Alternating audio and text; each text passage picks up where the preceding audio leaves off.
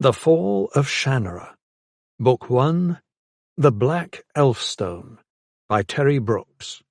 Read for you by Simon Vance. 1. Tigeron, the leader of Orsis Guild and one of the most feared assassins in all Varfleet, sat alone at a table in the back of the Bullfinch Tavern, waiting. Smoke from pipes, clamped between teeth, and oil lamps set upon tables, clouded the air with a pungent haze, wafting to the rafters and along the walls. Smokeless lamps were discouraged in places like this, where so many of the customers preferred anonymity. It was crowded enough that such anonymity would have been impossible otherwise, and Tigeron did not necessarily disagree with the reasoning of his fellow patrons. The noise was ferocious, shouts and laughter and conversations fighting to reach the ears of those seated just across the table from each other. Pitchers filled glasses, which rose to meet eager mouths which gulped and swallowed until the ale was gone, and the glasses refilled to begin the process anew. Much of the amber liquid was spilled on the wooden boards of the worn tavern floor, and more than a little stained the clothes of the customers. Manners were not anywhere near as popular as raucous behaviour. Tigeron hunched over his glass, watching everything around him without seeming to do so. Watching, but mostly waiting. He was a big man, burly and muscular, his head heavy on his shoulders, his face rough-featured and scarred, his hair cut short and close to his scalp, his broken nose prominent, and his eyes hard and empty. He wore a heavy cloak with the hood pulled back and the drawstrings unfastened. It was warm in the cavernous drinking-room, but he ignored it.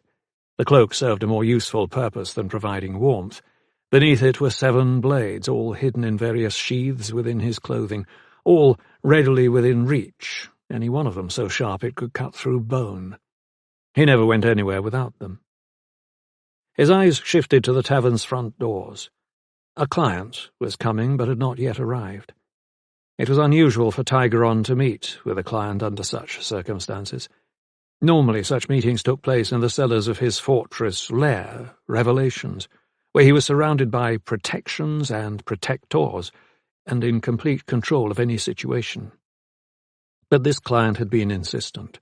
The meeting was to take place in a public house, a demand Tigeron would have ordinarily dismissed out of hand.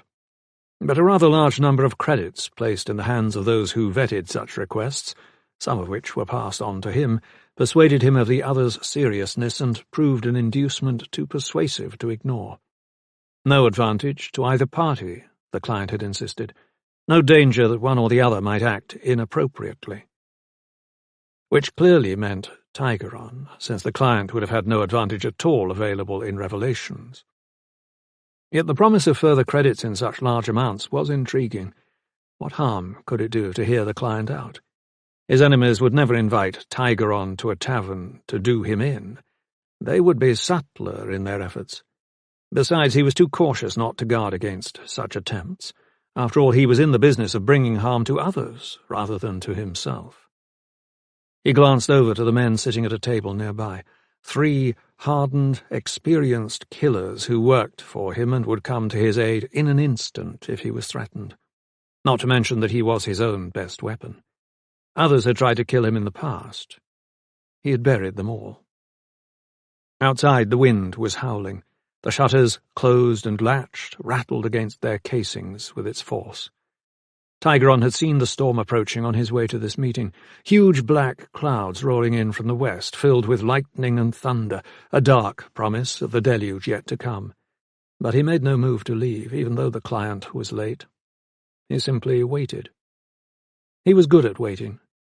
It was very much a requirement of his work. Still, he could see that his associates were growing restless, their bodies shifting in their chairs, their gazes turned away from one another, their conversation exhausted. It was not his problem. They would wait as they had been instructed to wait. A black-cloaked figure appeared through the doors, pausing at the entrance and looking around the room. Droplets of rain dotted his cloak, and his head and face were hidden in the deep shadows of a hood. This had to be the client. Tigeron stood to signal and waited as the stranger crossed to his table.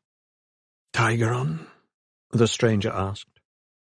A man, from his voice, and now his face as well, his features coming into the light as the gleam of the oil lamp burning on the table etched them out of the hood's blackness. He was smooth-faced, with a serene look on his countenance. His skin was unusually pale and his hair quite blonde.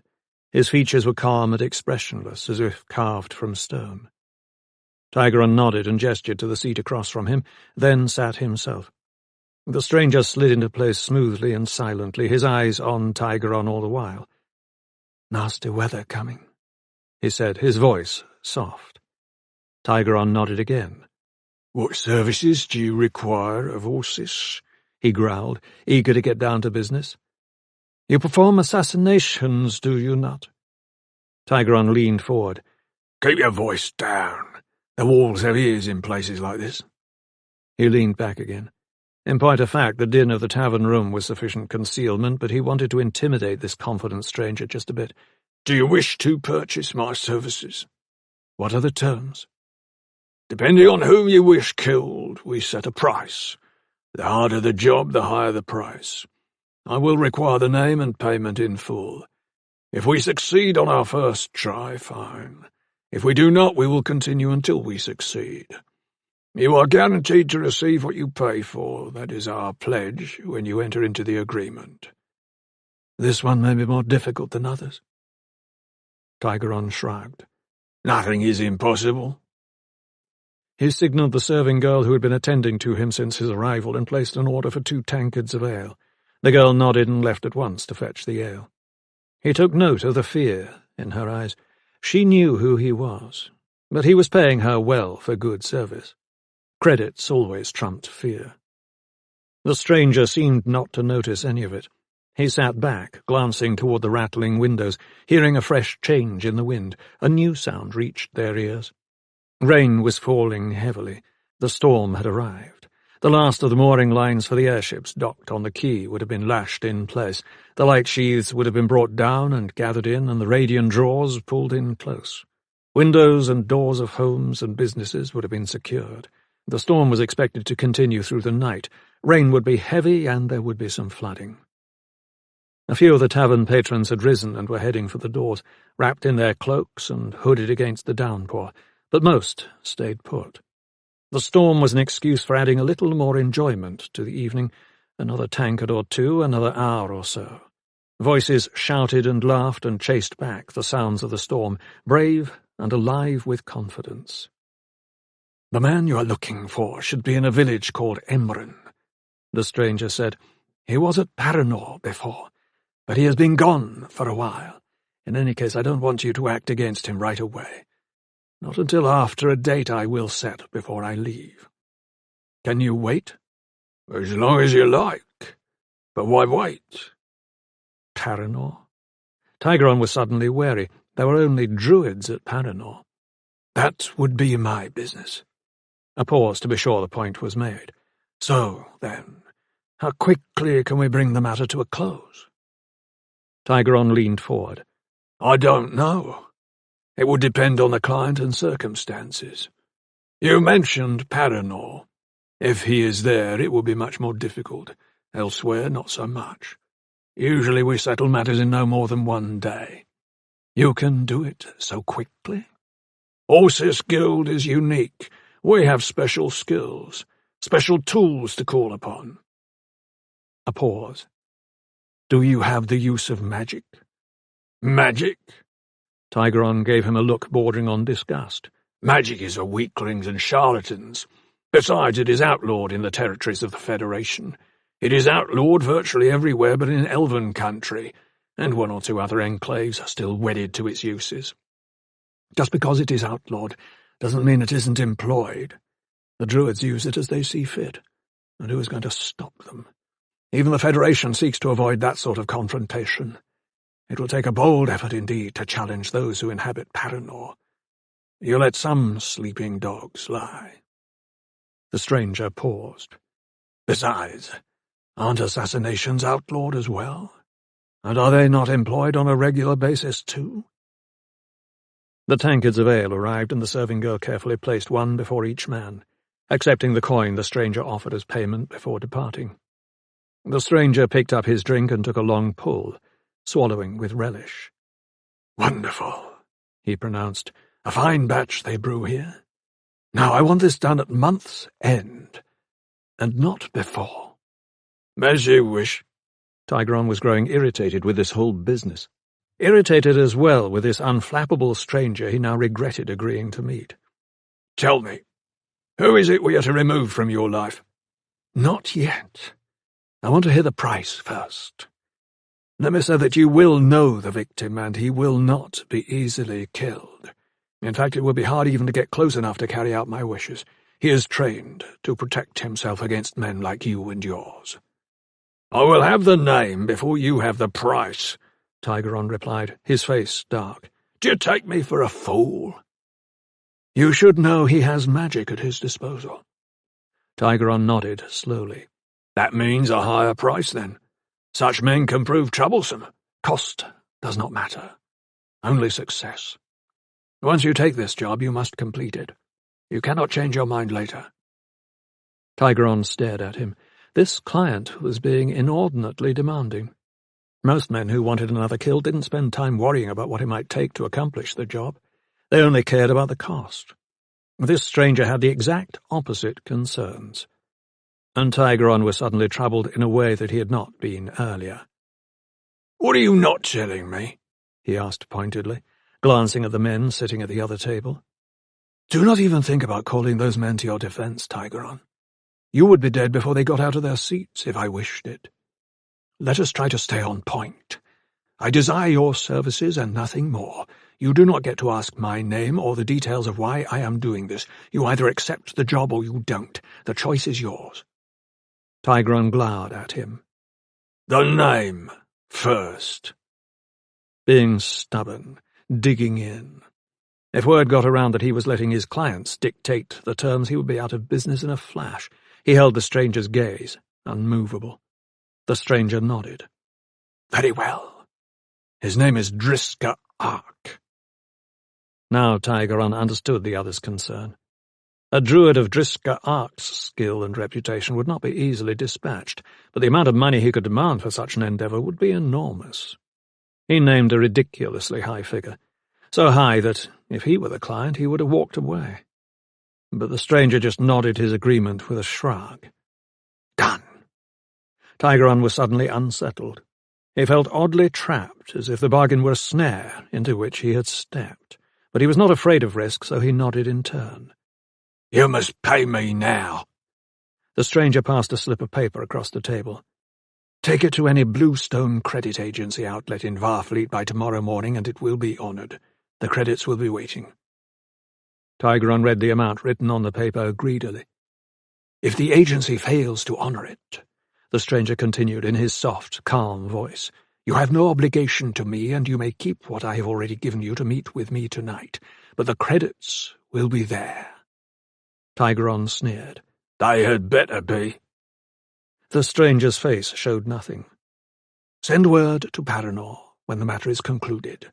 I will be there. Make sure your message reveals nothing about yourself. Make it a general announcement intended for all." He rose from the table, tightened his cloak about his shoulders, and pulled its hood forward over his head so his face was hidden once more. "Do not fail me," he whispered. Then he walked to the doors of the tavern and went out into the stormy night. 2. Tavo Kanan remembered enough of his early boyhood to know that he hadn't always been like he was now. When he was very little, the magic wasn't yet a part of his life. He was a normal boy in most ways. He fit in with his family and he loved them. His sister was his closest friend, and they played together every day. She was younger by 5 years, and although now and then she told him there were things about him she didn't understand, he never had reason to think much about it. Still, he would catch her looking at him strangely sometimes. She would study him as if trying to see something that was hidden. He would ask her what she was doing, and she would always say the same thing. Nothing. Even though he was the older sibling, and he could intimidate her easily enough, he always let the matter drop. After all, she was his little sister, and he loved her.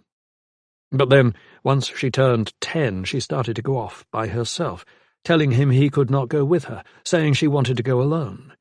Even though he did as she asked, he was hurt and angered by her secretiveness, and he told her so.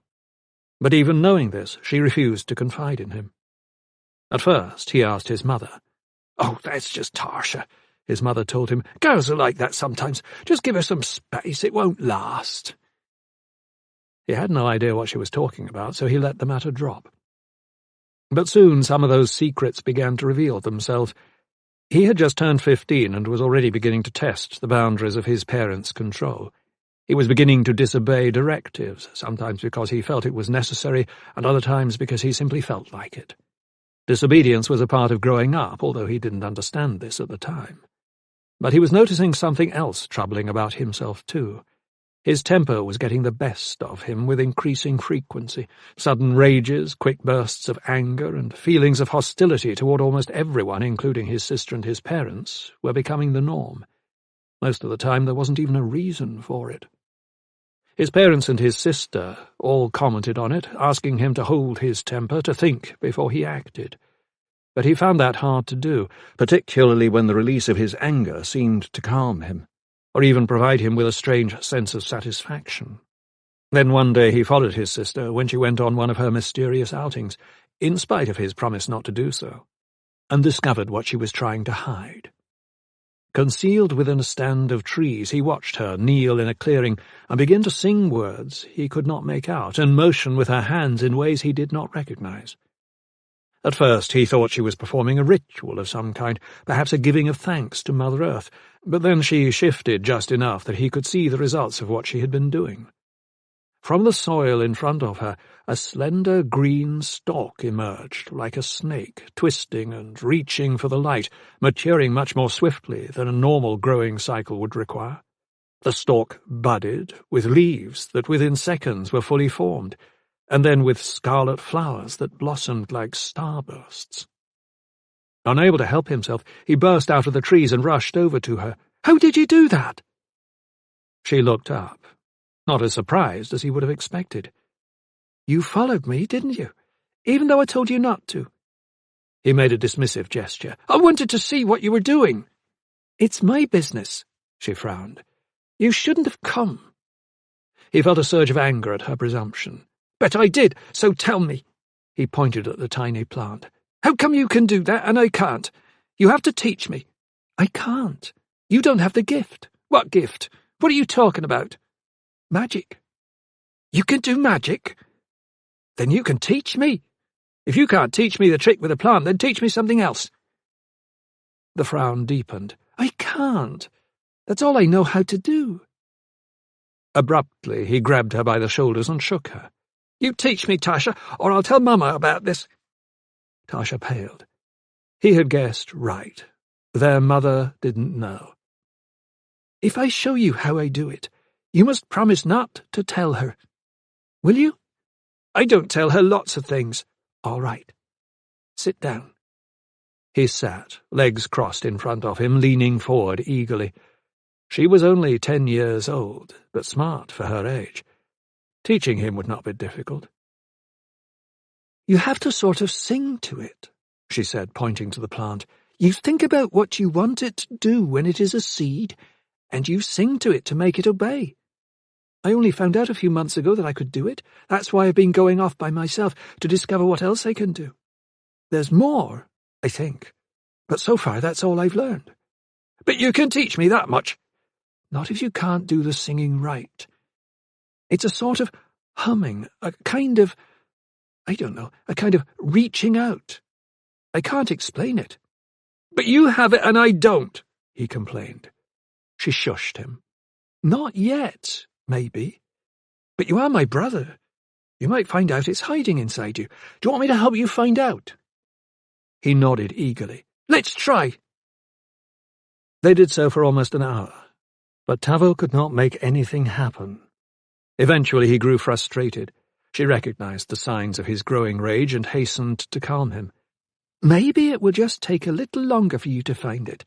I didn't know I had it until it just happened one day. Maybe that's what will happen to you. I can keep working with you, but you have to keep your promise. You have to keep this secret from Mama and Papa. You can't tell them, at least until you find out you can do it too." He had accepted her explanation and asked only that he be allowed to go with her while she practiced using the magic so he could practice with her. That way he could better understand what it was like and how it might feel when he discovered it too. They were still close then, still very private in their sibling relationship, less a part of the larger community and more a community of two. Tavo loved his sister enough that he understood the nature of his responsibility for her. He was protective of her in the way a brother often is of a younger sister. He adored her, and even when he was angriest he knew he would never hurt her, because in those days he had no doubt that she would always be there for him, and they would always be close.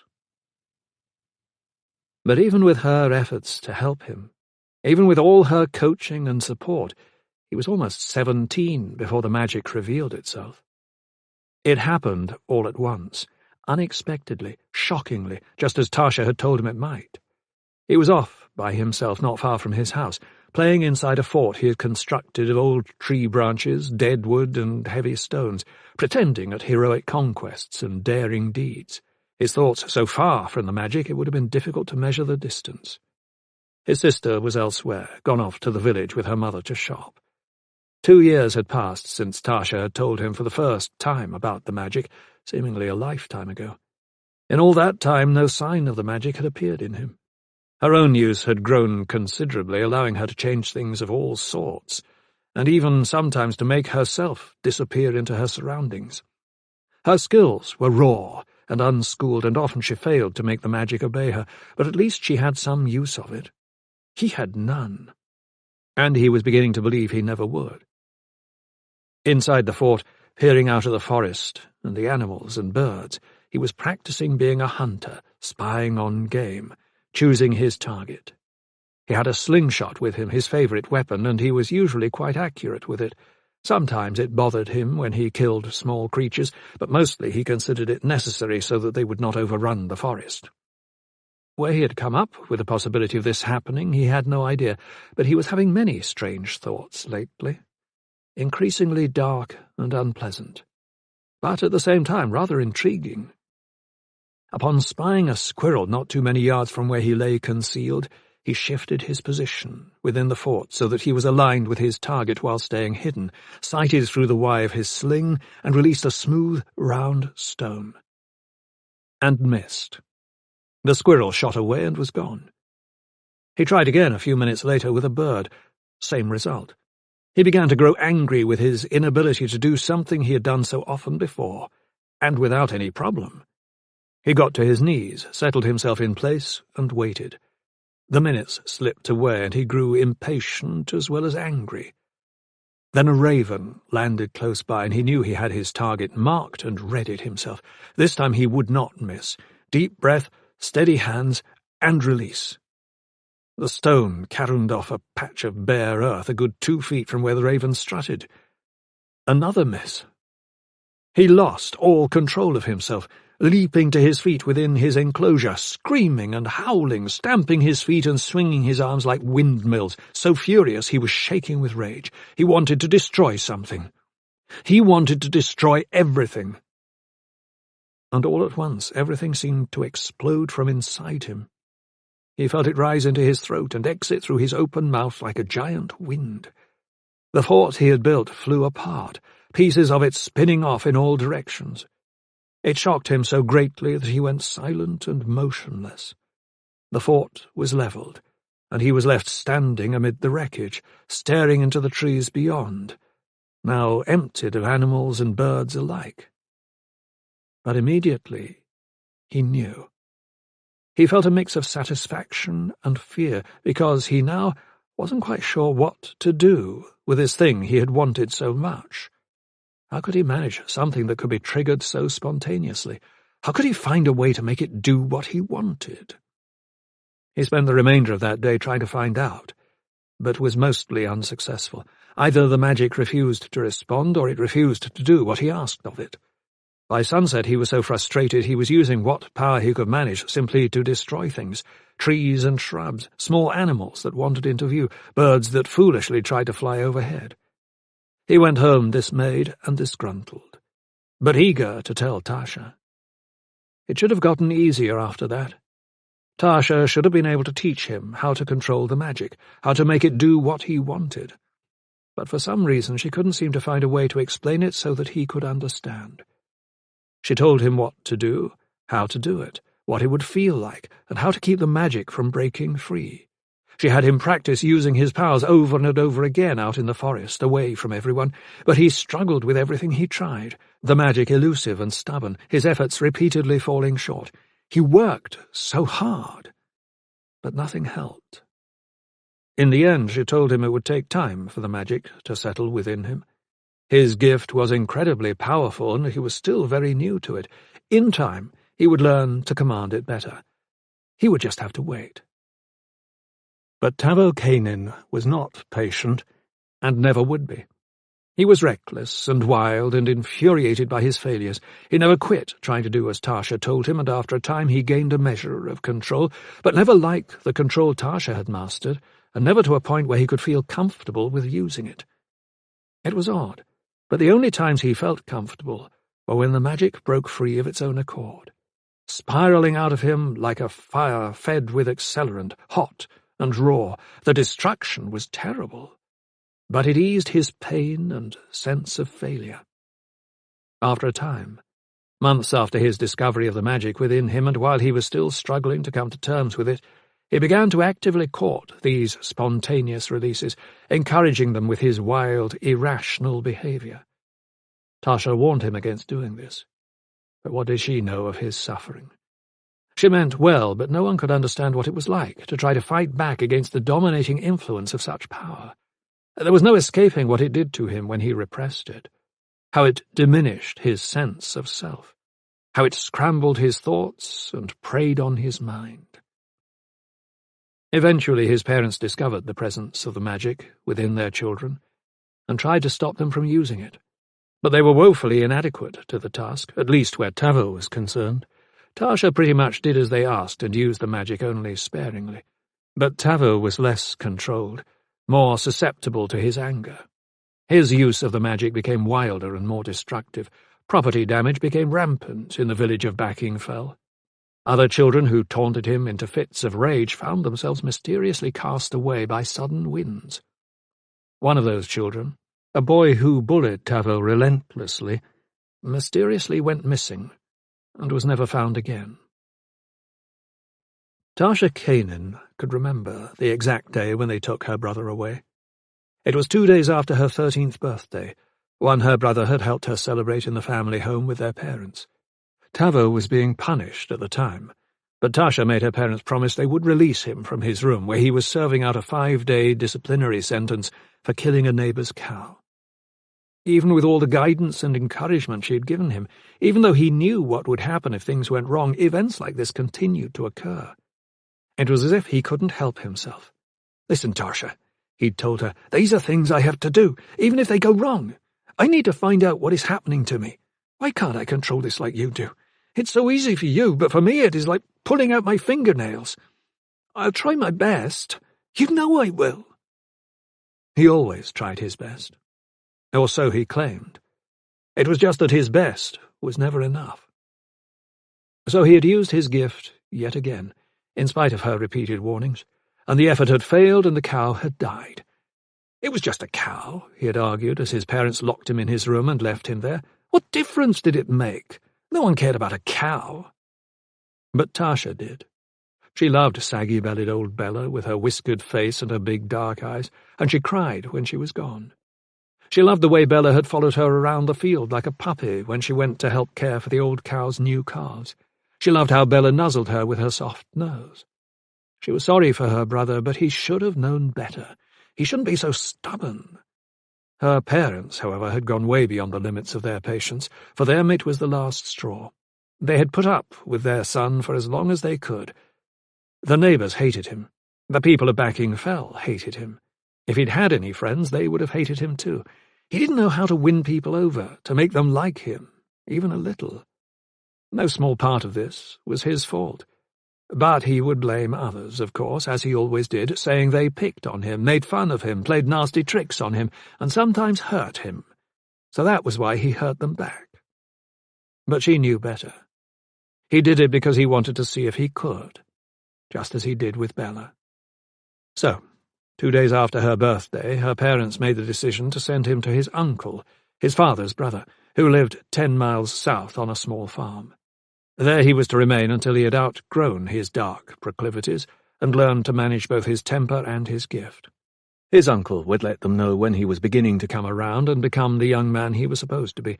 His uncle would tell them when he had ceased to misbehave. In the meantime, he would not be allowed to use his gift for any reason. He would remain on his uncle's farm and do the work he was given. He would see them now and again, but he was not to come home on his own. Tasha was still young then, and not fully aware of all that had happened because of Tavo's foolish acts. She knew of some of what he had done, but some her parents had kept hidden from her. She knew enough, however, to understand that everyone was afraid of Tavo, especially her parents, and letting him continue to live with them in the family home was no longer an option. Nevertheless, she begged them not to send him away.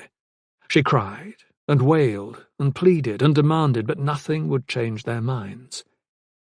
Later that same night, Tavo came into her bedroom and sat at her bedside and told her not to worry. Sending him away was not going to mean they would never see each other again. It did not mean they wouldn't continue to be each other's best friend. He would serve out his time on the farm and come home again. He would show them that it didn't matter what they did to him. He could endure any punishment and still be strong. He wouldn't stop using his gift either. He would not let his uncle know, but he would keep using it, and he would be careful, just as she had told him. "No, Tavo, no," she had pleaded. "Don't do it. Don't take the risk. Please don't use the magic without me there to help you." But he talked right over her, repeating himself. He kept saying the same thing, over and over. He would show them. He would show them. When he left, she was afraid she would never see him again, that he would never return to her. And eventually, she decided to do something about it. 3. Tasha waited 2 whole years before taking action. She had asked her parents repeatedly when Tavo was coming home, ever since the day he had been taken away to live with his uncle, but their responses were always the same. "It's too early for a visit, Tasha. He needs time to adjust to his new life. We don't want to interrupt his rehabilitation. We have to be patient." By the time she was 15, she was done with being patient. Only seeing her brother again could reassure her that he was all right. There had been no communication between them, even though she had written him notes, which her father had promised he would deliver. But Tavo had never replied, so now she would go see him on her own. She had no other choice. It was a big undertaking for a 15-year-old girl, but her entire life had been a big undertaking right from her birth, when she had emerged almost 2 months early from her mother's womb, weighing a little more than 3 pounds. She should have died. That's what everyone told her later. She shouldn't have survived such an early birth in such a small body, but it was clear from the first that she was no ordinary child. She was tough and resilient, and she gained weight as she grew and fought off childhood illnesses, and even recovered from the bite of a neighbour's dog that tore a chunk from her leg. She worked hard from an early age because she had to. Her parents were poor and struggling with her brother. She endured beatings and advances from older boys and a few girls. She taught herself to read and write when no one else had the time. She learned to ride horses and plough fields and harvest crops, and she tended to both parents on numerous occasions when they became too sick to tend to themselves. Her looks were striking, and not in the usual ways. She was pretty enough, but not especially so. She was more exotic than beautiful, with a complexion pale as fresh cream and hair so blonde it was almost white. Her eyes were a strange lavender colour. She was narrow-featured, with prominent cheekbones and a spray of freckles across her nose and cheeks. When she laughed, the sound was bold and lusty, and seemed as if it should belong to an older person. At 15, she knew little of the larger world, but she was capable enough, in her judgment, to make the day-long journey to her uncle's farm. She would have to walk it because she had no other means of transportation. She would have to make up a story, too, one to explain where she was going, without being entirely honest about it. To her friend Albeline's home, in the nearby village of Quen Ridge, perhaps. She would have to cover her tracks and make certain she was back by the following day. Eventually her parents would find out what she had done, but she hoped they would understand her reason and not punish her for her deception. But if punish her they did, she would accept it and not feel regret for doing something she felt so strongly about. She was not the kind to back away from a challenge. However, her plans went wrong almost from the start. When she told her parents she was going to spend the night with Albeline, her father insisted on driving her there in the cart. At 15, he said, she was too young to be out on the road alone. Young girls at that age were far too vulnerable to men whose moral principles had been abandoned long ago. She wasn't sure she understood exactly, but she got the gist of it. So she chose to reveal the real reason for her journey, trusting that her father would understand and help her. She was mistaken. He told her flatly she would not be going. Not then, and not until Tavo was better. And nothing she said after did anything to change his mind. "You are a young girl, with no real understanding of the problems of the world, let alone your brothers," her father said. "Papa, I'm almost grown. I have the use of magic. It can protect me against anything I might encounter. It is important that I see Tavo." But her father shook his head. "You must accept my decision and abide by my rules so long as you live under this roof." "That is so unfair," she had snapped back in fury. "You are entitled to your opinion, but the decision is mine and it is final." "Fine. Mama might see things differently. I'll go to her."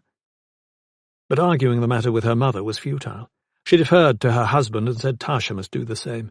So after several days of brooding, Tasha decided simply to slip away without their knowledge and make the journey anyway.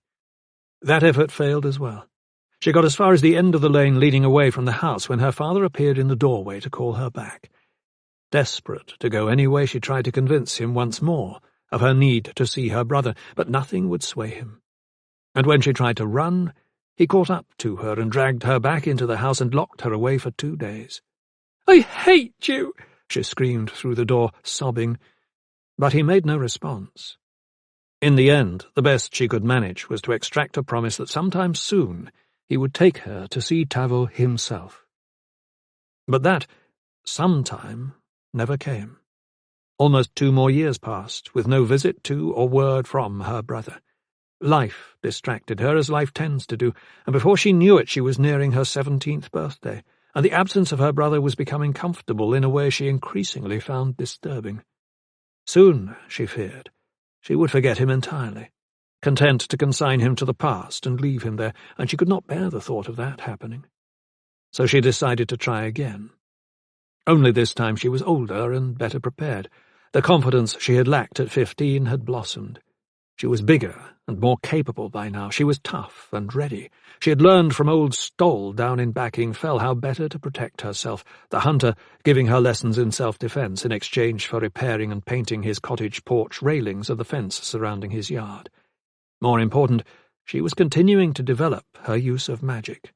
She still didn't know its origins, but her ability to create images and to virtually disappear into her surroundings was vastly improved. So she made up her mind. She would go to Tavo, and this time, she vowed, her father would not stop her. She left early one morning, slipping silently from the house before sunrise and setting out along the road to her uncle's farm, leaving a note saying she would be back in a day. She crossed open fields and passed through forests, cutting cross-country to save time and to avoid the pursuit that would come once her father discovered what she had done. But by the time she arrived at her destination, she had not seen him even once during her journey, and did not find him waiting for her. Still, it was not the end of her troubles. Her uncle was a stranger to her. She had seen him no more than a handful of times when she was younger, and not at all since Tavo had gone to live with him. He was a large, shaggy-haired man with a gruff voice and a dark look, his big hands always flexing at his sides, his words slow and rough-edged. He was restless and short of patience, and he made it clear how he felt about her arrival immediately. "You turn around and go on home, girl," he told her. He did not say this in a way that suggested there was any choice in the matter, but Tasha stood her ground. "I want to see my brother." Her uncle worked his jaws as if chewing on something. "Can't allow it. He's in the punishment shed. He's to stay there until he learns his lesson. He's not to see anyone until then." "What's the punishment shed?" What's he in there for? Disobedience. He's bad clear through. He pointed to a weathered shed, standing off to one side of the barn, close to where the animal pens were situated. That's where he spends most of his time these days. His choice for not doing what he's supposed to. He won't change. Tasha hesitated. I want to see him anyway. Her uncle shook his shaggy head, his face stern and set. He ain't what you remember. He ain't been since he came here. He was trouble from the moment he arrived, and not much has changed. I keep him because my brother wants it, but I don't much like it. He's a millstone around my neck. And if it wasn't for your parents insisting— Then let me take him home, she interrupted. I can manage him. Another shake of the head. Tried to send him home already. Your parents wouldn't take him back.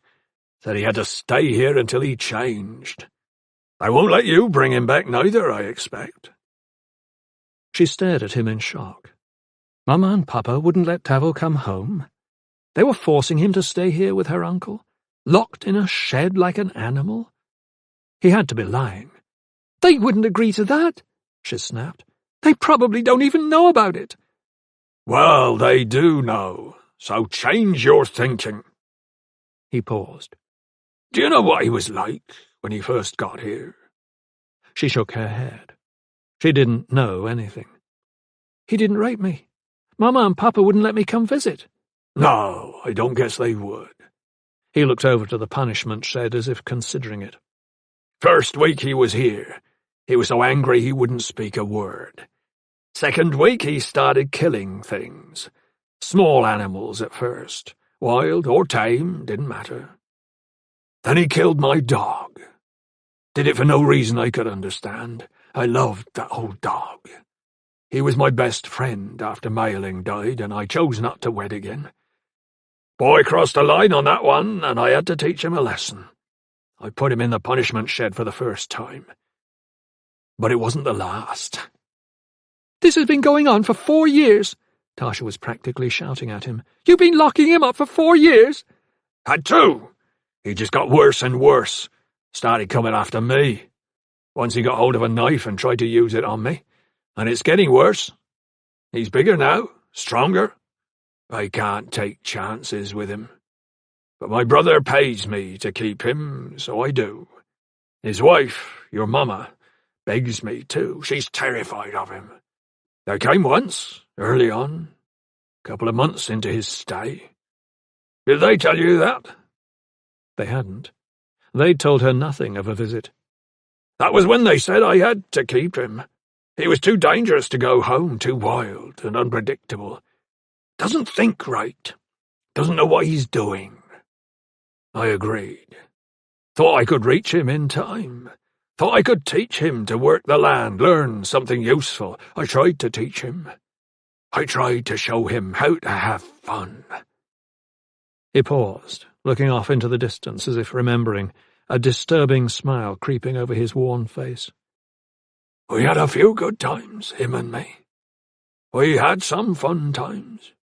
He learned to play some games. I taught him how. He liked them well enough. He was happy to play them. We was close for a bit, him and me. His gaze shifted back to her, his face suddenly hard again. But that's all ended. Can't be doing anything like that anymore. Can't risk it. Can't trust him not to hurt me. I've got to watch him close. He's smart, but he's crazy too. He gets out of control too easy. He thinks I'm doing stuff to him I'm not. What do my parents think about what you're doing? She asked him, wondering suddenly what he was talking about. The dismay in her voice was unmistakable. Don't they worry about him? They don't ask. I don't tell. They mostly worry for themselves. You don't know, girl. He's like a wild animal. They just want him out of their hair. They didn't tell you that? They hadn't, of course. They hadn't told her anything of what was happening here. But it was clear now that they didn't want Tavo back, that he wasn't their son anymore. and they had known better than to tell any of this to Tasha. "I need to see him," she said finally, her voice softened. "Please." He started to object and stopped, studied her a long minute and then sighed. "All right then, but only for a few moments. And you got to do what I tell you. Do what I say. First off, stand right in the doorway once it's open. Don't take another step. Don't let him get near you. He's dangerous, girl. You might not want to believe it, but he is. He might not even know who you are, and he can hurt you. So you stand with me and you don't move, you just talk to him. If you can get him to talk." She nodded at once. If this was the best she could do, it would have to be enough. But if there was more to be had, more to be gained, she would press him again after she had seen how Tavo was. She had taken too long already to come here. She was not going to leave without having achieved something. He hesitated a moment longer, perhaps thinking, wrongly, that she might change her mind. When she just stood there staring at him, he turned and started for the shed, Tasha at his heels. The path was well worn, suggesting her uncle had come and gone to the shed often. A larger, wider track, more a road than a path, followed in parallel fashion to the barn. Tasha was aware of her uncle's bulk as he lumbered along the smaller path, and she wondered momentarily if she might be in danger, but she dismissed that as foolishness. He had no reason to want to harm her. At the door to the shed he stopped and turned back to her. "Remember what I told you. Stand beside me and do not attempt to enter on your own. Stay in the doorway and keep clear of his reach. Sometimes you don't even know who I am. Might be so with you. You just speak to him and see if he responds. Understood?" She gave him a brief nod, worried now about how she would find Tavo. She felt her heart racing as he used a key to release the huge padlock that held the door secure. She listened to its loud snick, watched her uncle slip it free. The door swung open and she peered into the gloom. At first, she couldn't see anything. The shed was clapboard built, with gaps in the walls between slats where the light shone through. There were no windows. There was a floor of hay and a stall, some empty hooks fastened to the walls here and there. The smell was rank and pungent, and she wrinkled her nose. Then she saw Tavo, huddled at the back wall. At least she assumed it was her brother. He was curled into a ball with his face turned away and his arms about his head. She caught a glimpse of the iron clamp locked onto his ankle and the heavy chain leading away to a ring set into a massive stone block. Her uncle nudged her, nodding toward the creature lying on the floor. Tavo. Her brother. She was so shocked and appalled that for a moment she couldn't speak. How had this happened? How could her parents have allowed it? "Tavo?" she called softly to him. "It's Tasha." He did not respond. "Tavo, please talk to me." He lifted his head to look at her, mumbled something, and then lowered his head again. "Tavo, I need you to talk to me. I miss you so much." "You don't miss me?" The words came out a low, harsh growl filled with anger and frustration. "You've never missed me. You abandoned me." She cringed at the rebuke, fighting not to cry. "I was trying to help you. I was trying to find—" "Liar! You shut your filthy lying mouth. I know what you did." "I don't want you here." He sprang to his feet, his face twisting into something horrible and demonic, his scream primal. Then he lunged at her and would have had her if the chain hadn't brought him up short and yanked him backward. He collapsed in a heap, then, hunched over and beaten.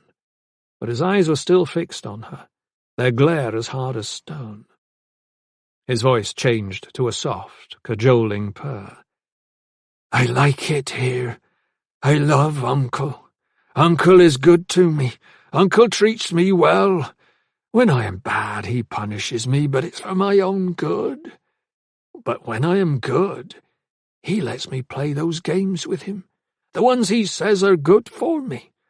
Uncle loves me. He does things for me that feel good and pleasant. Uncle?" He trailed off, going silent once more. Tasha started forward at once, but her uncle grabbed her and dragged her from the shed, slamming the door behind him and locking it. "You listen to me, girl. He isn't who he was. He isn't a boy anymore. He's a man, and he must learn to act like a man. He is finding this out. I am trying to teach him. You are nothing but a disruption, a distraction.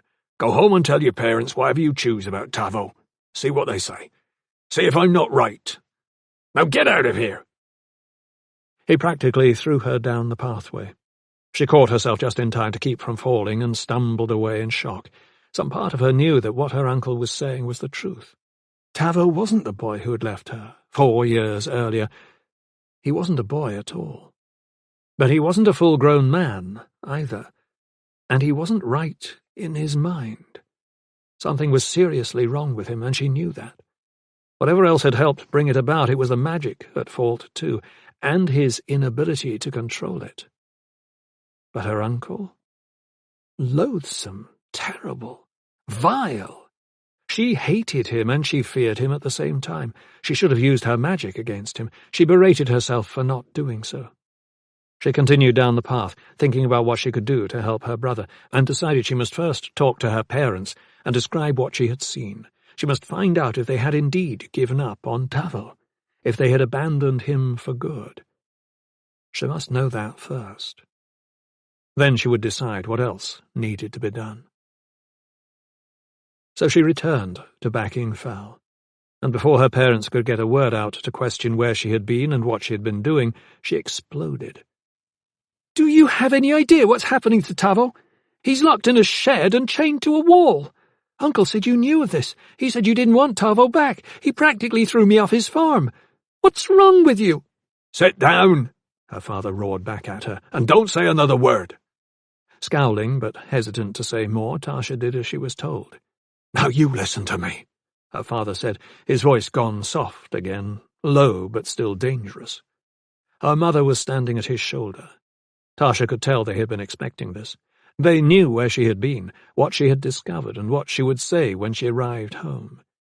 She also knew, with a sinking feeling in the pit of her stomach, that everything her uncle had told her about her parents and Tavo was true. "When we took your brother to live with your uncle, we did so knowing he might not come back to us. By then he was dangerous, Tasha. He had threatened your mother several times and struck her as well. He had attacked me. He had hurt some of the children he played with. He had killed animals for no good reason." He paused and took a deep breath. "There were rumors. He even killed that boy who had been teasing him. I never believed those rumors, but they kept resurfacing.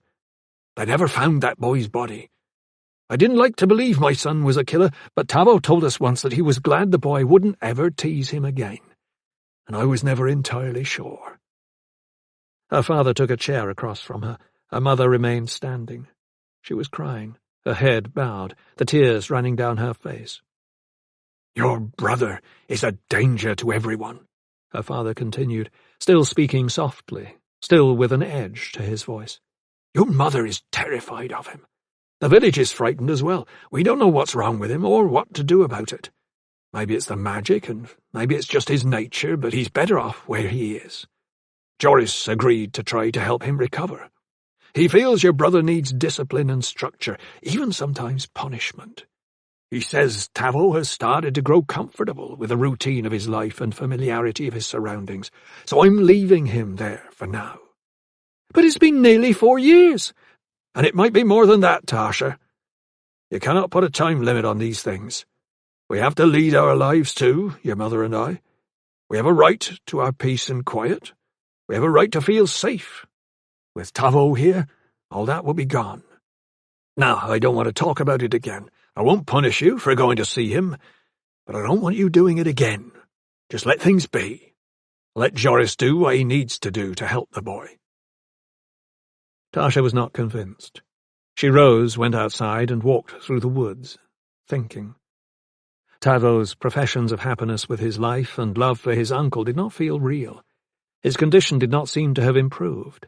If anything, it had deteriorated. But she understood that, even if she wanted to help him, her options were limited. Going back now would only get her in worse trouble, and she wouldn't be able to achieve anything. She had the use of her magic, but it wasn't much compared with her uncle's size and brute strength. even if she freed Tavo from the shed or from his shackles and took him away, where would they go? She was halfway through her wandering when she made her decision. What she needed was to find another way to help Tavo. His problems were largely the result of his inability to control the magic that he, like she, had been born with. But she was limited herself. While able to control the magic, she was largely ignorant about how to use it. What she needed to do was to find someone who could teach her to be more skilled. Right away she thought of the druids at Paranor. Teaching the uses of magic to students was a large part of their mission. If anyone could help her, they could. She would have to make the journey to Paranor and speak with them. She would ask for their help and convince them to take her on as a student. Then she could return to Backingfell and help Tavo. Keeping her plans to herself, she began a concerted effort to find out more about the druids and how they chose their students. She knew from listening to stories passed around by other children that only those who possessed magic were admitted into Paranor. As the weeks passed, she gleaned more snippets of knowledge about the druid order and its workings. Some of it was useless. Some of it seemed mostly to be gossip and rumour with little or no supporting evidence. Much of it was the speculation that goes hand in hand with a group as mysterious and secretive as this one. But one shared point of agreement concerned Driska Ark, the High Druid of the Order, and one of the most respected and skilled druids ever to bear that title. The more Tasha heard about this man, the more she became infatuated with the idea of having him be her teacher. She had no idea how she would go about this. She did not know him personally, nor did anyone else in her village. She had no reason to think he would give her the time of day, let alone commit to teaching her. Unless, she thought, he found her worthy. As her 17th birthday approached, her parents asked her what she would like for a present. What she wanted was clear to her, but it was not something they could give her. Still, it was something she might be able to give herself. She celebrated her birthday with her parents, all the while knowing what she was going to do, what she had to do. And on the morning following, without telling them anything or even leaving them a note, she set out on foot for Paranor. 4. Parthend, Maturin of the Korax Trolls, stood with his army atop a rise facing northeast, to where the waters of the tide race were visible in vague, choppy heads of foam through layers of shifting mist. The army stood readied perhaps 5 miles back from the shoreline, but from the high ground they could look down on their enemies as they marched in loose formation to a second rise, somewhat below them and several 100 yards away. The Korax were a fearsome sight. Their faces were painted with terrifying images of blood and bones, and they were stripped naked to their waists to emphasize the huge muscles of their arms, shoulders, and torsos. They carried massive battle-axes and broadswords, their blades sharpened and gleaming even in the faint light of dawn. Were an adversary to be struck by any of these, even if it were only a glancing blow, death was almost certain. The Korax fed on the fear of those they fought, and fear was unavoidable against creatures and weapons as large as these. Parthend did not know who these enemies were, but they had invaded Korax territory, and were exhibiting a clear hostile intent to remain. Where they had come from remained a mystery. Efforts to speak with them had failed. Any chance at a reasonable resolution had evaporated when the heads of their envoys had been returned in a cart. The Korax were warriors, fighters for as far back as anyone could remember. Nomads as well, which made their claim to the land on which they stood somewhat suspect. But for the Korax, wherever they were was territory that belonged to them, until they decided to move on. They themselves were invaders with a long and bloody history of warring with the other troll tribes. They had engaged most of them in battle at one time or another, and for the most part triumphed. So they were not worried about this latest batch of fools. The Korax attack relied on brute force and a reckless disregard for personal safety to overwhelm and crush their opponents. It had always worked before. Strike hard, give no ground, show no mercy. It should have worked here.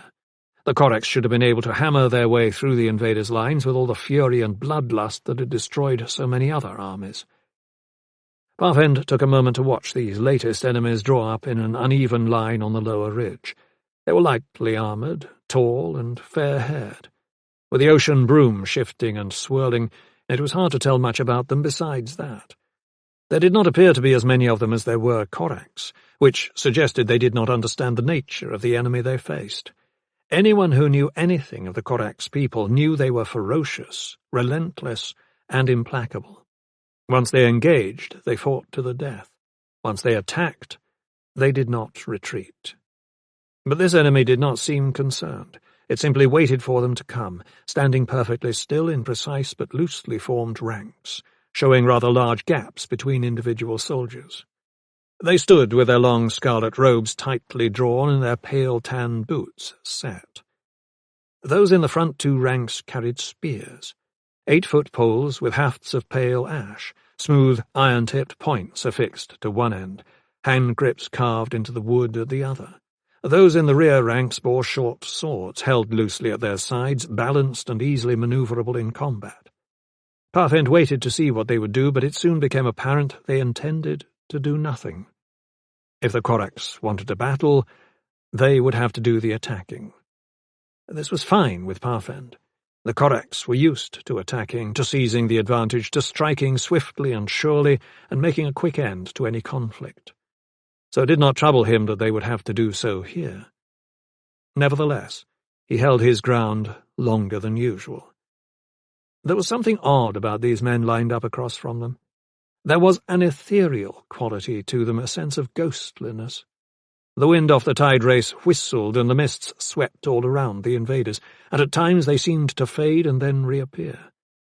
Everything about them, even their weapons, seemed curiously insubstantial. They were creatures made not of flesh and blood, but of smoke and mirrors. They were there, clearly revealed in their paleness, and yet they were not. It was unsettling. But the Koraks were not accustomed to being troubled by things they couldn't explain. That was the nature of the world and those that inhabited it. A moment longer, and Parfend gave the signal to attack. His sword arm raised high as he roared, the Koraks' battle cry. His warriors took it up. When his arm fell, the army rushed forward, screaming like madmen. They tore down the slope toward the waiting enemy, brandishing weapons while keeping their lines intact, one on point and two to form the body of the charge. Their cries shredded the sounds of the ocean and the wind, and the pounding of their feet on hard pan and rock sent up a fearful roar. But the enemy did not stir. It continued to wait. They will break, Parfend thought. They will break and run. But they did not. They held their line, the butts of their spears firmly planted on the ground, their swords still sheathed. They remained so still they seemed to be statues rather than men. Not even a shifting of feet was visible. Not even the faintest whisper of voices could be heard. The Koraks reached the valley between the two ridges and continued on. They slowed slightly with the incline, but their war cries remained undiminished. Even the bravest and most resolute of adversaries had always fled from them in the end. The Koraks were within 15 feet when the invaders shifted slightly, the entire line taking on a curious shimmer all along their ranks as they did so. While nothing seemed to change, there was an odd sense that something had happened. Then those in front lowered their spears, and a bristling forest of long steel-tipped shafts faced the Koraks. And all of a sudden it was unclear where any of them were. In another instant, they were not there at all. They had simply vanished.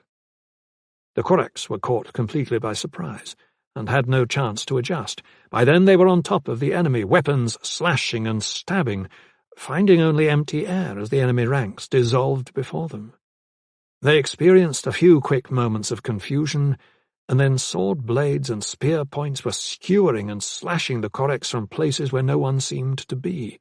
The Koraks fought back in a frenzy, still screaming their battle cries as they died, but there was nothing they could do to protect themselves. They couldn't see their attackers. All they could see were empty images, insubstantial and no more solid than air. Their enemies had become ghosts. The Koraks fought on anyway because that was all they knew to do, struggling as they did so to understand what was happening, to restore things to the way they should have been. But it was hopeless. Blood flew everywhere, painting the ground and the faces and torsos of the living. The Koraks swung wildly at nothing, trying to find their adversaries and failing, and still they were cut down. They died, still wondering what had killed them, still blind to what had happened. At the centre of the line where the fighting was fiercest, Parfend tried to rally his warriors. He called them to him, had them form a solid line of defence, their weapons pointed out, their bark-skinned mass surging forward toward the enemy, or to where they believed the enemy to be. But by now the enemy was no longer where they had been. By now the enemy was behind them, attacking their rear, felling the unsuspecting trolls before they could defend themselves. All around the Koraks Maturin his friends and family died. All around him his warriors perished. It was slaughter, and there was nothing Parfend could do to stop it.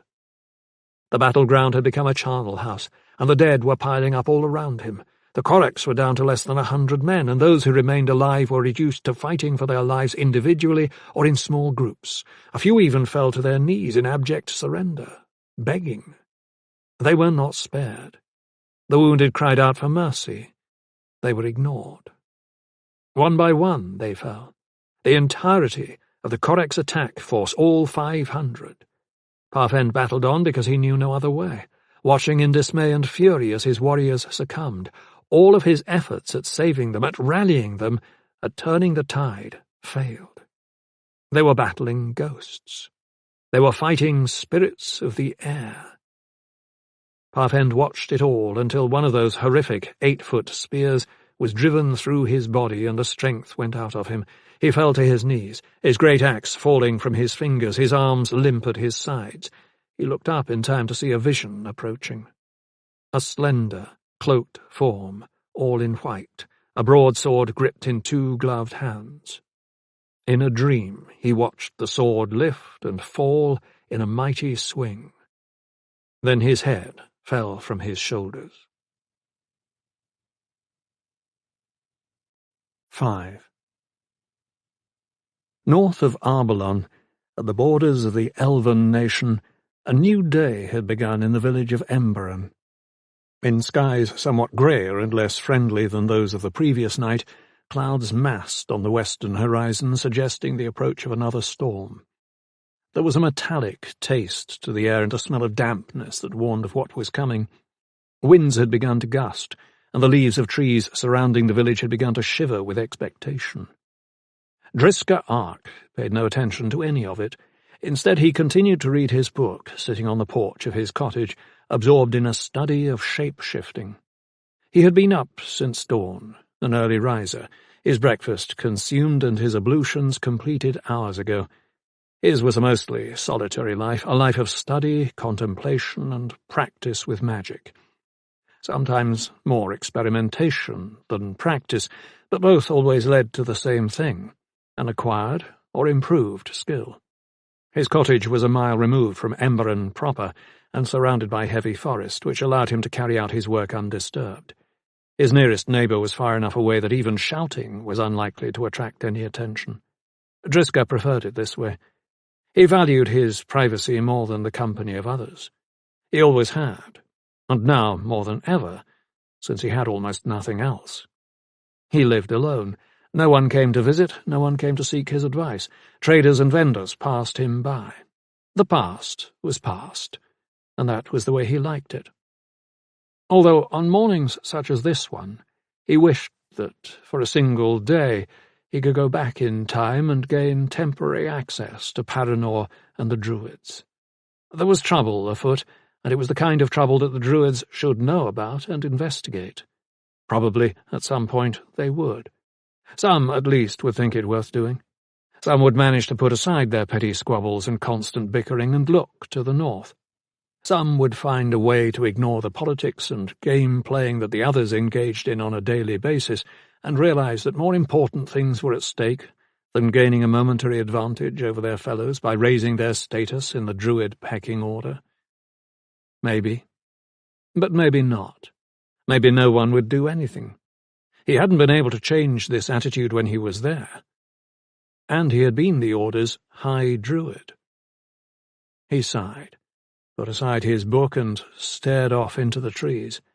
It was hard even to think about it now. So much infighting.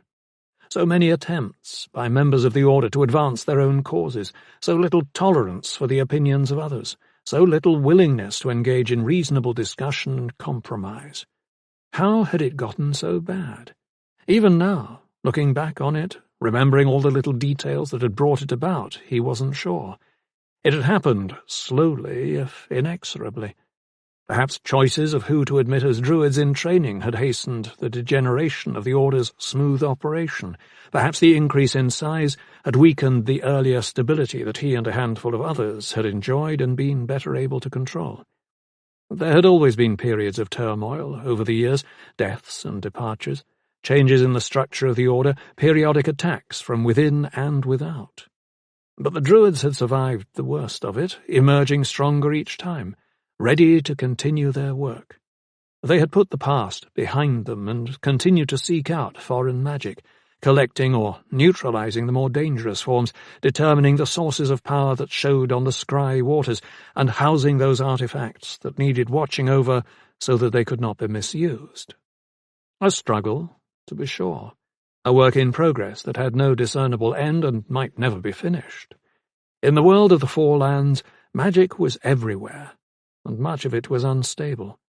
Science had failed in the old world and been abandoned. Magic had filled the void, and for many years now had been the dominant power in the reborn world of the races. But always there had been the threat that magic, like science, might be misused, might be left untended, might break free on its own, or might give birth to new ills and sicknesses that would match those that marked the time of science. That had happened, sometimes with devastating consequences, but each time the magic had been brought under control and turned back before growing too dark to contain. It was always the druids who made this possible. It was the druids who shepherded and bound close wild magic, standing against the worst of it and mastering the best. Now the world was changing once more, and the druids were changing with it. Wasn't that why he was here, instead of at Paranor? New science was emerging, mostly from the Federation, forms unknown in the old world that had come alive in the new, forms that relied to a substantial extent on diapson crystals and the power that could be unleashed through skilled faceting and a harnessing of sunlight. There were airships and ground vehicles that utilized both. There were flash rips and thunderbolts, railguns and shredder slings, all capable of releasing power that could shred and destroy enemies and their weapons.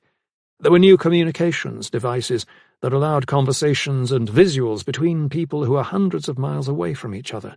There were machines that could affect the weather, machines that could generate storms to provide rain for farmland.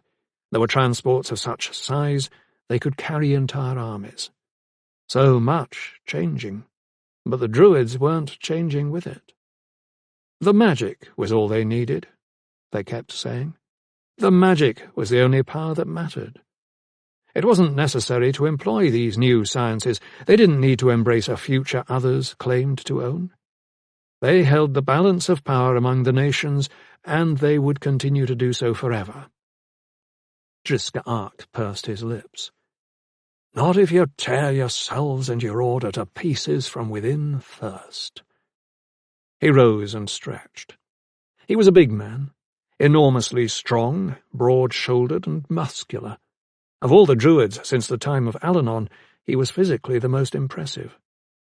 At almost 7 feet he wore his hair long and braided.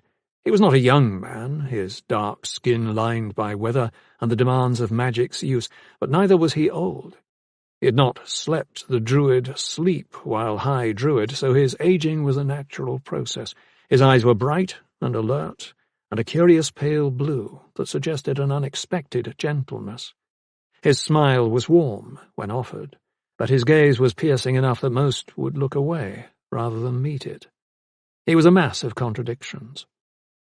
He adhered to order and ethic, as did few others, yet he was forgiving of those who could not match his discipline. Magic and its uses were his life's passion, but he understood those who did not share his feelings, or even thought them foolish and dangerous. He was famously mercurial, his temperament going from calm and steady to borderline out of control, in spite of the warmth reflected in his eyes.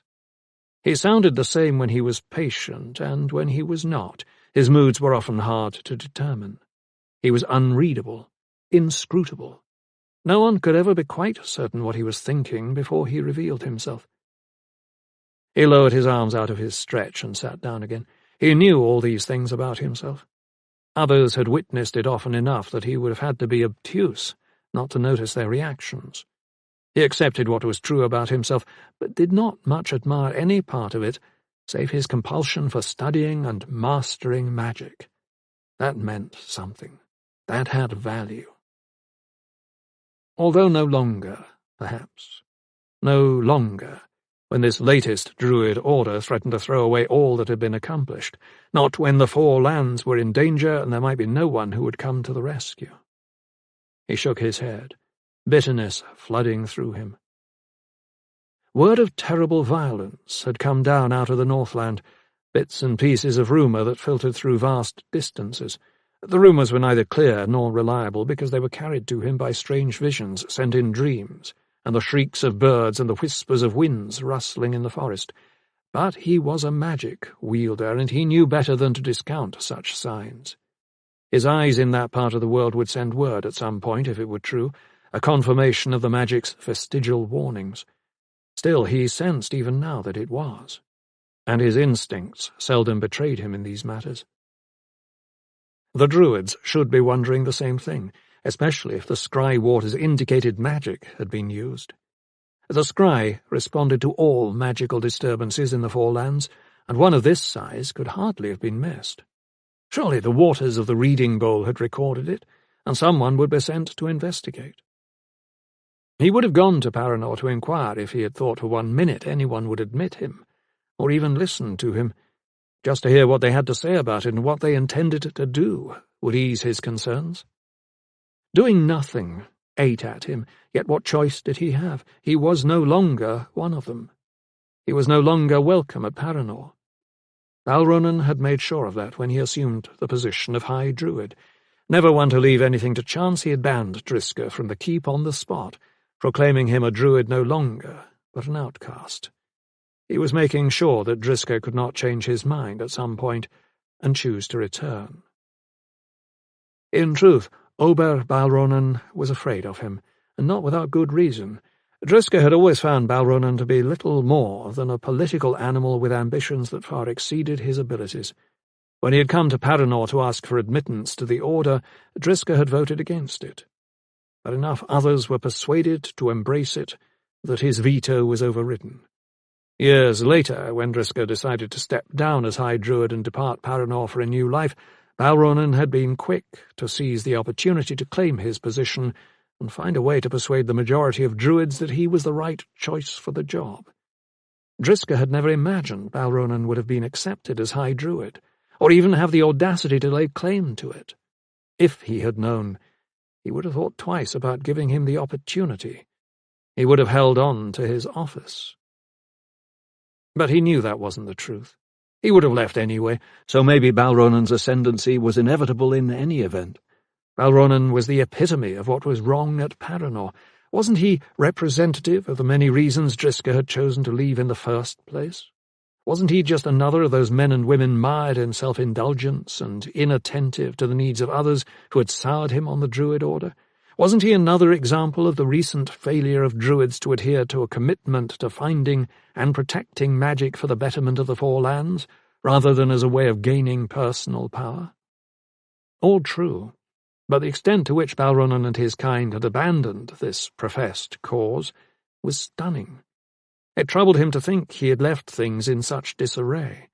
It haunted him even as he tried to tell himself it didn't matter any more. A slight movement in the trees to his right caught his eye. Pretending not to notice, he picked up his book and began to read again. Someone was out there. He waited patiently. He felt the other's presence, sensed rather than saw or heard the movements. Someone. But who, exactly? Who would come sneaking around like this? The movement continued, a sort of shifting from one place to another, almost taunting him with tiny reveals between long gaps, marked only by stealth and swiftness, as one position gave way to another. Whoever was responsible was extraordinarily skilled. It occurred to him that maybe this was one of his enemies, come to bring him down, but he abandoned the idea almost as fast as it surfaced. That was ridiculous. What would be the point of the small reveals? If his enemies wanted to harm him, why would they hesitate like this? Besides, he didn't sense any ill will in what was happening, and he could almost always tell. Still, better to make sure before he took anything for granted. He put down his book once more and looked directly to where he had last sensed his uninvited guest. "I know you're there." "I wanted you to know," a voice answered, coming from a different place entirely. "I need your help." A girl, her voice still young enough to make her recognizable as such. "Well, now that we both know you're here, why don't you come out of hiding so we can say hello face to face?" "No, I have to prove myself. Do you think you can find me?" He hesitated. What was this about? "Why would I bother?" "To prove you can." He stood up, looked over at the woods, and shrugged. "Seems like I ought to be the one testing you, not the other way round." "You are testing me," the voice replied, now coming from another new place. "This is how I can prove to you I would be a good student." "I don't want a student." "But I need you to teach me. Why don't you see if I'm worth it? Test me." "You won't like how this turns out." "Maybe not. Let's make a bargain. If I can sneak up on you, you agree to teach me how to better use my magic. I do have magic, in case you were wondering. But if you get the better of me, I'll walk away." "You sound very confident of yourself." "I'm not confident at all. I'm desperate. Will you test me?" "You'll be walking away however this goes. I don't teach anyone these days. I am retired. Do you know who I am?" "I guess you must. I know all about you. I knew of you before I came to find you. People were more than willing to tell me where you were once I reached Elven country. It's not a big secret. Come on, test me to see if I'm worth teaching. You're famous for your magic skills. Try to find me." She was somewhere else by then. He smiled to himself. He admired her audacity. She was good at shifting her position without showing any movement when she did so. He hated to admit it, but he rather enjoyed the idea of a fresh challenge. It had been a while since he had faced one. "All right," he said. "How do I play this game?" "You see me and call me out before I can get close enough to tap you on the shoulder." "And are there rules?" The laughter was muted.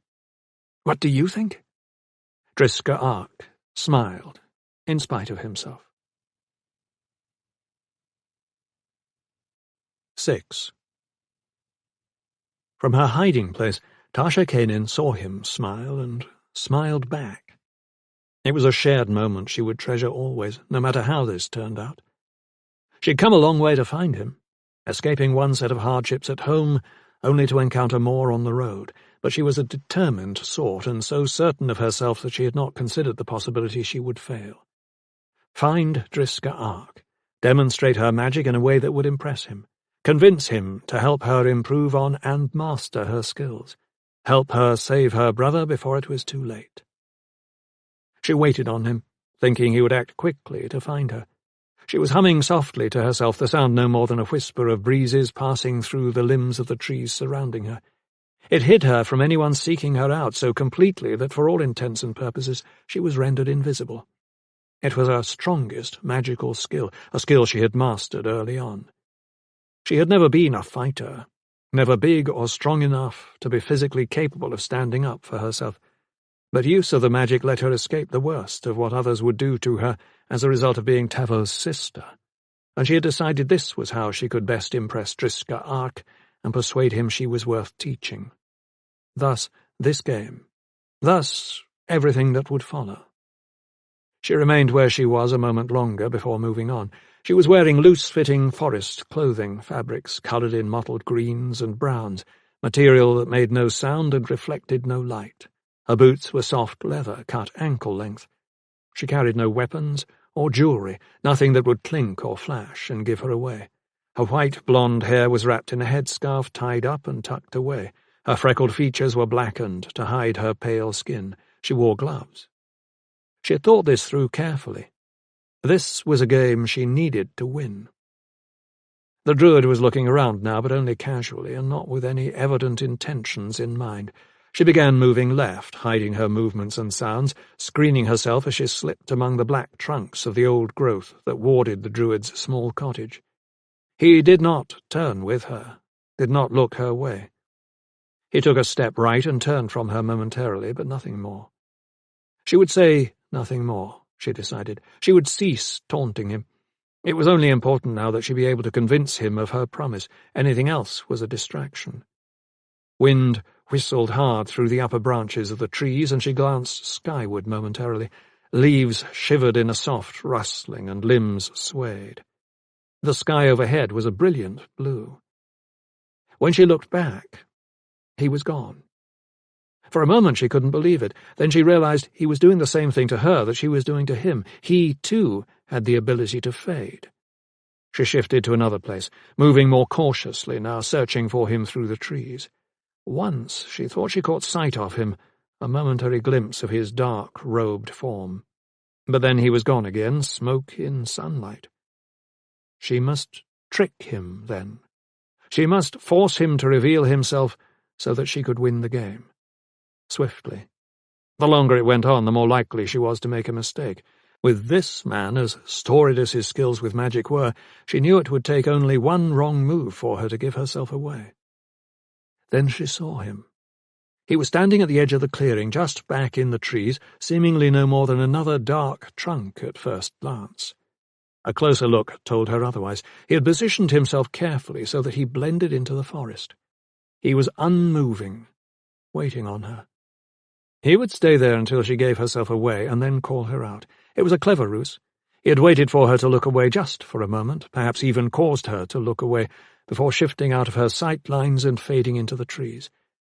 It was what she would have done, had their positions been reversed.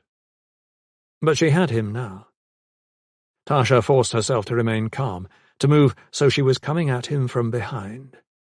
She waited for him to turn her way, but he did not. She continued to advance, taking her time, but moving steadily closer.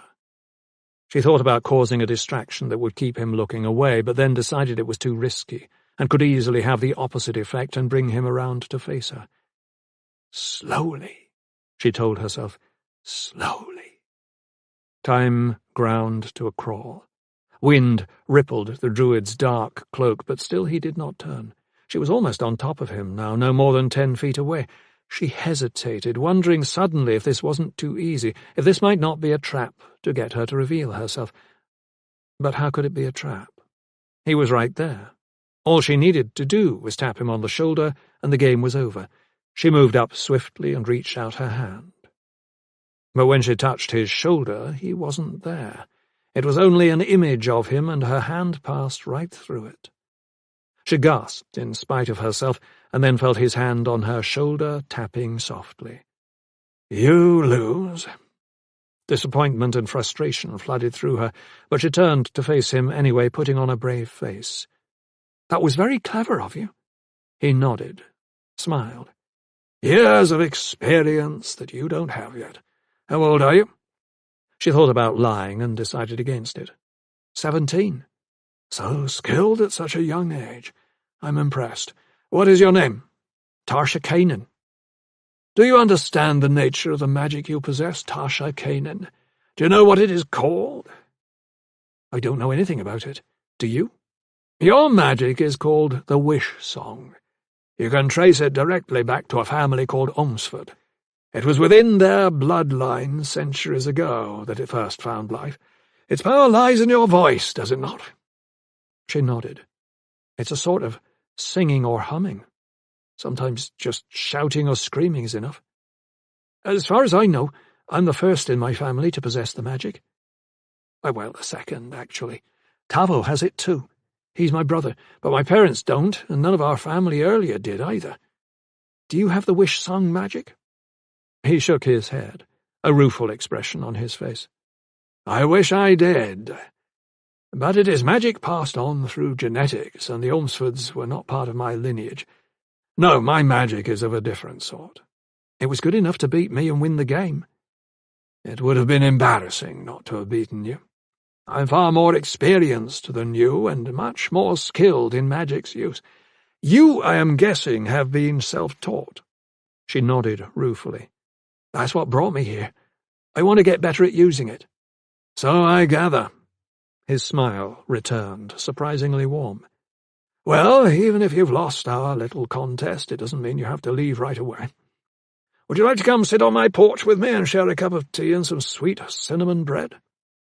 She had not eaten in more than a day and been travelling for 2 weeks, so she was happy to agree. If he was still talking to her and not yet ready to dismiss her out of hand, perhaps there was still a chance. She had to hope so. Persuading him to teach her was all she had left. If he sent her away, there was nowhere else for her to go. He took her into his cottage and directed her to a pump and basin so she could wash off her face and generally clean up a bit. As she worked on herself, he stood watching, speaking softly. "You have considerable skill already," he told her. "Few others could have done what you just did. Had I been a little less practiced, you might have won our game. But you failed to take into account the fact that I might have the same skill as you and be better at it. My image was made of stronger stuff than you expected, or you wouldn't have allowed yourself to be lured out of hiding. A good lesson there, Tasha."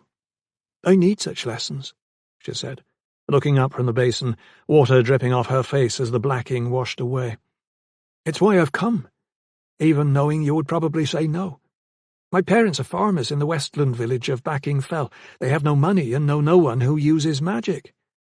My brother can use it, too, like I said, but he's not good with it." She trailed off, deciding she had already said enough. But the druid was watching her closely. "You came all the way from the deep end of the Westland to ask me to teach you?" Driscoll shook his head. "Not very sensible of you. Why not go to the elves in Arbelon?" "I don't want elves teaching me. I want you. You're the best magic user of all. Everyone says so. You're the most accomplished, the most talented, and the most experienced. I thought all I needed to do was persuade you." "How did you even find me?" She had finished washing off her face. He beckoned her to a seat at his kitchen table where he had already set out the tea and bread. She began to eat without a word. After several bites, she looked up again. "As I said, it wasn't that hard. I just asked around. I thought you were in Paranor at first, but that turned out not to be the case." "Someone told you I was here?" "Not right off. At first, people ignored me. They told me to go away. But I don't give up easily. I kept asking. I finally found someone who was happy to tell me where you were." "Who was that?" "I have no idea. Whoever he was, he didn't seem to like you much. He said you were thrown out of Paranor and good riddance." "So it appears Paranor is not the only place where I'm not so popular these days." "Why were you thrown out?" she asked. "I wasn't thrown out. I was exiled." "So you left," she said, finishing her bread and licking her fingers. "Why did you do that? Why didn't you fight it? There must be more to the story." "Do you think that's your business?" She shrugged. "No, I'm just curious. Paranor was your home. You lived there for years. You were High Druid. You were respected. Why would you give all that up?" He leaned back in his chair, giving her a look. "Some things aren't worth keeping. Sometimes you have to let go. Sometimes you have to follow your conscience and put aside your pride." "You wanted a different life for yourself? Like me?" "Maybe not like you, but yes, I wanted a different life. The Druid Order isn't what it once was, and I couldn't seem to change the direction it was going or the mindsets of my fellows. I have a strong sense of purpose when it comes to being a Druid, but those around me didn't seem to share it. I tried to change their minds, but I failed. In the end, I decided I couldn't stay, so I left." "What do you do now?" "You are curious, aren't you? Some might call you nosy." "Some might. Some have. I wasn't well liked in my village. People are afraid once they sense there's something different about you. I don't have any friends, except for my brother, and he is only a sometimes friend. Even my parents are a little afraid of me, and a whole lot afraid of him. You're right about having magic. It doesn't win you friends. It makes people fear you. But sometimes, if you're lucky, it makes them respect you too. Another good lesson, Tasha. That one I've already learned. She looked around at the cottage. So what are you doing here? Reading, studying magic, enjoying the peace and quiet of the forest. Sounds boring. Why don't you teach me instead? At least that would be interesting. I'm not afraid of hard work, and I could be good with magic if someone would show me how to use it properly. You could do that. I left teaching magic behind when I departed Paranor for Embrun. He poured them both another cup of tea, then shoved it all aside impulsively and brought out a pitcher of ale from cold storage and poured them each a glassful instead. Are you allowed to have this? Tasha shrugged. My mother probably wouldn't approve. From what I've seen of you so far, that doesn't bother you much. Does she approve of you coming here on your own? She doesn't know. If she did, I wouldn't be here. She picked up the glass of ale and drained it. Good. I've had better once or twice, but this is tasty. Did you make it? I did. Now let's cut to the chase. Something about your explanation doesn't ring true. You spoke about your brother. It seems his need to learn to control the magic is much stronger than yours, yet you didn't bring him with you. Why is that? She held her glass out for more, trying to think what she should say. I don't like talking about it, she said finally as he refilled her ale. Maybe not, but I think you have to. If he's the reason you're here, I have to know that. I have to know about him. You want me to be your teacher? Then you have to be willing to tell me all your secrets. You already said you wouldn't be my teacher. Triska Ark shrugged. You decide. She hesitated again, this time for longer. Then she sighed. My brother is scary, she said. Too scary to bring with you, even given his condition? Especially given his condition. It's gotten worse. He has little control over his temper and less over his magic. I tried to teach him what I could, but I must not have been a very good teacher. He just never understood. Much of the time I was worried about what he might do to other children. I was afraid he might hurt them. When he grew angry, his temper was uncontrollable. She paused, taking a fresh drink, lowering her eyes. It was so bad having him at home that my parents moved him out 4 years ago. They sent him to live with my uncle on a farm in a nearby town. My uncle lives alone, no family. So now my brother works for him, labouring in the fields. He hates my uncle, but he has nowhere else to go. Sounds very unpleasant. Triska eyed her the way he might a curious object. His brow furrowed. Did you tell him you were leaving to come here? No, I couldn't. Because he wouldn't have liked it? Because neither my parents nor my uncle allow me to see him. But I am afraid for him. I did manage to see him once, and something was terribly wrong. My uncle spoke of games they played, and it didn't sound right. I think he might be doing something to Tavo, something he shouldn't. I had to find some way to help him. The druid nodded slowly. So you're here because of him, aren't you? If I help you, maybe you can help him. Tasha forced herself to meet his gaze. Yes. She was irritated that he had seen through her so easily. She had hoped to tell him in her own good time, and on her own terms. She had hoped to keep this part of her life to herself, but he was too perceptive for that. You realize, of course, that teaching someone to use magic, especially magic as powerful as the Wish Song, takes months, maybe years. By the time you learn enough to help him, everything might have changed in his life. Or yours. And there is nothing to say that anything you learn from me would even do what you want for your brother. His condition doesn't sound like something that can be mended quickly. I know that. She exhaled sharply and fought back the tears that threatened. But I couldn't just sit back and hope things got better. I took a chance. He's my brother. Good or bad, sane or not, I love him. But that doesn't change the facts. Magic can't be mastered overnight. It can't be turned quickly to specific purposes. It has to be understood. You have to be inhabited by it. It has to be embraced by your heart, mind, and body. I know that too. I know all that. But I have to get better at using it. I have to learn how to. She trailed off, suddenly engulfed in a feeling of hopelessness and futility. This wasn't working.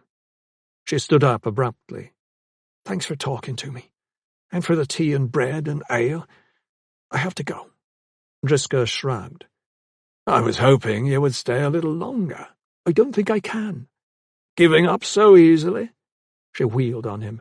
Well, you made it pretty clear how you feel about helping me. You think I've gone about this the wrong way and don't deserve your help. You want me out of your hair, so I'm going. She started for the door. Hold on, he called out sharply. When she turned back, he said, Maybe I'm rethinking my position. No, you're not. You're just saying that. She was angry and petulant, and she heard it in her words. She blushed deeply and shook her head. I didn't mean that.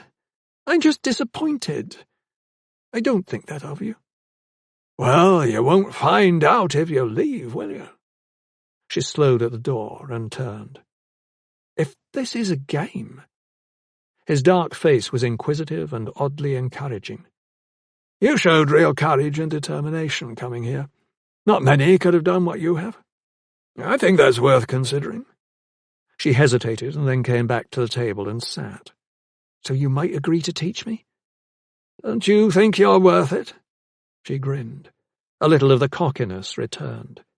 Of course. Then let's talk about it a little more. Let's see if maybe it might be possible. He paused. You interest me, Tasha Kanan. The discussion continued for a time, with Tasha answering question after question about her magic and her ability to use it. The druid seemed as interested in the extent of her understanding of how it worked and what it could do as he was in her personally. She let him take her wherever he wanted in this discussion, encouraged now that she could persuade him to take her on as his student. His words, as she'd been about to leave, convinced her she still stood a chance of winning him over, and she had no intention of letting that chance slip away. You realize you are committing yourself to a long period of serious study and practical experience, Tasha, he said at one point. This isn't something you can undertake if you don't intend to stick with it. You have to be sure that no matter how difficult or unpleasant it becomes, you will not walk away. I made that decision before I came to find you, she assured him. I've lived with the wish song since I discovered it as a child. I didn't even know what it was back then. I didn't know what was happening to me. I don't think anything can be as frightening or confusing as that was. I have to master it, if I'm to live with it. And help your brother? I can't help him if I can't help myself. You aren't suffering from any of the same problems he is, are you? She hadn't thought about that. She hesitated. If I was, you wouldn't teach me, would you? His smile was unexpectedly kind. Just answer the question, please. I don't think I have his problems. I'm not like him. Even aside from his struggle with the magic, we have very different personalities. I think I'm stronger than he is. He studied her for a moment, as if judging the validity of what she had said, or perhaps measuring her strengths as she had revealed them in this conversation. I think you're probably right. Will you take me on? She pressed, unable to stand it any longer. I've done everything I can to persuade you, so will you? Let's understand something, he said. I am not a druid. I am a once druid, so you will not be receiving instruction from the real article, only a semblance of one. I will be able to teach you magic, but I will not be able to make you a druid. I care nothing for being a druid. As well, if I agree to teach you, I will need something back in payment. Not credits, but services. You must agree to stay with me for 1 year afterward, working as my assistant, using what I've taught you to help me out. Will you agree to do this?" Tasha hesitated. If she agreed, she would be away from her home and her brother for a year beyond the time it took her to complete her training. That seemed a very long time to let things go untended, given how she had left them. She had thought to go back sooner, to take what knowledge she had gained and use it to help him. "I don't know," she said. "I don't think I can leave Tavo alone for that long." "I understand," Driscoll said quietly. "So I will make a bargain with you. Once I find you ready for it, I'll give you time to go home and do what you can.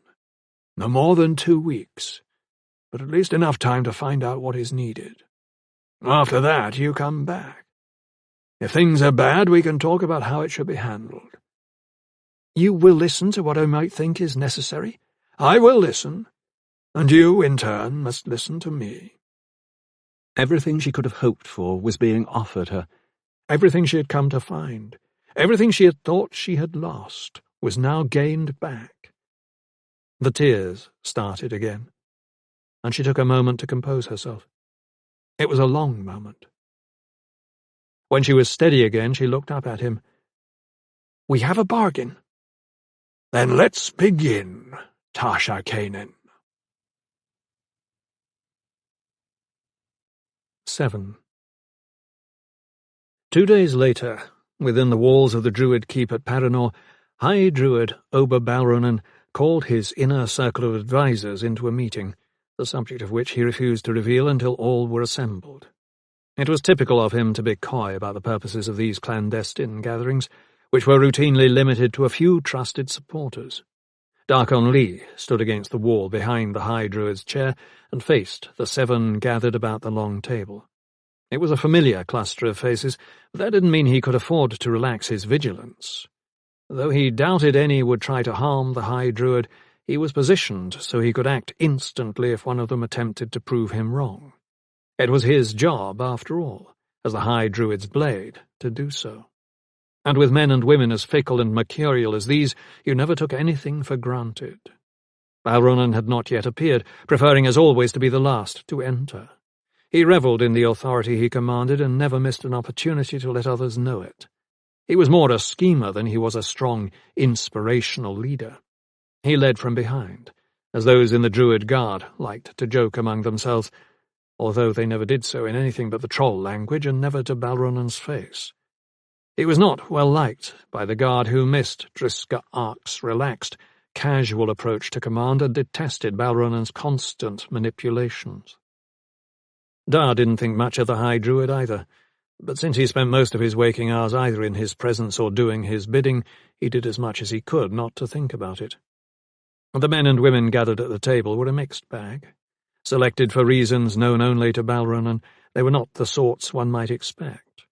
A couple were nothing more than paper cutouts, men and women possessing few achievements or recognizable moral code, blackboards waiting for their leader to write upon. No original thought had passed any of their lips since Balronan had succeeded to the position of High Druid, or at least none they were sharing. What they were good at was squirming out of difficult situations and avoiding blame. If blame was to be found, it would not be attached to them. That was half of them. The other half, save one, were a little more problematic, smarter and more clever than their fellows, and not so secretly ambitious. They tried to hide it, but Dar saw through them easily enough, and was certain Balronan did too. But they had value because they enjoyed power bases of their own within the Order. The High Druid would have known this as well, and probably believed the old saying about keeping your friends close and your enemies closer.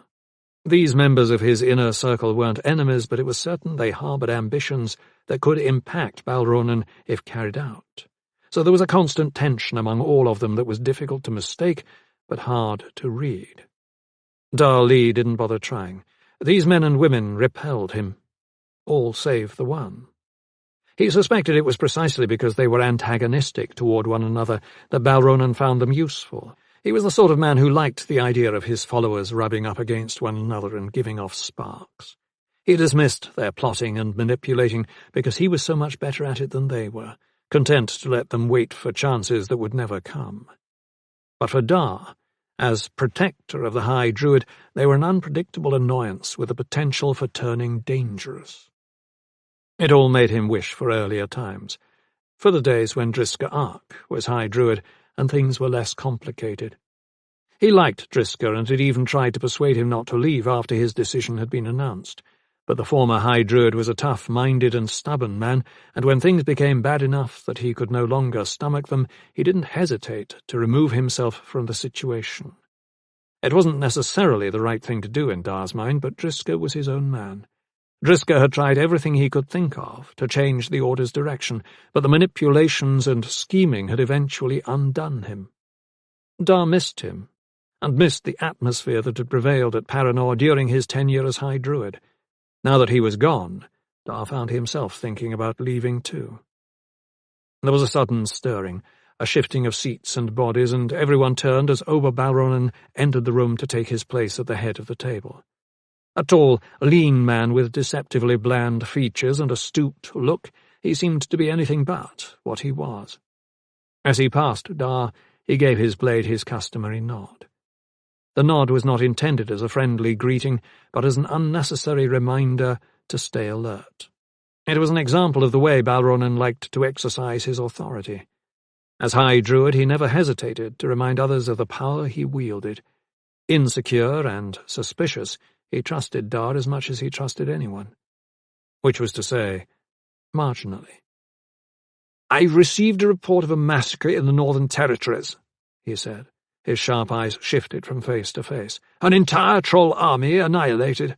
Normally this wouldn't be something we would even be talking about. The trolls are warlike, and one batch is always killing off another." There were a few knowing chuckles. A few less trolls didn't really matter that much, after all. Dar kept his facial expression impassive.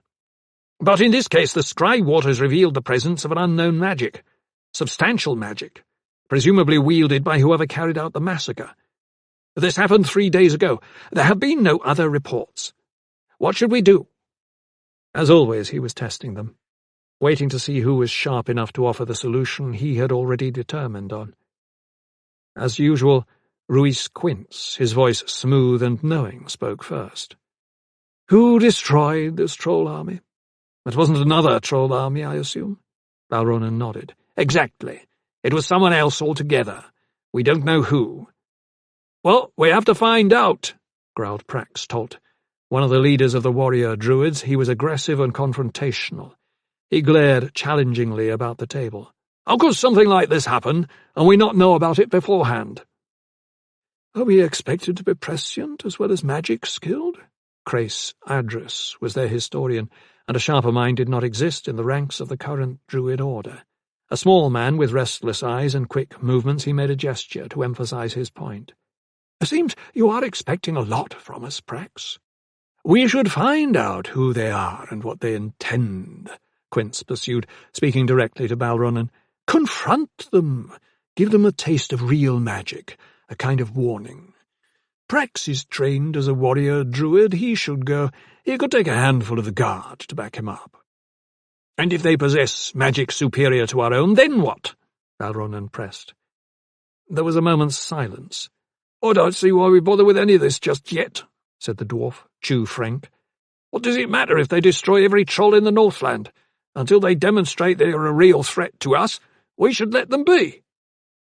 Frank was one of the more sycophantic members of the inner circle, a corpulent and sour-tempered man who had little patience with or regard for anyone. He entertained himself by finding new ways to upset the others. Only Balronin mattered to him. "You ignore my question," the High Druid snapped, causing Frank to flinch. "What if their magic is superior to ours? What if they intend to use it against us? What then, Chew? Do we wait until their blades are at our necks before we act?" Frank did a quick calculation and decided to backtrack. "I'm not suggesting we do nothing, but it wouldn't hurt to wait a bit to make certain of their intentions. If we go looking for trouble, we're likely to find it." "Why would you say that?" Tolt snapped. "This violent attack on a troll tribe would suggest trouble is already on the way." "As usual, you and I disagree," Frank replied dismissively. "If this army intends to attack Paranor, why alert us while still so far away? My lord, I think only of what's best for you and for Paranor. Let's consider this a minute. What if this army intends harm not to us, but to others? Maybe we can turn this to our advantage. Perhaps it can be made to serve our purposes. Perhaps we can find a way to use this army against those who already threaten us. There are more than a few of them, are there not? The Federation, for instance. Let's wait and find out what these invaders want, and then look at whether we can strike a bargain with them." "Careful, Frank," Crais Adris spat at him. "You seem to forget you are talking of my birthplace." "An unfortunate burden you must bear as best you can," Frank sympathized, "but this doesn't change that they would see us brought down. You haven't had a change of heart when it comes to your Druid oath, have you?" Adris started to get to his feet, but Tolt pulled him back into his seat quickly. "You should show some manners now and then," he said to Frank. He shifted his muscular bulk in an aggressive way. "It might help change our rather low opinion of you." "I care nothing for your opinion. I care only for the High Druids. Let's stay on point. What if I am right?" Oberbalronen nodded as if in agreement. "All well and good. But what if you are wrong? What if this invasion force intends to come here next? Do we simply sit and wait?" "We do as you wish, High Lord," Frank answered, and went silent. "We should proceed cautiously," Quince added. Clesia Porce spoke for the first time, leaning forward for emphasis. She was slender to the point of emaciation, tall and sharp-featured and of indeterminate age. Adar also thought her perhaps the most dangerous of the bunch. She had a reputation as a poisoner, and more than one of those foolish enough to cross her had died writhing in agony. No one had ever proved anything, of course, but suspicions were strong and conjectures endless. "Ruiz is right. This is a delicate situation." Her owlish eyes shifted from one face to the next, probing. "On the other hand, it must be dealt with. Sitting back and doing nothing is not a viable option." "A delegation, then?" Crais Adris said, making it more a question rather than a suggestion. "Neither an attack nor a verbal warning, but a simple meeting. A discussion. Approach them and ask their intentions. What can it hurt if we do that much? There is no threat in seeking common ground." "He's right," Frank agreed quickly, "and our very able and experienced Crais Adris is exactly the right man for the job. His obvious lack of warrior prowess will suggest no threat is posed to those he approaches, and will allow him to assess the situation efficiently." "Perhaps I disagree with you," Adris snapped. "Perhaps that is irrelevant," Frank replied. "It is the High Druid's decision, not yours, which might get you off the hook, might it not? Is that your wish?" "Enough!" There was a deep impatience evident in Balronen's voice, and all fell silent. "Pescarin? Amarodian? What say you? Speak up!" "I defer to your decision, as always." Pescarin bowed slightly from his seat. "I am not a military-minded man." "Just a simple-minded one," Tolt spit out. "The High Lord asks for your opinion. Give it!" Pescarin glanced over, his smooth face registering pity. "I do not answer to you, Tolt, nor do I look to you for help with interpreting what the High Lord means when he addresses me. I can manage that for myself, I'm happy to say." Balronen looked as if he would intervene and say something to both of them, and then apparently decided to give it up. "Zia, let's have your opinion. No deferrals to me, please. Enough sidestepping." Zia Amarodian was the only one of those gathered whom Dar liked, and the one who seemed most out of place with these backbiters and schemers. Her support of Balronen made no sense. He knew her well enough that he found her presence in the High Druid's inner circle odd. As far as Dar knew, she had never spent time with him before he was elevated to the position of High Druid. She was an elf, though not in the mode of most other elves. She was a halfling, born to an elf mother and a human father, but she looked entirely elf on the surface. Her temperament, on the other hand, was all too human. She was quick to anger and slow to forgive. Frank had gotten on her bad side over a year ago and remained there still. The two never spoke, even in meetings such as these. Zia's reticence was famous. She seldom voiced her thoughts, and when she did, she was succinct. Dar expected it would be the case here. "I think we are wasting our time discussing this. If magic has registered in the Scry waters and a massacre is connected, we need to find out the reason. Waiting is a fool's game, and we are not fools. Crais Adris has voiced the proper solution to the problem. Let's do as he suggests. But let Ruiz Quince be given leadership of the delegation. He is the more experienced negotiator and statesman. I will go with him. I'm curious to know what this incident means." It was a bold declaration for someone who seldom bothered to make one. Moreover, it was a voicing of opinion that almost never happened. Zia must feel strongly about this business, Dar thought, or at least more strongly than she had about much else in the time he'd known her. But then he was prejudiced when it came to Zia. He glanced at her momentarily, unable to help himself. Theirs was a complicated relationship, and he had to take a step back before he attempted any objective analysis of her behavior. Balronan seemed pleased. "This seems a reasonable course of action to me, although we mustn't act in haste. We should wait for further word on this army's movements. Then, if I deem it necessary to send a delegation, Ruiz and Zia will go. Now let's move on. There are other matters that require our attention. Let's start with the Federation. What else do we have that needs to be dealt with concerning the machinations of our Southland friends?" The conversation shifted to other, less interesting topics. The slaughter of the Korax tribe should have had them all quaking in their druid boots, yet none of them seemed overly bothered, which was odd because destroying an entire troll army would suggest a rather powerful and dangerous enemy. Or perhaps the elves were responsible. If there was magic involved, the elves were the logical culprit. But it was unlikely that elves would have attempted anything like this unless provoked, and the druids would have heard about it in advance. So it remained a possibility that this was an enemy they knew nothing about. If that wasn't cause for alarm, Dar didn't know what was.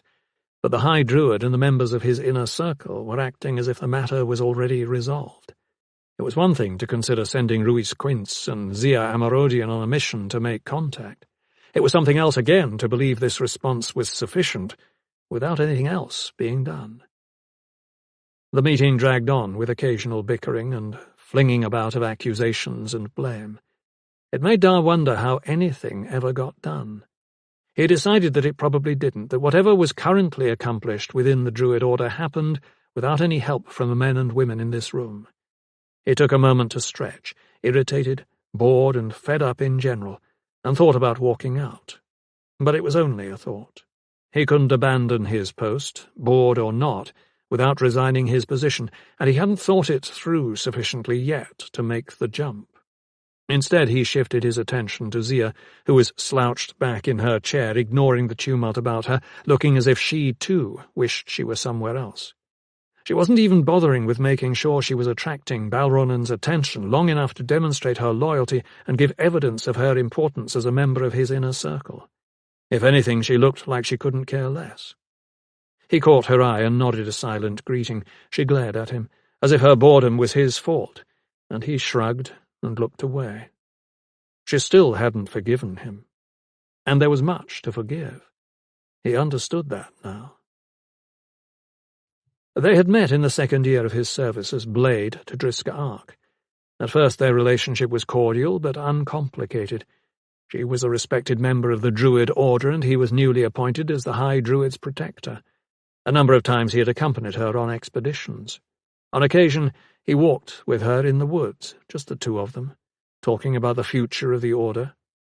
Then his relationship with her slowly changed.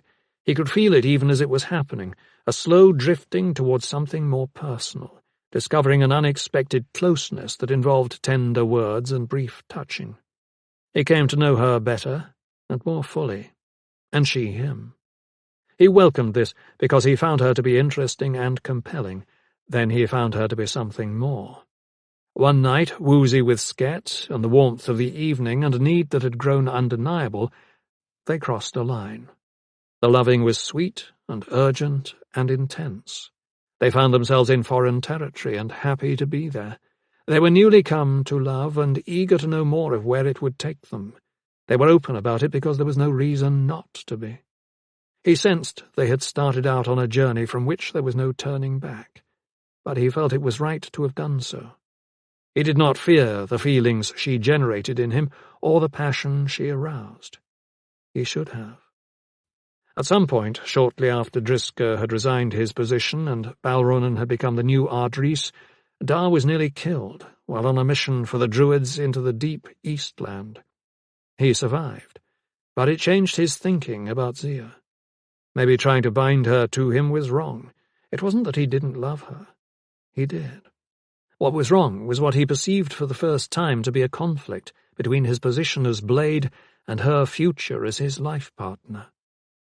Continuing the relationship would be a mistake. Everything he did put him in danger. Every time he set out on a fresh expedition for the Druids, he risked not coming back. His life hung by a thread when he came up against a dangerously wild or ill-used form of magic. There were too many ways he could be killed, and too many opportunities for it to happen. It was not fair to allow her to think they could have a life together, not when that life was so tenuous. It was selfish and unreasonable. It was wrong of him to lead her on when he understood the realities of his work. He became convinced of it. But he did not reveal any of this to her. He did not discuss it. He muddled through his regrets and doubts and uncertainties on his own, then decided it was best to put an end to things.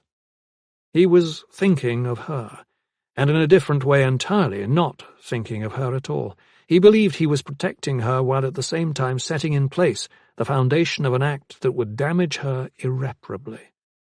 When he finally told her he was leaving, that while he loved her he did not want her to depend on someone who might be gone in the blink of an eye, she responded with shock, then tears, and then rage.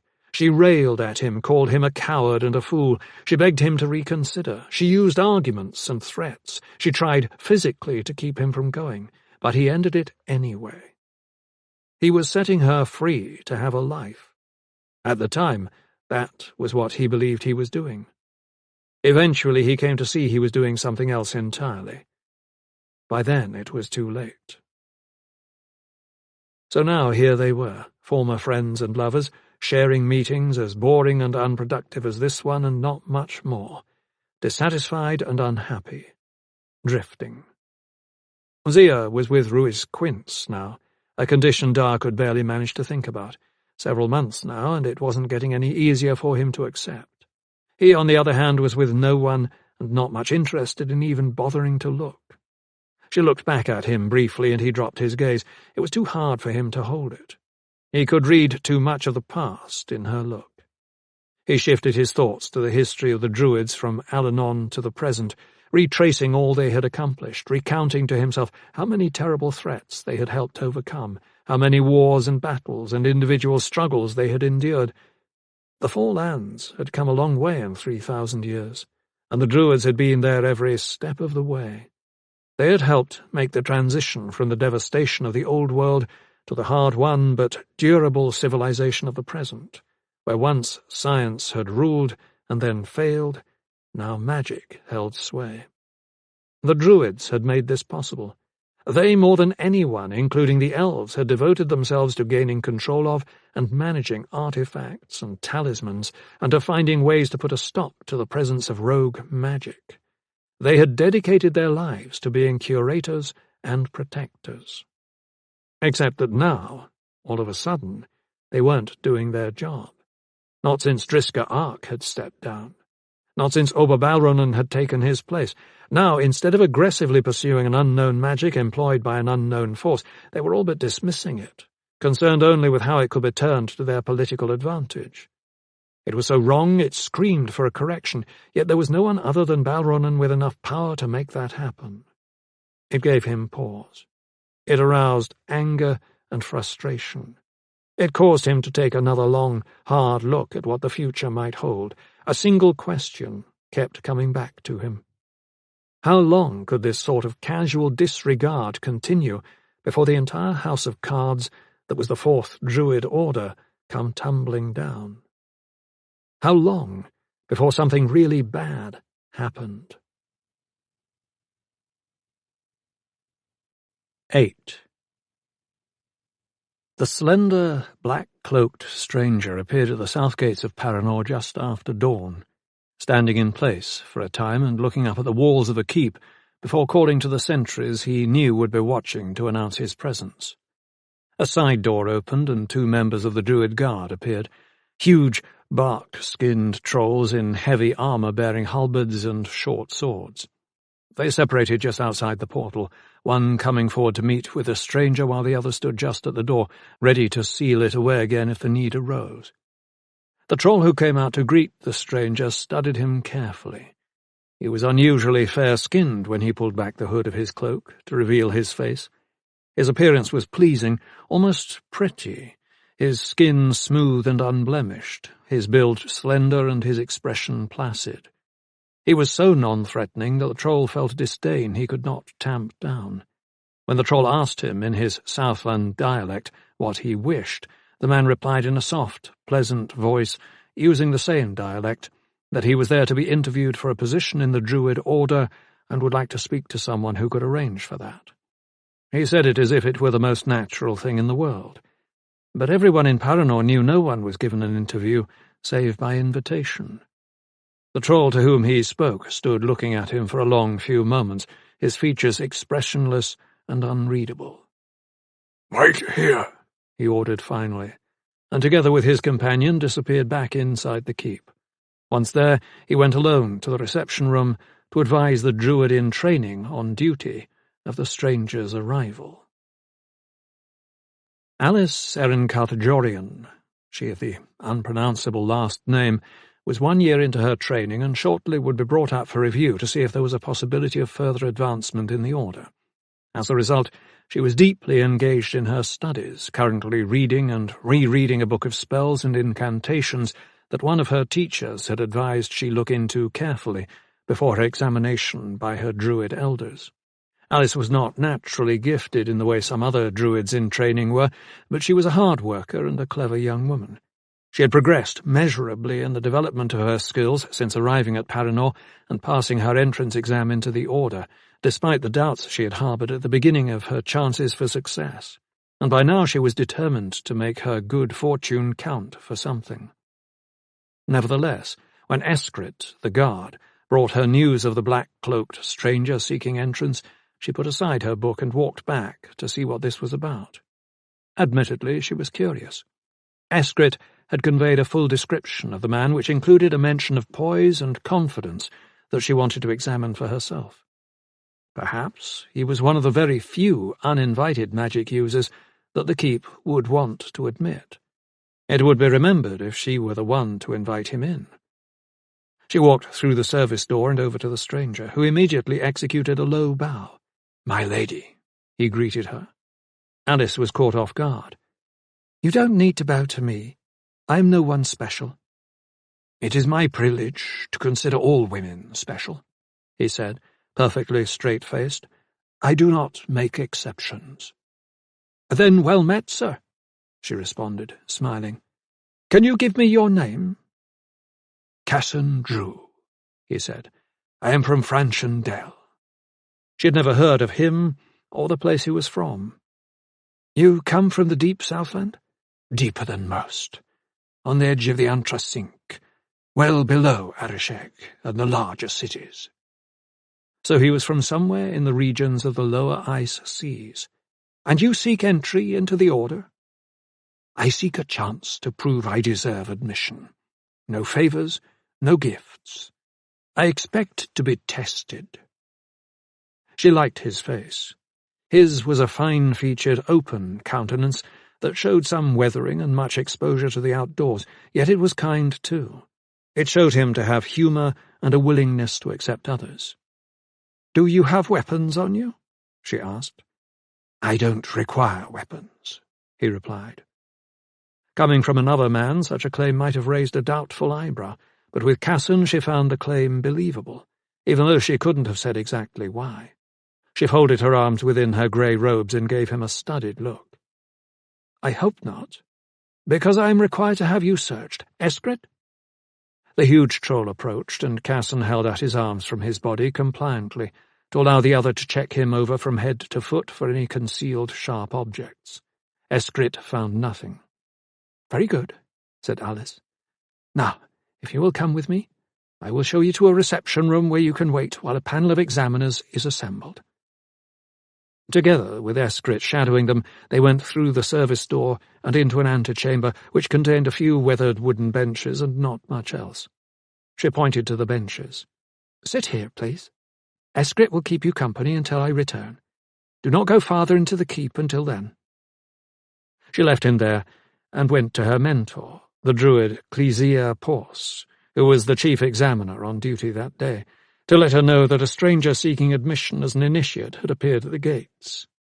She did so with some trepidation, just as always, not only because Shannarra was very old and very respected within the order, but also because the rumours about her history were dark and dangerous.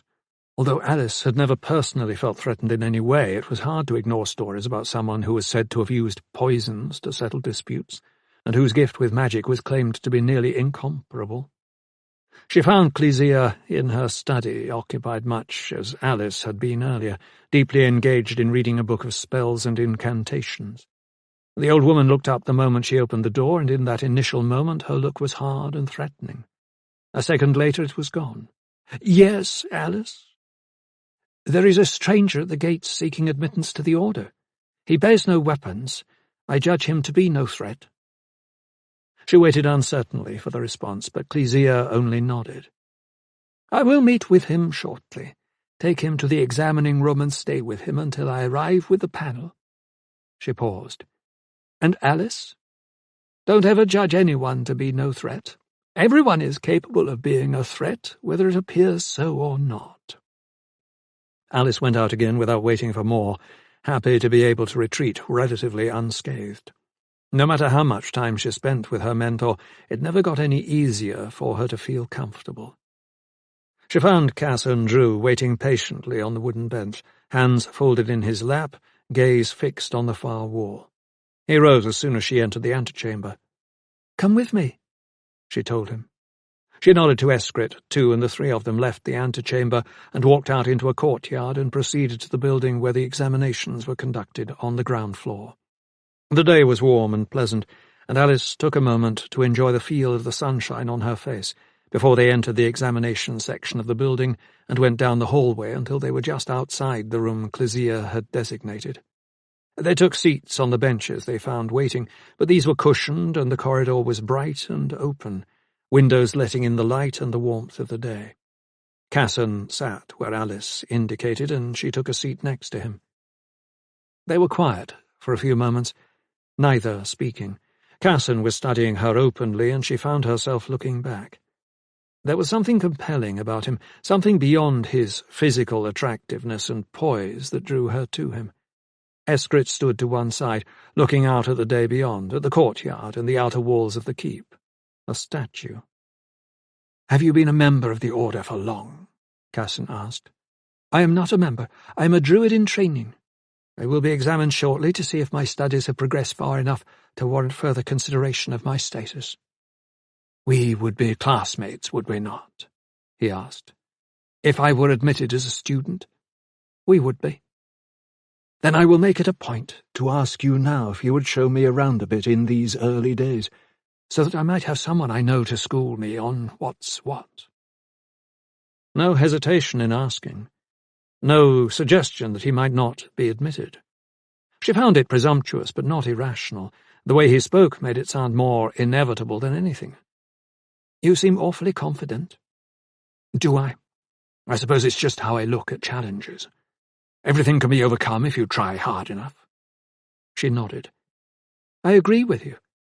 Well, if you are admitted, I would be happy to act as your guide." They went silent again after that and remained so for quite some time until finally Shannarra Bk and two other druids whose names Alice could not remember entered the room and took a seat behind a table at one end.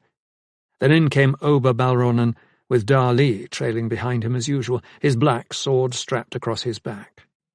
But she had no opportunity to learn anything more. Shannarra caught her attention and made a dismissive motion. Alice rose and left the room feeling highly disappointed she had not been allowed to remain. "Come forward," Shannarra Bk said to the stranger.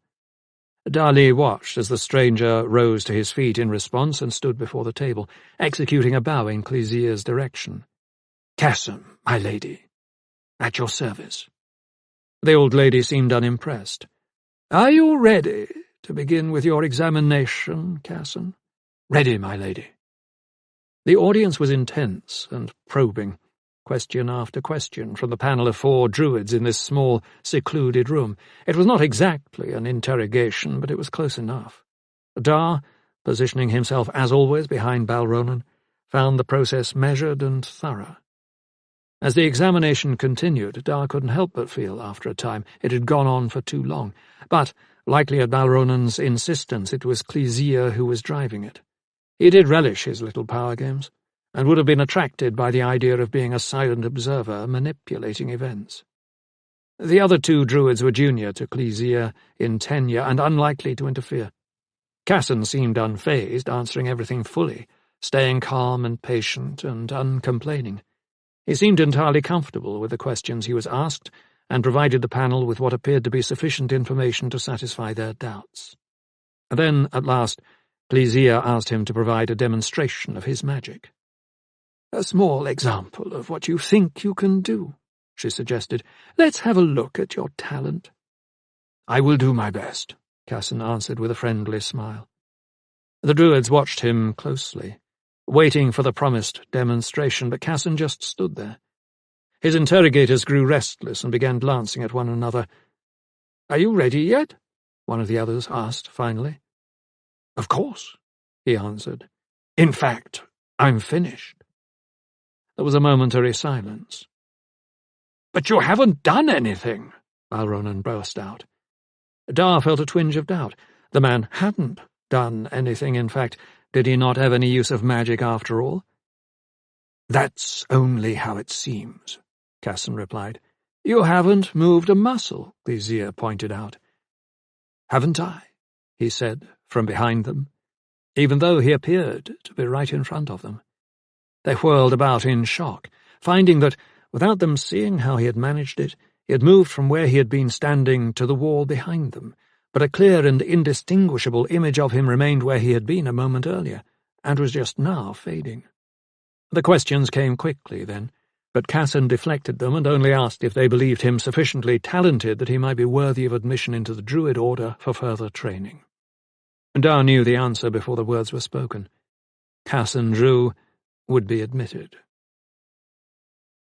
Alice found Casson later that same day, standing on the walls of the keep, staring off into the forest beyond. He no longer wore the black robes with the cowl raised as he had on his arrival, but was garbed in the grey robes of all druids in training, with the cowl lowered and his face revealed. She approached him slowly, admiring his chiselled features, stayed from speaking to him by his contemplative look. It was as if he saw something in the trees that was hidden from her, as if his mind were somewhere else entirely. "You seem deep in thought," she said finally, coming closer. He turned at once to greet her. "Not so deep. Daydreams, mostly, Alice."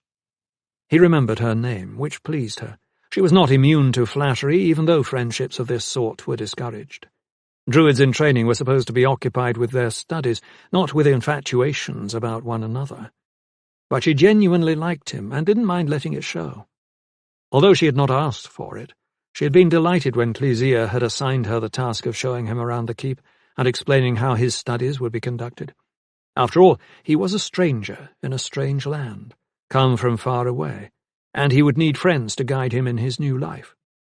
Alice was more than willing to make herself available to help with that. Engaged in her druid studies for a year prior to his arrival, she'd had more than sufficient time to discover most of what there was to know about the intricacies of the Druid Order and its functions. If Casson had such a question, she could answer it. "This seems such a large complex," he told her as she walked him to his living quarters. He had spoken barely a dozen words to her until then, content to let her offer what information she was willing to impart without pressure from him. "I'm afraid I will get lost if I don't have directions." She looked at him. "How about a guided tour, then?" "From you? That would be very much appreciated." It was better than she could have expected. She watched him unpack and deposit his few belongings and his spare student's robes. Then she took him through Paranor's maze from one end to the other, anywhere and everywhere either of them was permitted to go. She explained what the rooms were used for and the reasons that certain places were off-limits. As she did so, he listened attentively and asked questions at almost every turn, seemingly determined to learn early on everything there was to know about Paranor. She answered willingly, pleased by the persistence of his curiosity and his obvious interest. Afterward, they went to the dining hall to eat lunch together. There she introduced him to some of her fellow druids in training. And then the tour resumed. After 2 more hours, she had taken him everywhere and told him everything she could think of. She brought him back to the walls of the keep, where she had found him earlier. Together they leaned against the wall and looked off into the trees once more. "I feel better able to begin my studies now," he told her. "Thank you so much for helping me." She smiled. "I am to help you in whatever way you require," she told him, and then realized, belatedly, how that sounded, and blushed. For long moments after that, neither spoke, and she grew worried she had overstepped herself. "Have you a need for company, or shall I go?" she asked. "Stay," he said at once. "Your company is welcome. You know that." "I hoped for it, at least. I was afraid I was boring you." His smile was warm and knowing. "I doubt you could ever bore me. Your knowledge of Paranor and its druids is impressive." She glanced over. "Adequate, at least. There are others here who know much more than I do." She paused. "Would you like to walk the walls?" He hesitated. "You know where I would like to walk? On a beautiful day like this, I would most like a walk in the woods. I miss the bird song and the smell of wildflowers. Do you think we could go out together?" She cocked an eyebrow. His blue eyes were bright and laughing as she pursed her lips. She found herself wanting to kiss him. She was wondering what it would feel like. "I have that privilege," she said. "Since I am a senior student, I will share it with you. It will be my great pleasure." 15 minutes later they were walking through the gates and into the forest. He let her choose their path, his own sense of direction clearly limited by his unfamiliarity with his surroundings. As they walked, Alice remarked on the talent he had displayed in his examination. Few possessed such abilities when they'd first come to the keep, and she believed he had a bright future within the order. She had overheard the examiners talking about it when they didn't realize she was listening. They admired him and approved of him, and she was eager for him to know how important that was. But it seemed to make him uncomfortable to listen to her go on like this, and he repeatedly reminded her of how far he still had to go. So eventually she quit talking about it, and the two simply walked in companionable silence. When they finally returned to the keep, he took her hand in his and bent to kiss it. "It has been a delightful first day for me," he told her, "thanks to you." They would spend many more days and much more time together in the weeks ahead, but she would always remember how she felt at the end of that first day. How much she liked and admired Casson. How excited she was for the future. It seemed a good beginning. 9. On the same morning Casson arrived at Paranor, Driska Ark was sitting on his cottage porch, looking out at the surrounding trees very much the way he looked out at them almost every morning. He had brewed a pot of tea and was drinking a cup as he let the minutes pass and the sun crest the horizon. He had until midday, a sufficient amount of time to allow Tasha to do what she wanted before he set out, and he felt no particular urge to rush things. As talented as she was, she still needed whatever edge he could give her to answer this latest challenge. He repeated the words silently. As talented as she is. Who would have thought it? He had encountered some adept magic wielders in his time. A few he had believed might be his betters, although it had turned out they were not. But Tasha Kanin was on another level entirely, so generously endowed with wish-song magic that he doubted any other member of the Omsford family, save perhaps the legendary High Druid Grianne, who eventually fell victim to her own magic, had been so naturally gifted. Tasha was a prodigy, a girl who was already mature in most ways, and whose lack of understanding and command of her magic was her sole weakness. Much of what she needed to know and what she needed to learn was still a mystery to her. That would have to change, but time and practice and study would accomplish that. What mattered was that her ability to intuit and grasp concepts was prodigious, and eventually she would come to understand everything he did. He had wondered at first if she was up to the task he had set her, But her journey to find him had been long and difficult, and the fact that she had found him at all revealed much about her determination. Once it had been settled that she would become his student and he her tutor, it only remained to set a rigorous course of study. "How do you think she is doing out there?" he asked the air, and what hid within it. He couldn't see hide nor hair of him at the moment, but most certainly he was there. He sipped from his cup and leaned back in his rocker and breathed the forest air. Hard to match that woodsy smell, he thought. You could taste it like sweet spices. Best air in all the four lands and beyond. Clean and pure and so sharp it tickled the senses. "She's doing well enough, I imagine," he answered his own question, resisting the urge to cast about. "Not much that girl can't do." His method for teaching her was straightforward enough. Mostly it began and ended with the two of them talking. He would explain the nature of an aspect of her magic, and she would question him. He would answer her questions, and she would ask a few more. She was quick enough to know what to ask, sharp enough to realize what she was missing. He would open the doors of knowledge a crack and wait for her to consider what was being revealed. She would see its hidden depths and want to know how far back they stretched. In between all the talk, all the questions and answers, all the dialogue about metes and bounds, stresses and strains, and mostly limitations to be paid attention to, he would give her tasks to accomplish. No point in keeping a young girl chained to a desk with an old man who rattled on when what she really craved was experience. Or in her case, challenges. She was not one to hold back, content with what she already knew. She was always pressing, trying to figure out how far she could take things, how much of what she didn't know and hadn't tried she could master. He gave her enough rope to fail, pleased each time when she didn't, content to assure her it was only for the moment when she did. "But oh, she does have talent," he whispered, the sound of his words a hiss of approval. "What are you muttering about, Tilhane Rusai?" a voice asked sharply. The speaker was only a few feet away, so close it was troubling to Driscoll that he hadn't heard his approach. He had been so preoccupied with the girl and her magic that he had dropped his guard. Not a good thing when you were a discredited druid. "What does it matter?" Driscoll asked, turning to meet the speaker's gaze. The forest imp was rough-featured and sour-mouthed, and his face was crisscrossed by deeply etched lines. He was very old, but he would never give his age. His shoulders were hunched and his posture stooped. His large hands were gnarled, and the staff he carried was split by time and weather. Long grey hair bristled in a crown about his bald head, as if desperate to escape the fate of its fellows, and the moustache above his down-turned mouth drooped well below his prominent chin. Everything about him whispered of time's passage. "A bad habit, Druid. One day it will be your undoing.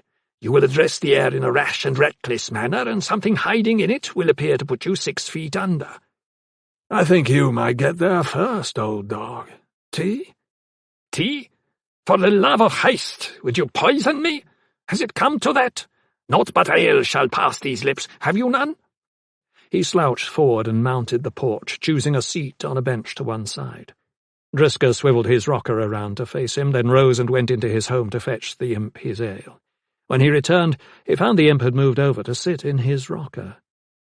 "I don't mean to impose, but I assumed you'd want to provide me with seating offering the greatest amount of comfort since I am such an old dog." He reached for the ale. Driscoll handed it to him and sat on the bench, smiling in spite of himself. "What, then, brings Flink the Wise to my humble abode? And don't tell me it's to drink my ale or enjoy my company. There might be more to this visit, I think." Could be," the other replied. He drank deeply of the ale before setting it down beside him. This was something of a chore, since his arms were not very long, and the floor of the porch was rather far down from where he sat. Driscoll rose and brought a small table to set beside him. "My thanks," the other said quickly, "although I could have managed." "Indeed," the druid agreed. So what? So what brings you here?" "A change in the winds, Rusai. A shift in the autumn breezes. Something's coming for you, and it isn't something good." Driscoll nodded slowly. The forest imp was prescient, able to sense things that would happen, capable of discerning if they were good or bad. It wasn't an exact skill and was susceptible to misinterpretation, but not often when it came to Flink. Flink had much better control over it than most forest imps, and his foresight and willingness to share it had saved Driska on more than one occasion since the druid had made Emberen his home. For there were those who would never be satisfied until Driska Ark was dead and buried. It was the sort of hatred that transcended reason or the passage of time. His enemies had been justly earned, but never with malice, and never with any intent other than to stop them from hurting others and damaging relationships among the races. Still, they had not forgotten him just because he was no longer High Druid and gone from Paranor. Now and then they sought him out, each time for the same reason and each time with the same result. Now their bones mouldered deep in the woods, and their voices were quieted. "Perhaps I should send the girl away," he mused. "She's awfully young to stand against anything like that." "Which might help her, but not you. Besides, she is stubborn, that one. I've seen it as clearly as you. She will not understand unless you tell her of your fears, and then she will wish to stand and fight beside you." Driska nodded. Flink was right.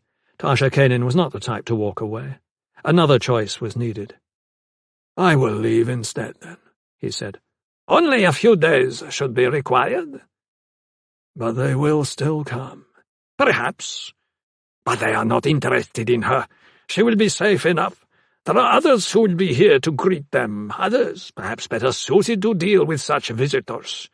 You have powerful friends, Rusai, though sometimes it mystifies me why. You've certainly done nothing to please them in a way that would make them friends." Driska smiled.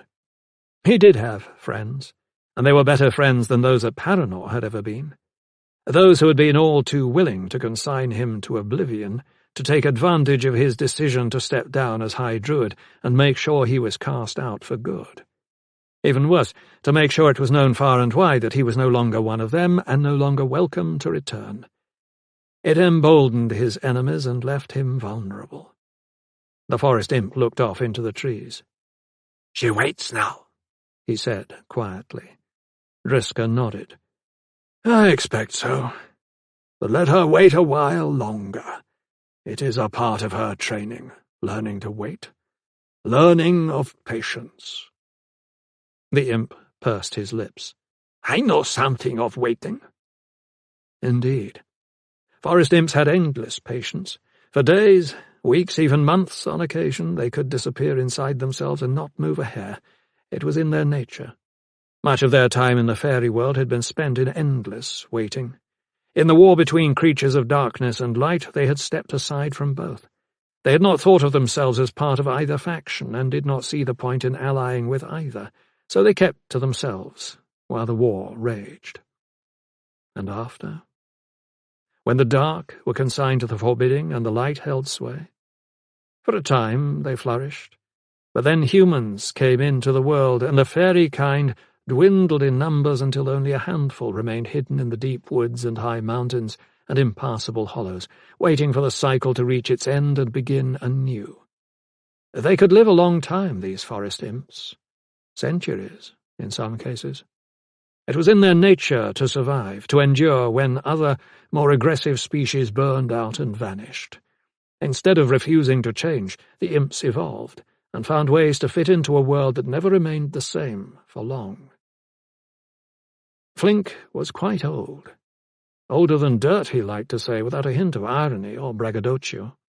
He was proud that he had lived so long and seen so much, and he liked holding that over Driska with his inferior druid sleep that allowed only years and not centuries of longer life. But they were friends, the imp and he, bonded by a shared world view and involvement in the possession and usage of magic. Friendships were odd constructs, after all, formed in strange ways and maintained for strange reasons. However you saw them, it was hard to dispute that not all of them made sense or offered insights into the lives of the people involved. Driska glanced back to where Flink had been sitting in his rocker, but the chair was empty. The imp had gone back into the trees, his message delivered and his piece said. He was not one to linger. He was not one for casual conversation. Not a bad trait, to Driscoll's way of thinking. The druid stood and stretched. Time to get underway. He had sent Tasha out into the forest, instructing her to hide her trail and then wait for him to find her. When he did, not if, but when, she was to circle him once in an open space without allowing him to discover she was there. She could use the wish song to achieve this and to offer proof she had done as tasked. She could call up whatever other magic she possessed to aid her. She could employ what subterfuges she chose. A seemingly impossible task in his mind, but then he thought her capable enough of achieving the impossible, even at this point in her training. He straightened himself, and picking up traces of her body heat still lingering against the air currents, he began tracking her. Less than a quarter-mile away, Tasha was resting in a shady glen dappled with ferns and wildflowers and surrounded by giant spruce. She had gone as far as she thought necessary before stopping, and no farther. It was pointless to wear herself down by attempting to outdistance or outsmart Driscoll Ark. He was more than capable of finding her no matter what she did to try to lose him. Druids were trained to track, using heat images, and on a windless day like this one there was little hope that whatever impressions she had left in her wake would dissipate before he caught up with her. She could try to disguise her passage with magic, but he would likely be able to read that, too. Druids, after all, were the prime wielders of magic in all the Four Lands, and you never wanted to underestimate what they could do, especially someone like Driscoll Ark. So let him come. Let him track her, and when he found her he would discover she had become more talented than he thought. Not that he would underestimate her, but he still thought of her as a novice, even though she had gone beyond that point in their first 5 days together. As a tutor he was formidable. He trained her from dawn to dusk and sometimes beyond. He worked her steadily and methodically, always with a goal in mind, always with a lesson at the heart of every exercise. His method was to challenge her at every turn, and she thought some of this was due to his understanding of her urgency about helping her brother, but most of it was a reflection of his desire to discover if she could fill his need for an assistant. He was not one to drag things out, not one to hold back on the theory that caution was always best. Either you could do this or you couldn't. Either she could measure up and begin the process of learning from him, or she couldn't and should be sent home. He wanted a quick answer to that question, and she was prepared to give it to him. If it was the answer she hoped for, perhaps she would one day be a member of the Druid Order, even if, as he had told her, he was no more than an outcast himself. In the trees off to her left, something moved. For a moment she froze, gone cold to the bone. Was it him? Had he somehow managed to creep up on her without her knowing? She waited for more, for his appearance, for a word, for an indication she had failed. But there was nothing there. Or apparently nothing. She had her doubts. This wasn't the first time she had sensed she might have a shadow. She had blamed it on an overactive imagination, but she wasn't entirely sure, not then and not now. "If someone is there, show yourself!" she called out, standing to face toward the movement she had sensed. Nothing happened. Nerves, she thought. Shades, am I such a child? She sat back again, looking up at the sky, clearing her thoughts and calming herself. Another few minutes, and it would be time to prepare. He had said he would give her 30 minutes, but she knew better. He would give her more. He would give her at least an hour, because he would want her to wait on him, wondering what he was planning. For he was always planning, always seeking to stay a step ahead. Frequently he was, although less so as the days passed. His complexities troubled her. Sometimes she wondered if his almost alien intuition and prescience were a direct byproduct of his peculiar nature. Living out here alone for more than 2 years seemed to have given him a strong connection with his surroundings and whatever creatures inhabited them. At times he talked to things she couldn't see. Or perhaps he was talking to the air, or the trees, or the sky. She could never be sure. He never offered to explain, and she didn't think it her place to ask, but he clearly believed his behavior was normal, and this was more than a little disturbing. If he was seeing things that weren't actually there, then how reliable was he? If he talked to himself, what did that say about his mental state, and the way he was constantly touching things for no apparent reason, and how he sniffed the air like an animal? However you looked at it, he was exhibiting behaviour that suggested his sanity was not altogether sound. Yet whom else could she turn to if she walked away now? Better to chance the stability of the known than to risk the unknown. How could she be worse off by doing so? It was a question she was not prepared to face. Driska Ark moved steadily into the forest, tracking the heat images Tasha had left in her wake, keeping his senses attuned to his surroundings, searching for any sign of the girl. But he did not detect her anywhere close, and so did not slow in his efforts to catch up to her. She would have stopped by now and be planning a way to complete her task. She would have found a suitable spot and set herself in place. Because he would be searching for her, she would want to move quickly, knowing she could not expect to fool him for long. Keeping these factors in mind, he was already developing a strategy, refining the details of a plan for tricking her into thinking she had gotten the better of him. He was confident he could do this, his experience and skill giving him the edge over her raw talent. But he knew he must be careful. She was no fool. He hated to admit it, but he loved matching wits with this girl. The excitement of having to test his skills against those of someone he was teaching was something he had missed since leaving the Order. He realized how stagnant his life had grown, and he regretted that he had been so reluctant to do anything to change that until now. It was so easy to let go of everything when you lived alone. He had let it happen almost without realizing it, thinking it was better this way, believing this was how things were meant to be. After all, hadn't he been the one to abdicate his position as High Druid? Hadn't he been the one to walk away from Paranor? Hadn't he decided that it was all too frustrating and pointless? Wasn't he the one who had given up? He banished these thoughts swiftly and returned to the matter at hand. The heat images were fragmenting now, stirred and broken by a sudden breeze. Driska quickened his pace, surprised that the images were continuing to appear in a mostly straight line. Why wasn't the girl doing more to try to throw him off? To switch directions or offer multiple images? She seemed so confident. He pressed on, and soon the images grew stronger again, an indication that he was getting close to her. She had not gone as far as he had imagined she would, choosing instead to let him come upon her more quickly than he would have expected. She had a definite plan in mind, certain she had a way she could get the better of him, seeing no point in drawing things out. It was the sort of risk he admired. On the other hand, she was making this awfully easy on him. He slowed his pace, sniffing the air, reaching out with his other senses, trying to find what might be hidden from him, but he found nothing unfamiliar or troubling. Everything seemed to be just as it should, with no encroachment by scents or appearances or movements that felt out of place. He extended his search to what he could see in his mind, a reaching out beyond his sight and hearing. Again he felt soft breezes brush his face.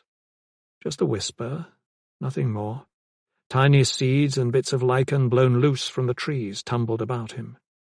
He walked on, slower now, following the traces of herself she had left behind, but allowing caution to govern his progress. Fresh breezes brushed his face and the back of his neck, but when he glanced up into the trees, he saw no movement in the branches. And with a reluctant smile, he stopped where he was. "You can come out now," he called to her. She emerged from the shadows of the woods to his right, her smile firmly in place. "You didn't see me, did you? Or hear me? How did you know I was there?" He walked up to her and put his hands on her slender shoulders. She was just a girl, but a girl with such promise. "I didn't sense a thing until the breezes. They touched my face, but the treetops remained motionless. You were moving without my seeing you, but I felt you. I'm sorry, Tasha, you've lost." She shook her head slowly. "I won?" He frowned, looking into her eyes and finding an undeniable certainty in their steady gaze. "Did you now? You told me I was to circle you once without you detecting my presence. I did that. But I called you out before you finished," the Druid pressed her. Then he hesitated, realizing what he had missed. "But I didn't, did I? You circled me earlier, when I allowed myself to become distracted by my thoughts. I remember the breezes against my face and the seeds and bits of lichen. You circled me then. But how did you manage it? How did I not sense you? I didn't let you, she declared proudly. That was the point of the exercise, to stay hidden. He shook his head. But I should have been able to detect you in some way. I wasn't that distracted. You did detect me. You just didn't realize it was me you were sensing. You thought it was just you. I used the wish song to make myself be you for the few moments I required. I disguised myself as you, invisible so you couldn't see me, blending my smell and movements so closely to your own. I was just another part of you, and you couldn't tell the difference. You have evidence of this? You're not just telling tales, are you? She looked offended. I wouldn't do that. She stepped back, gestured with a circular motion, and hummed a little of the wish song. Instantly Driscollach found himself wrapped in a garland of silvery seedlings and lichen that clung to his dark robes like tiny stars. He looked down at himself in disbelief and then laughed heartily. Shades, Tasha Kanan. My apologies. You have indeed won the contest. She rushed in to hug him, then backed away almost hurriedly, afraid she had overstepped her bounds. Sorry, she said. He shrugged, his smile broadening. Oh, please don't be. After what you've managed to accomplish this day, I think you're entitled to a little celebration. He turned her about, and they began the walk back to his cottage. The druid asking her to explain her process in disguising herself using the wish song, while he added bits and pieces of advice that might serve her better in the future. Although it was hard to think that she needed much advice now. She had proved herself in dramatic fashion, demonstrably the best young magic wielder he had ever encountered. He was so pleased with her performance, and with her overall progress, that he was prepared to consider her end of the bargain fulfilled. But he didn't want to lose her, didn't want to give her up just yet. It was more than a bargain by now. It was the clear realization that she had helped bring him back to himself when he had given up. Instructing Tasha had given him a purpose in life that for a long time had been absent. When they arrived home, an arrow shrike was waiting. It sat in the open-fronted wire cage allotted for its use, a message tied to one leg. Driscoll walked over to the bird, stroked it reassuringly, and removed the message. Tasha crowded close to try to read the contents over his shoulder, but he shifted his body slightly to block her from doing so. In ragged troll dialect, the message read, Korax trolls destroyed 2 days past. Enemy unknown. Come now. M. Driscoll studied the message a moment longer and then crumpled it up and stuffed it in his pocket. He needed to know more about this. He needed to find out who these enemies were and what they wanted. He knew the messenger and how to find him. He wouldn't have been summoned if it wasn't urgent. He had the excuse he needed to leave for a while, as Flink had suggested. Tasha would be fine without him. She would be well enough protected in his absence. He turned to her. I'm sorry, but I have to go away for a few days, maybe longer. You'll be here alone. Can you manage? She nodded at once. Of course. What is it? What's happened? Driscoll hesitated. He didn't want to alarm her until he understood more of what this meant.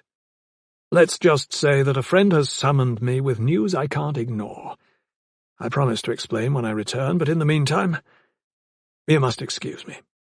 And he turned and vanished into his cottage. 10. As Driscollach moved through his cottage, gathering supplies for his sudden journey, Tasha was left alone on the porch to puzzle things through. She had only a short time to do so before he reappeared, a pack slung over one shoulder and a polished black staff in one hand. The staff caught her attention immediately, a gnarled piece of wood intricately carved with runes and seemingly unmarked by usage or age. He caught her staring and handed it to her. Take it. Feel its strength, its warmth. Wood like this is rare and precious, Tasha. This staff is very old. It has been passed down through the years. The one who carried it first was a druid like myself, centuries ago. It is a beautiful thing, she agreed, handing it back. He gripped it tightly, studied it himself for a moment, and nodded. I'll be gone for more than a week. Stay close to the cottage. The fewer who know of your presence here, the better. Am I to worry, then? Should I hide? He smiled. Hiding might be taking it a bit far, but caution would be advised. I do have enemies, and sometimes they come calling. Just use your good sense, and your magic, if it is needed.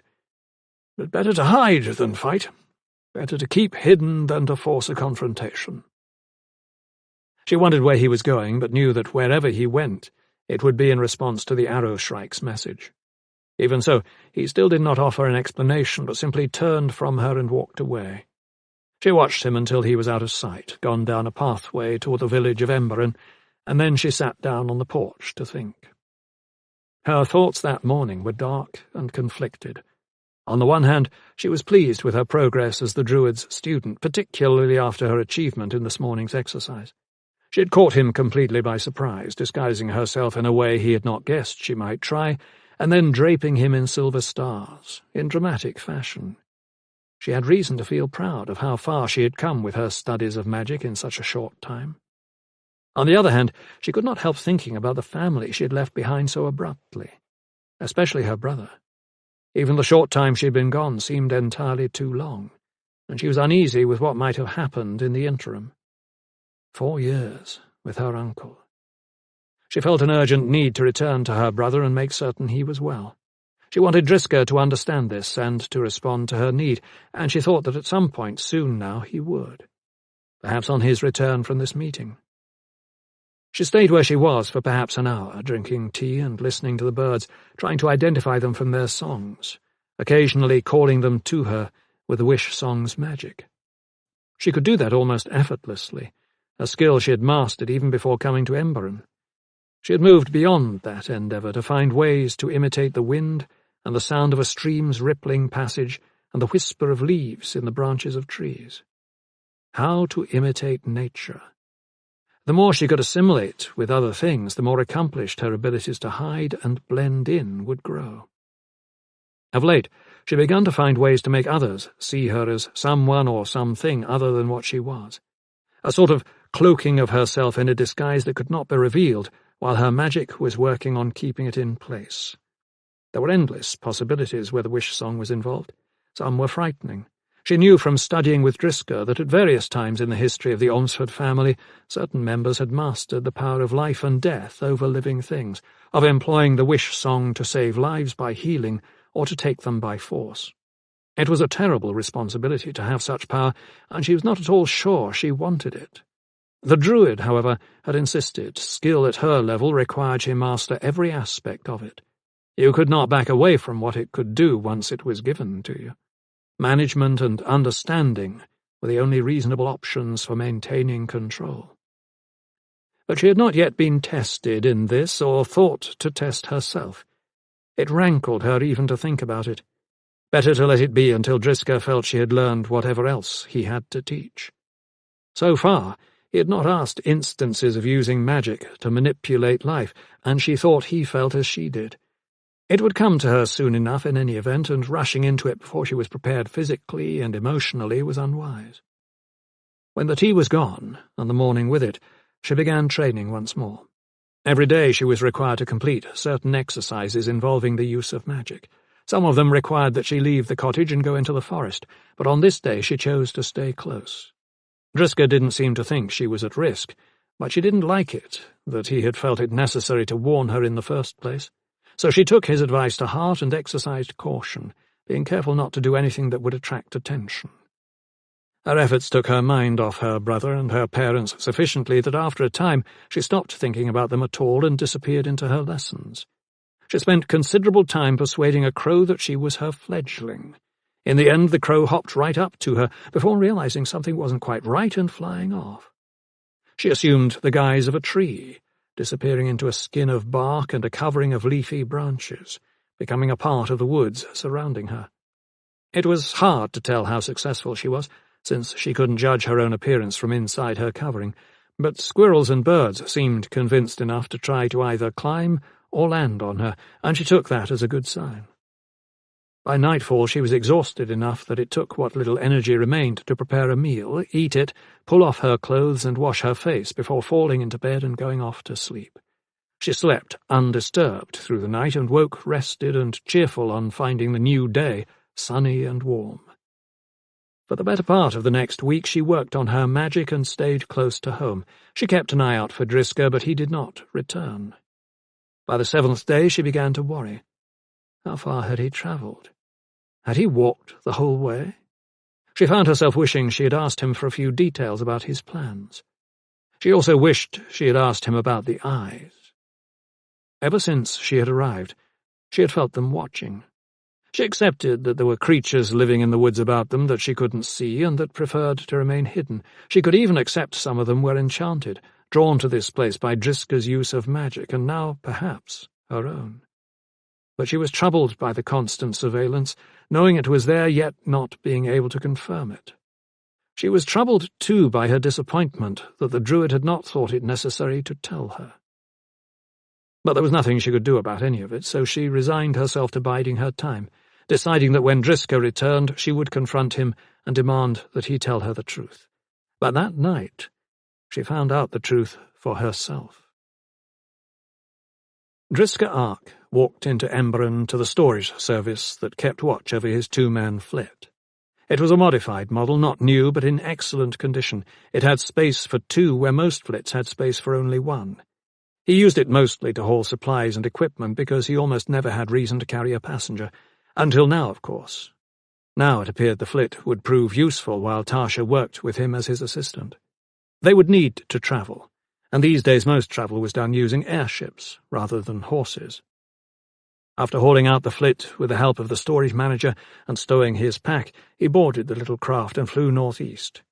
He travelled for the rest of that day and then 3 more, crossing the Strelheim before swinging farther north to pass below the upper reaches of the Skull Kingdom, then continuing on past the Razors. On the 4th afternoon he flew over the city of Anacheri, and by nightfall reached the eastern shore of the Lazarine. At daybreak, on the 5th day, he resumed flying, making his way toward Torpo Rough. Brutal country, he thought as he disembarked and looked around. Hard on man and beast. Unfit for anyone civilized. What he sensed in the cries of birds, in the sense of the morning air, and in the shifting of light and shadows that morning, told him something was amiss. It was akin to the premonitions he had been having over and over again of late. But this one was so strong there was no questioning it. Somewhere, death had found an unexpected release. At midday he reached his destination, a barren patch of ground uninhabited by much of anything beyond insects. There he waited through the rest of the day, unable to go farther than the place where he and the Morsk always met. For now he must wait on his informant and trust that he would show. It wasn't a given. Sometimes he didn't. But he would be patient, in large part because he was greatly troubled by the destruction of the Korax trolls. It was odd that it should happen to a race of people trained to fight almost from birth. Troll tribes engaged in territorial battles regularly, but such skirmishes did not involve the annihilation of one by another. There wasn't a military force in all the 4 lands that should have been able to manage such a feat. And if such a thing had happened, where were the elves and their magic, and the Federation forces and their war machines? Where were the Druids? Did they not know what had happened? Given the extent of their resources and widespread network of spies and scouts, it seemed unlikely they hadn't heard anything. Sooner or later, no matter the odds or the challenge presented, someone was going to have to act. That no one had done so thus far suggested that everyone was waiting for someone else to solve the problem. It would be typical of the Southlanders, but not the elves, and certainly not Druids.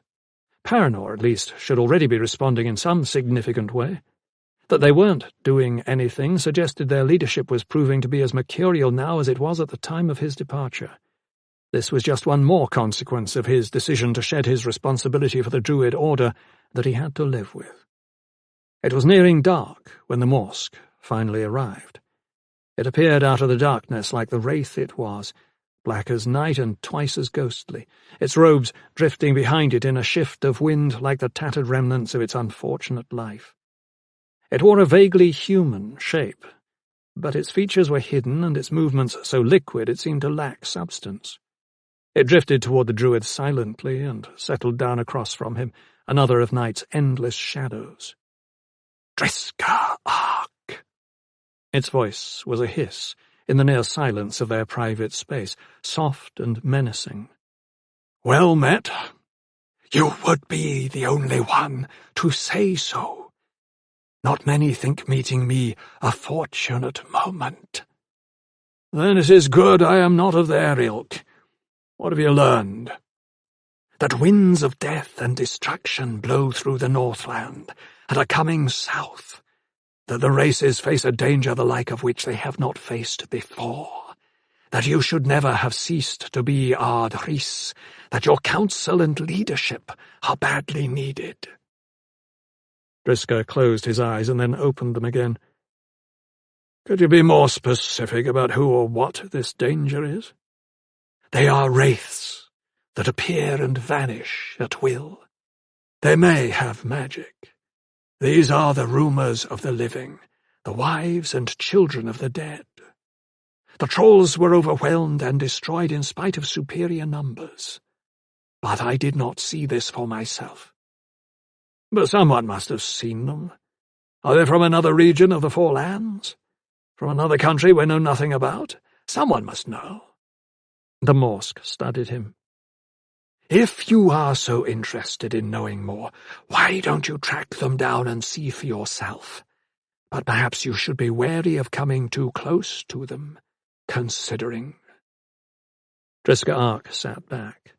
It was not up to him to do this, of course. This wasn't his business. It was up to the druids. You are thinking all this should be done by the druid order, and so it should. But you know they will do nothing. You seem certain of this. They have done nothing so far, have they? Why would that change? Why, indeed? How many of these invaders are there? I cannot tell. The ground hides their footprints. This was impossible. No tracks?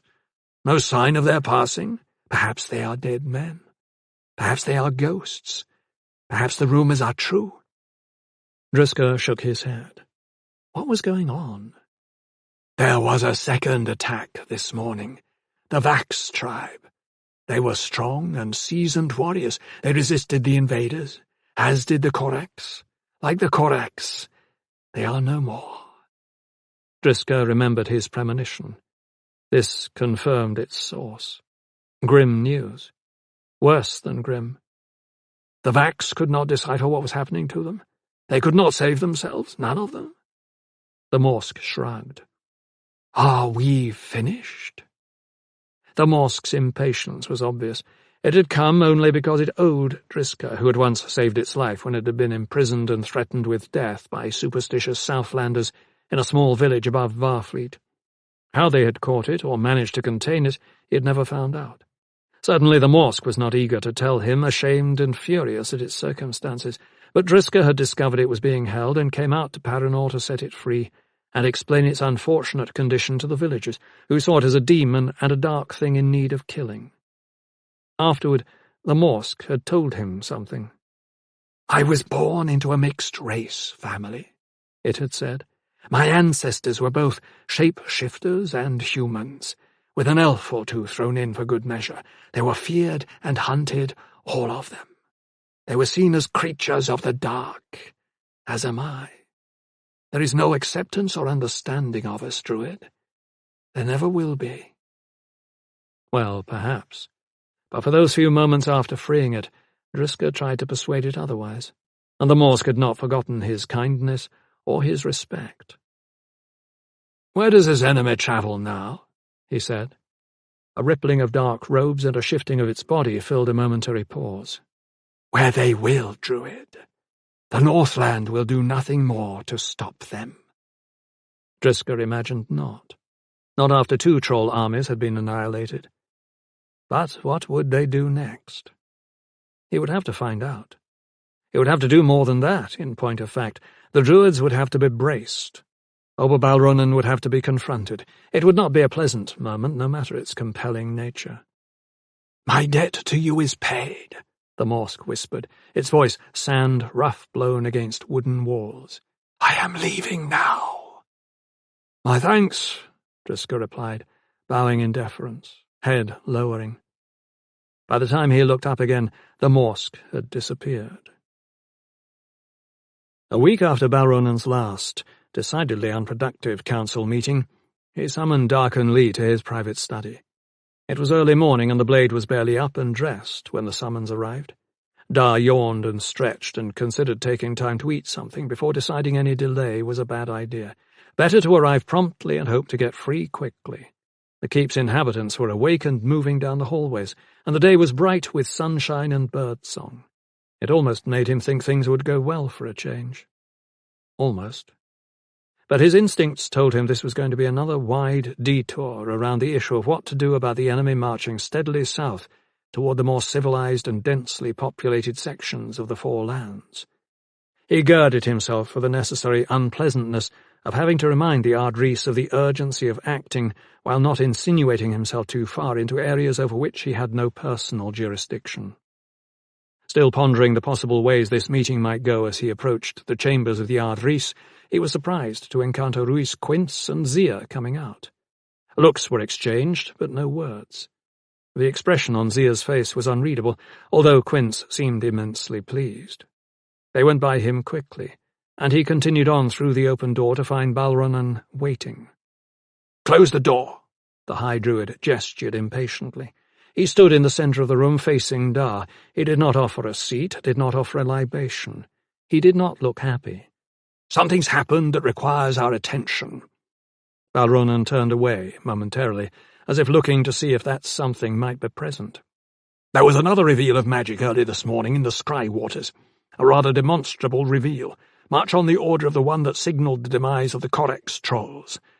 I think we can safely assume there has been another attack, so I have decided to dispatch Ruiz and Zia immediately to find out what is happening. I want you to go with them. Can you be ready by midday?" Dar nodded. "Of course." Balronan looked back at him in time to catch the nod, but there was something oddly distracted about the look. "That's good, good." He cleared his throat. "There's something else. I want you to keep an eye on those two. I want you to watch them closely. They have been furtive. There have been suggestions of bad intentions in their meetings with me. Their interactions are—" He trailed off. He was clearly having difficulty expressing himself. After a moment, he continued anyway. "Their eagerness to share this journey troubles me. Ruiz was too quick to agree.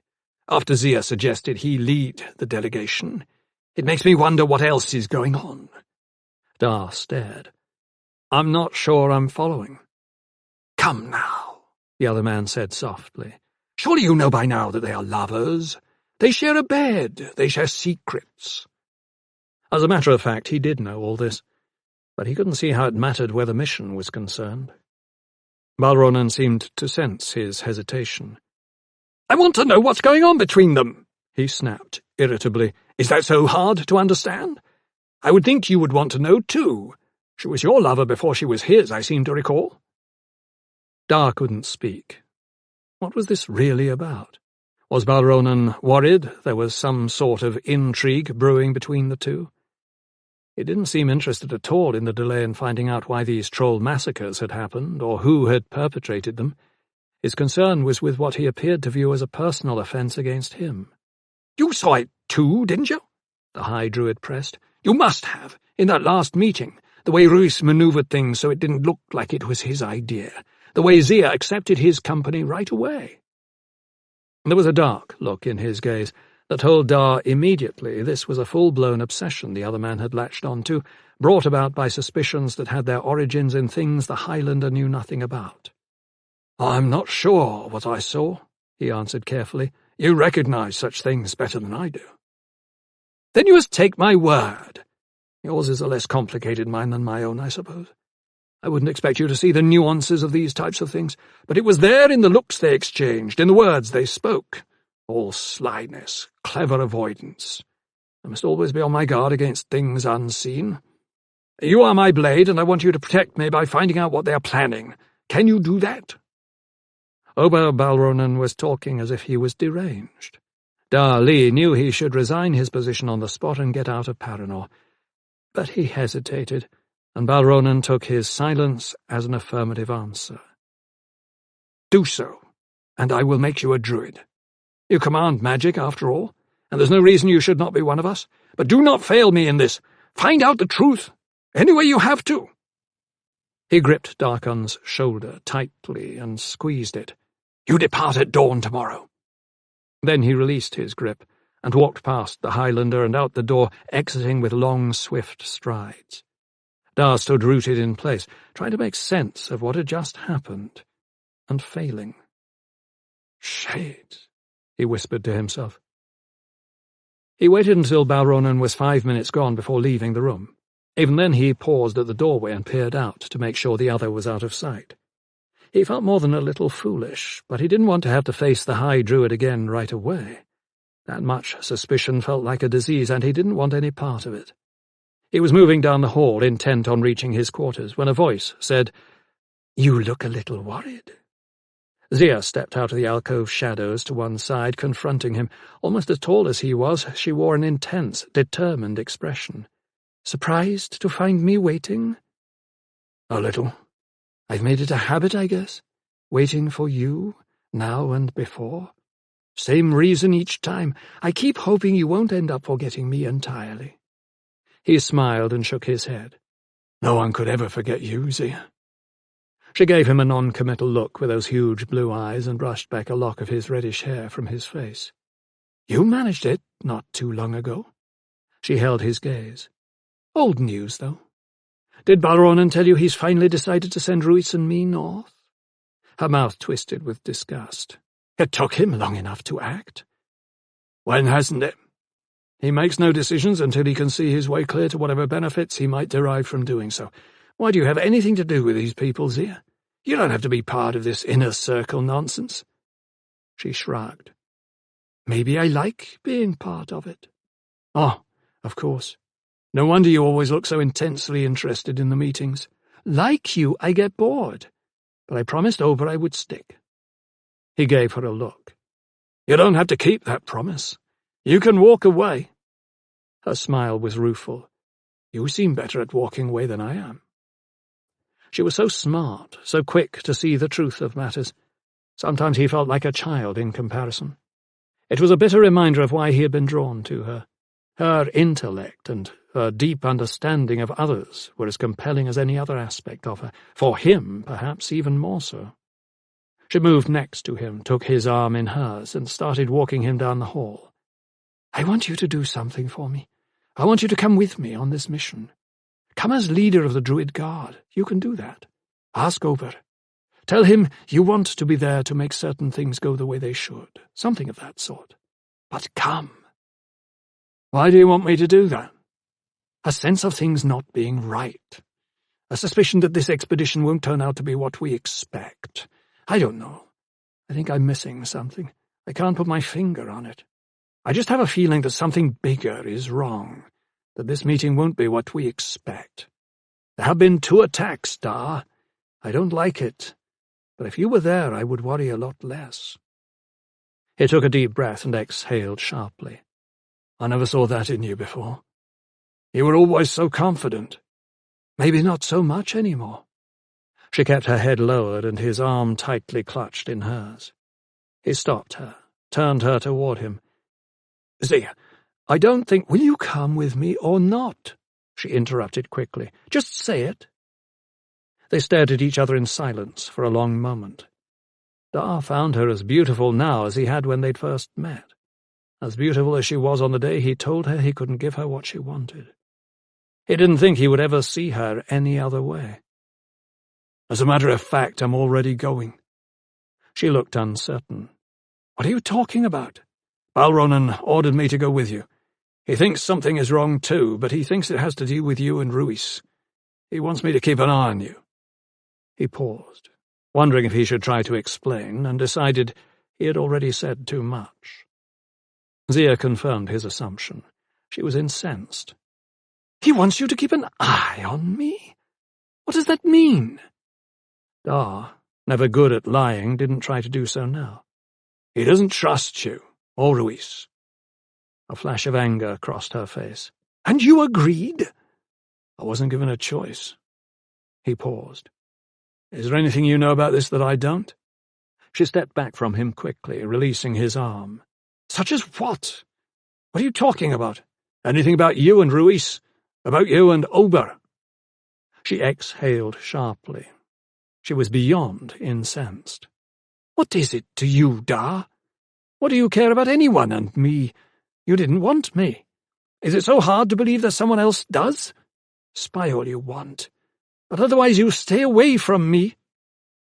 Then she wheeled away and was gone. 11. Tasha Kenin was asleep when the scratching began. She had spent the day training, following her usual routine of exercises and testing, and she was tired from her efforts. It was impossible for her to know how long she had been sleeping, but she was deep under when the scratching sound brought her awake. She surfaced out of a black well of comfort and darkness, her thoughts gathering slowly, her awareness of where she was and what she was doing recalling itself in fuzzy detail as her eyes blinked open. Although she continued to hear the scratching, it took her a moment to realize what it was. Even then she questioned it. Who or what would be scratching the side of the cottage? What was the point of making such a sound? Through force of habit she probed the darkness with her senses, searching for the source. Out from her small bedroom, through the cottage rooms and past the doors and windows, into the night. Out to where dark, cloaked figures closed on Driska's little cottage, their blades glinting in the pale starlight. She saw them coming toward her from 3 directions, 10 or 12 at least. Common sense told her there would be more at the rear of the cottage as well. She was up quickly, then, pulling on her clothes and boots and slipping from her bedroom into the front rooms where she could peer through the window. She saw one of them immediately, crouched down and looking over to where others crept from the shadows. She took a moment to wonder who they were before deciding it was a pointless exercise. Their purpose was clear. They were searching for the druid. Driska had warned her.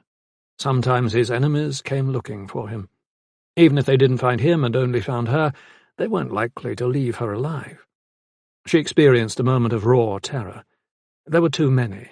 If they found her, they were going to kill her. Fear gave her purpose. She had to stand and fight or run. The choice was made before the thought was complete. Driska had made it plain enough what she should do if confronted with this sort of situation. She backed away from the window, crouching low so as not to be detected, and moved toward the rear door of the cottage. They might well be there, too. Probably were, in fact. But she had to find an escape route somewhere. She wore a long knife belted at her waist, but her only real protection lay in the magic of the wish song. She hummed it to life as she neared the back door, brought it up to full strength, and cloaked herself in shadows. At the door she paused. Was there anything she should take with her? Anything important to the druid? Anything he treasured and could not afford to lose? Abandoning the wish song's cloaking, she went back into the living area and paused when she reached the shelving that held the 2 heavy volumes of spells and conjuring her mentor was endlessly reading when not engaged in instructing her. His favorite books, the ones he seemed to rely on most. Would these intruders try to steal them? Would they even know what they were? No point in taking chances. She snatched them up, her resolve to save them strengthened by knowing she was doing something important. She returned to the back door and paused again. She bent close, her head just touching the wooden barrier, and probed with her senses. She detected it right away. Something was out there, but it did not reflect the sounds or smells or feel of humans. She hesitated. There were no windows in the back wall through which to peer. Time was running out. She summoned the wish song once more, cloaked herself anew, took a deep breath, and eased the door open. When she saw nothing, she opened it further, then further still, and stepped outside. She nearly fell over the body that lay directly outside the doorway, in a pool of black shadows, its head gone. Stifling the scream that threatened to escape her, she forced herself to look more closely. From the look of the clothing, she could tell it was one of the intruders. But who had killed him? Closing the door behind her, she eased past the huddled form, her eyes searching everywhere at once. As she glanced back, momentarily, she caught sight of multiple parallel gouges in the door, criss-crossing its surface in regular sets. There must have been a dozen of them. The source of the scratching sound, she realized. But what could have made the marks? When she turned back again, a moorcat was standing right in front of her, lantern eyes gleaming and dark muzzle inches from her face. This time she did scream, but no sound came out. Her vocal cords were paralyzed, and the wish song was frozen in her throat. Instantly she became visible again, unprotected and unarmed. The fear that raced through her was paralyzing. Her skin prickled at the animal's closeness, at the size of its head, at the prospect of teeth that didn't show but which she could easily imagine. She had never seen a moorcat before, but she had no doubt she was seeing one now. It was coal black, from nose to tail, save for twin silver stripes that ran down the very centre of its forehead and an odd blaze on its lean chest. Even for a moorcat it was huge, its head on a level with her own, its body easily more than 8 feet in length. She stood there with Driscoll's books clutched tightly against her chest and waited for the beast to do something. But it just stood quietly, seemingly content to stare at her. Then, apparently tiring of the effort, it leaned into her and sniffed, its hot breath on her face and neck. She closed her eyes and continued to wait, not knowing what else to do. She felt it move behind her and shove against her back with its broad head, pushing her toward the woods. She responded automatically, walking in the direction it was nudging her, hugging the books of magic to her breast. When she opened her eyes a second later, the great beast was in front of her, leading the way. Her heart stopped pounding as she realized what it wanted, and she followed, staying close. She understood by now the cat was in some way connected to Driscoll. This was who had been shadowing her ever since her arrival. Its eyes were the ones she had felt watching her. Since moorcats could appear and disappear in the blink of an eye, she had never had any real chance of seeing it. The druid had said she would be looked after in his absence. Apparently he had meant that quite literally. They passed a second body sprawled on the ground. This one was missing its head too. Then they were into the trees, and the moorcat stopped to look back at the cottage. In the darkness, the cloaked figures seemed to be everywhere, edging about the walls, picking their way through the shadows. One of them found the body by the rear door, bent to examine it, and backed away quickly. Another approached, and a short conference ensued. Other intruders had entered the cottage and were searching. They would find the druid missing, but they would also find evidence of her presence. She had done nothing to hide it. There had been no time to do so, even if she had thought to try. A moment later, a flickering light rose from within the cottage. It was small at first, but then it grew quickly in size until it seemed to fill the interior entirely. The intruders had set Driscoll's home on fire. For just a moment, Tasha considered doing something to stop this from happening. She almost set down the books and started back, but then she felt the moorcat nudging her once more and realized she had done as much as she could. At least she had managed to save the most important of his books. So she turned away and followed obediently as the cat led her deeper into the woods. All she could think about was what might be lost in the blaze. Surely there were other possessions of importance, other books and papers, other personal effects. With the exception of the books she carried, all of his possessions would be turned to ash. All of hers as well. What few she had. She slowed and looked back, anger warring with caution. Some of the intruders were standing in a cluster next to the burning cottage, clearly revealed against the soaring flames, staring toward the trees. It was almost as if they were daring her to show herself, to come out to face them. It felt like a challenge. She considered accepting it, her magic rising within her, hot and raw and eager. But then the moorcat nudged her anew, and she turned again toward the deeper forest. Behind her, the cottage was engulfed in flames. She followed the moorcat until they reached a place so far from anywhere she had gone before in her wanderings she did not recognize it. The beast lay down in a patch of grass and waited for her to do the same. Without getting too close, she did so. They watched each other in silence, an uneasy alliance. "Thank you," she said, finally. She had no way of knowing if it understood her or not, but she felt better for having spoken the words. The cat had saved her life. She would have been trapped and killed in the cottage otherwise. She might have lost her things, but she was alive. The cat must have been keeping watch over her to act so swiftly and decisively. It had killed 2 men to free her. It had opened a path to safety. This was an intelligent creature, a friend to Driska, perhaps even a familiar. A good one to have, she thought. She slept for a time after that, tired in spite of the stress and uncertainty she was feeling, still not quite believing what had happened. She was too on edge at first, lying on the ground facing the cat and watching its eyes blink slowly, but then it began to emit a deep, steady purring, and her eyes grew heavy as she was slowly lulled to sleep. It was sunrise when she woke, the light a bright glimmer east through the trees, long gold shafts spearing the dark to chase back the night once more. She sat up slowly and looked around. The moorcat was gone. She searched for signs of it, still uncertain of last night's events, and found a depression in the grasses where it had rested. She tracked its footprints for a short distance, but then they vanished. Apparently, it had done all for her it could. There was no point in thinking she had somehow dreamed it, especially after she found Driska's books still stacked at her feet. She rose and looked about, doubtfully. Which direction would take her back the way she had come, back to the burned-out ruin of the cottage? Which way was Emberon? "Are you lost, little sister?" a voice inquired. She turned to find a strange man of diminished size, bristling hair and whiskers, and a slouched posture staring at her. She believed the grimace on his lined and weathered face was a genuine attempt at a smile, although it didn't quite succeed in accomplishing its intended goal.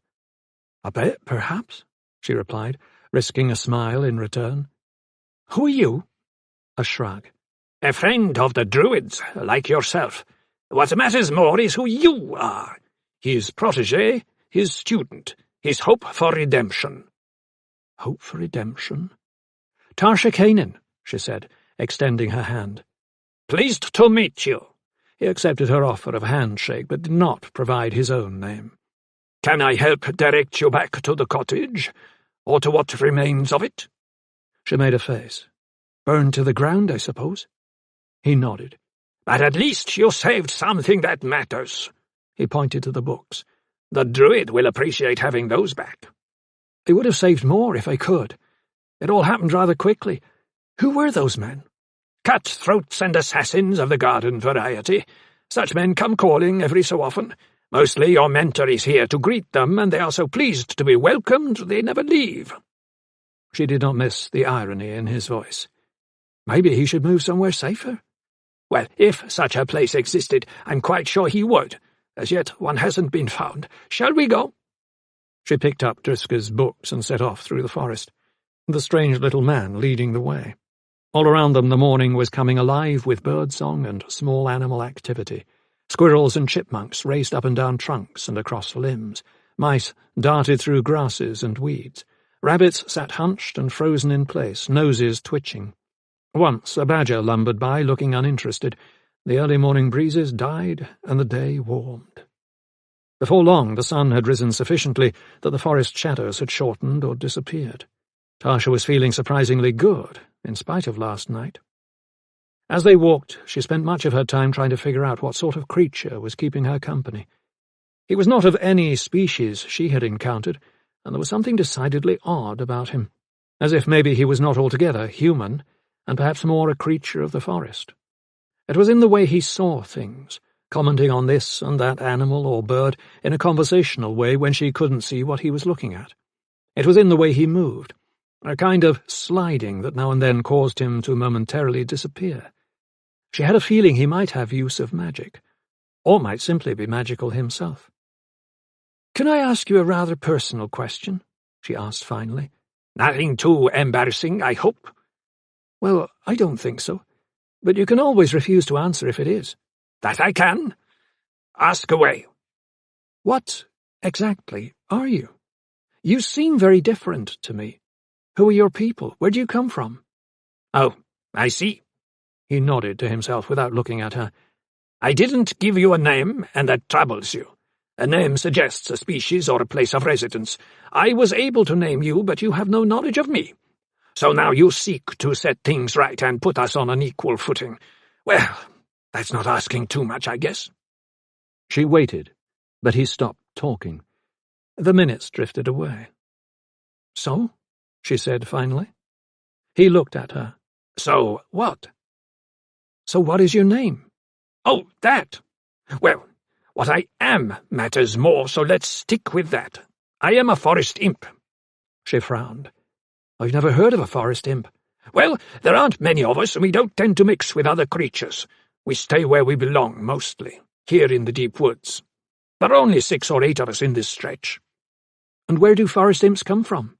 "Far, far away. From a place called Morrowindle, a volcanic island out in the Blue Divide. We lived there for centuries, but then some of us came back with elves who were rescued from an explosion along with the city of Arbalon." She stared at him. She had no knowledge of any of this. Did she even want to know? She decided not. "What do forest imps do?" she asked instead. "Oh, pretty much whatever we want. We have no limits to our capabilities, you know. Even the druid admires us." "You've been friends a long time?" "Long enough to get to know each other pretty well. He's not like other people." "I don't suppose he is." "I suspect you are not like the rest of your people either, little sister. I think your magic makes you very special. I have watched you using it under his guidance. I have seen what you can do. You are very talented." So, another pair of eyes has been watching. How many more are there that I don't know about? "Thank you," she said. "You seem to have a lot of free time." "Nothing but," he said, and his rumble of laughter filled the forest and sent birds and animals alike scattering in all directions. When they finally reached the cottage, they found it in ruins, a charred and still smoking heap of timbers and ashes. Tasha stood looking, a deep sadness stealing through her as she thought of the druid's face on seeing what had been done to his home. "You can't stay here," the little man said, glancing over. "I have to wait for Driska," she answered. "I have to tell him what's happened." "He might not be back for quite a while, and possibly not until after that. His journey took him far to the north. Come with me. I have a place. I will leave him a sign so he will know where to look for you. Come." She hesitated, but then grudgingly followed, the books still in her arms. She didn't trust leaving them out in the open. She wanted to give them to Driska herself. She wanted to show him she had been able to save something that mattered. They walked into the trees again, this time in a different direction, one that eventually took them into a part of the forest to which she had never been. Here the trees were giants, their limbs heavy and broad, their trunks soaring hundreds of feet into the air. The sun was visible, but only just, and the light that managed to work its way through the canopy was diffuse and pale. The air smelled of damp and rotting things, as if, although still living, this part of the forest was in the process of dying too. There were huge nurse logs and splintered remains of fallen trunks clogging the forest floor, and the forest imp and the girl had to pick their way through the debris. It was difficult for Tasha, but the imp seemed to find it easy, and his movements were quick and sure as he led her on. Something else was odd, she realized after a time. There were no birds here, no singing, and no signs of flight. She didn't notice any ground animals either. It was as if they had entered another world. She felt a slight sense of worry nudging at her, but there was nothing to suggest that the forest imp meant her any harm. Could a friend of Driska Ark's be a danger to her? She didn't see how. So she continued on, telling herself it was all right, that she just needed to be a little cautious. A little more than an hour later they had reached a glade, shadowed by giant conifers that ringed the space in perfect symmetry. The light was brighter and the air less fetid, and Tasha felt a sense of reassurance. Without slowing, the forest imp went to one of the trees, reached down and opened a trapdoor covered with moss and grasses. "I live here," he advised. At his beckoning, she went down a set of wooden stairs into a wide, spacious underground chamber framed by tree roots and wooden beams used for shoring up the earth. There was a table and 4 chairs, a cooking stove, an unmade bed with colourful quilts and pillows, a dresser with drawers partially opened and stuffed with clothes, a work area with benches and cabinetry, and the most wondrous golden chandelier she had ever seen. It hung from a beam at the centre of the room, arms gracefully spreading, curious glass bulbs at their tips, giving off just enough light to brighten the room. "Do you like it?" he asked eagerly. Of course. It's beautiful. She could not take her eyes off it. Where did you find it? I didn't find it. I made it. Then he snapped his fingers, and the glass bulbs brightened further, illuminating the entire chamber from wall to wall. Tasha smiled in surprise. "So maybe you do know a little of magic," she said. A little. Let's eat something. You must be hungry by now. He trundled over to the kitchen area, removed some meat and cheese from cold storage along with a pitcher of ale, found some bread and fruit, and brought all of it over to set before her. While she continued to gaze around the room, he laid it all out, pouring the ale into 2 tankards. They ate and drank and talked until the meal was consumed. By then, Tasha could barely keep her eyes open, holding her head up with one hand and running her fingers through her white blonde hair as she felt a deep weariness overtake her. "Come with me," said the forest imp. Taking her hand, he led her to the bed and, in spite of her protestations, insisted she lie down and try to sleep. She was exhausted from her ordeal, he said. Anyone would be. Better she be refreshed and awake when the druid returned.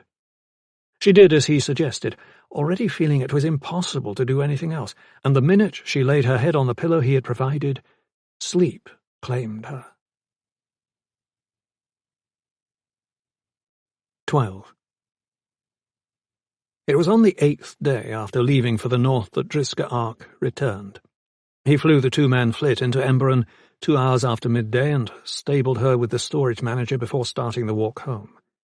His thoughts were of the enemy army on its march south out of Troll country toward the borderlands and the continuing mystery of its hidden intent.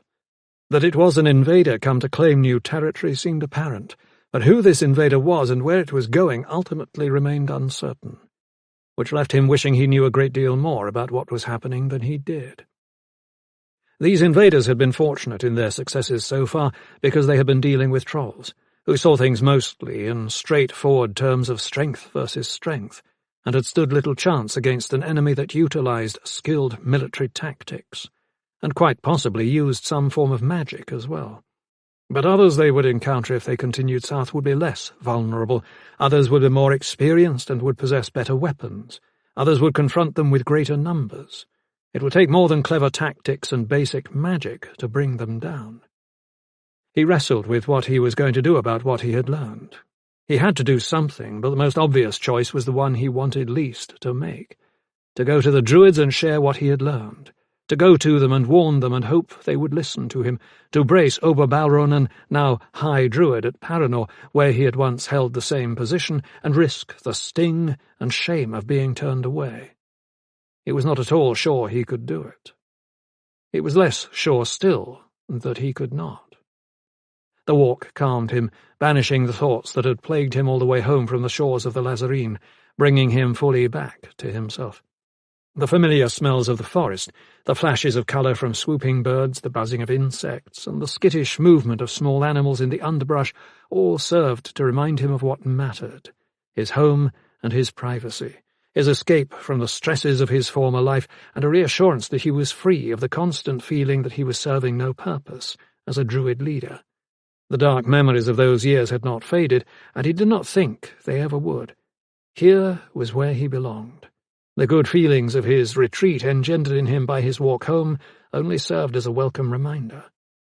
And suddenly he was standing at the edge of the clearing where his cottage home had once been, staring at the still smoking rubble, and everything was swept away in a moment. At first he couldn't believe what he was seeing. Nothing remained of what had been there 8 days earlier, the whole of it reduced by fire to ashes and debris. He started forward and then stopped again. He needed to make it feel real, yet at the same time wanted it not to be, because if it was real, then everything that mattered to him was gone. He wondered, suddenly, of the girl, Tasha Kanan. Where was she? He looked around the clearing, hoping the answer would reveal itself, but knowing it would not. He continued forward, scanning the ground out of habit, searching for signs that would tell him who had done this. He circled the rubble twice, eyes cast downward. He found the tracks soon enough. Dozens of them. Whoever they were, they had come in force and attacked from all sides. 1 or 2, and maybe even more, had died in the attack, their blood still staining the ground, but there were no bodies, discarded weapons, or telltale leavings. The attackers had gone back to wherever they had come from without leaving any clue as to their origins. Of Tasha there was no trace at all. Flink appeared out of the trees, shambling toward him in that oddly sliding fashion, grizzled countenance wreathed in lines of sadness. One gnarled hand gripped a heavy canvas sack. "There were more than a dozen," he advised, shaking his head mournfully. "They came last night, searching for you, I would guess. They found you missing and burned your home in retribution. There was nothing I could do." Driska eyed the forest imp coldly. "Apparently not. And the girl?" The little man shrugged. "Dead. They killed her in the first few minutes. I am not sure she even woke before it was over. I tried to warn her, but I was too slow. I did manage to rescue these." He passed the sack to Driska, who opened it and pulled out his 2 most precious books of magic. A small consolation in a desolate moment, but he should have been grateful. "My thanks." "It was nothing. A small attempt at redeeming myself when I could do so little else." The imp looked immensely pleased, his attempt at humility pathetic. "I have always done what I could for you. You know that." And Driska felt a surge of rage. "And frequently done what you shouldn't have, too." He watched Flink's expression change, saw his gaze shift and his body recoil. It confirmed the druid's suspicions that something was not right with all this, that the imp was playing games. "Do you want to tell me what really happened?" he asked quietly, his voice chilly with menace. Flink quickly tried to recover. "I don't understand." "You don't understand many things," Driska interrupted, "particularly the fine art of lying and making it seem like truth.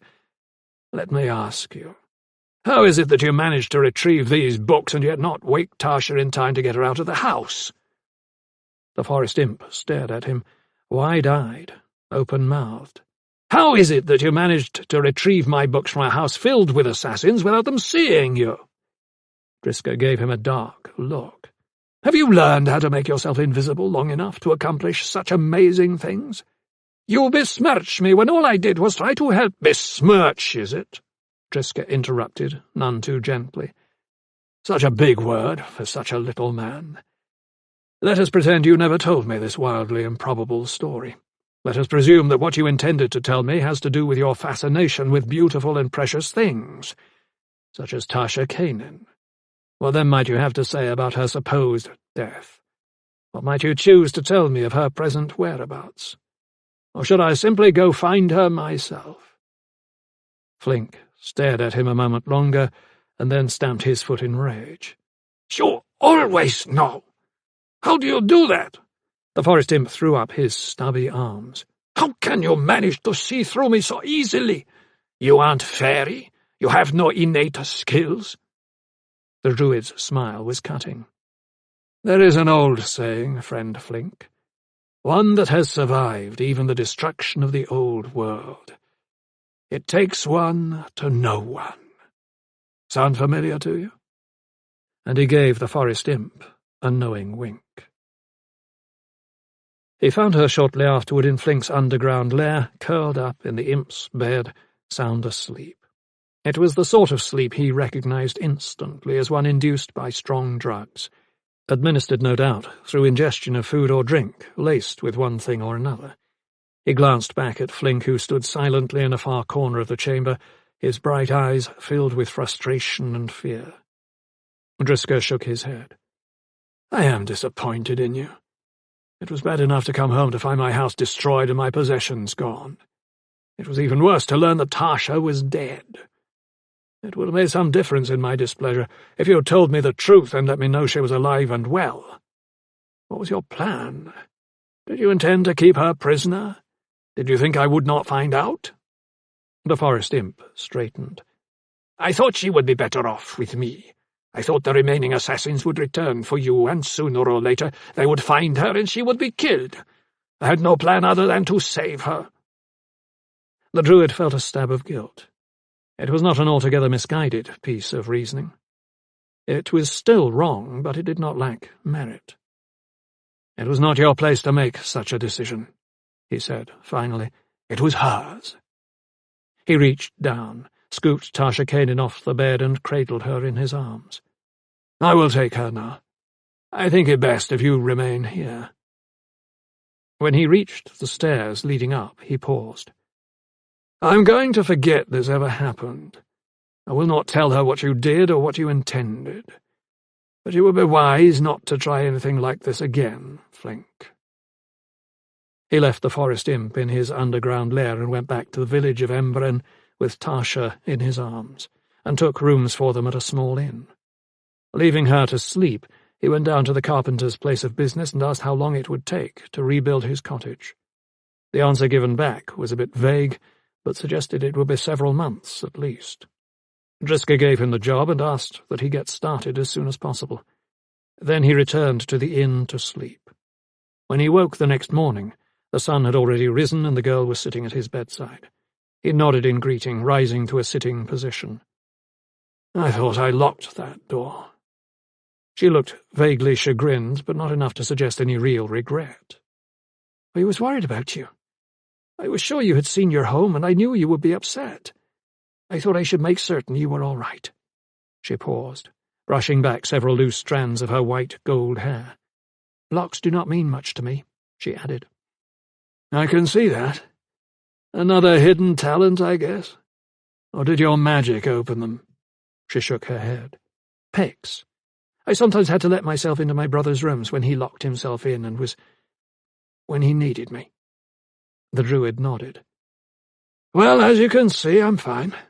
As are you, it appears. So we can examine the situation with some possibility of clarity. Can you tell me what happened? She did so in detail, giving him a clear picture of how she had awakened, how she found the intruders circling the cottage, how she got out and encountered the moor-cat. Is he yours? She asked. One doesn't keep moor-cats as pets. They come and go as they please. Fade prefers my company and sometimes keeps watch over things. Things like me, for instance. His name is Fade? Her name is Fade. Female moor-cats are actually bigger than the males. Fade, in particular, is very large. Did she frighten you? Within an inch of my life? She paused. How did I get here, anyway, to this inn? The last thing I remember is being in the forest imp's underground home, trying to stay awake. She was surprisingly calm about it, considering the shock she must have experienced on waking in an entirely different place than the one she had fallen asleep in. But Tasha Kanin was not one to panic easily. I found you and brought you here, he said. I'll look for other lodgings later today. I'm told it will be a while before my cottage is rebuilt. She nodded, her expression speculative. Can I ask you something more? He gave her a look. Can I stop you? This is rather personal. I should not be surprised. About me, not you. He hesitated. All right, ask anyway. That forest imp, Flink. I've been thinking. Something about that whole business doesn't feel right. Fade led me away from the cottage, but then Flink found me and took me to his home to wait for your return. He said he wanted to protect me. Was he telling the truth? He hesitated and then gave her a small nod. He probably saw it that way. But then I fell asleep and didn't wake up again until you brought me here. I never sleep like that. No dreams, no sense of drifting. I was so sound asleep I could barely make myself move even after I awoke here. She shook her head. I think maybe he gave me something. He might have. He might have thought it would help. Driska had promised Flink he would not tell Tasha of the forest imp's intentions, and he did not see a reason to break that promise. But if Tasha guessed the truth, he would not deny it. She was already looking at him doubtfully, as if realizing he was hiding something and trying to see what it was. He kept his expression neutral and waited to see where she was taking this. He seemed nice enough, but sort of strange, too, she continued. I can't explain it, but I think he might have had something else in mind when he took me. His face tightened. Are you hurt in some way? Suddenly he was afraid he had missed the obvious. Is there anything wrong? Are you having bad memories of something?" She gave him a long, searching look. "Only of those men and what they tried to do to me. But you mean something else, don't you?" He shook his head. She was too sharp by half. He would have to watch out for that. "Not really." He didn't want to answer her question until he'd had time to think about it more. A small suspicion had taken root, and he shoved it to the back of his mind. "Would you like something to eat?" They went downstairs to the public rooms and took a table. Breakfast was hearty, and both were full long before the food was gone, and the tea Driska had ordered drunk. Tasha said little as they ate, and Driska, while observing her closely, let her be. "It was brave of you, Tasha," he said finally, as they sat together after the plates had been cleared, "to take the time to save my books. That was quick thinking. Those books are very important to me. We have a history together. I would hate to lose them." She couldn't quite meet his gaze. "I wish I could have saved more. You were smart not to try. Those men would have killed you without a second thought if they found you. You were right to get out quickly." "Who were they?" "Enemies of the worst kind. The fact that they burned my home suggests they wanted to be sure I was dead. I imagine they thought I was inside." She shook her head. "I don't know that they thought that at all. They got into the house and searched it before they set it afire. Unless they thought you were hiding in it somewhere, they knew you were gone. And they burned it anyway. That's odd. I really do wonder who they were." The forest imp didn't seem to know either. She looked away, and then back. "Does he have a name? He kept dodging the question when I asked him. Doesn't he want people to know who he is?" The druid thought about his answer, not wanting to say too much. "His name is Flink. He likes playing games. He likes keeping people off balance. He is an imp, after all. There's a bit of trickery in all of them." She looked at him. "I've never heard of forest imps." "Few have. There aren't all that many." "So he said. But is he right about being a fairy creature?" Driska shrugged. "Maybe. He says that's what he is, and there are none to disprove it. I let him have that distinction. If he wants to call himself a forest imp, then I guess there's no harm in it." "Does he have magic?" "Of a sort. He isn't a practitioner, but he has some natural ability. He can do small tricks and enact subterfuges now and then. His skills are limited, but his knowledge is extensive. He has lived a long time, and he knows a fair amount about the old world." "He seems to like you." Driska's smile was wan. "I suppose so, in his way." He left her at the inn and went out into the village. After asking around, he found a cottage that was vacant and rented it from an old man who didn't much like him, but was willing to take his money all the same. Their negotiations were swift and chilly, and it was clear to Driska that the other found the entire transaction distasteful. The cottage was a 2-bedroom, single-story with less space than his own, but adequate for his needs. He paid the old man and left. He found Tasha waiting on his return, and together they walked to their new lodgings and settled in. He took note that while they passed a number of Emberon's residents on their way, all of whom looked them over carefully, none chose to speak. He was certain Tasha noticed it too, although she did not comment.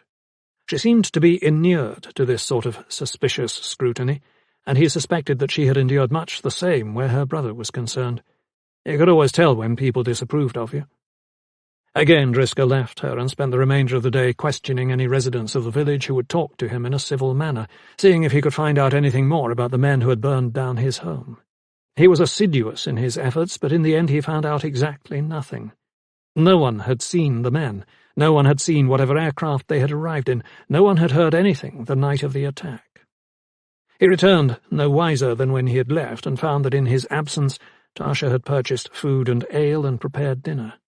They ate together in silence, save for right at the beginning of the meal when Tasha asked him what he was going to do about the men who had escaped Fade.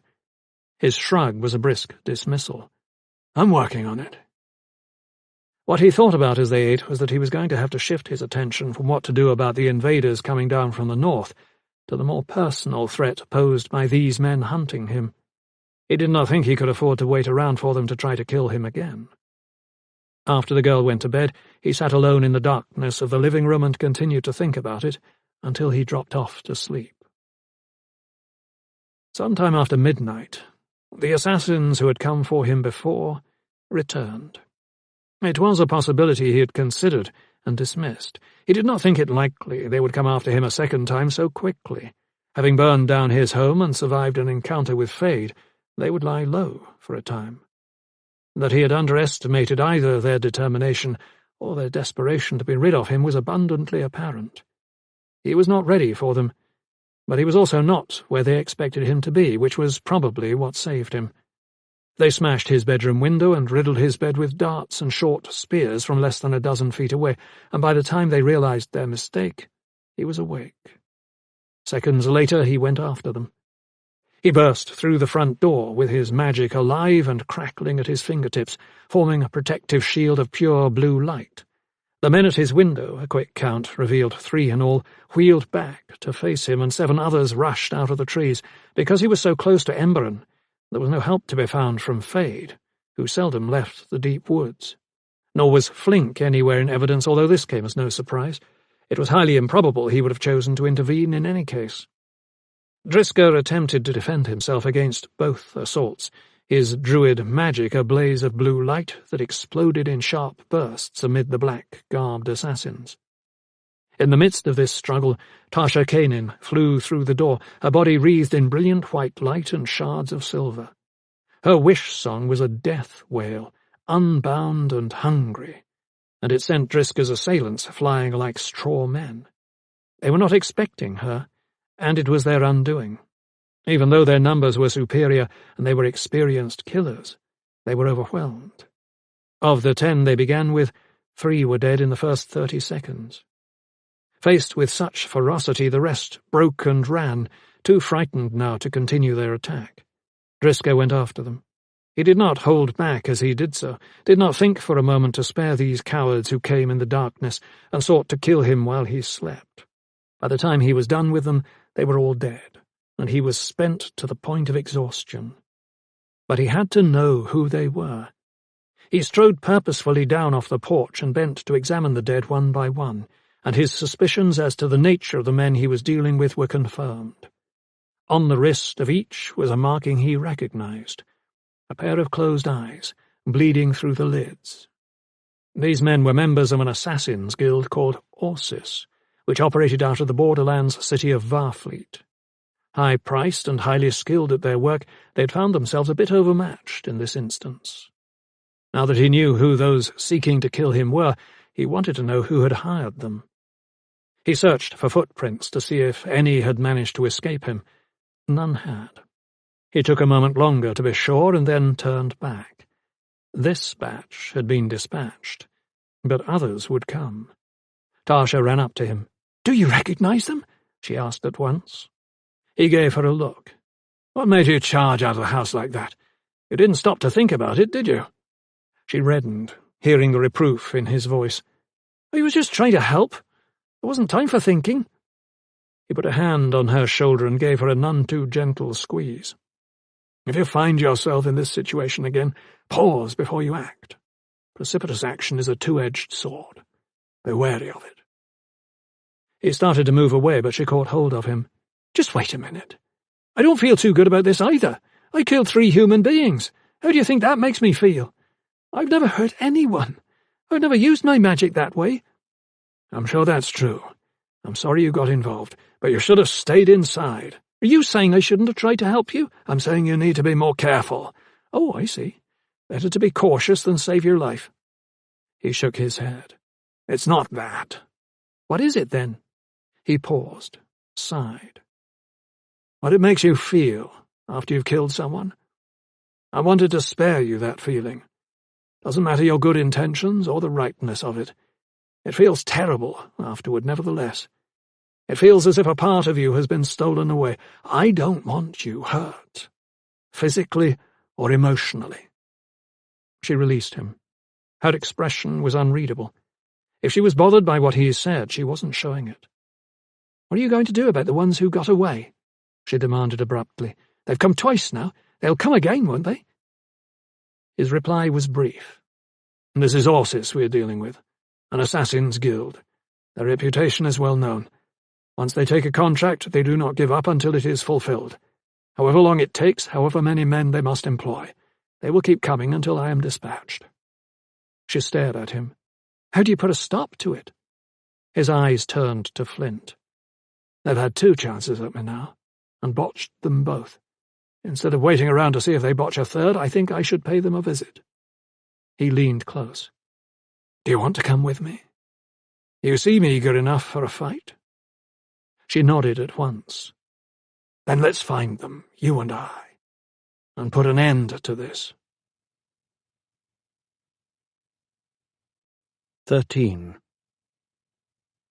As Tavo Kanin stood in the open doorway and looked outside, the day seemed very quiet to him. It was midday at the start of a sleepy, windless afternoon.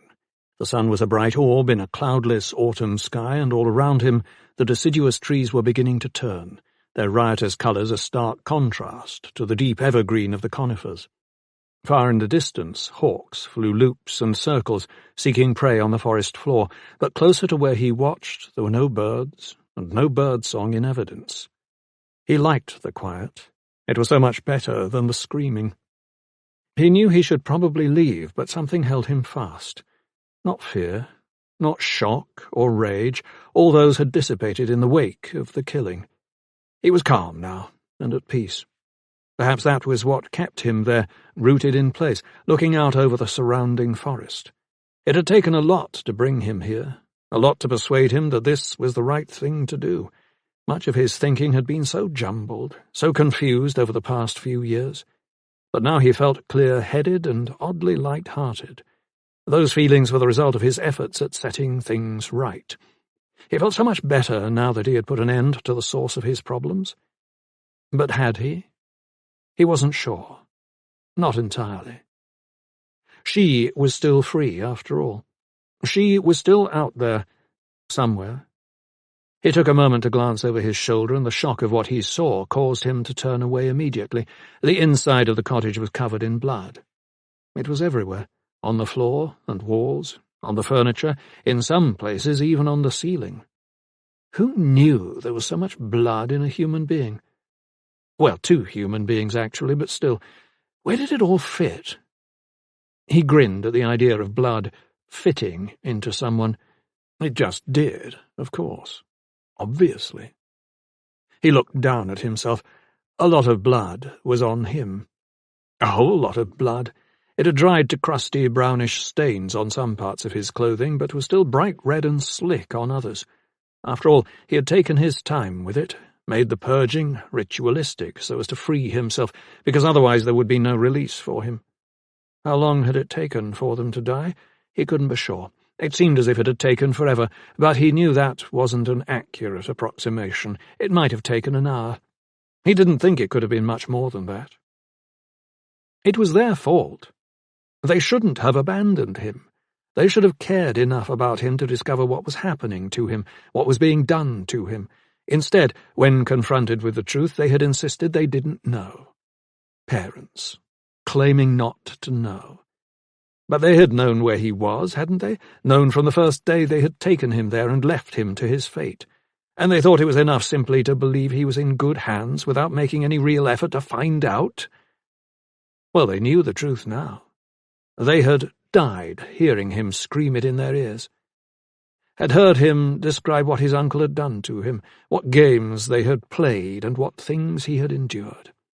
They had heard how his uncle had tried once too often to force him to comply, once too often to bend Tavo to his will. It had been simple enough to kill his uncle once he had made up his mind to do so, but killing his parents had demanded more of him, much more. Their struggle had been a hard one. He hadn't expected that. He thought they would let it happen willingly, that they would recognize the need for it just as he did. He thought they would accept their complicity in his terrible emotional distress, in his rampant confusion, but they accepted nothing, right up to the end. They fought him as hard as they could, trying to stop him from what he knew he must do. They hurled themselves at him over and over, flinging their shattered bodies at him as if they had any chance of saving themselves when they must have realized they did not. They called his name. They wailed it. They screamed it. He walked back into the cottage and looked at them one more time, needing to make sure they were dead. But there was little doubt. There was hardly anything left of them. They were bloodied lumps on the cottage floor, barely recognizable as human, although he had stopped thinking of them as human a long time ago. Such was his disdain for them. So much blood. He had not come home to kill them. He had come home to make them come to terms with what they had done to him. But then he had discovered that she had gone. He could no longer stand to speak her name, even in his mind, and had demanded that they tell him where. Foolishly, they had prevaricated and dissembled. They had lied outright. They had told him to go back to where he had come from and to stay there until she returned, as if that would ever happen. He had put an end to the man to whom they had entrusted him. That monster, why would they have put him with such a creature? That he should have been forced to suffer what he had gone through at the hands of that animal was beyond forgiveness. A member of the family? A trusted uncle? A good place for him to be? So many lies! It had brought about their doom. All of them had paid for what had been done to him. He studied what remained of his work dispassionately, playing back the details of his homecoming in his mind, their faces when he had appeared at the door, a mix of surprise and fear, their efforts to save each other so pitiful and so hopeless, their cries as they begged him to stop, pleaded with him to think what he was doing, their feeble hand motions and twisting bodies when their voices were gone and their lives were leaking away, their last desperate gasps for breath. The man and the woman who claimed to be his parents but never really were, not in any way that mattered, not in a way that might have helped him escape, or at least cope with the demons that tormented him every single day of his life. He relived their struggles to escape him. The man had attacked him, come at him with a knife right there at the end, fought to reach him when he was so broken he could do no more than lurch like a puppet with its strings severed, come at him as if he actually thought he could hurt him with his puny blade. It was pathetic and hopeless, and he had decided in that moment to finish things. So he had flayed the man alive, his power so great it would allow even this. And while both the man and the woman screamed at him for mercy, he rendered the man unrecognizable and turned his attention to the woman.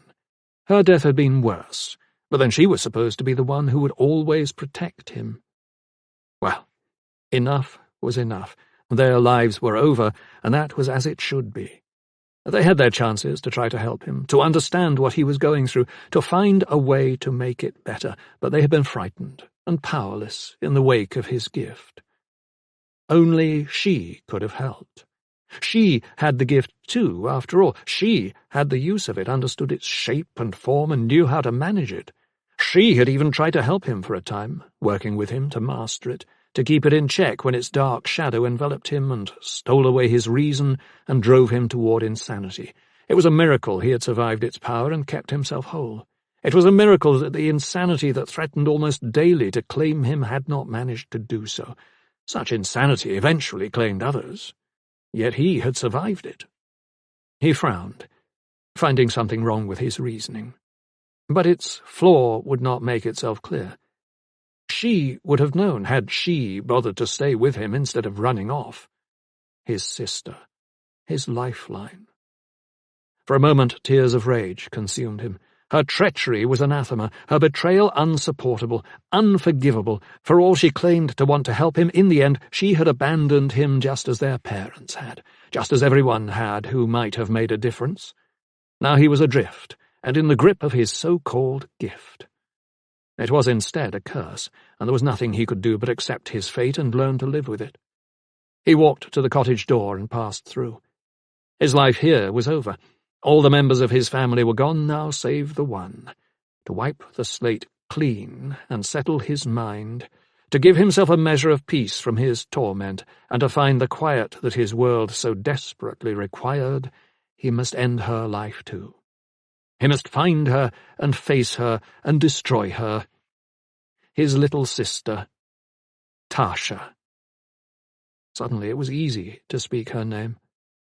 It would be easier still when she was dead. He walked away from the cabin toward the houses of his family's neighbors and down the road leading away from the village of Backing Fell. It had helped him achieve his retribution that his home was set so far distant from others. It was a fact that had worked in his parents' favor after his magic had manifested, when they were still hopeful of finding ways to keep him from shaming them. While neither of them had the gift, and his sister suffered no obvious torment from bearing it, he was the embarrassment they could not afford to reveal. His bouts of sickness were constantly surfacing in unpleasant ways, and they did not like it when that happened. He was never sure exactly why this bothered them, but they were very determined to keep his condition a secret from everyone outside the family, and believed their remote location helped with that. It didn't, of course. Not for long. Others found out quickly enough that he was not like them. Now and then some of them would test him in unpleasant and invasive ways. He was forced to do what any boy would do and fight back. But his control over his gift was limited, and frequently his response to his attackers was severe. He left a handful of them permanent victims of night terrors that would never leave them in peace. He even killed one, but he had been smart enough to carry the body deep into the woods and bury it where it would never be found. There were suspicions, of course, but no one could ever prove it was his fault. Only Tasha had ever seemed able to quiet his demons, sometimes using her own magic to do so, singing to him in ways that only she could, her clear, sweet voice attuned to his suffering, offering him healing. But the healing lasted only for the moment and never for good. She could not do more, as much as she claimed she wanted to, yet even though she had her limits, when he needed her, she was always there. It was a battle she could not win. His magic was harsh and cutting. It was debilitating. It stripped him of all sense of self and bore him into such darkness that each time it felt as if this was the last, and he would not find a way out again. Until even she had run from him.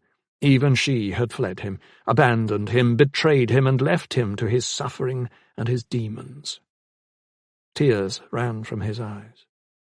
Tasha! Ahead on the roadway a figure appeared, big and shambling, heavy-headed with his shaggy hair and beard, a giant with his great powerful arms and massive shoulders. There was no mistaking Squit Malk. He slowed involuntarily as the other approached. Malk was another of his childhood tormentors, one of the worst, one who had survived his reprisals by being able to shake off the effects of his magic. Malk saw him approaching and did not change direction. He kept coming, and in his insistence the boy saw his own demons gathering once more, intent on bearing him away. "Tavo!" the other boomed. "Tavo Kanan!" He stopped where he was, feeling anger and hatred stir. "Where are you headed, boy?" Squit Malk demanded. "Shouldn't be out alone like this, should you? I thought you were locked away on your uncle's farm. How'd you get out of your cage? Other animals throw you out, maybe?" He glanced around. "Where's that snippy sister of yours? The one who keeps you on a leash? Did the smart thing I heard. Run off and left her brainless brother behind." The boy shook his head. He didn't like talking, especially to people he distrusted, and even more to people he despised. "Is that blood on you? There, on your face and arms. That looks like blood to me." The boy said nothing. "Humph! Still voiceless, are you? Or pretending at it, at least? I've waited 5 years for this. I should have squashed you the last time we met up, but you tricked me. I think maybe this time things might be different." The boy's lips tightened further.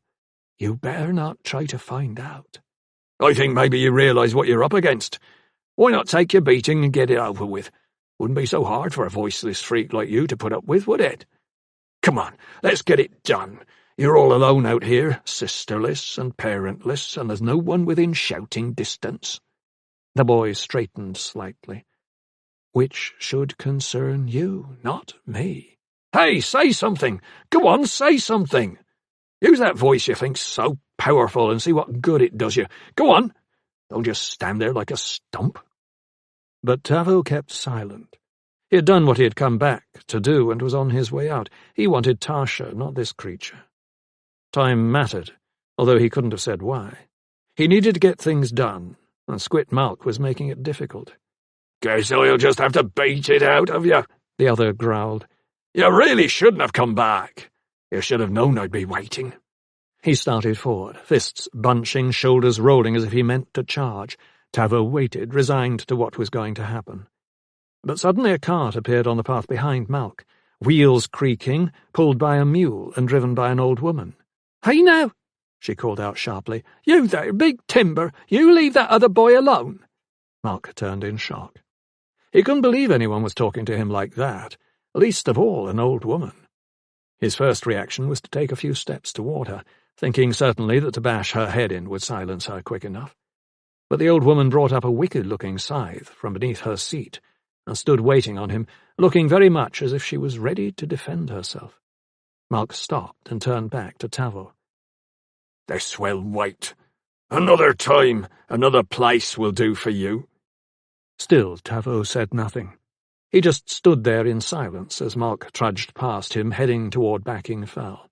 He watched the other until he was out of sight and then turned to the old lady. "What's your name, boy?" she asked at once. He surprised himself. "Tavo." "Well, Tavo, you come from Backing Fell?" He nodded. "Know some people named Canaan?" The boy froze. Some part of him recognized that saying anything at this point was dangerous. "I think they moved," he said finally. The old lady made a dismissive sound. "Odd, since they just placed an order with me for plants and bulbs for a garden. I hauled them all the way here from Yarrow. You sure about them moving?"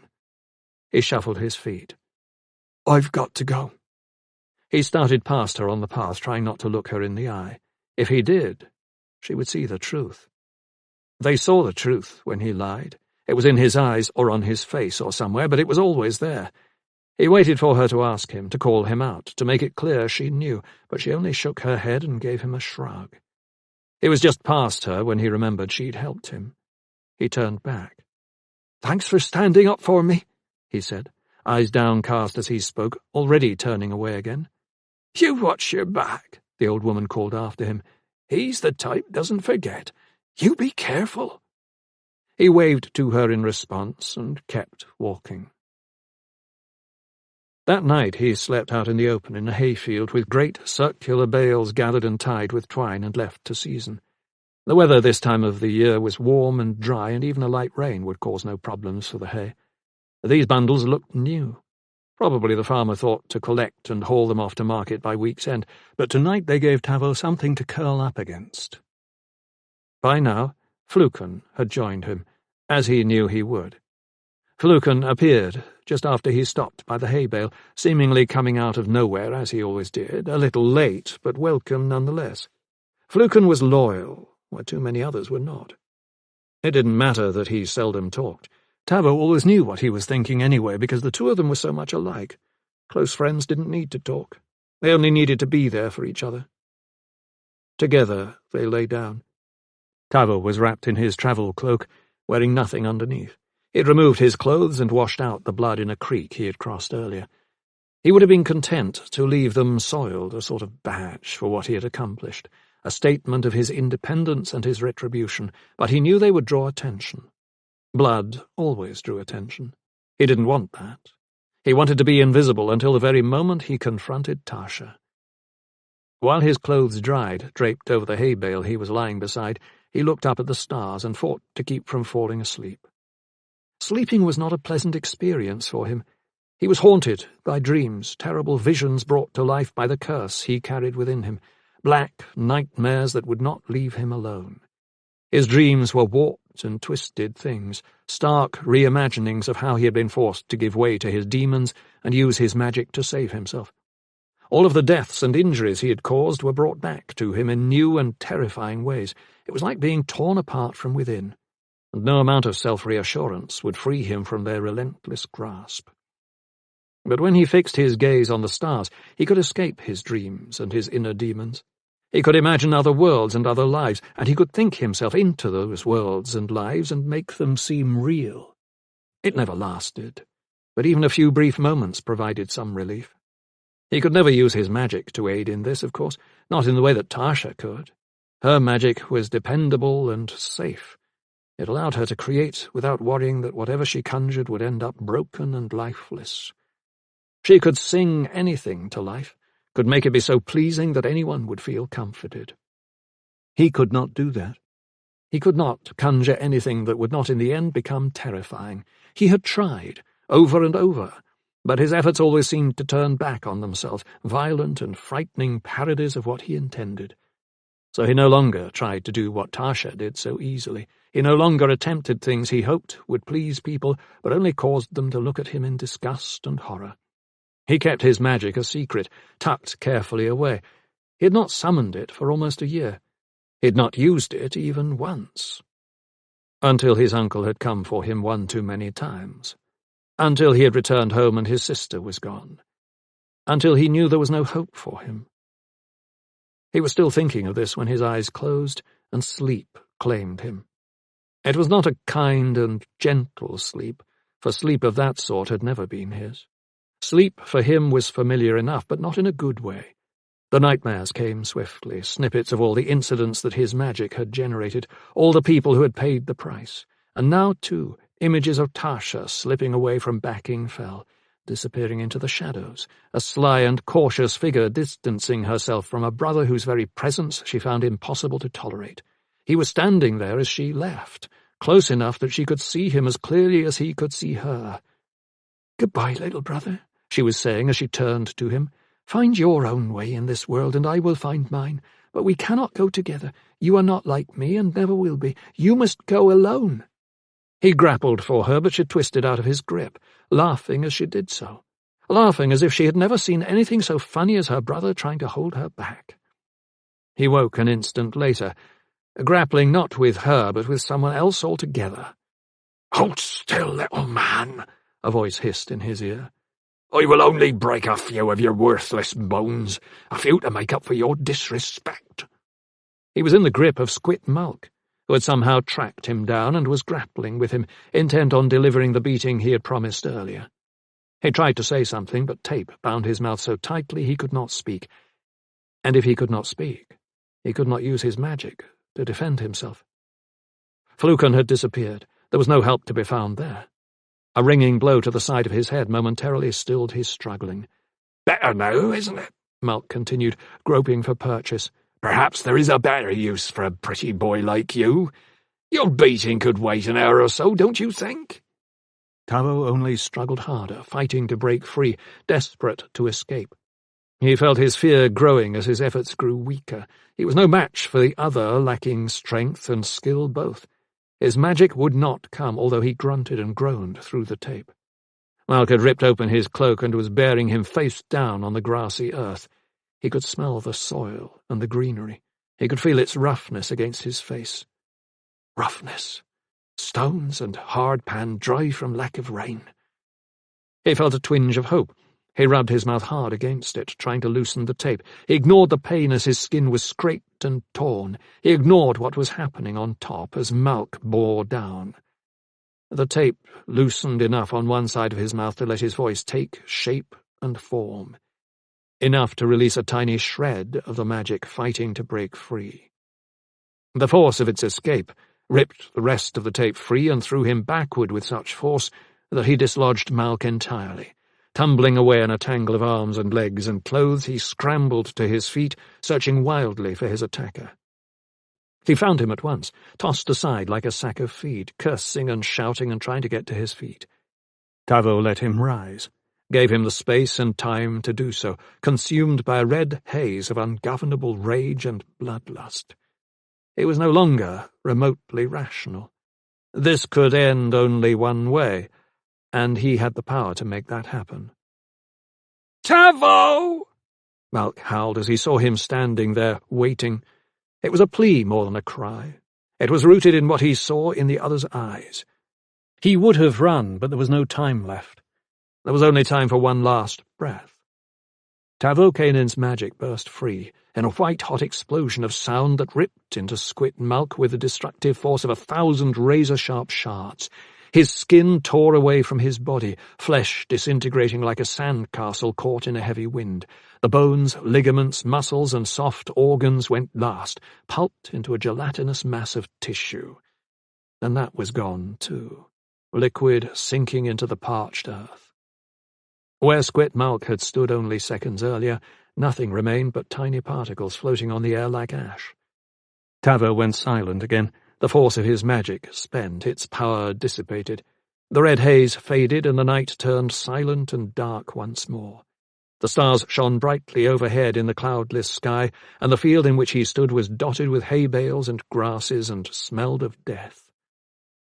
Fluken reappeared. He was smiling.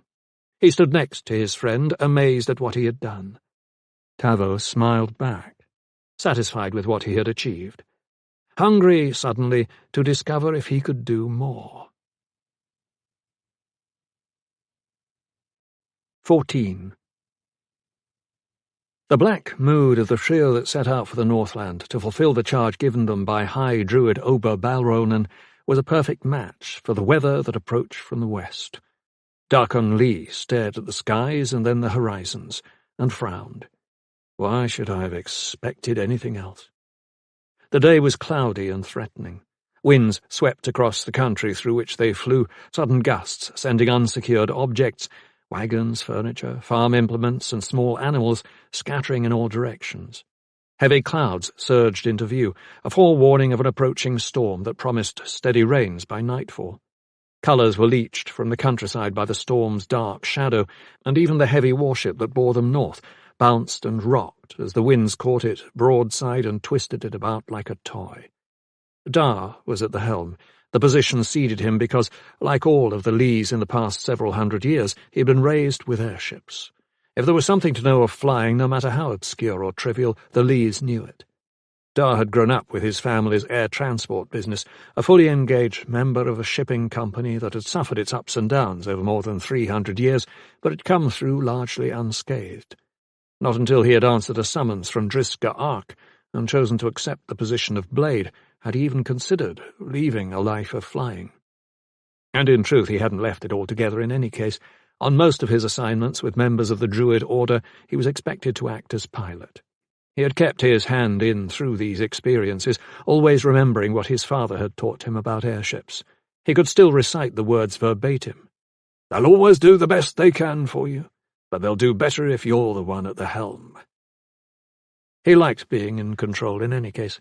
It gave him a sense of well-being to know that his life and health did not depend on others. That he protected those who accompanied him was just an extension of that responsibility. He knew he was best equipped to keep them safe, not necessarily the most talented or skilled, but by far the most experienced. He had worked hard to succeed at what he did, and his pride and confidence in himself were important to him, which made travelling with Ruiz Quince a problem. Ruiz did not much like him anyway. How could you blame him? They were men of decidedly different personalities, the Blade driven to resolve life's challenges by action, the Druid by reasoning. Placed together, they tended to move in different directions. Their present circumstances were equally troubling. Dar had been Zia's lover first, and there were clear indications that Zia still favoured him. Ruiz was no fool. He would have picked up on this. But it went beyond that. Ruiz Quince was mindful of competition, no matter its source. His view of Dar was very much coloured by his belief that Balronan favoured the Highlander over him. This was misdirected, in Dar's estimation, because any favouring of Dar was heavily influenced by his position as Blade, and his very real responsibility for the safety of the High Druid. Had he chosen to think this through, Ruiz might have realised as much. But Quince had a tendency to see what he wanted to see, and nothing he chose to see in this case favoured the Blade. He had already made it his business to tell Dar, pointedly, confronting him in front of Zia, that he was in charge of this expedition, and Dar was not to do anything without permission. The command was delivered in Quince's usual dispassionate, calm manner, but with an edge underlying the words. Dar could have pointed out how foolish this proclamation sounded, but he decided Ruiz was just marking his territory. So he simply nodded and resolved, as always, to do whatever the situation dictated, whether he had permission to act or not. Zia, unfortunately, wasn't much friendlier toward him than Ruiz, which was more troubling. She was still angry after their last conversation. She continued to assume he had been poking around in her private affairs. Already Dar was regretting he had ever agreed to go on this expedition, much less try to find out if either Ruiz Quince or Zia was scheming in some way against Balronan or the Druids. He still found the idea nonsensical. What plans could either possibly have that would matter to the High Druid? So he kept himself to himself, even in the company of his companions, and carried out his responsibilities for flying the airship and commanding its crew. That was all he cared about anyway, so it wasn't difficult. The Troll Guards, on the other hand, who sensed things in a much more intuitive way than most would give them credit for, exhibited signs of uneasiness that were unmistakable. Dar guessed that if asked, they would have told him they wished they were anywhere else but here. The day wore on toward evening, and the storm closed swiftly on their airship. Dar was forced to give his entire attention over to keeping the airship steady while searching for a place to set down. If they were aloft still, when the full force of the weather struck, they would be in serious trouble. By now they were across the back side of the Dragon's Teeth and into the Janison Pass, pointing toward the eastern edge of the old Skull Kingdom, following a route that would take them squarely between the craggy mountains of the Skull Kingdom on their left and the towering peaks of the Charnels on their right. The corridor was wide enough to let them pass safely if good weather held, but not if the winds blew hard enough crosswise. When he found a broad stretch of land that opened below the southern edge of the Malg swamp, Dar dropped the airship toward a clearing on the lee side of a high rocky slope, where they could anchor for the night without worrying about the winds battering their vessel. Already members of the crew were setting the mooring lines, and by the time the ship was down to within 6 feet of the ground, they were over the railing and anchoring them in place. The wind continued to howl overhead, and the skies to darken almost completely, but the ship rocked only slightly as the storm passed east and rolled on toward the Charnels. When dinner was consumed and the trolls had set a watch rotation and rolled into their bedding, Dar found a spot near the stern that was sheltered enough to offer a bit of comfort from the weather. By now the rains were easing off, and he did not care to go below with Ruiz and Zia. He did not care to be anywhere in the vicinity when they were together. His feelings about Zia might have been tamped down by practical concerns, but they were not in the least diminished. So instead of going below, he sat, wrapped in his great cloak, and looked out into the darkness with nothing but his thoughts for company. Because his mood of earlier had not changed appreciably, and his current view of his future as blade to High Druid Ober Balronan was just as dark as ever, he found himself considering a change in professions. It wasn't as if he had no other skills or life choices. He could always go back to what he had been doing before Driska had recruited him. His brothers would be willing enough to welcome him back into the airship transport business. His skills were no less than they were before. They might even have real need of him if business was as good as they had led him to believe. The trouble was, of course, he really didn't want to return to the family business. It was never what he'd wanted to do with his life. He had always been too restless, too anxious for something more challenging. He had a craving for excitement, and his position as Blade had given him that. But his enjoyment was being crushed by his dissatisfaction with Balronan's lack of ability to serve as High Druid. Compared with Driska Arx, Ober Balronan's leadership bordered on incompetency. That Dar felt he knew what needed doing better than his employer was deeply worrying, especially when so much was at stake. If a High Druid guessed wrong or made bad decisions, the consequences could prove fatal. Dar was increasingly certain this was what he was facing by coming here, deep in the Northland, on this fool's errand. A cloaked figure appeared out of the darkness and sat down beside him. Zia's rain-streaked face looked over. "You look less than happy," she observed. He nodded reluctantly. "Probably because I am. This whole business is a mess." She scooted closer, as if to be better heard. "We're on our way to getting ourselves killed." "That's a bit stark, isn't it?" "Story of my life." "I don't like to see you like this." "Really? Since when? Why would you care?" "Why wouldn't I? I still think there is something good between us." "I suppose. I just have trouble thinking of what that something is." He paused. "What are we talking about here? Is this about you and me, or is this about something else?" She held his gaze, her eyes fixed on him. "You and I, we had something special. I don't know where it was going, and I really didn't think it important enough to worry about. I just enjoyed having you as my friend and lover. But it wasn't enough for you. I don't understand it." He took a deep breath. The ache of her unhappiness was palpable. "We've discussed all this, Zia. I don't know what else to say. I felt I wasn't being fair to you. I felt I was leading you on." "You don't fix things by shoving them aside." She leaned in. "You decided all on your own that things weren't going to work out. You never discussed it with me. I didn't even know you were troubled. You just walked away. You broke my heart.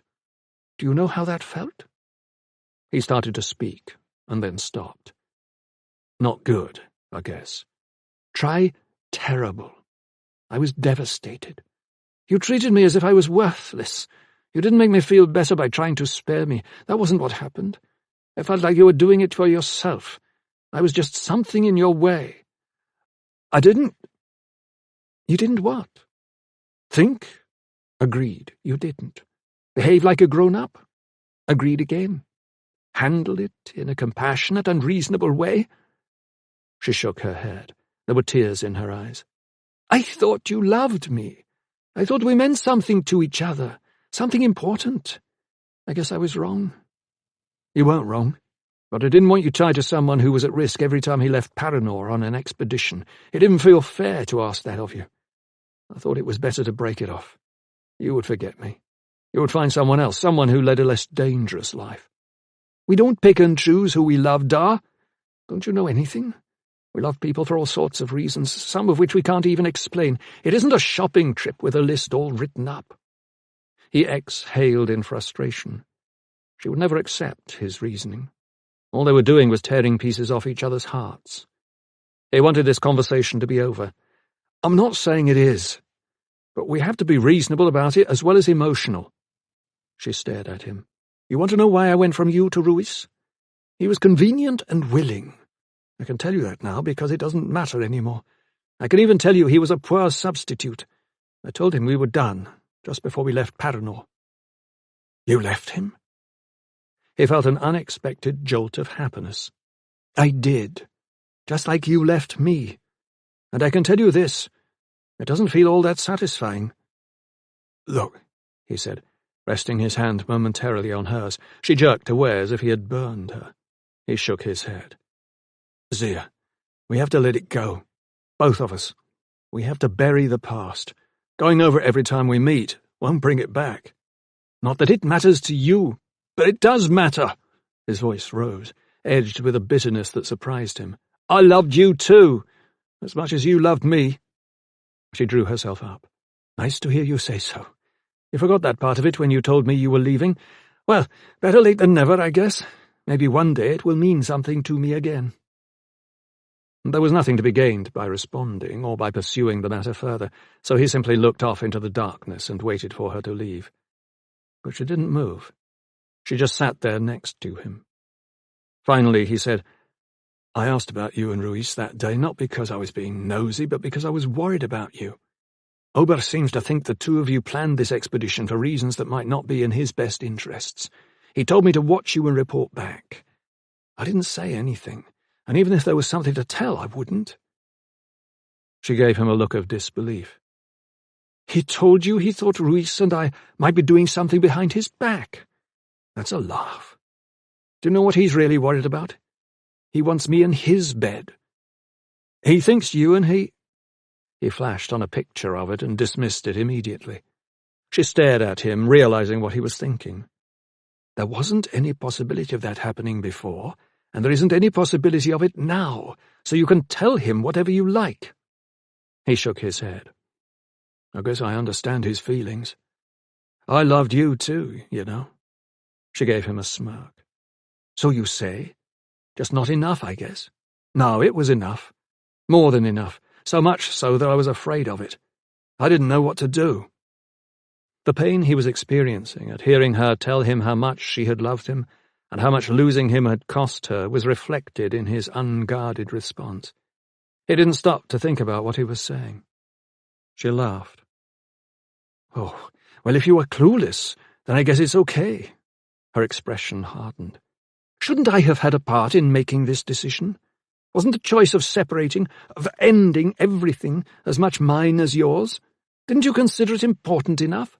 Yes, he snapped. I did consider it important enough, but I didn't want to give you a chance to make me change my mind. Listen to me. My family history is bleak. Lees have always been at risk as swordsmen. Whole handfuls of them have died because of it. I'm just one more example of a potential repeat of history. I didn't want that for you. I wasn't asking that you make a life for us. I was asking for your companionship and love. Anyway, how is what you do so different from what I do? I risk myself too every time I use magic, every time I'm sent out to face a new threat. That didn't stop me from wanting to love you. That wasn't enough to force me to tell you we couldn't go on." He leaned back against the deck wall. His pain was overwhelming.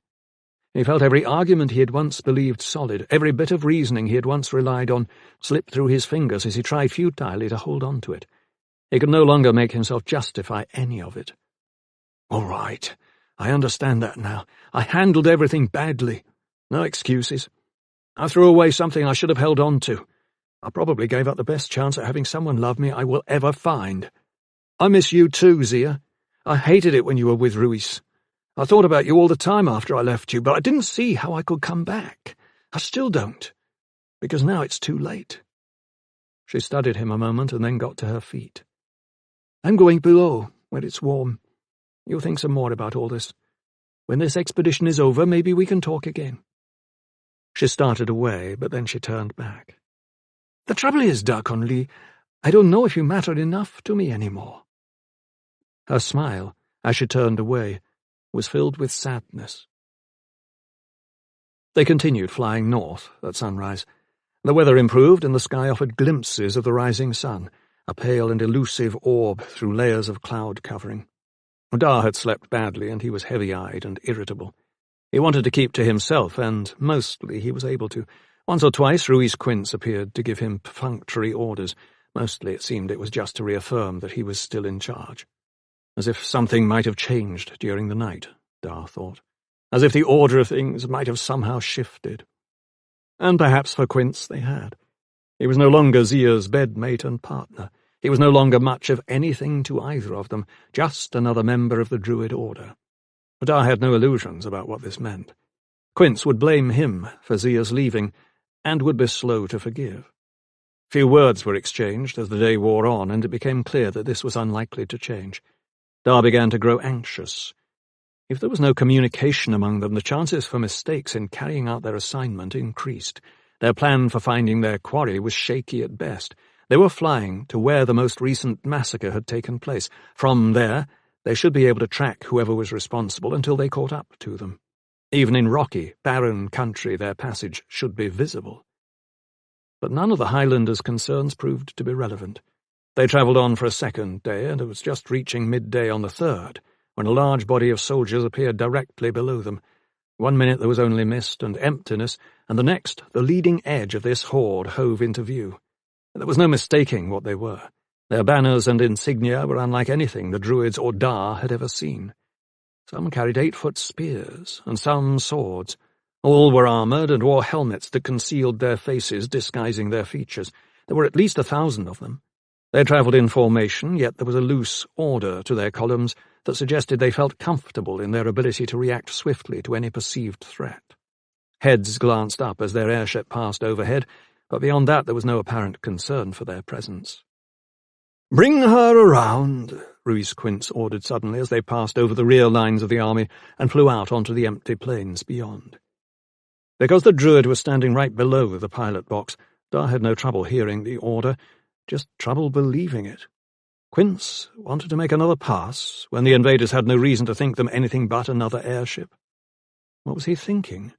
A second pass would surely betray their interest and expose their intentions to even the most obtuse. Zia, who was standing a few feet away, was quick to challenge the order. "What are you doing, Ruiz? If we pass over them again, they're bound to notice. Are you trying to draw their attention?" "What would you have us do, Zia? Sneak up on them? See if we can trick them into talking to us?" Quince made it sound like he was lecturing. "Blade, do what I said. Turn around. Fly back so they can see us clearly. Land the airship a quarter-mile in front of them. We'll wait for them there." Still, Dar hesitated. "We know nothing about what these people can do. If they get us on the ground, they will have us at their mercy. Shouldn't we take the time and trouble to find out a little more about them?" Zia was standing right in front of him. The trolls looked around to see what was happening. "A little caution might have value," she snapped. Ruiz Quince turned away. "You have no right to question me, Zia. You threw that privilege away." He glanced at Dar. "Do what I said, Blade. Or would you rather I had you removed from your command and charged with treason?" Dar stared at him without flinching. "I won't put my airship and crew in danger." "Your airship and crew?" Quince laughed openly. You have no airship or crew, Highlander. Everything you have belongs to the Druids. Even this infatuated girl who cannot seem to realize the importance of who she beds and who she—" Zia slapped him so hard that Dar could hear the crack of it over the rushing of the wind. Quince rocked back on his heels, his expression one of shock. Zia shoved him hard, pinning him back against the wall of the pilot box. A long knife appeared in her hand as if by magic and pressed up against his throat. "If you ever say anything like that again, Ruiz, I will cut out your tongue and take my time doing it. I will make you sorry you were ever born." Her words were a hiss of warning that lingered momentarily in the ensuing stillness. She waited a moment to be sure he had heard, ready to act if he should choose to respond. The knife remained at his throat, and her eyes never left his. But Quince merely rubbed his cheek. "Turn the ship around, Highlander," he said one time more. He spoke the words very deliberately, his voice devoid of passion. "That is an order." He held Zia's gaze until she released him and backed away. "This is a mistake, Ruiz. If so, it's mine to make." She hesitated. "All right. But if anything goes wrong, you'll have to answer for it." Dar did not find this very reassuring. If he was wrong, they were likely dead. He thought about refusing, thinking this decision ill-made and dangerous, worried about what would happen if he obeyed, but there was a limit to what he could do even as captain of this airship. He engaged the starboard thrusters and felt the vessel begin to turn. "Shooting!" he shouted in troll speak to his captain of the guard. "Unhood the flash rips and ready them for firing. If we are attacked, you may respond. Put men at all four." The big troll nodded and repeated the orders to his men. The flash rips were readied and the gunners took their positions. "An unnecessary precaution," Quince said dismissively. "An overreaction, in point of fact. You're showing your lack of confidence in those you sail with. No one is going to attack an armed Druid warship. Who do you think these people are?" "I'm not sure," Dar replied, as the airship continued its turn, its sleek black hull cleaving clouds and mist. "Are you?" Quince laughed. "Savages! That's who they are. Look at them. Look at their weapons, swords and spears. Look at them down there, marching like it doesn't matter if they do so in formation or not. No order to anything, not even a visible command presence. Do you see any sign of a central command? You can't even tell who leads this pack of animals." "I can count, though," Zia pointed out, moving into the pilot box beside Dar. She gave Quince a withering look. "There are at least 1,000 of them. Have you forgotten what they did to the Koraks? And to another troll tribe as well? What do you think they could do to us?" Quince started to answer and then seemed to think better of it. Instead, he shook his head and made a sweeping gesture toward the army. "Numbers aren't everything. Where are their airships? Where are their automatic weapons? Do they even possess magic, real magic? The kinds of magic we have at our command? We can control the elements, wind, fire, water, and earth. We can simply toss them aside. Either one of us could put a stop to their advance in 5 minutes. They would turn tail and run the moment they were confronted with magic like ours. If all they've faced are trolls, they know nothing of real power." He leaned forward. "This is exactly the right time to make them aware of what they're facing. If they can be brought into line before they get any farther south, we should be able to do what Balronan wants and turn them loose on the Federation. They will probably be cut to pieces, but it will cost the Southlanders too, and it will give our most dangerous enemy something to occupy his time." His words were persuasive and his voice reassuring, but there was an element of madness too. The words were tinged with it, the speaker's tone of voice strident. Dar stared openly. What was going on with Ruiz? Why was he acting this way? "That wasn't the mandate we were given," Zia snapped. Dar could hear the anger in her voice.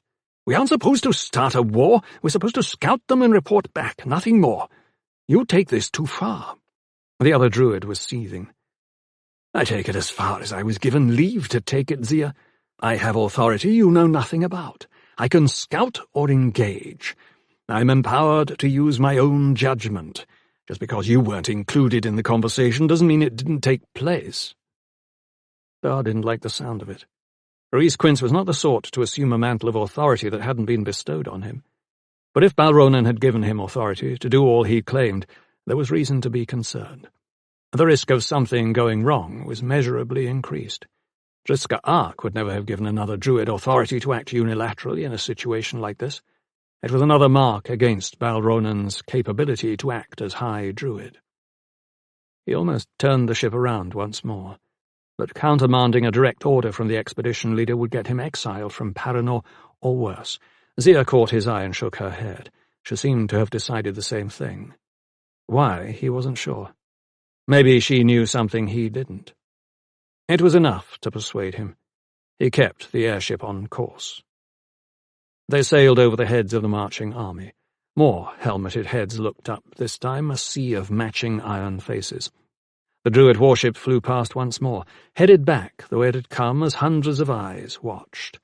Dar continued on a bit, then brought the airship down to where she was hovering above a flat stretch of rocky ground, and held her there. Locking the wheel in place, he climbed out of the pilot box to face Quince. "You intend to wait here for them?" he asked. Quince nodded. "Let them come to us. You'll talk? Bargain, perhaps? Observe? Assess? Act according to what I determine needs doing? What is your point in asking?" Dar nodded. "The airship stays where she is. I want her ready to leave in a hurry if the need arises. You and I will take 4 of the guards and go to this meeting. Everyone else stays on board." Quince bowed his head as if in thought, but when he raised it again there was a dangerous look in his bright eyes. "What did I tell you, Blade?" Dar felt a sinking feeling in his stomach. "You are in charge." "I am in charge. But it doesn't sound that way to me. It sounds as if you think you are in command." You were just overstepping your authority," the other cut in. "Again. Things will happen when I command it. People will do what I say they should do. You will keep your mouth shut." Dar stayed silent. There was nothing he could say that wouldn't get him in worse trouble still. He watched Zia walk back from where she had been standing by the railing, her honey-gold hair whipped about her face in the wind, strands of it blowing over her features like a veil. Her eyes were suspicious. "What are we doing?" Quince didn't look at her. "Taking a short walk. You and I and 6 of the troll guards will go out to meet these invaders to discuss their intentions. If they act in a hostile manner, we will respond accordingly. If they seem amenable to cooperation, we will attempt to push them off onto someone else." He paused. "The Blade stays here, aboard ship." Zia shook her head. "He is our protector. He is supposed to stay with us in situations like this one. He can't do much if he's left aboard ship." Quince made a dismissive gesture. "He can't do much in any case. An ancient sword possessing ancient magic. Of how much use can that be? We are far better able to protect ourselves than he is to protect us. He stays here, out from underfoot." He was doing this for no better reason than to reassert his command over not only the expedition, but also Zia in particular. He was showing her he could still make her do what he wanted, even if they were no longer a couple. Dar almost hit him. He was close enough that he could have done so, but the way Quince looked at him suggested the druid would like nothing better. Strike a druid while serving the order, and you were out on your ear. Zia saw the look that passed between them. "Time to go, isn't it, Reese? We should get down there and be ready when they come." She took his arm and pulled him away. "I will watch your back. You do the talking when these people reach us, but be careful. Don't assume anything." She started away, drawing Quince after her, but just as she reached the railing, she turned back to Dar. "You can watch us well enough from on board," she said, "but watch us closely." The expression on her face was an uneasy one, and Dar read more into it than what the words she spoke indicated. She was already preparing for the possibility of things going wrong. She was doing this because she had to, but she wanted to know that someone would be watching out for her. And not just someone. She wanted Dar. She gave him a knowing look just before she turned away again, and then she began to descend the rope ladder. 15. Darkonlee waited in the pilot box until he saw the druids and their troll guards appear beyond the bow of the airship, and then he hurried forward so he could better see what was going to happen. He could already spy the forefront of the faceless invaders appearing over a rise, spears raised skyward to form a forest of wood and iron. He peered out at them through a screen of mist and rain that had suddenly formed, and he searched for their leader, but no one stepped forward to indicate who was in charge. Dissatisfied with the airship's positioning, Dar ordered that the anchor be let out further so the airship could rise, and his view improve. When the ship was somewhere around 50 feet off the ground, he ordered her secured. Still not the greatest visibility, but any higher, and he would be in the mix of clouds and mist that had been steadily lowering. Ahead, Rhys Quince had called a halt. He and Zia were standing in front of their troll guards, separated from them by perhaps a dozen yards. Dar was instantly uneasy. The distance was too great should trouble arise. At least 2 of the guards should be warding them closely. As it was, the Druids were unprotected on 3 flanks. He thought at once about disobeying Quince and leaving the airship to go down and join them on the flats. At least then he would be there to aid them should things go wrong. But he knew what Quince's reaction would be, and he held off doing anything. The best he could hope for was that only talk would be involved. If things went wrong, he must trust to the power and mobility of the airship to come to their aid. His captain of the Druid Guard, Stow Chutin, was still aboard. Quince did not like him any better than Dar, so Zia had not selected him. He loitered close by, hands gripping the ship's railing as if to hold it in place. His face revealed nothing of how he felt about being left behind, but his restless movements betrayed his dissatisfaction. Dar called him over. "I want this airship ready to go to their aid the minute we sense anything is wrong. When they start talking, I want men standing by to pull up the anchors and engage the thrusters. Hold us at the ready. Can you do that?" The big troll grunted. "You taught me, Blade." Indeed, Dar thought, he had. So he hardly needed reminding. "Carry on," he said. Chutin walked away and began positioning the ship's crew, setting the stage for a quick response to trouble. He had the gunners stand away from the flash rips, but he left the weapons uncovered and ready for use. Dar watched for a few moments, long enough to be satisfied that everything that could be done was, and then he turned his attention back to the flats and the invading army. The front ranks had come to an uneven halt, the helmeted soldiers standing in ragged lines with the butts of their great spears grounded, a sea of indistinguishable bodies gone completely still. They stood so far apart from one another that it almost looked like every other man was missing. Something about their formation felt wrong. Dar immediately began to cast about for anything that looked like movement behind or to either side, but he saw nothing unusual. He turned his attention back to the confrontation. Quince was already speaking, addressing the ranks of the invader, gesturing expansively, his deep voice loud and insistent. It would have been comical if Dar hadn't been so worried about what might happen. The Druid's effort to attract someone's attention failed, and he went silent. He stood waiting patiently, and the men of the army facing him did the same. Zia stepped close to him to say something, but he brushed her away. "Does no one lead you?" he roared finally. "Speak up!" His tone of voice demanded a response. He got one. A slender figure draped in a white cloak, face concealed, with a closed helmet like all of the other soldiers, stepped into view, appearing as if by magic out of the centre of the army's ranks. Behind strode a company of 6 armoured knights wearing scarlet. The party proceeded to within 15 feet of the Druids and stopped. For a moment no one spoke, and then the white-cloaked figure gestured toward Rhys and said something. Rhys was quick to answer back, and the tone of voice he used left no doubt as to the nature of his reply. A further exchange ensued, but in the rush of wind and rain that was sweeping over their surroundings, the words were impossible to decipher. Whatever the speaker in white was saying, it was clear Rhys was responding with anger and defiance. Dar listened in alarm to his rising shouts and sharp-edged threats. Quince was treading on dangerous ground, whether he realized it or not. More than 1,000 armed soldiers stood not 100 yards away. Did he think it wise to display such insolence? He glanced at Stow Chutin, who was standing next to him again, and grimaced. The big troll shook his head. "He is handling this poorly," he growled. On the plains below, Zia was looking around in concern at the proximity of the army they had chosen to confront. There were blank iron faces staring back at her from 3 sides by now, members of the enemy having somehow shifted position while Dar wasn't watching. It had happened very quickly. He watched Zia straighten and then take a step backward from Quince. Then suddenly no one was speaking any more. Something had passed between Quince and his counterpart that Dar had missed while looking at Zia and the soldiers. Ruiz glanced over his shoulder at Zia and said something, but she shook her head.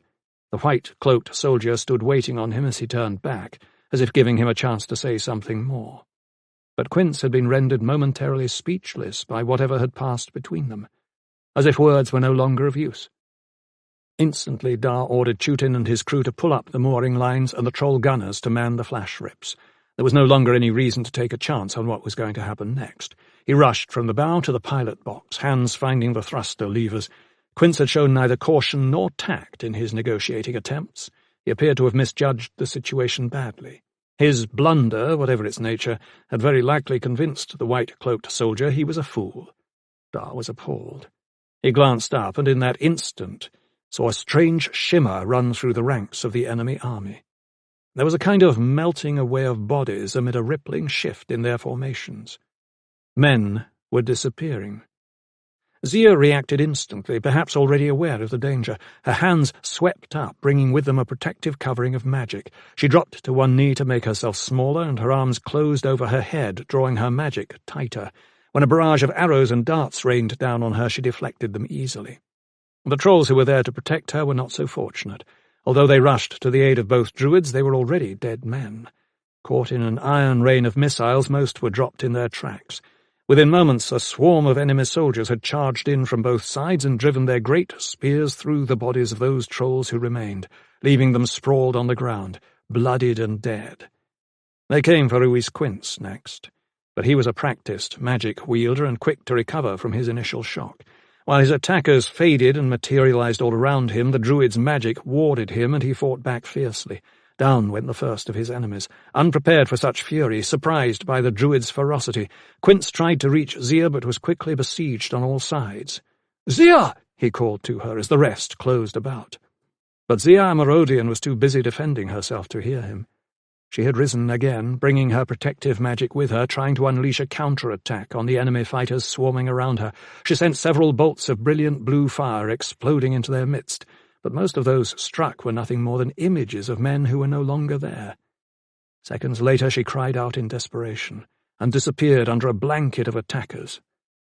Dar was coming for her, his airship dipping toward the attacking army, all four flash rips firing steadily into the enemy ranks. But as with the druid magic, their firepower was largely negated by the fact that the targets were mostly empty air. Attacking the main body of the army might have produced better results, but those soldiers were holding their ranks. It was the ones who were swarming Zia and Ruiz Quince with whom they needed to deal, not the others. Abandoning the pilot box to Chutin, Dar charged forward, threw a mooring rope over the ship's railing and leapt after it. He slid down so quickly he was momentarily thrown off balance when he struck the ground, but he scrambled up and raced for Zia. She crouched just ahead, locked in her protective covering, fighting to hold it intact. "Lee! Lee!" he shouted the ancient battle cry of his family, a roar of incendiary rage rising above the tumult of the struggle, an attempt to draw the attention of Zia's attackers. Farther ahead, Ruiz Quince had fallen to his knees. His efforts at defending himself had brought down 6 of his attackers, but his strength was expended. He was not trained to fight as were warrior druids, and he was poorly conditioned for prolonged struggles. Dar watched the fire of his magic begin to flicker, as more and more attackers cut at him.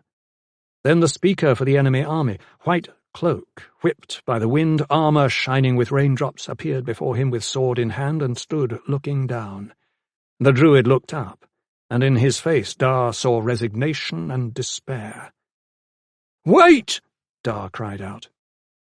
To his surprise, the white-cloaked figure glanced at him momentarily. Then his sword blade whipped about with frightening power, breaking through the druid magic and driving into the exposed throat of the druid. Then he gave the handle of the weapon a vicious twist, and Ruiz Quince fell away, his head severed from his body. The faceless soldier looked at Dar again, measuring him. But Dar did not see that look. He was already moving, fighting his way to Zia, driving back her attackers so that she had space to rise and stand with him. Together they retreated through the dead and wounded enemy, past the bodies of the slain trolls, to where the airship had descended far enough to allow them to reach a rope ladder. As they climbed to safety, flash rips kept their attackers at bay, and within moments both were back aboard. Dar glanced downward one last time. and saw Quince's executioner staring up at him. He experienced a cold chill.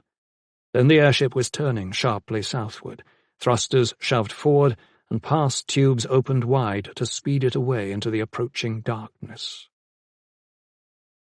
To escape from the enemy army and its mysterious white-cloaked leader, Dar Lee turned their druid warship not toward Paranor, but east toward the towering peaks of the Charnel Mountains. It might be that the enemy did not have the means to pursue them by air, but there was no point in taking chances. "What are you doing?" Zia demanded immediately, watching the compass needle as it swung from south to east.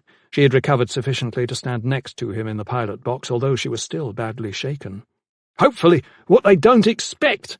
He had to shout to be heard above the roar of the wind as they gained speed. The thrusters shoved all the way forward, the ship bucking as it was struck by wicked gusts of wind. "It's the wrong direction! Not if we want to find cover.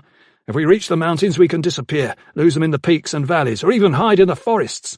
Don't you see, Zia? They might come after us. If they have airships close at hand, they can be airborne pretty quickly, and maybe we won't be fast enough to outrun them. If they have weapons like ours, they can bring us down." If, she muttered, her bitter words almost lost in the wind. What a mistake this was. She went silent, then, glancing back over her shoulder, watching the land behind them rapidly disappear into shadows and memory. Was it a mistake? Dar grimaced. Sending Ruiz Quince had been unfortunate. He had completely misread the situation and was dead as a result. Balronan had misread it too. He was the one who had sent them on this fool's errand, he and his sycophantic allies, thinking the enemy could be turned to their own purposes, thinking they would be manipulated. Everyone had been so wrong. But was it simply a mistake? He wondered. The intrigues at Paranor were like spiderwebs these days, with everyone scuffling about to avoid being ensnared, while trying to improve their standing in the Order. Cooperation was a thing of the past. All that mattered was getting close to Balronan and his inner circle. Triska had said as much on leaving all those months ago, almost his final words to Dar. "Do what you must, young man," he had whispered, "but watch your back. In the scramble that lies ahead, I fear there will be few you can trust." So nothing had been achieved in this outing. All they had to show for it was the senseless deaths of a druid and the trolls who had tried to protect him. The pointlessness of it all was stunning. Dar had not even been allowed to put himself in a place where he could help save them, and if it weren't for his compulsive insistence on taking any risk necessary to fulfill his pledge to protect the druids placed in his charge, they would have lost Zia too. Now they were in flight, and whatever opportunities there might have been for peaceful negotiation were lost.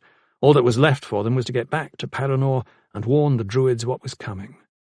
"So we tack into the mountains and make our way home from there?" Zia pressed him. He nodded. "Fly low, stay out of sight, get home as quickly as we can and report what's happened. Then prepare for the worst. The army is coming for us." Ruiz should have seen it. He should have recognized the danger. He just disregarded it. It was strange to see him so strident and aggressive. He isn't usually like that. What happened back there?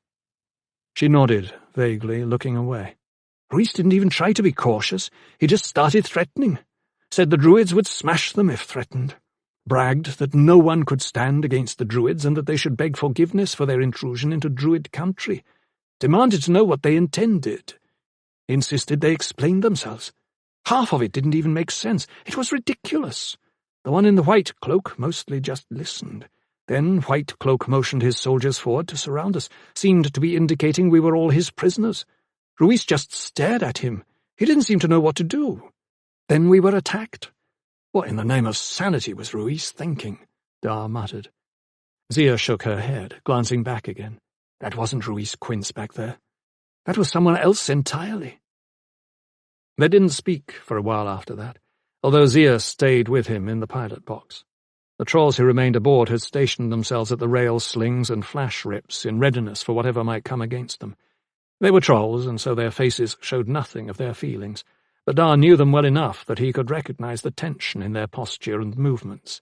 They were stunned by what had happened back on the flats, not sure how they could have changed things, but wishing they had. They cast their eyes back frequently, waiting for what might be coming, uncertain if they could escape. "We need to eat," Dar said finally. "Will you take the helm while I get us something?"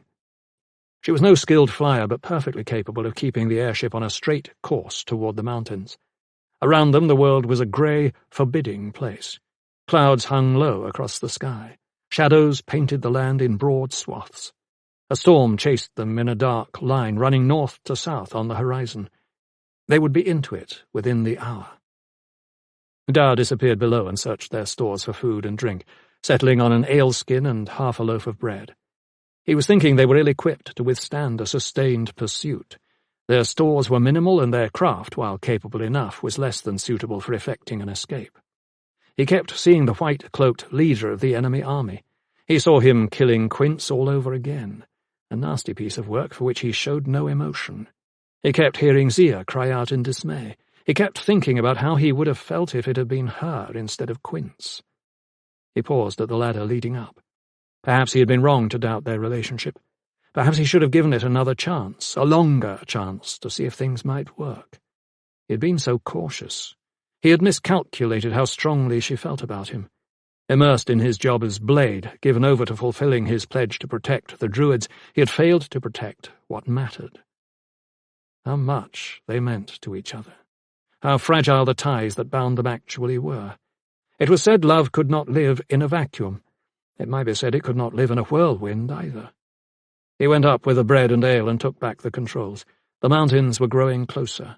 He glanced over his shoulder and found the horizons west empty of airships but thick with rain clouds. Yet he judged the approaching storm too far back to catch them.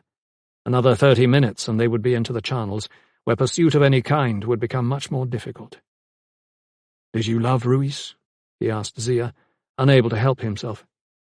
"I loved you." "I know. Then why are you asking about Ruiz? Had you been paying better attention earlier in our relationship, you wouldn't have to ask me that question now." Her long hair flew back in the wind, tendrils of honey-coloured softness whipping against his face. She was standing very close now, pressing up against him. "Were you worried I might love him?" she asked. "I guess I was. He wasn't right for you. Maybe not.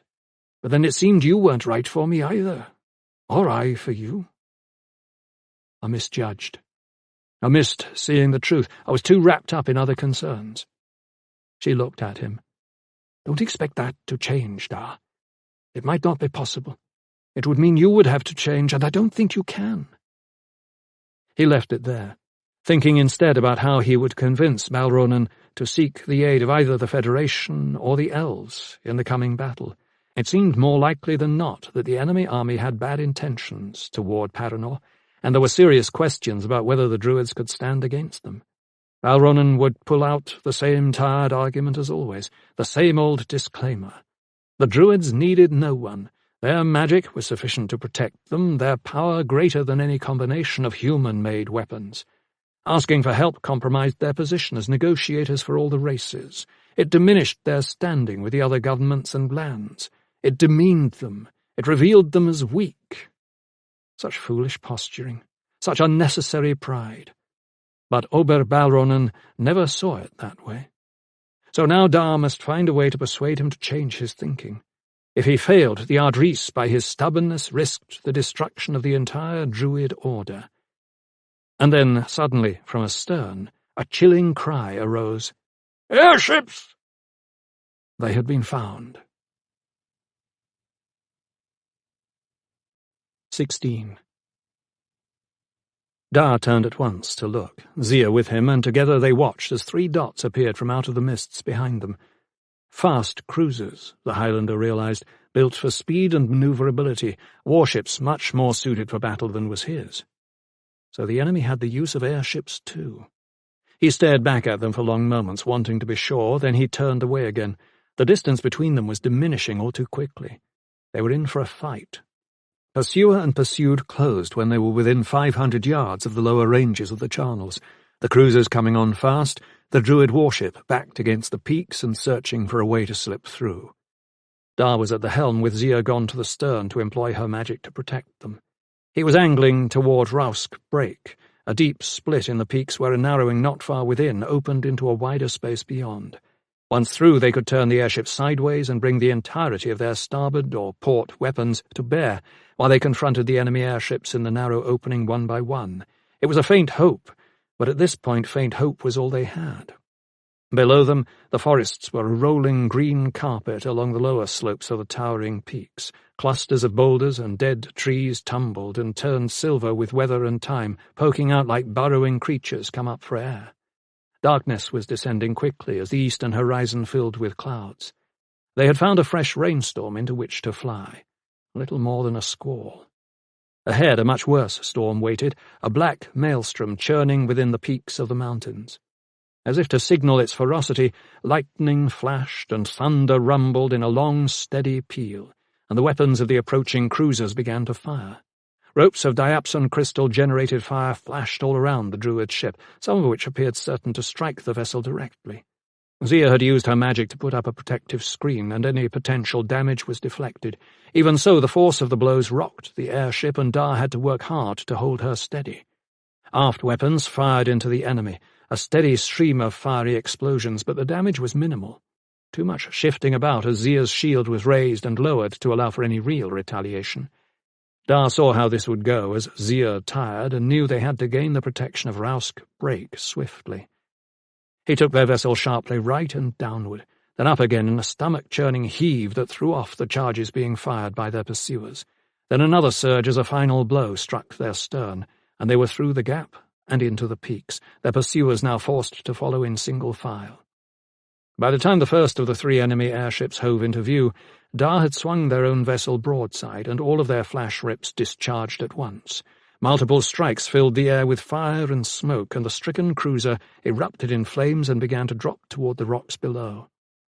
But the enemy flagship had come in low and quick behind it and was firing its weapons into the exposed belly of the Druid vessel, which bucked and lurched wildly with each blow it absorbed. Another few hits and she would go down.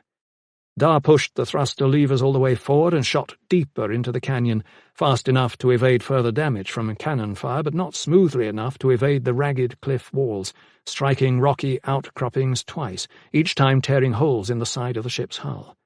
Then they were away again, through the Rausk and into the interior of the channels. Dar wheeled their airship left down a long canyon, not even bothering to look back for the pursuit he knew would be there. "Dar!" Zia was beside him, her face blackened with ash and her eyes wild. "The last two members of the Druid Guard were lost over the side. We're down to Stowe and the crew. We have to get out of range of those flash rips."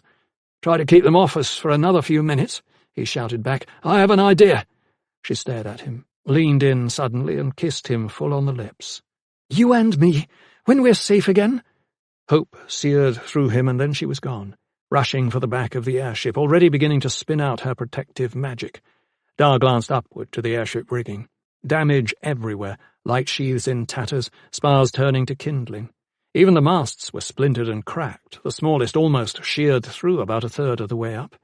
The deck was littered with debris, and the hull was holed in a dozen places. That the lines to the path tubes were still intact was nothing short of a miracle. He stared ahead at the wall of the approaching storm.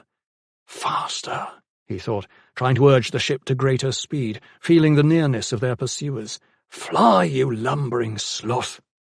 Then he sensed Zia's magic filling the air behind them, the heat and light of it, the sound of power rising.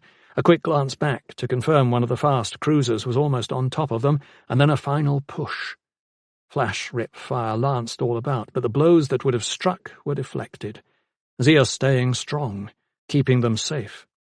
He found the defile he was looking for, a wicked, jagged gap with protrusions like teeth, and began to maneuver their airship into its confines. A few feet away, Stowe Chutin stood watching the jaws tighten about their craft.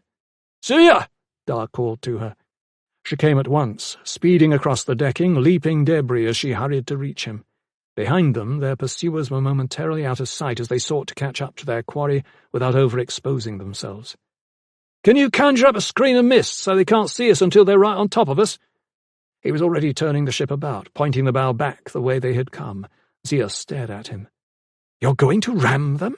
"The one advantage we have. We weigh a lot more. If we catch them right, they'll go down, and we might live to see another day. Can you do it?" Lips tight, she nodded, hurrying toward the bow as it swung about. Without slowing, she began weaving her hands to summon the elements, turning them to her use and moulding them into a heavy mist that rose in front of them and spread outward into the canyon. Dar found a resting point for the airship and held her steady. No movement, no sounds. A predator waiting for prey. For long moments nothing happened. Then a shadow appeared in the mists, so vague it almost wasn't there. Dar jammed the thruster levers forward and the big warship began to move. By the time the enemy cruiser was clearly visible, they were right on top of it, and moving too fast to be avoided. Shouts and cries of warning rose from the other vessel, and Dar could see figures trying to turn the rail slings and flash rips into position to fire on them. But they barely got off a scattering of shots before the fortified bow of the Druid warship slammed into their midsection. Straight through the centre of the cruiser it lurched, splintering decking and hull, staving in masts, scattering soldiers and crew everywhere. With a terrible rending sound, the ship split in two and fell away, taking everyone on board with her. Dar kept their own ship flying forward, navigating the spiky entrance in an effort to get free again, ignoring the danger to his own vessel, searching everywhere for the enemy flagship. He couldn't find it. "Zia!" he called forward. "Can you see?" Wham! It felt as if the world had collapsed atop them. Dar went to his knees, barely clinging to consciousness. Fire rained down, lines of flames exploding everywhere as the enemy flagship swung down from the rocks where it had been waiting and hammered their helpless vessel with strike after strike from its cannons. Smoke and ash and fire were everywhere, and Dar was at the centre of the maelstrom. He fell away from the controls, knowing instinctively they were useless. He stumbled from what remained of the pilot box, trying to keep his feet as the warship tilted and started down. He scanned the decks, searching for the others. "Zia!" he screamed. No answer. No sign of Chutin, the big captain of the Druid Guard. No sign of the crew. No sign of anyone. Overhead, the cruiser was manoeuvring into position to finish what it had started. Flash rips were being swung into position and levelled for firing. Dar Li hesitated only a moment. Longer and he would have been incinerated. Racing to the starboard side of the doomed vessel, the sword of Li strapped tightly across his back, he snatched up the loose end of the closest mooring line, locked the brake on the spindle, wrapped the line tightly about his arm, and threw himself over the railing and into the misty gloom. It was an impulsive, reckless, suicidal act, one born of an instinctive need to try to stay alive. In less desperate moments he would never have even considered it, let alone done it. But desperate moments were all that were left him, so he did it without thinking. He fell for a long time as he clung to the mooring line, long enough that he began to wonder if he had been mistaken in believing the other end was secured. He tumbled through endless mist and gloom into a void that seemed to have no bottom. To either side the jagged cliffs flew by, stark and empty and sharp-edged. Birds circled about him, screaming their shrill, mournful cries, engaged in their own pursuits, unmindful of his frightening descent. Overhead, the Druid airship was ablaze and breaking up, pieces of it already spinning away like shooting stars, barely missing him as they hurtled past, almost as if deliberately intent on seeing him dead before the rope caught. Tears streamed from his wind-whipped eyes. The cliff face drew steadily closer the farther he fell. Much closer, and he would slam into it, but there was nothing he could do to prevent that from happening. He tightened his grip on the mooring rope and waited for the inevitable. Then the rope played out all the way, and his fall was arrested with such force that it felt as if his arms had been torn out of their sockets. For a moment he hung there, swinging and spinning, gasping for breath and struggling to keep his hold, fighting off the shock to his body. When finally he could manage it, he steadied himself and began to swing toward the cliff face like a pendulum. After several tries, his manoeuvring brought him close enough to see the jagged surface clearly, and he realized the place he wanted was 20 feet higher up. Fighting against fatigue and pain, he hitched his way up the rope to an outcropping surrounded by bushes where he hoped he might find concealment from anyone who came searching for him. And he was pretty sure someone would. Even if they believed he was dead, the enemy would take no chances. Their white-cloaked leader would send searchers. He saw the man again in his mind, a faceless vision so cold and remote, cutting down Ruiz Quince where he knelt helpless and unarmed. Dar didn't expect for 1 minute that he would be spared if the other man found him. Larger shards of the broken airship began to fall past him, some coming too close for comfort, and he struggled farther back onto the rock shelf and let go of the rope. Pressing himself hard against the cliff face, he watched as what remained of the airship fell past him, the rope going with it. For a few moments he wondered if perhaps the invaders had missed seeing him go over the side of his doomed vessel, but it was too risky to make such an assumption. He was alive when he should be dead, and there was no point in advertising his presence when they came looking. He was sitting right out in the open, if you discounted the clumps of brush beneath which he had wriggled. All that kept anyone from seeing him were those and the remnants of the mist Zia had conjured during the battle. Zia. He felt a catch in his throat and a sinking feeling, almost certainly dead. Along with Chutin and the crew. All of them lost.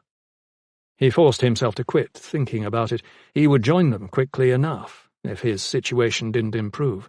He had to try to get out of there. A quick glance around revealed a number of splits and indentations in the rock, but nothing big enough that he could hide in it. He judged himself to be about 200 feet up from the canyon floor, with no quick or easy way to climb down.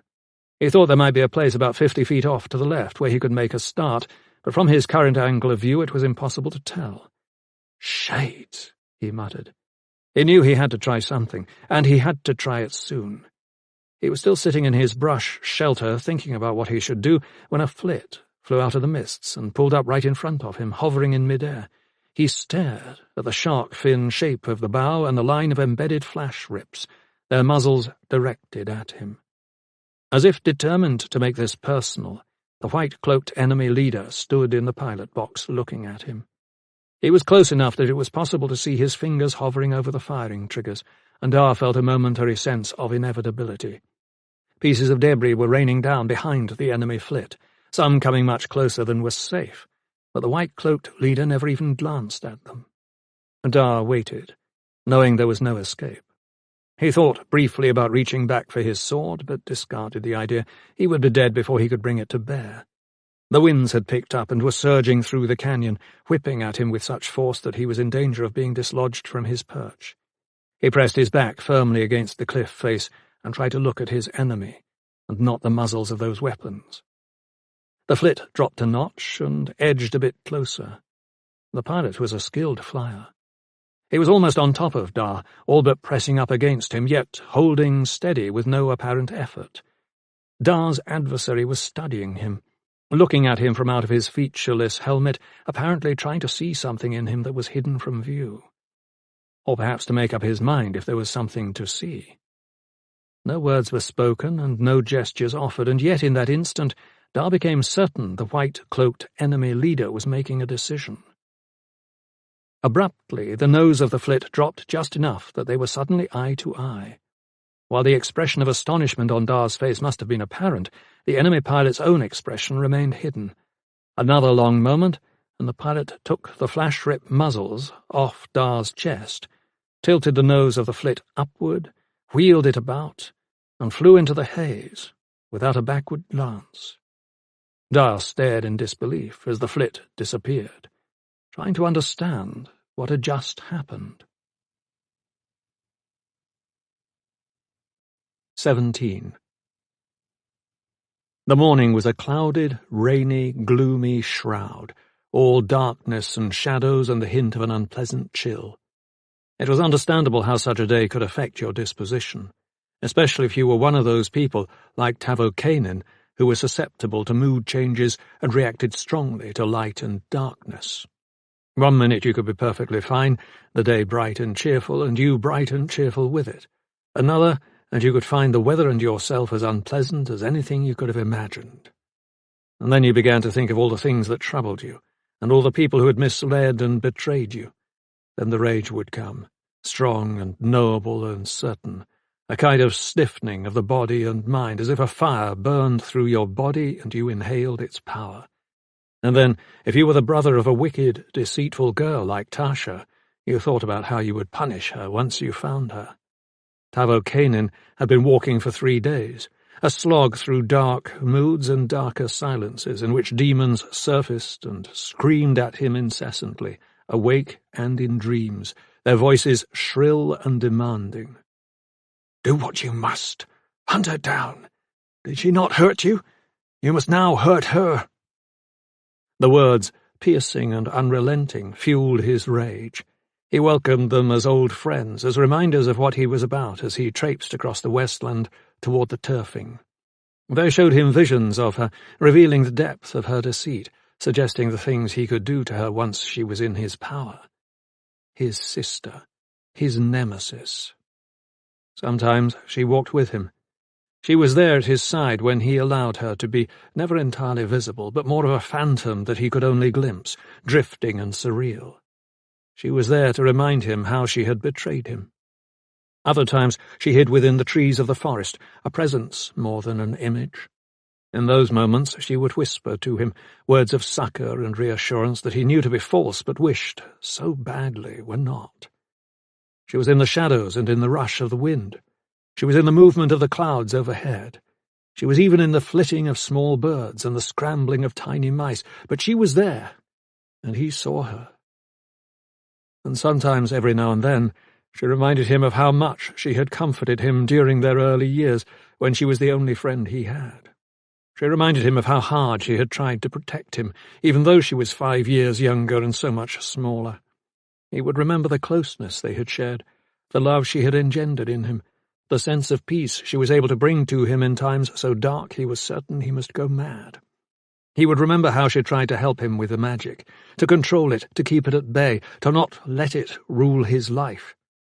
In those moments, all the bitterness and anger would fall away. The gloom would dissipate, and he would be left with a deep sense of sadness and regret, wondering if there was perhaps a way to reclaim that closeness they had shared.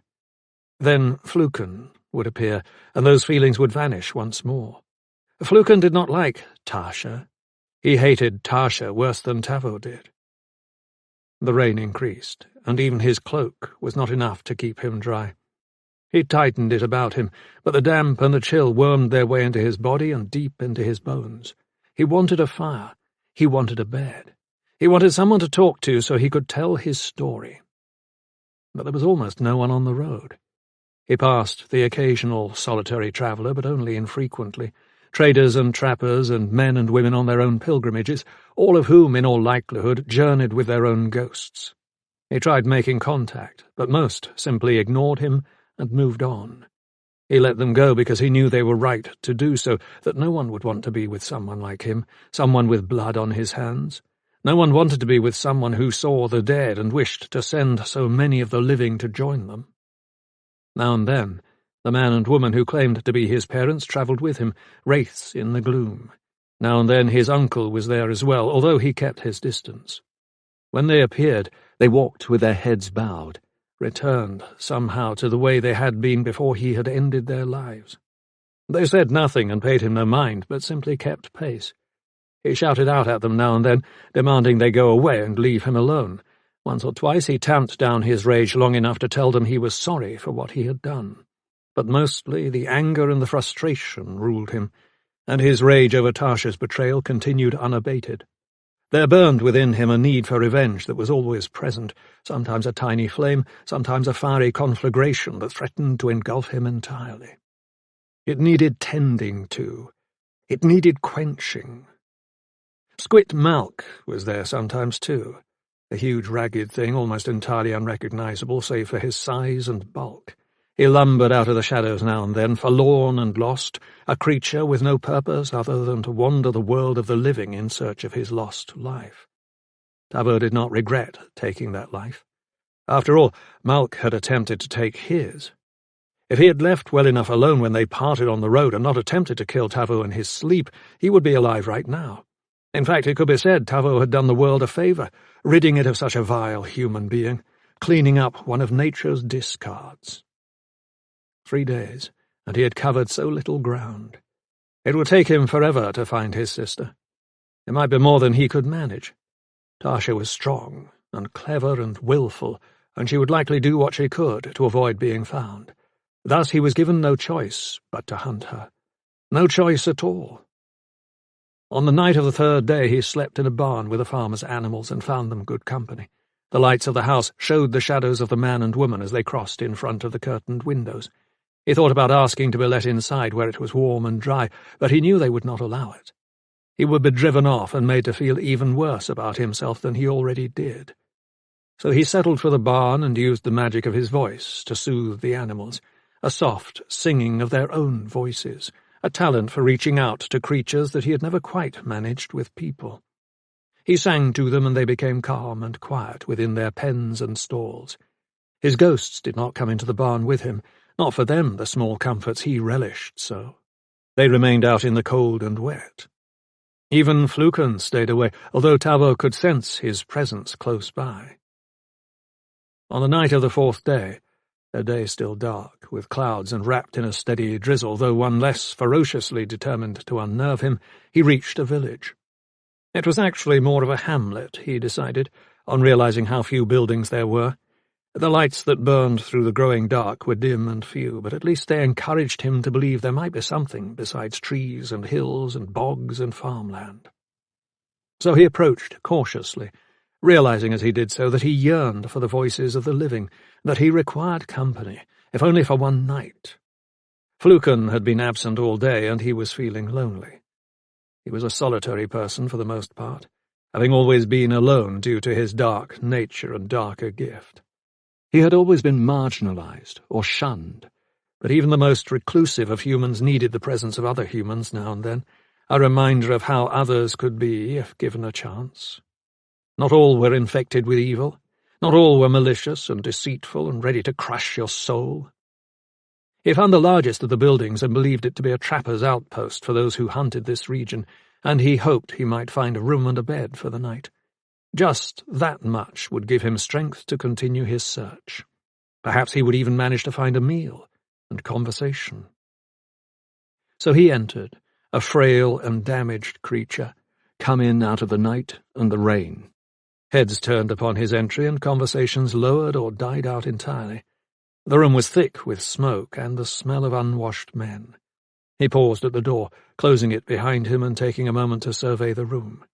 He made out somewhere around 20 men scattered about the room, either sitting at heavy wooden tables or standing at a short serving bar. They were a hard-looking bunch, all bearded and weathered, their clothes of leather held fast by metal stays, their boots so scuffed they no longer possessed a recognizable color. He nodded to a few as he made his way to the bar, but the eyes that met his stared back without warmth. By the time he had reached the back of the room, conversations had started up again, albeit lowered and guarded. He caught the glint of weapons, handles protruding from sheaths and beneath cloaks. A handful of blades leaned against tables or rested atop them. He knew at once he had made a mistake. This was no trappers' and traders' haven, no inn for travellers come off the road. This was a den for men who made their home in the darkest corners of the world. Men whose occupation was not the hunting of game or goods for trade, but the hunting of men. But it was too late to turn back. Even in his diminished state, he knew that much. To back away would be seen as a clear demonstration of fear, and showing that to men like these was like offering up his exposed throat. He stood at the counter and waited for the man standing behind it to acknowledge his presence. When the man wandered over, he skipped any sort of greeting and simply said, "Ale." It was in front of him swiftly, and the man gone. He leaned on the bar's scarred surface, sipped at the heady liquid, and thought about his weariness. When he finished one tankard, he ordered a second and turned to face the room.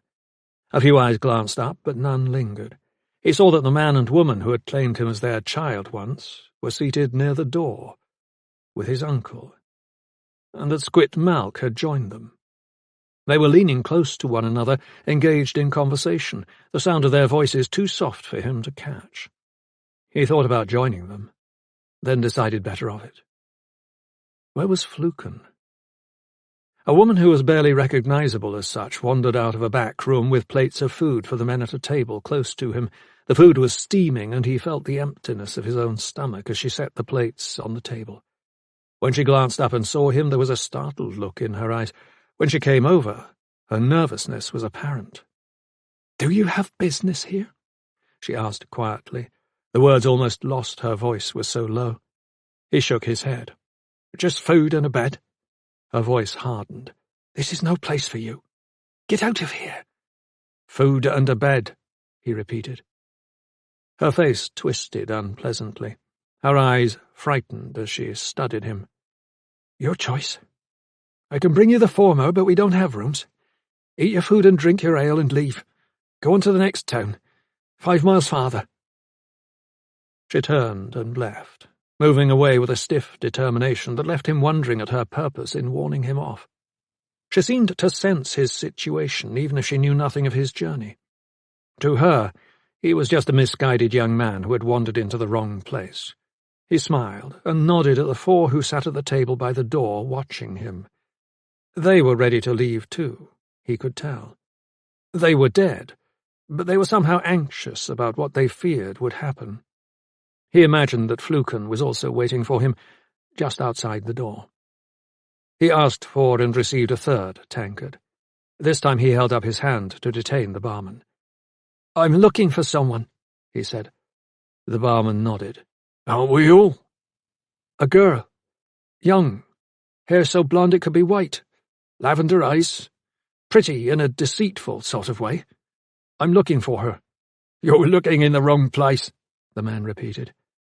"She would have come through here a few weeks back, travelling alone." "Not through here, she wouldn't have. Not a girl alone." "Wait now," a voice interrupted. A burly man, with coarse, heavy features and massive arms, appeared, leaning into the bar and smiling. "I might have seen this girl. Young, you say?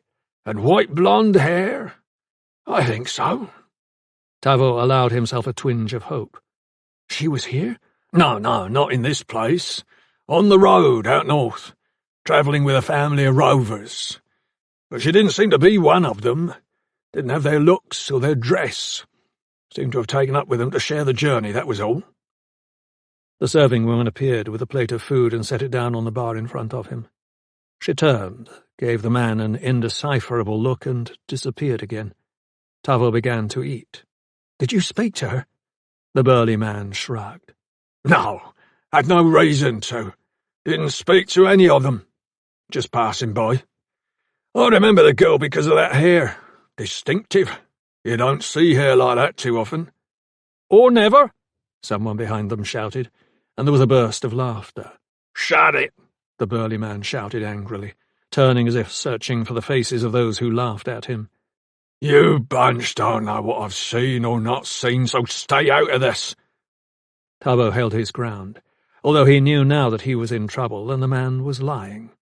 Over by the door, Squit Malk, his uncle, and the man and woman who claimed him as their son had risen and were moving toward the exit. He wanted to scream to them to stay, or even to take him with them, but they were dead, and the dead can't help the living. "Now then," the burly man clapped a hand to his shoulder and brought him back around. "I might have a way to help you with this girl you're seeking. Just might, but it will take some of my time and a few supplies, because we'll have to go looking for her, you and I. So do you have the means? Credits to pay me for my trouble?" The boy shook his head and put his back to the serving counter. "I've no money." "Aye? And what will you use to pay Harl back there for your drinks and your meal? Will you wash his dishes and sweep his floor?" Tavo resisted the urge to look behind him. "I'll do what I must." "You'll do what you must," the man in front of him shook his head. "I don't know that you will. I don't know that you'll ever do anything again if you don't pay me something for the trouble of talking to you. Just try to help you out. A poor stranger come from another land, and you treat me as if I were a cutthroat after your purse. Well, now, what if I were? Do you think there is anything you can do about it? Do you think it possible?" Strong hands seized Tavo from behind, pinning him fast against the countertop. Harl, the barman. Tavo knew without having to try that he would not be strong enough to escape those hands. The burly man was already moving to Tavo's backpack, fumbling with the catches. Others in the bar were getting to their feet as well, sensing there might be a chance for them to share in whatever was found in the pack. Sensing blood in the water. Knives came out. Swords were lifted off tabletops. A general shuffling of bodies filled the sudden silence. Tavo caught a glimpse of the serving woman as she peeked out from the kitchen and quickly shut the door, knowing what would happen next. He heard the front door to the tavern close. His parents, his uncle, and Squit were gone. He searched for Fluken. No sign. "Let me go," he said to the burly man. He said it so quietly that for a moment the other paused in the midst of his rummaging and stared at him, a sudden uncertainty in his eyes. Then he shook it off. "When I'm done." "You're done now?" The wish song exploded from Tavo's throat in a red-hot wave of power that slammed into the big man and threw him backward into his fellows. The magic shifted directions and picked up Harl, and slammed him to the floor so hard that his head exploded in a red shower of blood and brains. Free, he turned to the room. "You don't deserve to live, and I don't think I'll let you." He went after them systematically, in groups where groups were to be found, and one by one when they tried to flee. The wish song simply encapsulated them where it found them and broke them apart. Bones, organs, and blood flew everywhere, and the room became a charnel house of the dead and dying. He missed no one. Even those who might have thought they could gain the safety of the front or rear doors died trying. They begged and cried for him to stop, to let them live, but he wasn't the sort to grant mercy. His magic was so powerful that its very use was an addictive drug he could not resist. Once he began to use it, he wanted to continue. And so he did here. All through the room, in every nook and cranny, under tables and behind the serving counter, anywhere a man might hide, he searched them out and put an end to them. When it was done, and no one breathed or moved, and all but one lay dead, he knelt beside the burly man. There was such fear in the other's eyes, such terror and regret. It gave Tavo a pleasure he could not begin to describe. He smiled at the man in a kindly way, seeing the pain etched on the other's face, recognizing a seeping away of life, a giving up of hope. "You should have left me alone," he whispered. Then he directed the magic to close the man's windpipe, and watched as he slowly choked to death. Afterward, he stood in the midst of the carnage for a long time, taking in the looks on the faces of the corpses, trying to read in their shocked and terror-stricken expressions what they might have been thinking at the end. He found it odd and somehow appropriate that he could create these pained expressions out of his own pain. He was driven to use his magic for this purpose, to help him cleanse his pain and erase his confusion. Always he wondered how he had come by such power. There were stories, but none seemed to fit. The man and the woman who had claimed to be his parents had never mentioned it, or were deliberately hiding what they knew. He had thought to learn the truth from Tasha, but Tasha had taken whatever she knew with her, away to where he might never find it. He walked over to the counter and resumed eating. The food was good enough that he was not about to leave it. He ate hungrily, paying no attention to what lay strewn about him. He paused only when he caught a glimpse of the kitchen door opening and the frightened face of the serving woman staring in horror. She did not look at him, but softly closed the door and went back inside, possibly to hide or to run. He shrugged it off. It didn't matter to him what she did. He would not harm her. She had done nothing. He didn't harm people who didn't try to harm him first. Or, like Tasha, betray him. He finished his meal and a final tankard of ale. He stripped a pair of boots and a cloak that was almost new from the dead men, hitched up his backpack and went out the door into the night. To his astonishment, the storm, with its winds and rains, had passed, and the sky was clear. Stars shone, and a half-moon could be glimpsed through a thin screen of clouds. The chill of earlier was gone, and the air had warmed to a pleasant softness that gave him a sense of peace. He had thought to sleep, but found he was no longer tired. He would walk this night until he reached a better place, and sleep then. Sleep until the madness settled. Sleep until the memories of tonight faded. Sleep until the sun warmed the land and the damp had gone back into the earth to nourish the soil. And then, "I am coming for you, Tasha. Watch for me." He smiled to himself. Better days lay ahead.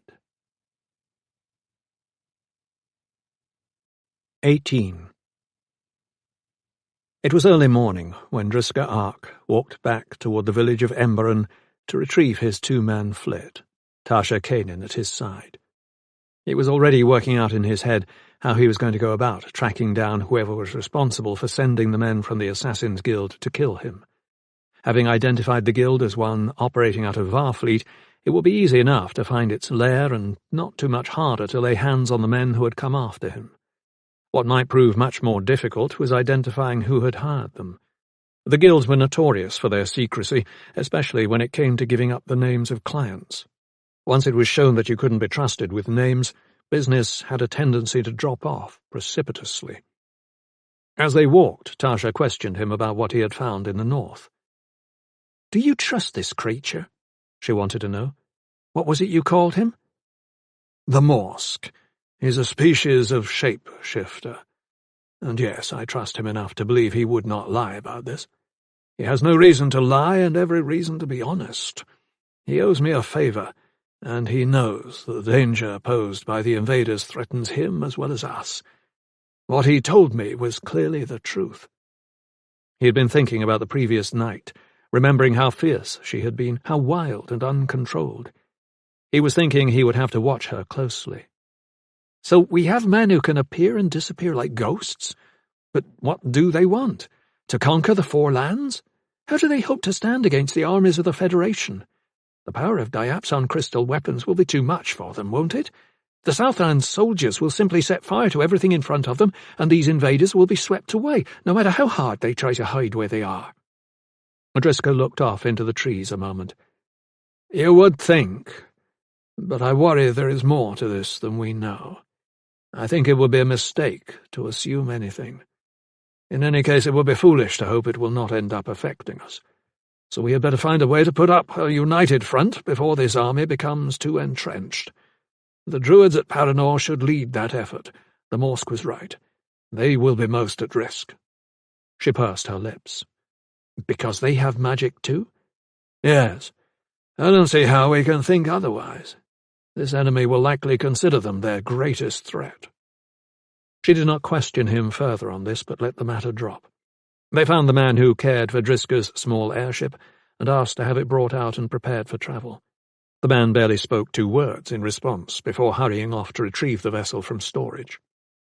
Driscoll waited a moment and then suggested he and Tasha have something to eat while waiting. "Only if you agree to tell me how you think you will find the men who attacked us," she countered. He doubted she would refuse to eat if he didn't, but there was no reason not to tell her what he knew.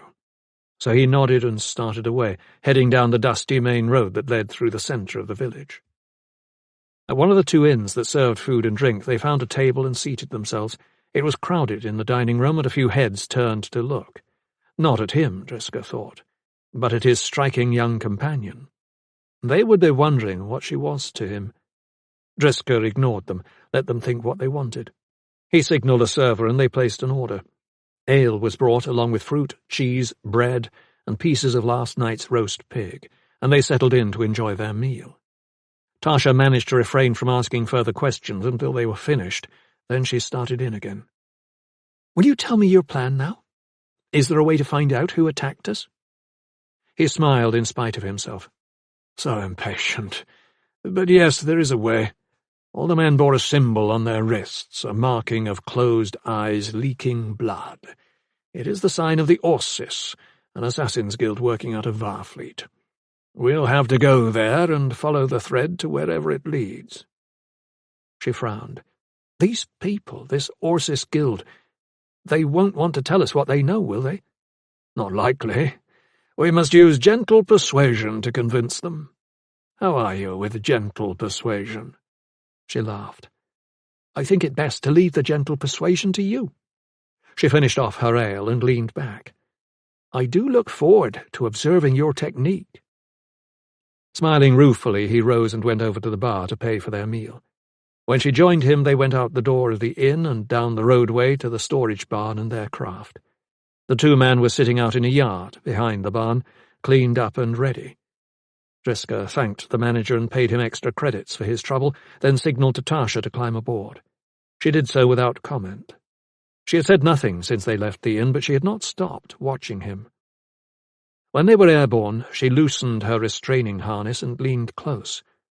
"I am not a child, you know," she said quietly. "I don't need to be protected from hard truths." "Nor will you be," he replied, his eyes directed straight ahead. "If there were anything to tell you, If there is ever anything to tell you, you will be told, no matter the difficulty I might have in doing so. You must do the same for me. You wish to train in the use of your magic, and that requires a sharing of truths, from me to you, and you to me. So I am free to be truthful with you?" Her hair was whipping about her face. "You are required to be so." She sat back and was quiet again. Driska flew the ship south past the mouth of the Valley of Wren before turning eastward toward the dark line of the Dragon's Teeth. The day was warm and windless, the sky mostly clear of clouds, and the landscape below a tapestry of greens and browns, with the Myrmidon, a crooked blue stitching that would lead them eventually to their destination when it joined with the run. Now and then horsemen would appear, sometimes solitary and sometimes warding mule-drawn wagons laden with goods. There were no sightings of anything out of place, or threats from the invaders. The enemy army appeared to be in the Northlands still, and the Druid wondered just how long that would last. He had almost forgotten Tasha when she suddenly leaned into him once more, her head so close to his they were almost touching. "Tell me why you abandoned the Druids." He felt a brief surge of irritation. "I did not abandon them. They exiled me. You do know the difference, don't you? Better than you, perhaps. But you exiled yourself, if I remember correctly. Why did you do that? I know you felt powerless in the face of how you were being ignored as High Druid, but why did you walk away? Why didn't you stay and fight? Why did you walk away from your brother and come looking for me?" It was an unfair comparison, and he regretted making it almost instantly. He felt the hesitation in her response. "We are speaking of you and not of me. Besides, the situations are not the same. You are an experienced magic user. I'm not. I was afraid for my safety. Were you?" He shook his head. "No." He paused. "I apologize for snapping at you. I said we must speak truths to each other, and that is what I must do now. Leaving the Druid Order still stings when I stop to think about it. I was High Druid, and I gave that up. I did so for the sake of my sanity and my personal well-being. I left because I was sick and tired of struggling with fools. I left because if I had stayed, something bad would have happened because of it. To them, or to me." She shrugged. "Sometimes leaving is all that is left to us. For you as for me." She was trying to be helpful. "I regret leaving too. I want to return. Do you ever think of doing so?" He turned back to face her. "I do. Will you take me with you when you do?" "If I do. We'll see." "Will you allow me to return to Backing Fell?" He nodded slowly. "I think I must, if I want to keep you with me over the long run. The problems with your brother won't heal by themselves. They'll only heal with actions, your actions. I've known that from the first." She sat back again.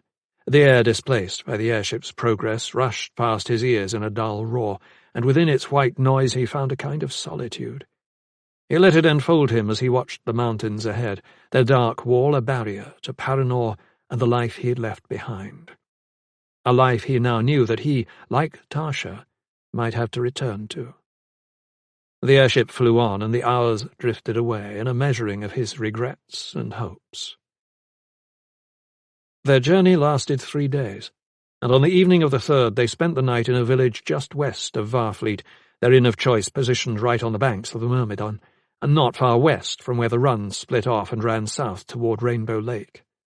It was late when they arrived, and when they entered the dining room to eat, they found themselves alone save for an old man sitting in one corner and a pair of drummers occupying the table closest to the fire.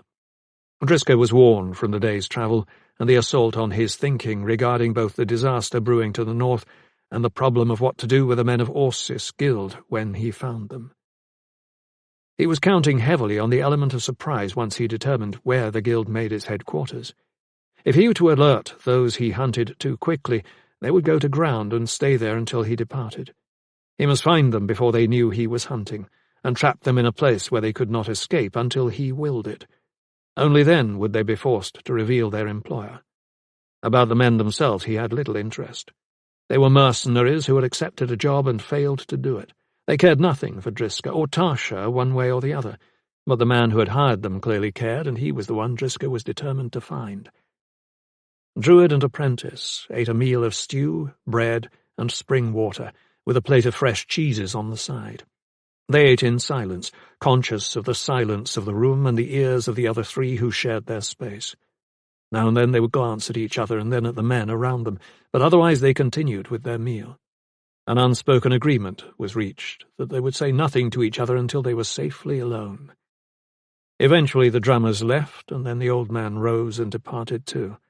The room grew silent, save for the crackling of the logs in the fire, and the movements of the innkeeper as he cleaned up behind the bar and waited for his last 2 customers to retire.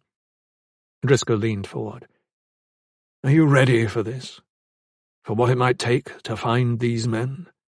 She nodded at once. "I'm not afraid." "I didn't think you were. But maybe you should be, at least a little. This is dangerous business, Tasha. These are men who would kill you without a thought if they saw you as a threat. Too much confidence can be your undoing." She cocked her head at him. "You don't have to worry about me. I can manage. You have to remember, I lived with my brother for years. I always found ways to handle him. I'll do that here as well." He nodded slowly, but his mind was troubled. "Maybe you should wait here for me." She made a dismissive gesture. "Don't waste your time expecting that to happen. Just tell me what you want me to do. Tell me how I can help." He smiled in spite of himself. A strong-minded girl, this one, not even fully grown and already so certain of herself. She was on her way to being so when she first came to him, but it was not so evident then as it was now. Maybe his lessons on the usage of magic had helped that confidence to mature and grow. "All right, let me tell you what I need from you." He leaned close, wanting to make sure the innkeeper couldn't hear. "I need a couple of things. I need your eyes, a second pair of eyes, to search out what my own might miss, and I need you to watch my back. These assassins are trained killers, and they will try to catch us off guard once they know who we are and why we have come. We have to be very careful. If we make a mistake, it could be fatal.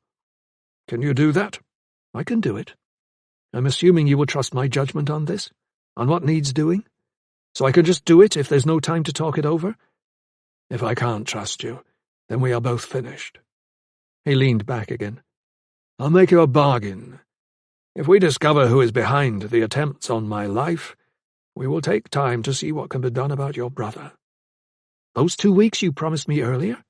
Her face lit up. "Then you think I'm ready?" He looked sternly at her. "Don't get overconfident. And remember, you are still bound by our agreement to serve me as an apprentice. But I can give you time to return home and find out how things are with your brother nevertheless." "That is more than fair. Why are you doing this?" He laughed. "Have you decided I am someone who never does anything fair? Goodness. You are smart and manipulative, and you always think several moves ahead of those you deal with, including me. I've seen you work. I've watched how you handle things. You did not become High Druid of Paranor by simply waiting for someone to decide it was a good idea." He looked at her. "That was a dark analysis of my character, Tasha Kanan. I don't think I like it much. Maybe I should take back my offer." She said nothing, waiting. He continued staring, and then he shrugged. "Well, you are entitled to your opinion. Giving it doesn't warrant rescinding our agreement, but I might think twice in the future. Come, let's get some sleep." And he rose and left the room, leaving her to follow when she decided she was ready. She took her time. 19. At dawn, Driscoll and Tasha flew east, out of the riverside village where they had spent the night, toward Varfleet, watching as the sunrise brightened the morning skies, the day clear and cloudless. Autumn's snap was in the cool air, and leaves were changing rapidly now from green to red and gold. To the south, the borderlands were a mass of vibrant colours, their canopies spreading like colourful carpets in the receding shadows. To the north, the walls of the Dragon's Teeth loomed dark and forbidding, as if warding Paranor and the entire Northland against this seasonal change. Tasha seemed herself again, eager to talk to him, acting as if nothing had passed between them the night before. She showed no signs of being temperamental or out of sorts, had no interest in asking further about his life or his plans for the Druids and Paranor. Instead, she rambled on about the day and the sweetness of the air and the colours in the distance and her own love of nature and its eccentricities. Driska found himself smiling, even though he had at first wanted to be cross and abrupt, unable to resist her seemingly boundless enthusiasm. It was so easy to forget that in many ways she was still just a girl. Forgiving her for irritations she probably wasn't even aware of seemed a small concession. After a while, the conversation tapered off and she returned to a companionable silence. The sun was up by now, the shadows of the receding night mostly dissipated. They tracked along the right bank of the Myrmidon, Driska keeping the two-man low and steady as they flew. It was not a long flight, and there was no reason to speed things up, since some of what they needed to do would likely have to wait until nightfall. Concentrating on the countryside ahead, forever watchful for things that didn't belong, Driska spoke to her. "When we land, we will be in a public airfield. No one will notice us or bother with us after we pay the attendant for the space to park the vessel. After that, we go into the city and speak to someone who knows where the guilds can be found. Once we know the location of Orsis, we wait until dark to pay a visit. There is no reason to think the guild knows who either of us is by sight. Out of our element, they would have no reason to." "This sounds risky. You're not exactly the type to blend in." "Everything about what we're doing is risky. But you have a good point. We must watch their eyes and behavior. If anyone recognizes us, we should be able to tell. We just have to be watching for it." "So how do we go about finding out what you want to know?" "What we're looking for is the name of the guild leader. Once we discover his identity, we ask to speak with him." They went silent then, flying on a bit farther with no exchanges until Tasha leaned forward once more and touched his arm. He glanced back at her, waiting. "What if we are caught?" she asked. "What if we have to fight to get clear before we discover what we came for?" One corner of his mouth quirked slightly. "Sometimes that's what happens. If it does, we simply find another way. We can't predict everything, no matter how hard we try. The trick is in staying safe, no matter what happens." He gave her a smile and turned his attention back to flying. He needed her to accept that things didn't always work out. Knowing when to turn and run and abandon a lost effort was part of being a druid. And who knew better than he? An hour passed, and to the south a rain squall swept across the lower edge of the run. As the clouds that fueled it passed on, an unbroken rainbow arced through the sky from horizon to horizon. Driska and Tasha watched, awestruck. "A good omen," the girl offered quietly. The druid looked away. They reached the juncture of the Myrmidon and Run rivers by mid-morning and watched the sprawling tumble of buildings and shipyards that marked the city of Varfleet appear in the distance, their colours and shapes muted and distorted by a screen of shifting mists. The city was not pretty or in any way memorable. It was a working man's city, a conjoining of public and military commerce, with goods carried to and from the city by the rivers and the ships that sailed them. It had been so exclusively in the past, but now freighter airships, newly designed and developed, were beginning to steal away some of the river's business. Airfields sitting at the edges of the city offered quicker transportation south to the Federation cities, where airships controlled the bulk of the transport business because the rivers were too small and too frequently separated from one another. Coming down out of the other lands, river traffic was preferred by elves, trolls, and dwarves, who liked the steady dependability of water channels and found airships highly suspect. It was a clear dichotomy of old and new, a preference based not on reason or proven success, but on the familiar versus the unknown. In many parts of the Four Lands, airships were still an oddity. Small craft were accepted pretty much everywhere, but commercial freighters and military ships of the line remained peculiar to the Southlanders. There was a sense of inevitability in their proliferation, even if the other races continued to drag their heels for as long as they could manage, without losing their commercial edge. To date they had been successful because the races largely preferred to remain in their own parts of the world, but as with all things, that was beginning to change too. Driscoll studied the dockyards and piers carefully as they passed over the city toward the public airfield south. It had been a while since he'd been back, and he felt the need to reacquaint himself with its geography. As well, it was his habit to always be searching for information that, once spied, might be useful. On this day he found much he remembered, but nothing that gave him pause. The docks were in heavy use, the cranes unloading supplies, equipment, and consumer goods onto large flat wagons that would take them to the airfields. Airships were not allowed to land anywhere within the city or on the docks. Varfleet understood well enough what it faced once that happened. Dock workers swarmed the piers to guide what was being unloaded to the proper storage places or sources of transport. Along the piers, transport ships ground against their heavy bumpers, secured by lines and chains to mooring posts.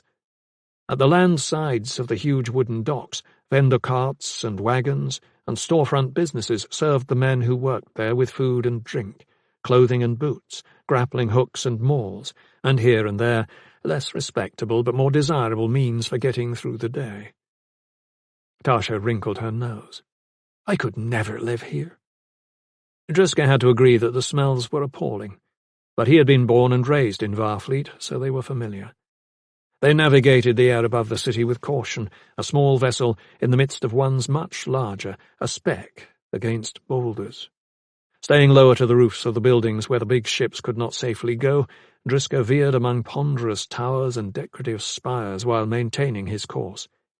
As he did so, he pondered his plan for tracking down Orsis. He knew its reputation well enough and understood it to be something of a chameleon. What he found out in daytime would determine what he needed to be wary of later that night. There must be room left for the unexpected. There must be room for improvisation. He would start his search at the Starving Fat Man, where he would look for One-Eyed Quisk. When they landed at the airfield, Driscoll sought out the manager, found one of his many assistants, logged in a space for the 2-man, and paid for a 2-day stay. He paid extra as well for protection against natural disasters, thievery, and vandalism. It was a clear scam, but in this part of the borderlands it was always better to be safe than sorry, and the extra credits meant nothing to the Druid compared with the reassurance that they could depend on being able to make a quick escape. When the transaction was completed and the little craft and its contents secured, Driscoll and Tasha started into the city toward one of its rougher districts. When they reached its perimeter, the changes in the look of the buildings and their occupants were noticeable. The buildings were ramshackle and poorly maintained.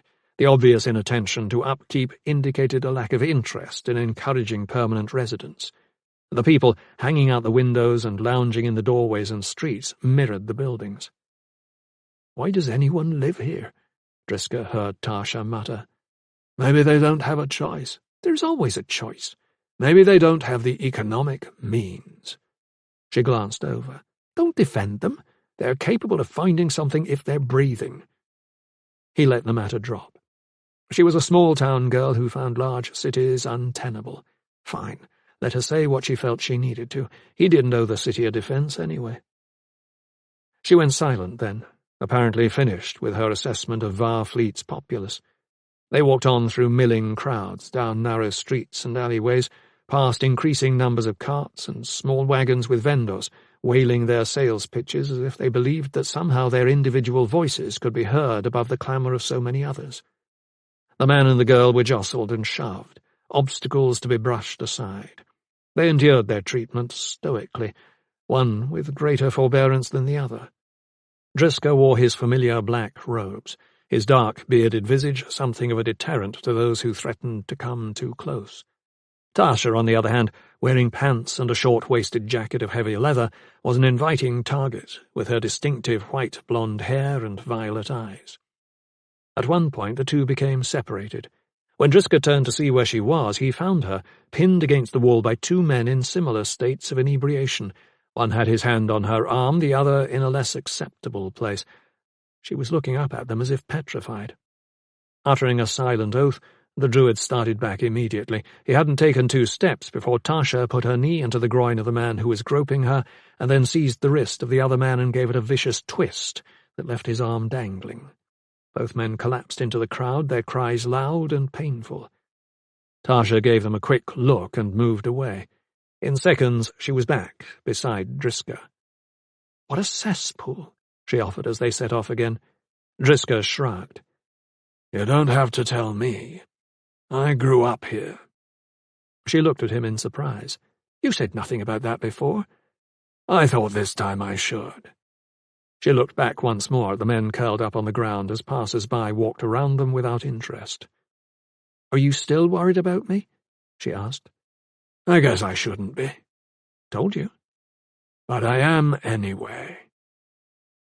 No one troubled either of them again as they made their way along the narrow passageways of the district to a street lined with taverns, pleasure houses, and cheap eateries. People here were tightly packed together as they tried to maneuver, and the smells were indescribable. "You can't possibly feel any connection to this," the girl snapped at one point, grabbing Driska by the arm so she wouldn't lose him. "This place is an abomination." He glanced at her with interest.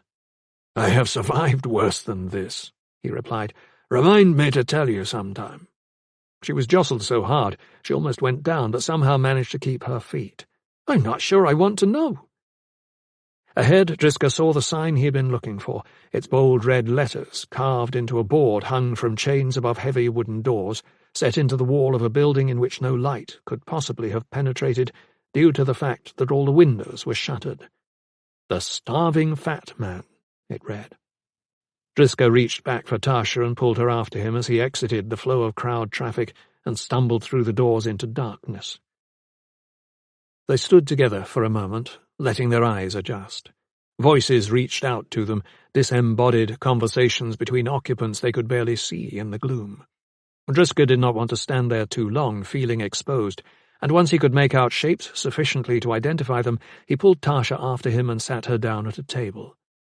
"Wait here." He left her there in the darkness to give her vision a chance to sharpen and made his way over to the serving bar. The barkeeper glanced up from the far end and wandered over. "Help you?" Driska laid some credits on the counter. 2 ales. He waited until the ale appeared, then pushed all the credits toward the man. "Quisk?" he asked quietly. The server studied him for a moment. "He's not here." Driska leaned close. "For me, he will be." The other man hesitated. "Back room behind the stairs. Game of old bones in progress. 5 players. Steady customers, so no trouble, right?" "Not from me. I'm just here to talk." He picked up the tankards and returned to Tasha. He sat down across from her and pushed one in her direction. She picked it up and took a swallow. Her expression said it all, but she apparently felt words were necessary as well. "Vile," she gasped, choking. She pushed it back at him. "What happens now?" "We're here to talk to someone. Me, not you. You keep quiet. His name is One-Eye Quisk. You'll understand why when you see him, but try not to stare. He shall be able to tell us what we need to know." He got up from the table and waited for her to follow. When they reached the door the barkeep had indicated earlier, a shadow-draped entry under the stairs, he knocked once, and then, without waiting, walked in, Tasha right behind him. A round table was set beneath a smokeless lamp that hung from the ceiling on a chain. 5 men occupied it. They were playing a game of dice. The men were rough sorts, their faces weathered and scarred. Suspicious looks appeared on their faces as they turned to see who was interrupting. No one spoke. "Quisk," Driska said quietly, letting the light reveal his features.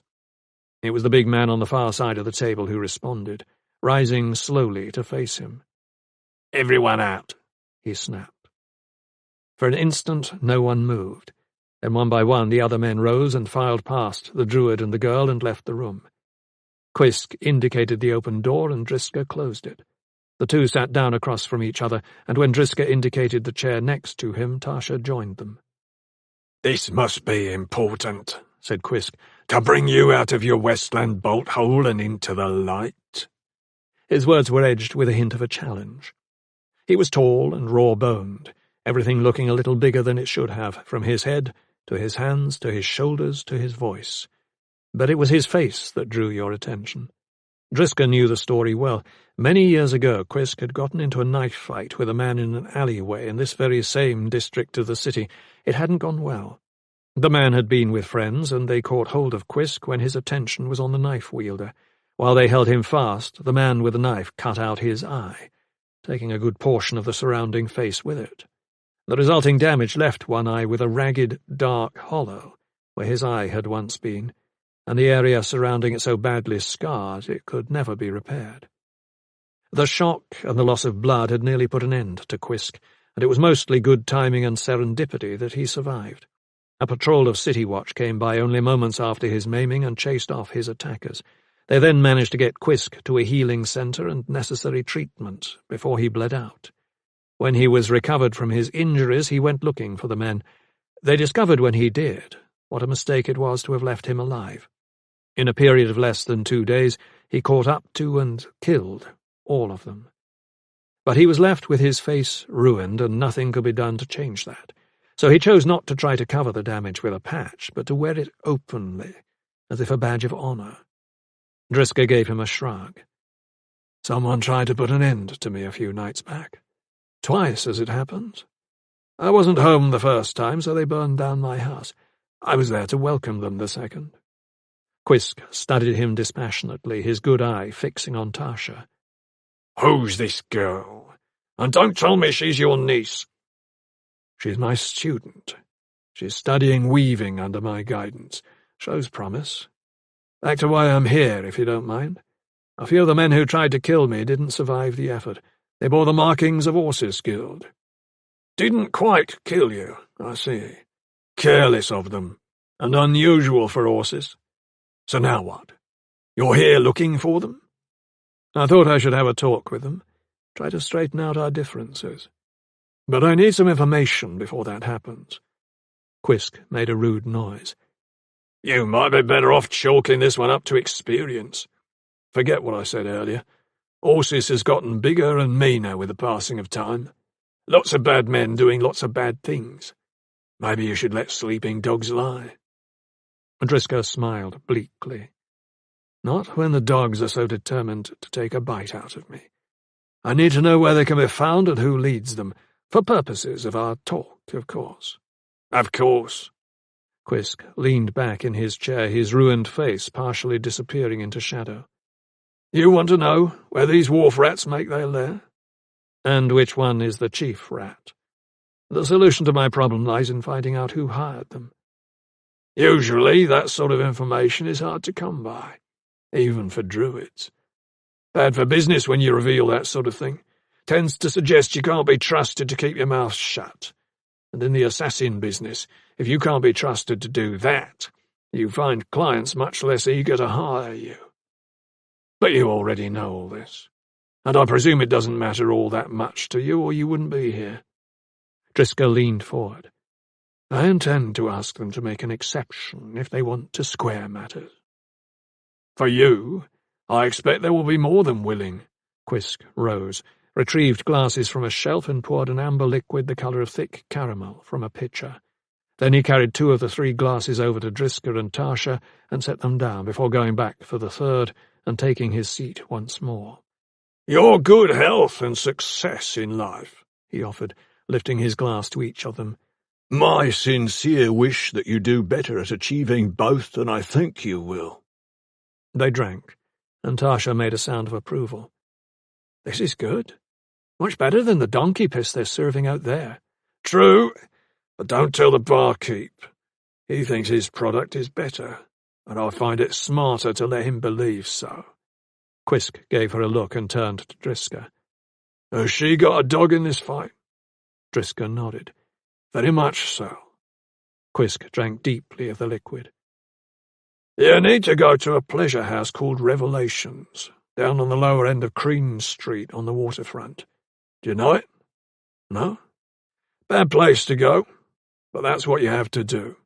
The man you want is called Tigeron, but he's hard to find. Smoke and mirrors, mostly. You want to watch yourself, Driska Ark? The druid nodded. I make a habit of it. He finished off the contents of his glass and rose. We should let you get back to your game. Your help is much appreciated.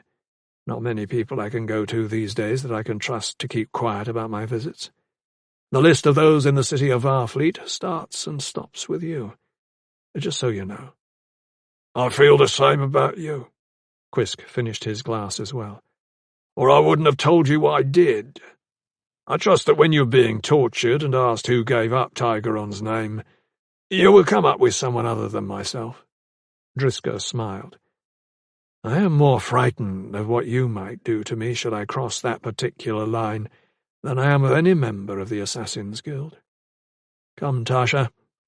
We have another visit to make. He watched as Tasha Kanin emptied her glass. Together they departed the room and the tavern and went back out into the city. 20. Driscoll found them an upscale inn where they could spend the remainder of the day in relative peace and quiet, an establishment that catered to businessmen and government officials and championed food over drink.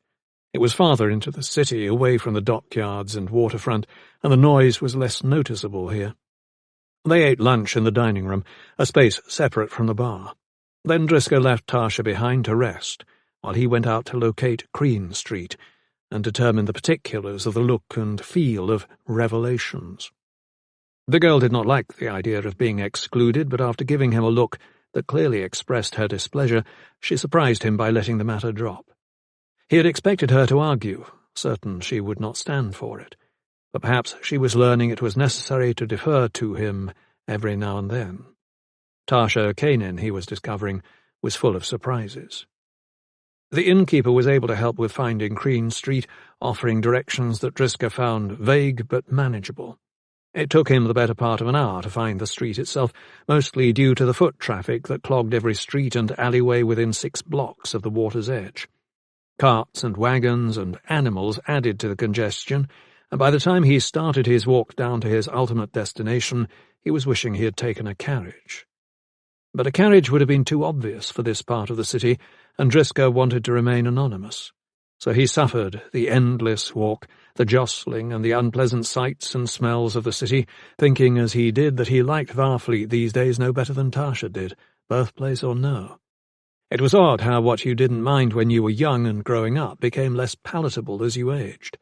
Perhaps that explained his refusal to accept the foolish recalcitrance and pointless obstreperousness of the Druids in recent years.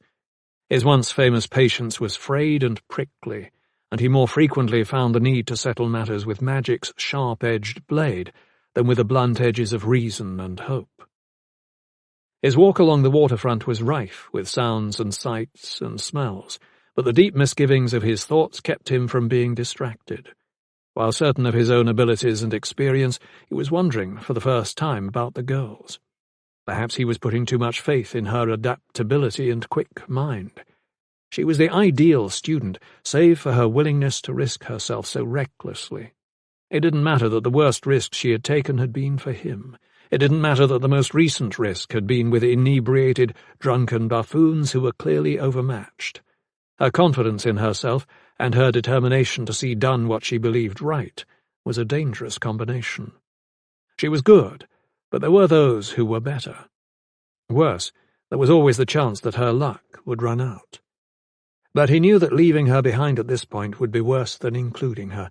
It would undermine everything he had worked so hard to instill in her, reduce her confidence to uncertainty, and leave her worse off than when she had set out to find him. That was both unfair and unacceptable. She was better off taking risks while he was there to watch over her than being made to think herself useless. But for the moment, as he looked along the length of Green Street, wondering which way to turn and how to locate the pleasure house, he had more pressing problems to occupy him. "Spare a coin, old man?" a ragged boy asked, tugging at his elbow. He was young and dirty, and the Druid stared at him openly. "Why should I give you a coin?" he asked. The boy shrugged. "Maybe because you look like you've got one to spare? Never hurts to ask." "Tell you what," Driscoll bent close to him, ignoring the smell and the sores on his face. "Are you willing to work a bit for this coin?" "Might be." "Are you good at finding your way around this district?" The boy nodded. "Born here. Lived here all my life. You name it, I can take you there." "You know a place called Revelations?" "Sure." The boy's mouth pursed. "Though you don't seem the sort who would go to a place like that. It's not safe. Take my advice and stay away. That alone should be worth a coin." He held out his hand, his gaze steady. Driscoll liked him at once. "It's worth more than that, and I shall pay you accordingly if you guide me there now, and again tonight. 2 times, and then you disappear and do not come near it again. What say you to that?" He dropped a 50-credit note into the boy's hand. The boy stared at it suspiciously, letting it sit there undisturbed. "You don't expect anything else of me, do you, grandfather? Nothing but what you asked? You're not one of those sorts, are you?" "I expect nothing more than what I asked. I have business that requires your guide services. Another 50 if you provide them." The boy nodded eagerly, his hand closing on the note. "Come along, then. Try to keep up. I'll go fast, and I'll go smart." And he was off through the crowds. It was a chase more than a guiding. The boy slipped through the seething masses like water through sand, quicksilver in his movements and certain in his direction. At times, the Druid lost him completely, slowed by his inability to pass through gaps with the alacrity of the boy and his own considerable bulk as an adult. Now and then the boy had to come back for him, laughing as he did so, although not in an insolent or critical way, but with genuine pleasure at the success with which he was able to demonstrate his skills at dodging around and weaving through seemingly impassable obstacles. The chase wore on, with Driscoll growing steadily more irritated and increasingly questioning his wisdom in thinking a guide might help. He would have been better off, he thought, if he had simply continued on alone and relied on his own instincts. Now and then, accepting reluctantly that on this occasion it was unfortunately the former, he found himself wondering if courageous quests and ultimate reckonings were beyond him, and his days of performing the active tasks that being a druid frequently demanded were drawing to a close. All of a sudden, as if conjured from the masses of people and with no warning at all, the boy reappeared right in front of him, grinning broadly. "We're here!" He pointed down the street through the crowds to the dark bulk of a structure consisting of towers and spires and flags that hovered over the surrounding buildings like a huge governess over a passel of cowed children. Its windows were shuttered and barred, and the doors off its balconies tightly closed, and there was about it an air of repression and danger that was unmistakable. Those passing by on the streets did what they refused to do at any other point during their various journeys. They shifted direction and gave the building a wide berth, while keeping their gazes directed elsewhere. Even though he was already certain of the answer, Driscoll asked the question anyway. "Are you sure?" "Am I quicker, slicker, and trickier than you, grandfather?" "I'll take that as a yes." The boy grinned. "Where do you want me to be tonight when we meet?" "Do you know the Three Kings?" "Know it, and keep my distance. But I don't like boys like me hanging about. That where you are?" "Come by tonight. Ask for me at the door. Show me a shortcut from there to Revelations, and I'll double your payment." "Lucky for me I know one." The boy was grinning excitedly. But then he went suddenly sober. "You're being awful good to me. Why is that?" Driscoll looked off toward Revelations for a moment and then back again. "I was born here, in this district, like you. It was a long time ago. Call it professional courtesy." "Call it what you like, grandfather. You've got my services long as you need them." "Then go on. Get yourself to somewhere else. Stay out of trouble." The boy started off. "And what fun would that be?" he called back. Then he was gone. When Driscoll returned to the inn, he found Tasha sitting at the window gazing down at the busy street below, a curious look on her face. "Did it go as expected?" she asked. He nodded wordlessly. Something wasn't right. He couldn't put his finger on it, but something was out of place. Then he noticed her face was flushed and her clothing slightly rumpled. "Are you all right?" he asked finally. "I just needed a nap. I couldn't sleep before and went out to look around. Now I'm tired." She went over to the bed and without another word stretched out and fell asleep.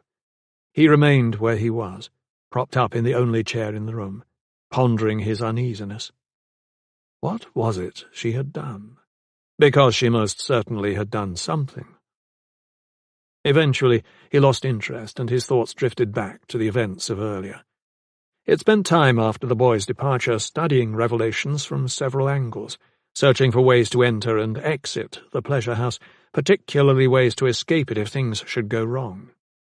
There were 3 doors available, front, back, and a cellar door that opened through the ground on the south side of the bulky structure. Windows were problematic, since they all appeared to be sealed. There were guards at the front and back, warding both entrances against uninvited guests. There would be more guards inside, where business was conducted, but without going in, it was impossible to tell in what part of the building the Orsis Guild headquarters were located. It was just before the girl woke from her sleep that he found the answer he was looking for. She probably wouldn't like it, but it was their best chance for gaining admittance and finding the man called Tigeron. Once they got that far, they would have to rely on instinct and opportunity. "Feeling better?" he asked her. She yawned, stretched, and walked over to the basin to wash her face. "You were gone longer than I expected," she said, toweling her face dry. "I had a hard time getting through the crowds. It would have helped if I'd had some help getting there." "Perhaps a guide?" she said. He started to reply, and then abruptly he realized the truth. "Yes, a guide," he said. "A guide would have helped. But then you already knew that, didn't you?" She gave him a look. "I did." "You followed me?" "I did." "Right from the hotel to Revelations. You saw the boy. You saw everything." She faced him unabashed. "I wanted to test myself. I wanted to see if I could manage it without being caught. You never saw me, did you?" He walked over and sat on the bed. "Is there some reason you are incapable of doing anything I tell you to do? Do you not realize there are reasons for asking for your cooperation, reasons that have to do with keeping you safe? Why are you so obstinate about everything?" "I don't want to be kept safe. Don't you understand? I want to be educated. I want to learn what you know and do what you do. I want to be what you are, and I can't do that if you keep me shut up in a room." "You are my student, not my equal," he snapped angrily. "You aren't entitled to do everything I do. There are skills that will help you find your way there and keep you alive in the process, but you haven't mastered them yet. If you try to take shortcuts, you will eventually damage yourself. Maybe seriously. What is so difficult for you to understand about this?"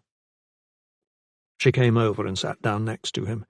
She looked small and beaten, but there was determination etched in her young features. "What is so difficult for you to understand? I have a brother who is half mad, and on his way to being completely insane. The magic is doing this to him. I have that same magic. I have to learn to understand it quickly, because I don't want to end up like him." She refused to look at him, and suddenly there were tears leaking from her eyes. She turned away to hide them, wiping at her face with her hand. "Now look what you've done," she muttered. Driska gave her a moment to collect herself and then touched her shoulder. "Tasha, look at me," he said. When she failed to respond, he reached over, placed his hands on her shoulders, and gently turned her toward him. "Tasha, I know you're struggling with your brother and the threat of his magic. I know you're worried that time is slipping away from you. But it isn't wise to try to move too quickly, even when it seems you must. You do not help yourself or others by doing so. Thinking you can skip steps and cut corners and ignore risks is foolish. You think I hold you back by asking you to sit tight, but you are wrong. I am trying to teach you. I recognize the need for haste as clearly as you do, but the possibility of harm to a loved one does not excuse rash behavior or disregard for your own safety. You help no one by hurting yourself. You have to step back from these urges and try to trust me a bit. If it is possible to save your brother, you and I will do so. Together." He paused, taking a deep breath. "Now, about this other thing. This is the first I've heard anything about you fearing your own magic. I've had time to study you, to see how you use the magic, to watch you grow as a magic user. If there were any real danger present, I would have recognized it by now. But I've seen nothing. So why have you waited until now to speak to me of this?" She was already shaking her head as if to say she couldn't bring herself to answer, but he squeezed her shoulders reassuringly and whispered her name softly. "Tell me." "I don't want to talk about it." petulant, embarrassed. "Tasha?" "No, I can't." "Tasha, please. Tell me." She closed her eyes. "I was afraid you would send me home if you knew." It caught him by surprise. "Why would you think that?" "Why wouldn't I? You were quick enough to abandon the druids when you found them more trouble than they were worth. If I suddenly announced my fears about using my magic, how long would it take you to decide that I was more trouble than I was worth? You were my last hope for helping my brother. I couldn't afford to risk losing that chance by telling you my personal concerns, so I kept quiet." Driska was appalled. "But the situations are entirely different, Tasha. My decision to leave the Druids was based on the actions of people I disliked and distrusted. I don't feel that way about you. Nor would I feel that way if you were struggling with your magic. You're not someone who has failed or disappointed me. You've done everything you've been tasked with doing, and you show great promise. I would never abandon you because of your fears. Never." She studied him a moment. "I don't know if I can believe that. I haven't had much to believe in for a long time. If I'm wrong about this—" "Think about it. If you were wrong, you would be on your way home this very minute. You told me of your fears, and I found them groundless. I don't see a weakness in you. I don't see any loss of control over the wish song. I would take no chances with you if I did. There really isn't anything else I can say." She was looking away again, her face unreadable. He was losing her. He decided to take a chance. "Listen to me. We have to stop talking about this, at least for now. I need you to help me with Orsis Guild. I need you if I'm to do what I came here for. Can you put this other business aside until that's done? I have a plan for tonight, but it needs you to make it work." Her eyes found his, and he saw her sudden interest. "What sort of plan? Tell me." So with patience and encouragement, he did. It was twilight, and rapidly turning full dark when the boy appeared at the front door of the inn. Driska and Tasha were in their room when word was brought. The boy was asking for the druid, waiting downstairs for him. Driska was on his feet at once. "Are you ready?" he asked her. Tasha wasn't sure. She was still upset over their earlier conversation, still troubled by her concerns over what was going to happen. It was all well and good for the druid to reassure her she would not be sent home after revealing her fears about controlling her magic, but after she had served her purpose and helped him find the men who had attacked him, what reassurance did she have that he wouldn't change his mind? Warring with that particular problem was her displeasure with the plan he had concocted to get them inside Revelations. The only thing that kept her from refusing to participate was her belief that it would probably work. She rose with him. "Yes, I'm ready." The boy was standing just outside the front door, a lean and ragged scrap of humanity, another bit of flotsam and jetsam washed up on the shores of the city. Immediately she disliked him. Maybe it was the way he looked, and maybe it was something she sensed about him, but it was there. "You didn't say you were bringing your daughter," the boy announced, making a face.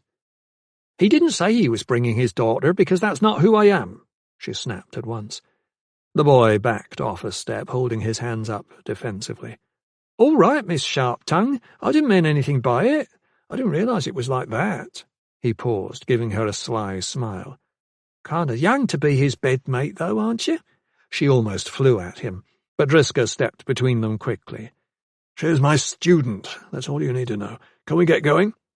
She was still fuming as the boy led them through the city, choosing a route that had so many twists and turns she was lost almost instantly. If she had to find her way back alone, she was certain she couldn't do it. Not that she wouldn't be willing to try, if only to be rid of this obnoxious boy. They continued on for what seemed an endless amount of time, following a series of winding streets that ran one into the next, and never suggesting at any point what direction they were taking. The fall of darkness did nothing to stem the flow of foot traffic. The city of Varfleet was as vibrant and alive at night time as during the day. It had been difficult enough for her to follow them when it was light. It was much worse by lamplight, and she had to work very hard to stay close enough that she would not lose them entirely. She managed it, but barely. She grew steadily more convinced the boy was deliberately trying to lose her. And then they were there. The bulky silhouette of Revelations looming ahead, cracks of interior light seeping through closed shutters, a pervasive sense of gloom and desolation hanging over everything. The boy took them to within 50 feet, keeping to the shadows, being careful not to do anything to expose them to whoever might be watching. Beneath the awning of a shop across the way from the entrance, he brought them to a stop. "Close enough?" he asked. Driska bent to him, his voice soft. "I want you to stay right here. Keep out of sight. Don't do anything to call attention to yourself. Wait for our return. It might be several hours. Can you do that?" "I'm yours for the night, grandfather." The boy glanced at Tasha. "I don't know about taking her in there. It isn't a fit place for a young girl. I can take care of myself," she hissed at him, unable to keep the irritation from her voice. He shrugged. "You probably have experiences I don't know about." His eyes shifted back to Driska. "But be careful in there, grandfather. Bad things live in the shadows." Tasha caught a glimpse of the druid's smile. "Then I'll stay clear of them." He walked out from beneath the awning with Tasha at his heels and started across the street. They wove their way through a steady flow of traffic and were almost run over by a cart that barreled through at a reckless rate before arriving on the far side unharmed, if much subdued. Driska turned to her. "Are you clear on what's to happen? Any questions about anything we're going to do?" She shook her head. "Who is that boy? What's his name?" The druid shrugged. "I don't know. I didn't ask." "So if he abandons us, we have no way of ever finding him again?" "I guess that's so. But he won't abandon us." "Your faith in street urchins is much greater than mine. I suppose you know them better than a country girl from the Westland, though." "You don't much like him, do you?" The question took her aback. "He's all right. He's just kind of cocky for someone who doesn't have much." Driska put a hand on her shoulder. "In the world of street urchins, Tasha, you make use of what you can. Come." 21. Driska led her along the walkway, fronting the Orsis building, taking advantage of the open space that everyone else studiously avoided. When they reached the front steps, they climbed to an entry within a sheltering alcove, and the druid rapped sharply on the heavy wood of the closed doors. Minutes passed. Tasha glanced back at the people in the streets, many of whom were glancing at them with undisguised curiosity. In the pale glow of the street lamps, she thought she could discern expressions of wariness and fear. She stared back, boldly, until they looked away, and then looked away herself. The door opened. An old man with scars crisscrossing his face, and eyes the colour of mud, was standing in front of them. He looked as if a strong wind might blow him away. "State your business." "We seek a meeting with Orsis Guild," Driska said quietly, sounding as if he were a man seeking discretion. "Do you have need of their services?" The old man's eyes were sharp with suspicion. "Or is this regarding favours from the pleasure house ladies?" "We require the guild's services. My daughter was—" A gnarled hand lifted quickly. "The nature of your business is not my concern. Come in. Follow me. Have you weapons?" Driska shook his head. Tasha indicated her long knife belted beneath her cloak. "Put it there," the old man ordered, pointing at a table to one side. Tasha did so. "If you hide others, it will go badly for you," he added. When neither responded, he beckoned. "This way."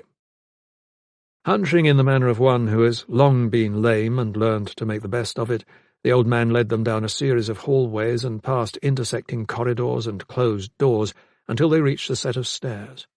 From there they descended until they had arrived at a faintly lit corridor, burrowing into the interior of the building.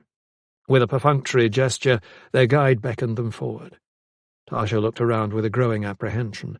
Here the shadows were much more ominous and pervasive, as if the light from the scattering of lamps that dotted the corridor walls was an intrusion barely tolerated. Perhaps the boy had been right. It did feel as if bad things lived in the shadows, though, if so, they were hiding themselves well. She wondered what their purpose was, and how the boy knew they were there. Wrapped in oppressive silence, they followed the old man through a warren of dank corridors and extended patches of deep gloom. The air was chilly and smelled of mould. At places, the floor and walls showed damp stains and cracks. Tasha tried hard to memorize their route, preparing herself for the possibility that they might need to find their way back alone. She was certain their present location was several levels beneath the streets of the city, but she was unsure of how many. At the corridor's end, a widening of the walls indicated something out of the ordinary waited ahead. Sure enough, huge double-metal doors barred further passage, heavy and impenetrable. The old man moved to one side and rapped on a wooden panel set out from the stone of the wall. The sound echoed all around them. A panel in the wall slid back, and eyes appeared. "Clients?" the old man said, indicating his companions. The eyes studied them for a moment, and then heavy locks were released and one of the two great doors swung open.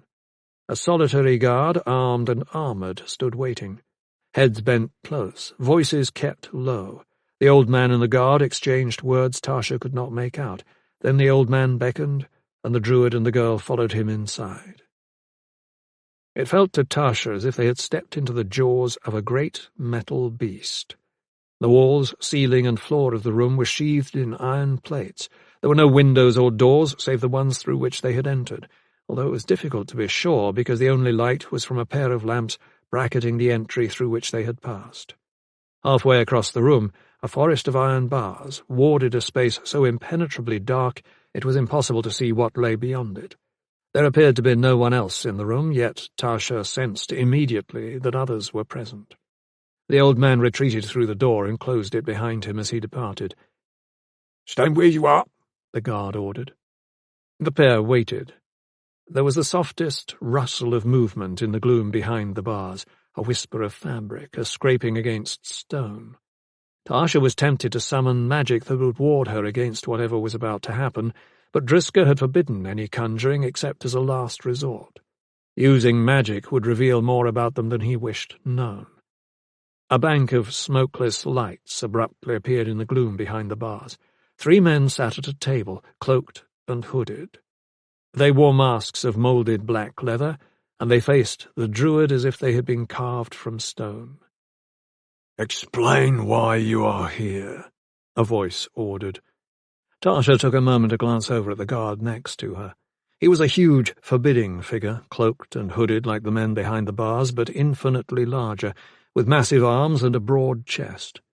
She didn't doubt for 1 minute that he could snap her neck without much effort.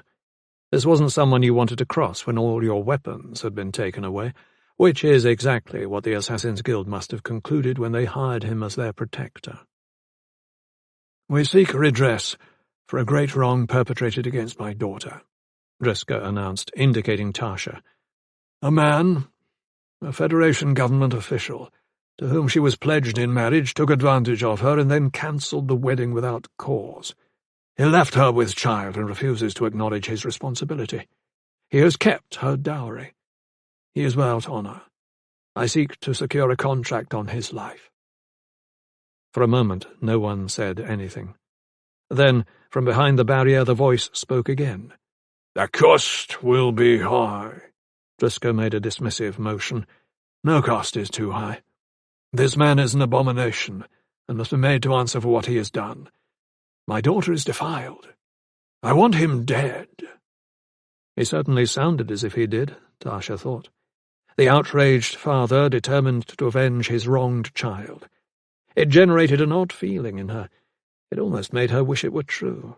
That he really was her father and she his child. That he cared about her enough to actually feel as he pretended to these men. It caught her by surprise, unexpected and alarming. It was an eye-opening moment. Then she shook it off, remembering her part.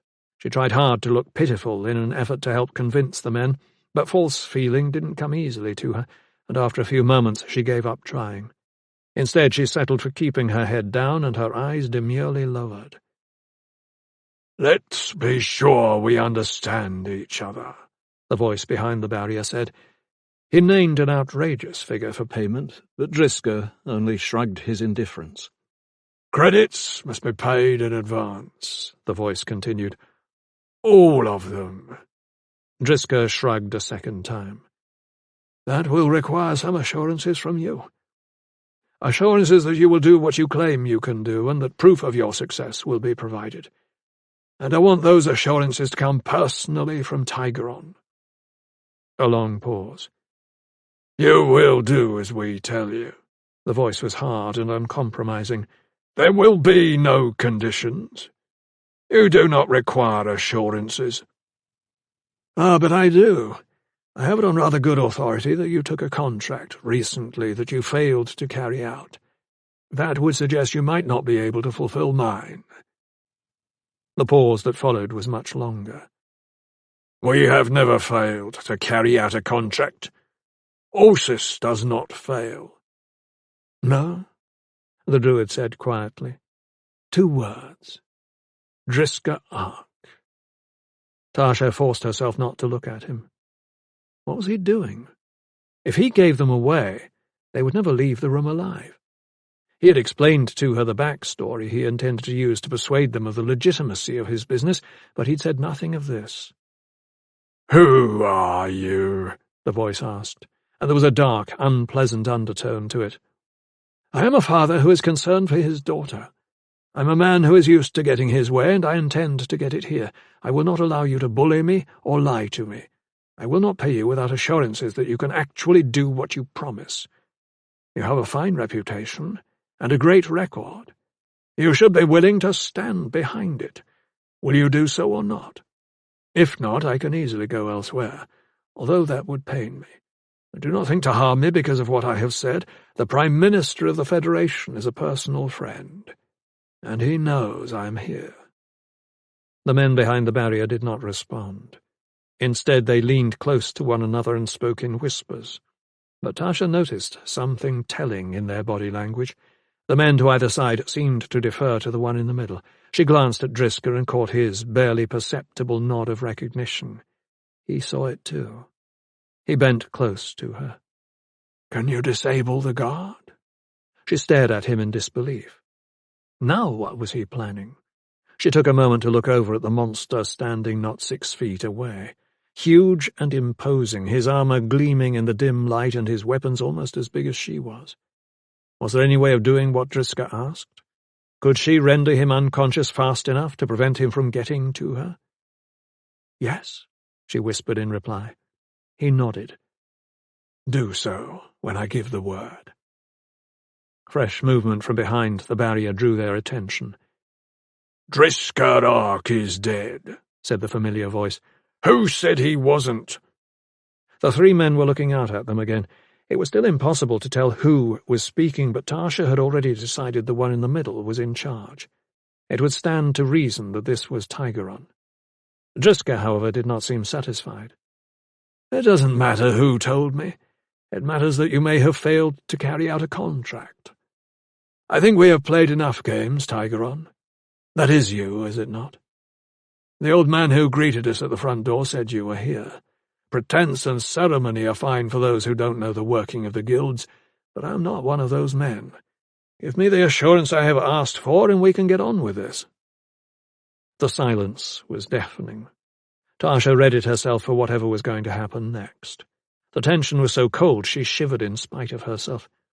The look and feel of this claustrophobic, prison-like room were deliberate. The materials from which it had been built suggested as much, whispering of unspeakable uses.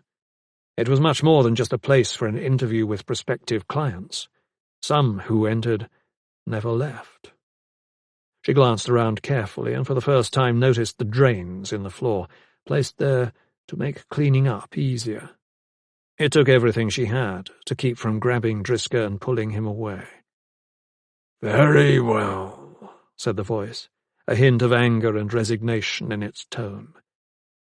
"I give you my word that what you pay for will be carried out." At once Driska glanced at Tasha and whispered, "Now." Without waiting for her response, he extended his hands, summoned his druid magic, and blew out the barrier separating them from the 3 men. The iron bars tore from their brackets and slammed into the table and the men sitting behind it, and everything went flying backward into the wall behind. Tasha wheeled on the guard, her wish song sounding a deep, mournful note. She was almost too slow. The giant was much quicker than she would have expected. His massive hands were inches from her face when the magic lifted him from his feet and hurled him away. He struck the wall to the right with stunning force and slumped down, unconscious. Driska was still attacking. A hand gesture sealed the door through which they had entered. Another sealed the door on the back wall that served the three unfortunates of Orcisgild. He strode swiftly through smoke and debris and was on top of them in seconds. One was trying to rise, but the heavy barrier held him pinned in place. The druid silenced him with a single blow.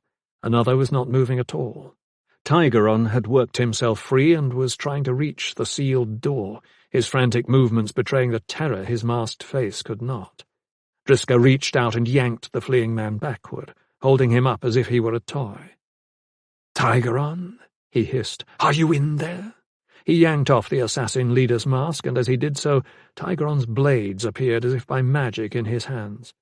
Tasha used the wish song in 2 quick bursts, pinpoint strikes that sent the weapons flying, the hands that held them numbed.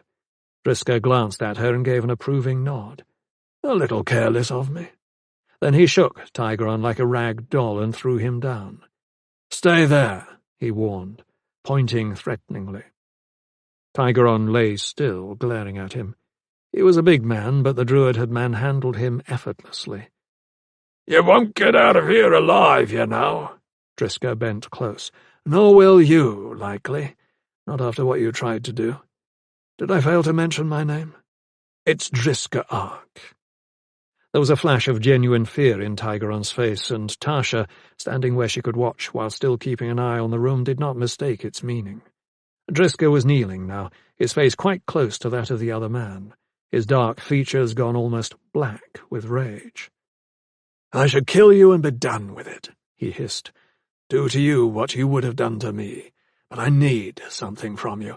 If you give it to me, I will let you live." Tigeron sneered. "How can I believe that?" "I don't know. Find a way. It's the only hope you have. Now listen closely, as I don't intend to say this more than once. I don't care all that much about you. I only care about the man who hired you. When did you make the contract?" Tigeron hesitated, and then shrugged. "Somewhere around 6 weeks back. I was to wait until the end of the month to fulfill my end of the bargain." "He paid you, then?" "Letter of credit. I cashed it the next day to be sure it was good." "A letter of credit? No gold or silver or coin? You must have been convinced the letter would be honored." "Convinced enough. And I was right to be convinced. It was a goodly amount, although it ended up costing me too many members of my guild. And now it will likely cost me something more, won't it?" Driska ignored him. "Tell me his name." The assassin leader's face underwent several rapid changes of expression, but in the end it was one of harsh determination. "Go ahead and kill me. If I start naming names, I'm a dead man anyway. Your reputation for druid wisdom should tell you that much. Except you're not a druid anymore, are you? You're an outcast, an exile, a man shunned by your own kind. Must hurt quite a bit, I imagine." "You're wasting your time if you think that you can anger me sufficiently that I will put you out of your misery. You're going to tell me what I want to know. Do you know why? Because, sooner or later, whoever hired you is going to find out you failed. They're going to discover I'm still alive. And when that happens, your reputation as a reliable hire is finished. Likely, whoever finds out they paid for nothing will come after you. I am the only one who can save you. Reveal the name of whoever hired you, and I'll silence him. No one needs to know how I found out. That stays between you and me." He placed 2 fingers at the juncture of Tigeron's chin and throat, a soft spot on the neck that lacked adequate protection, and pressed in hard on his windpipe. "You are wasting my time. Decide now." A look passed between them, followed by a long pause. Then Tigeron leaned forward slightly and whispered something. Driska Ark backed away again, shaking his head. Tigeron whispered something more, and finally the druid nodded. Then he took his hands away from the assassin's throat, placed them on either side of the other man's head in a curiously gentle way, and gave a vicious twist. Tasha, standing 20 feet away, heard the snapping of neck bones. The druid rose, wiping his hands on the dead man's robes and then patting him gently on the head. Tasha watched him carefully as he walked over to her. "I thought he told you what you wanted to know," she said. "It seemed like he did." "Oh, he told me. I just didn't like the idea of giving him another chance at trying to kill me. I didn't think I could trust his word to let things be. Better to end it here." She caught a glimpse of a sad smile. "I suppose my word's not so good after all." His face was grim enough that she did not think it wise to pursue the matter further. Driska unsealed the door leading out by withdrawing the magic that bound it, and led Tasha back through the underground warren the way they had come, accurately following the escape route she had worked so hard to memorize, tracking it as if she were telling him verbally where to go every step of the way. In no time they were back in the front hall. The old man was waiting. He opened the door for them as they left, avoiding eye contact and saying nothing. Once out on the street again, they crossed through the crowds to the other side and found the boy waiting. "Take us back to the inn," the druid ordered, and went silent. The return trip seemed to take forever. Some of it was due to the continued presence of heavy foot traffic in the streets and the raucous intrusion of the city's nightlife surging in and out of pleasure houses, gaming parlours and taverns, the cacophony of the crowds drowning out the possibility of any meaningful conversation. And some of it was due to the reluctance of anyone to speak. For Tasha, she was still coming to terms with what she had just witnessed. She could not stop thinking about how swiftly Driska Ark had dismantled that carefully secured room and gotten to those three men who believed themselves safe behind a barrier of iron bars. She kept seeing him as he sprang into motion, a black-robed dervish, a dark wraith with even darker intentions. He had been a force of nature, a creature of such resolve that he willed what he wanted to happen into being. He possessed astonishing strength, and he was ruthless. He had given his word to spare Tigeron's life and then gone back on it. He had killed the Orsis assassin without hesitation, without a moment's second thought. What must it take to be like that? What sorts of personal hardships did you have to endure before you became that cold? She wasn't sure. She didn't know that much about him. There were stories about her mentor, but she wondered how many more remained secret.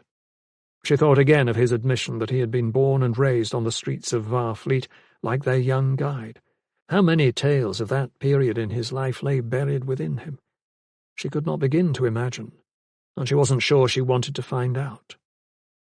They had reached the inn when the boy turned to Driska and held out his hand, waiting to be paid. For just an instant, one terrible instant, she wondered if the druid would go back on his word, if he might even kill the lad. "Grandfather," the boy said, sensing what she did. "Our agreement?" Driska nodded and put his hand on the boy's slender shoulder. "You did well tonight. You kept your word, and you deserve every credit I promised to pay you. My thanks." He reached inside his cloak and produced a handful of notes. The boy's eyes widened. "This is too much. We agreed on a smaller amount." "I am changing the agreement. Consider it a bribe. I may need your services again one day." Tasha exhaled in relief. She hadn't realized she had been holding her breath. She was moving toward the inn door when she heard the boy say to her, "You're very pretty." She blushed deeply and was immediately irritated with herself. Driska, watching, shook his head. "I forgot to ask you earlier," he called after the boy, who was already moving off into the mix of city lights and crowds. "What is your name?" The boy turned. "Ormsford," he shouted back. "Shay Ormsford." Then he was gone, disappearing into the night, leaving Driska and Tasha staring after him in disbelief. 22. "He shouldn't have done that. He shouldn't have done it." Over and over, like a litany, Tavo kept repeating the words, all as if to measure the steps he was taking along the roadway he was following, a refrain to accompany his progress. He spoke the words in a low monotone, without thinking about them, without tiring. His mind was spinning as he looked back 2 days to what he had been forced to do in that inn of cutthroats and monsters. Forced! It wasn't his fault he'd killed them. It wasn't his fault they were dead. They had lied to him and then tried to rob him. They would have killed him if he hadn't saved himself. He recalled hands and blades and hard looks and a frightening rush of images. They intended to hurt him, and he hurt them instead. They brought it on themselves. They had caused it to happen. Like his parents, like his uncle, like Squit Mulk, like all the others, although he no longer remembered who they were. It really didn't seem to matter much anymore. His concentration broke. He stopped his mumbling, and his voice trailed off. "Why did they do this to me?" he said to Fluken. Fluken did not reply.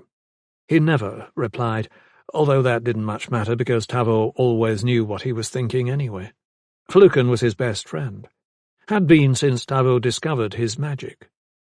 Fluken came to him unbidden, but with clear intent.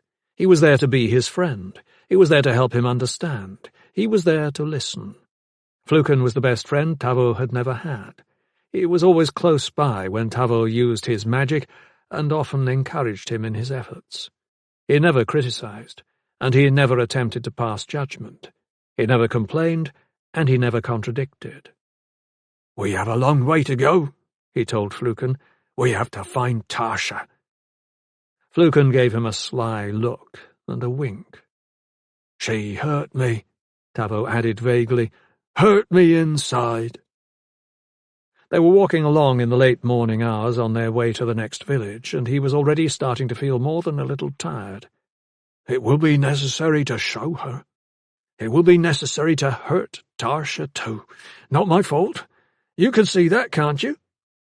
As usual, Fluken just looked at him, but Tavo knew he agreed, and that his continuing presence was an affirmation of his decided course.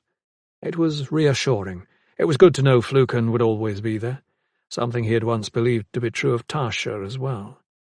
He stopped talking for a while, content to follow the road without paying much attention, his thoughts again drifting back to the tavern, and the men he had left there, the life sucked out of them. Such men did not deserve to live. They wanted to hurt him. They wanted to steal his money and his possessions and cast him away like garbage. Like all the others, these men hadn't known what he could do, or they might have left him alone. How many had there been? 20, perhaps? Not that it mattered to him, not really. No more than Tasha mattered now, but he wondered suddenly what would happen after he found her. If he killed her, what would become of him then? His home and the people who had tried to claim him as their child were gone. His old life was finished. He would have to begin life over, and he had no idea where to start. Once it would have involved his sister, but if she were gone, he would be alone.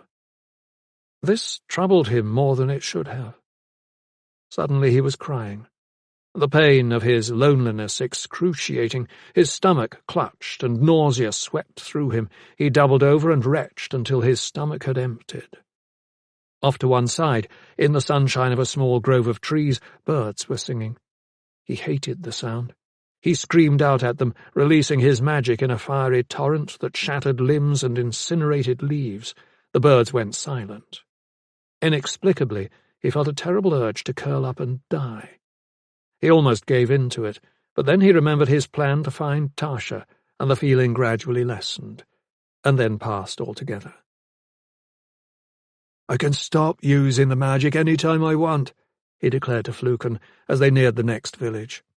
Dusk was settling in, and there were lights visible on the porches of houses and businesses. The buildings were set close together, surrounding a small village green. He wondered again what the name of the village was, but it didn't matter. All it had to offer was a chance for him to rest before going on. Fluken, as usual, said nothing. "I can, you know. I can quit. I know how to do it." He was speaking now to Squit Mulk, his uncle, and the man and woman who had been his parents, as they walked beside him. Like Fluken, they said nothing. They were growing bolder, he thought.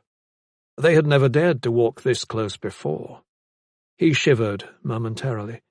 He had no reason to be afraid, but their nearness was troubling. Maybe they wanted something from him, but it was too late for that. He had nothing to give them. "Get away from me!" he shouted finally, his hatred for them surfacing. They didn't even bother to look at him, their dead eyes fixed on the empty space in front of them as they walked. He tried to remember what they had been like in life, but he had already pretty much forgotten. Most of the particulars of the events that formed the building blocks of his early life were lost to him. His mind was fuzzy these days, and the part of it that still worked was consumed with thoughts of Tasha's betrayal. Everything else seemed unimportant, even the reasons behind what he had done to his fellow travellers. He traipsed along in sullen silence, through rows of silent buildings, peering into the approaching darkness, searching for a place where he might find shelter for a few hours. It had been raining again, although he hadn't noticed until now, and he was soaked through and chilled to the bone. The unpleasantness and discomfort persisted, but his thoughts were on other things, the burning in his heart all-consuming. Tasha. Why? Ahead, a man was working in his yard, covering planting beds and their fruit-bearing vines and bushes with netting, his own clothes as wet as Tavo's. The man's house looked warm and inviting, and he was tempted to walk over and ask if he could spend the night, but then the man's wife called to him from within, and Tavo heard the voices of children and thought better of it. The man turned and waved to him, but Tavo just kept walking. He didn't think he could trust anyone, even to be dry and warm, and maybe be given something to eat. It seemed that only moments had passed, and suddenly he was through the village and out in the countryside. He looked around in surprise, but he did not turn back. There would be no turning back. He trudged on until he saw a dim light ahead, a spot of brightness in the damp dark. It was a fire, lit beneath the boughs of an ancient chestnut, and a man was sitting there warming himself. When he drew even, the man looked up. "Hey there, fellow traveller. You are welcome to come sit with me. You can get dry and have a bite of my food. Come on over, I don't mean no harm." And he beckoned, pausing in the midst of the meal he was consuming to emphasize his insistence. Tavo wanted to go. The man had a kind face and a gentle voice. He didn't sound like he wanted anything or would try to hurt Tavo. But Fluken was whispering in his ear. "No, no, no." He hesitated, but then decided he would take a chance. One man, alone, was no threat. Fluken meant well, but he would simply have to understand. That's what friends did, after all. He walked over to the fire and sat down across from the man. It was dry beneath the big tree's leafy boughs, and the little gathering of wood scraps and twigs blazed cheerfully.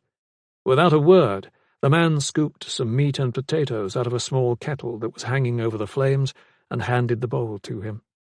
Tavo nodded his thanks and began to eat. The stew was hot and tasty, and he consumed it with relish. It had been 2 days since he had eaten anything.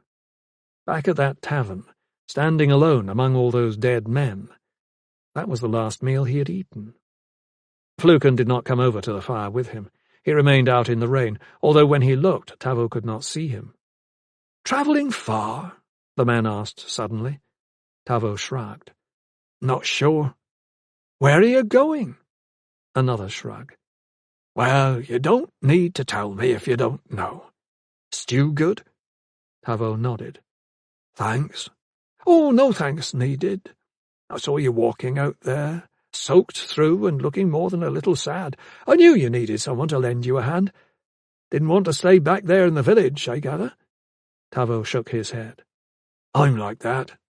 The man ate the last bite of his food and set the bowl aside. "I prefer the outdoors and my own company. Never know what to expect in the villages. Some aren't such good places." He gestured at Tavo. "Looks like you might have found that out for yourself."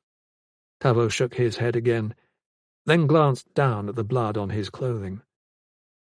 "I had an accident." "Well, it seems like it might have been a serious one. Not your blood, is it?" "I hope not. Someone else's, maybe. That will be all right, I guess, if they were troubling you." Tavo was getting tired of all the talking, especially the questions. He shook his head and turned away, not wanting to listen to any more of it. The man hesitated and stopped himself from saying more. "You must be tired. Why don't you sleep now? Here's an extra blanket. Wrap yourself up close by the fire and rest. Tomorrow's always a new start for those like ourselves." He produced a ragged blanket and passed it to Tavo, who took it without comment, rolled into it, and lay down next to the fire. In minutes, he was fast asleep. It was deep in the night when he woke. He wouldn't have woken at all if not for Fluken. His friend was hissing at him, his voice raw and urgent. Something was wrong. The words weren't clear, and Fluken was speaking to him from the darkness, but there was no mistaking his tone of voice. Tavo opened his eyes and peeked out guardedly. The man who had fed him and given him a blanket was searching his pack, rummaging through it furtively, pulling things out, looking them over and slipping them back inside again. Tavo sat up quickly, facing him. "What are you doing?" The man wheeled about, startled and frightened, his kind face twisted into a mask of desperation. "Nothing. Your pack tipped over and some of your things spilled out. I was just trying to put them back. The ground's damp and I didn't want everything to get all wet. Here it is, all of it, safely back where—" He trailed off. It sounded as if he were telling the truth, but Tavo knew he wasn't. "You were stealing from me," he said. A knife appeared from nowhere in the man's hand, and he lunged forward, blade flashing in the light of the little fire's dying embers. He was far too slow to do what he intended, and with a small series of sounds, Tavo stopped him in mid-leap, knocking him backward into the fire. The man lay there a moment and then leapt up instantly, clothes burning, screaming in terror as the flames consuming his clothing began to lick at his skin. He threw himself down and rolled on the ground, turning over and over until the flames were extinguished. Then he sprawled, panting and sobbing in the aftermath of his failed attack, with Tavo standing over him, staring down. "Why did you do that?" Tavo yelled. "I thought you were my friend." "No one has any friends on the road," the man whispered. "No one." The words were spoken in a raw, damaged way, as if the fire had gotten deep into his chest.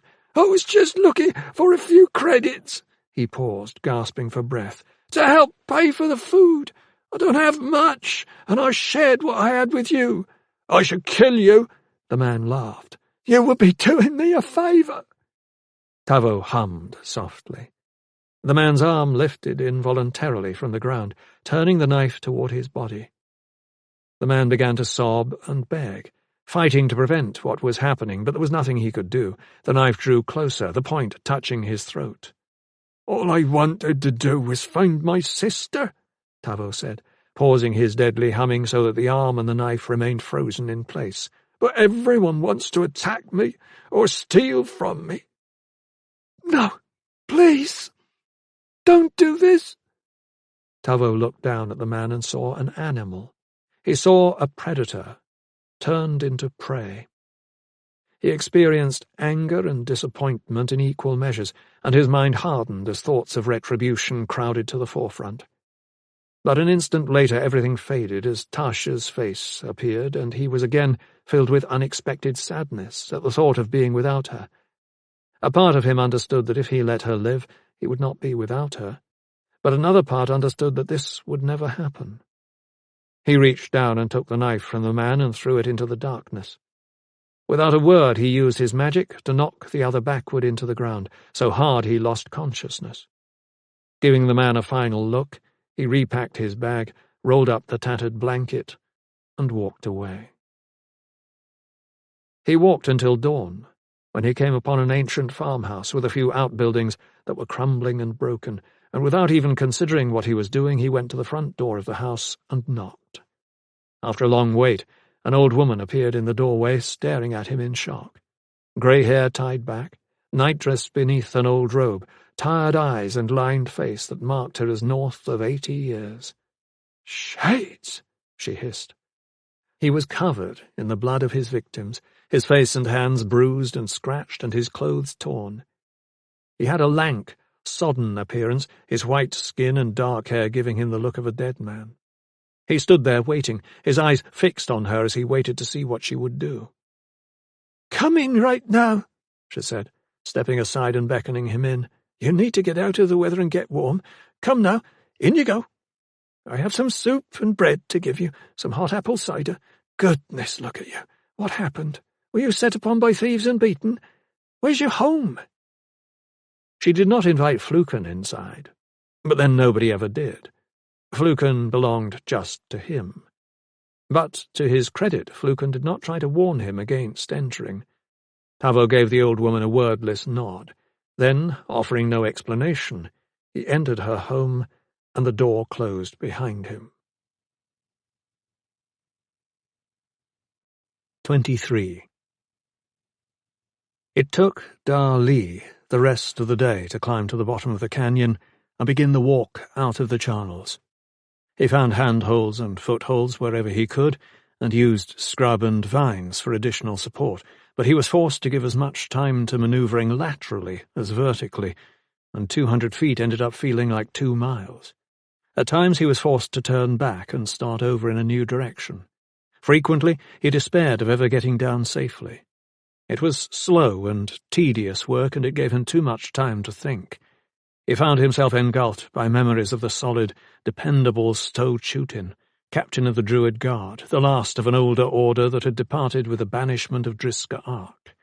He remembered everything he had shared with Zia, who once upon a time had loved him well and might have found a way to do so again. He fought against tears as he ruminated on her courage and her sacrifice, agonizing over what might have been. Perhaps they could have found a way to be together, if she had lived. He liked to think so, and he regretted not giving her more of what she needed while taking too much of what he desired for himself. He thought, too, about the white-cloaked enemy leader, and there his thoughts were disturbing. Why, he wondered, was he even still alive? The man had found him trapped on a cliff ledge, hundreds of feet above the valley floor. He could have killed him easily by either using the flash rips in the flit or knocking him off his perch. He had done neither. He had looked at Da, studied him, it seemed, then simply backed away and left him. Why would he do something like that? It might have been that he had left Da in a precarious position he did not think the Highlander could escape. It might have been that he had decided that, even if Da did escape, he would never get back to Paranor in time to make a difference. He might also have believed that it was too late for Da to do anything that mattered. But he didn't think it was any of those. No, he thought it was something else altogether. But he did not, for the life of him, know what that something was. In any case, it was troubling not to know, to be left wondering why he had been spared. The uncertainty of it, the mystery, left him consumed by thoughts of what it meant, even in the midst of his grief for Zia. Given a reversal of their roles, would he have done the same thing? What would it have taken to make him do so? It was nearing sunset by the time he arrived at the bottom of the canyon, and fully dark when he began the journey out. He walked south to not only where sunlight through gaps in the peaks had been the strongest, but also where he seemed to remember spying an opening through the mountains while flying in. He had not been looking for this feature in particular, but when you piloted an airship you learned to pay attention to your surroundings. You never knew when you might discover something you would have need of later on.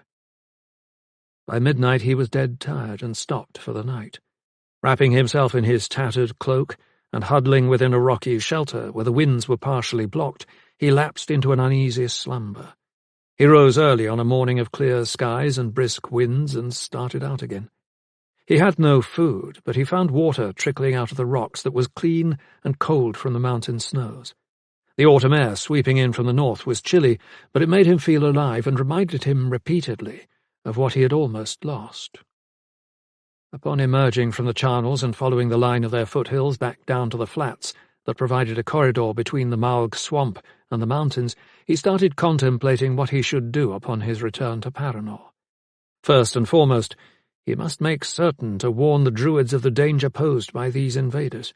He must make them understand that they needed to take action to ensure the safety of Paranor. Also, he had been thinking hard about the new initiate to the order, Casson Drew.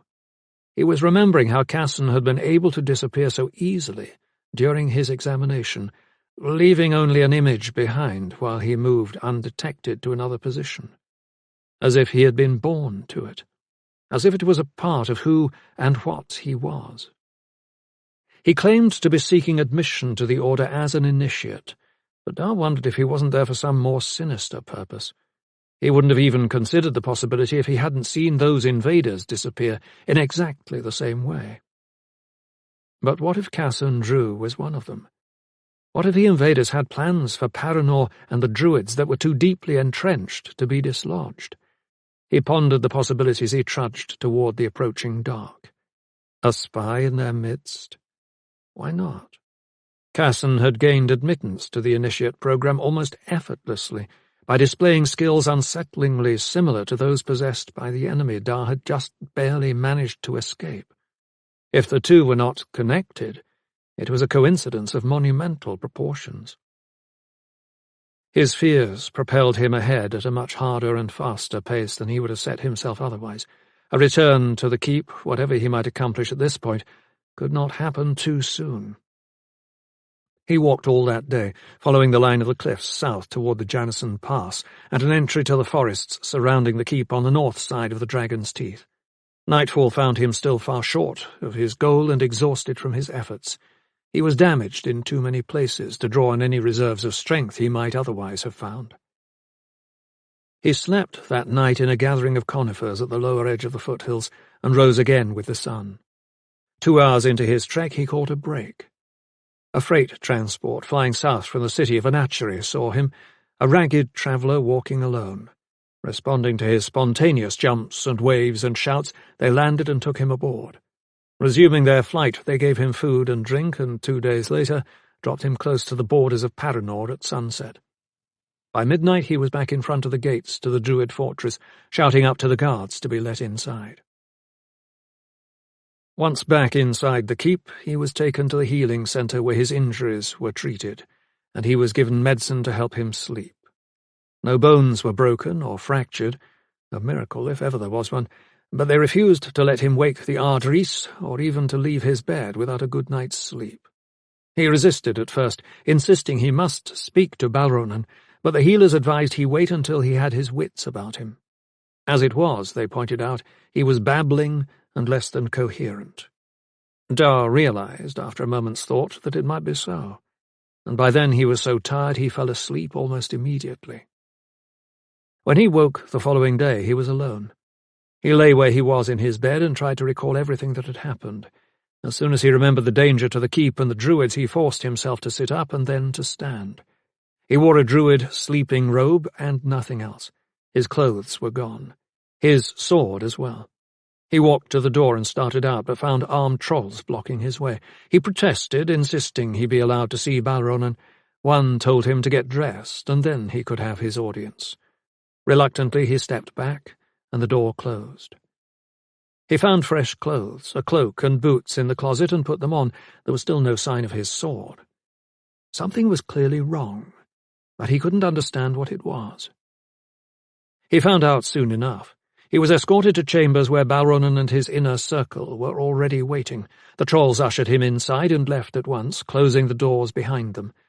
He stood at the foot of the table, staring at those seated around it, and it was clear from the expressions on their faces that he was not there to be welcomed home. Only Clysea Porce wore a neutral expression. "A report, please," Balronan snapped. "Skip the embellishments." So Dar gave his report, from the time of their initial encounter with the unknown enemy to the death of Quince, the flight east into the Charnels, the subsequent battle and deaths of all of his companions, and his long trek home. When he was finished, there was a profound silence. "How is it, Blade, that you failed to protect the Druids placed in your trust, yet you are still alive?" Chew Frank snapped, not bothering to pretend he didn't find this despicable. "One might wonder if you did anything at all to prevent what happened."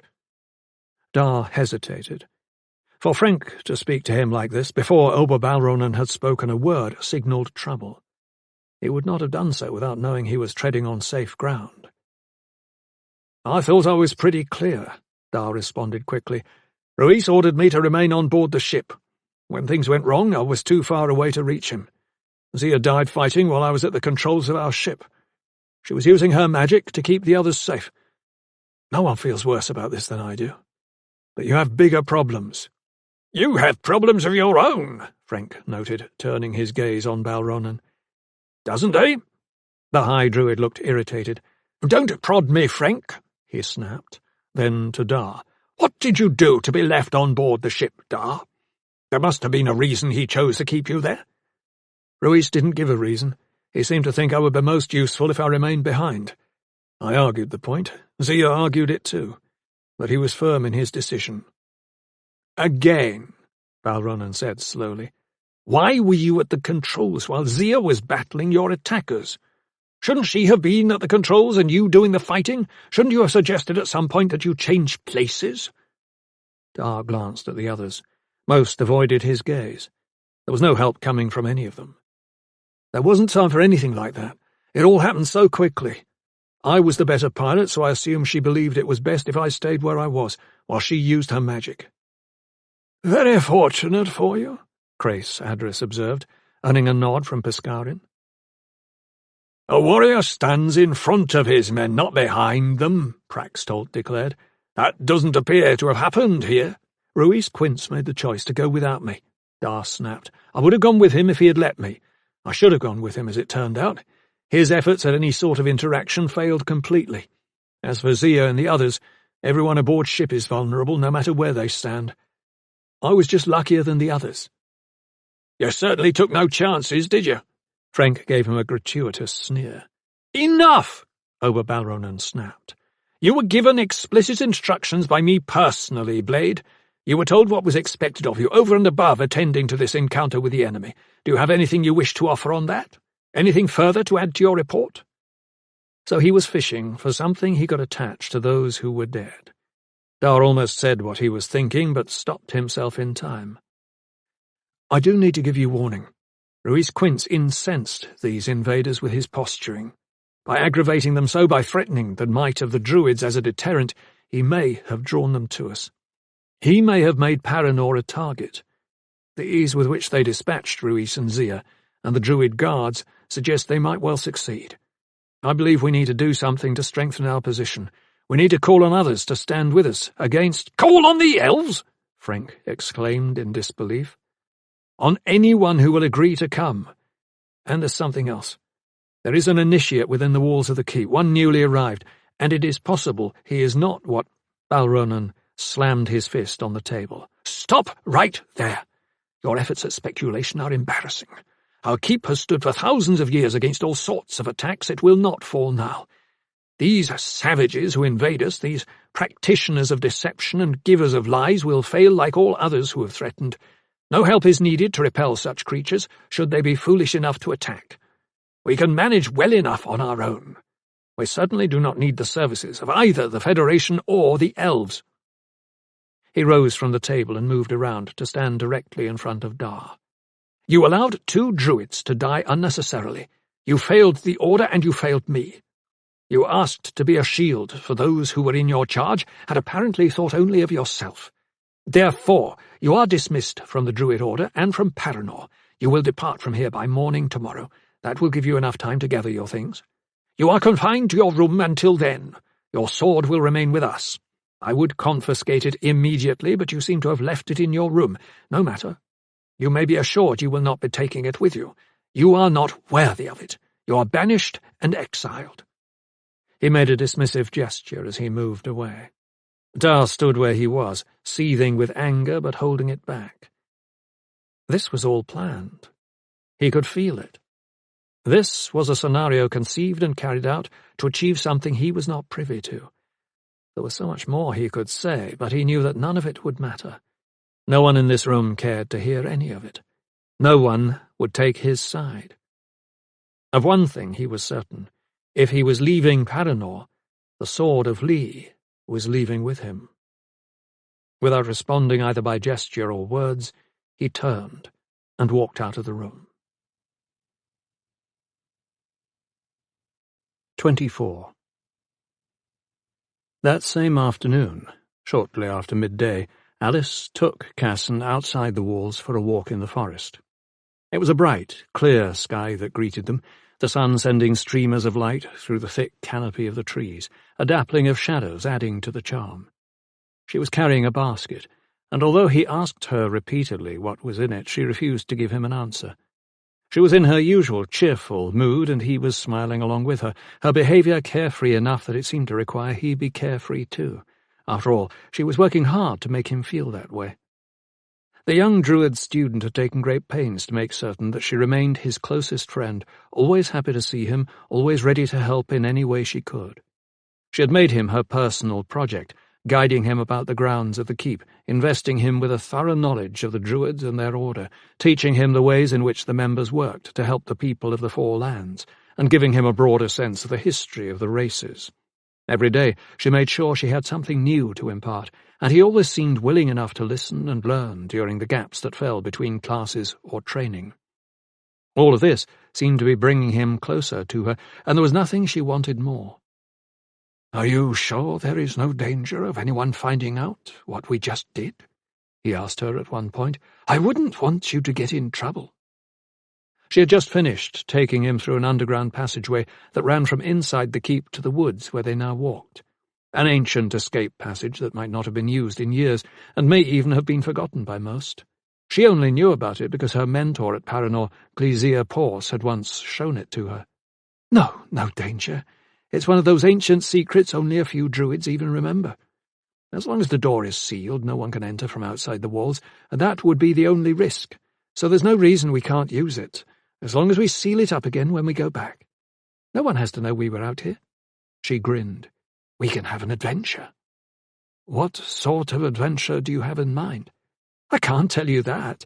It would spoil the surprise." He shrugged. "You do whatever you wish, Alice. I am your willing companion. An adventure with you, whatever it turns out to be, is bound to be enjoyable. Just promise me you'll get us safely back inside before my bedtime." "Worried about bedtime, are you?" He smiled and winked. "What's in the basket?" She gave him a look. "That's part of the surprise. You won't have to wait long to find out. Do you want to hear more about the Druid Alanon? He was the last of a much older order at one point, and when he died the Druids disappeared from the Four Lands for 300 years.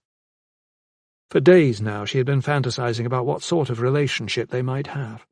Sooner or later their studies would be complete, and they would go on to become Druids. Perhaps then she could partner with him, a teacher to help him continue his education in his new homeland, and a helpmeet to share his passion for magic. She did not let herself think about how he might receive this idea when it became time to suggest it. For now it was enough to have a goal to work toward, time enough later to find a way to make it come true. It would be an adjustment for him at first, perhaps, but in the end he would become happy with such a life if he truly cared about her. They reached a grassy clearing, surrounded by huge conifers, and Alice set down the basket, pulled out a small blanket and spread it. Then she knelt on the blanket and began setting out bread, cheese, fruit, and cold cuts of roast pig, along with an ale skin, humming cheerfully as she worked. "So the surprise is lunch?" he asked. She shook her head. "This is called a picnic." She glanced up and saw the bafflement on his face. "They used to have them in the old world on nice days like this. Families would go to parks and woods and spend the day. They always took food and drink. Sometimes they played games. Sometimes they napped. It was a way to get outdoors and enjoy the weather. I am not sure they would have enjoyed it all that much where I come from. They seldom go outside in my country if it doesn't involve work. The weather doesn't allow for it. I've never even heard of a picnic, let alone been on one. Maybe this is an experience I'll want to have more often. So this is our adventure?" She leaned close. "Maybe. Part of it, anyway." Then she leaned over and kissed him on the mouth, and Casson kissed her back. He did not try to pull away. It was clear enough he was enjoying it. When her arms came around him, he reached for her as well. Still kissing, they fell back onto the blanket. He felt her move closer. "Don't stop," she whispered. But he did. Giving her a final peck on the nose, he said, "Why don't we eat something? Give me a chance to get used to how this works. This picnic stuff is more complicated than I thought." He smiled to reassure her, and she smiled back, bravely, even though she was confused and embarrassed. "I guess I was sort of rushing things." "No," he said quickly. "It's something else. I've had some bad experiences." The memories still linger. Just be patient with me." They didn't speak for a while after that, dividing the food and drink and sitting across from each other as they ate. Alice tried not to look at him. She felt she had overstepped herself. Perhaps she had even ruined things. But she didn't understand why he had pulled away from her, unless his feelings for her were much different from hers for him. Then, all of a sudden, she was afraid she understood all too well. There were other women within the order who admired Casson. On occasion she had seen him with them, heads bent close in private conference. Even more troubling were his occasional disappearances when he was out walking with her. 1 minute he would be there, and the next he would be gone. He was never gone for long, and he always returned with some explanation for why he had wandered, but even so she wondered. Could he be meeting someone? Could he already have a lover, another woman to whom he felt a deeper attachment? That was what it was, wasn't it? Of course it was. A rush of jealousy and anger flooded through her.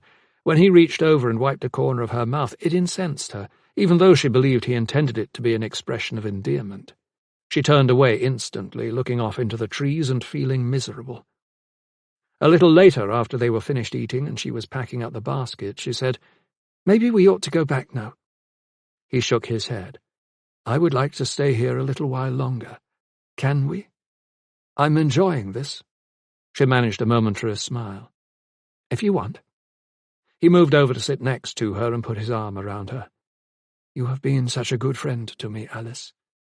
You've given me so much since I arrived. I would have been lost without you. I just wanted to help." They sat together companionably for a long time, lost in their separate thoughts. Alice did not try to kiss him again, but watched his fair hair ruffle with the breezes, covertly studying his profile, trying to decide what she should do. To attempt to touch him in any way at this point was out of the question. To allow him to touch her even more so. Yet she felt she had to do something.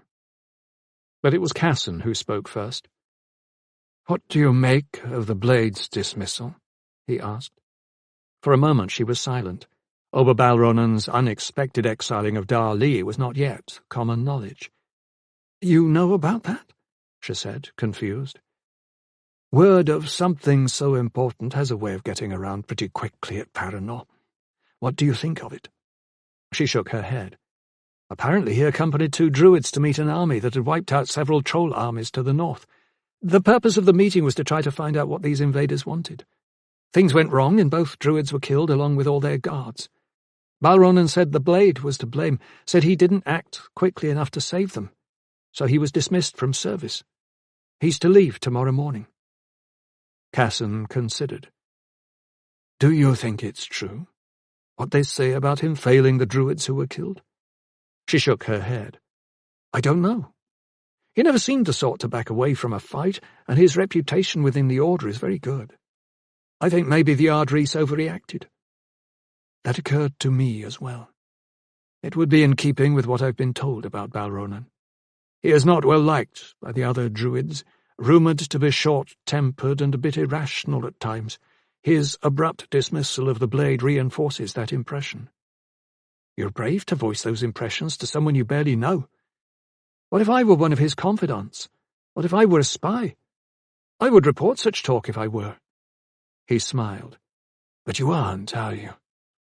I would like to think I know you well enough to be sure of that." "I do, don't I, Alice?" She nodded wordlessly. "Let me say something. I lost my nerve with you a moment ago." He gave her a moment to take that in. "I haven't been attracted to anyone for some time. I'm a little confused that it should happen now, and with you particularly. I like you very much. I don't want to do anything wrong.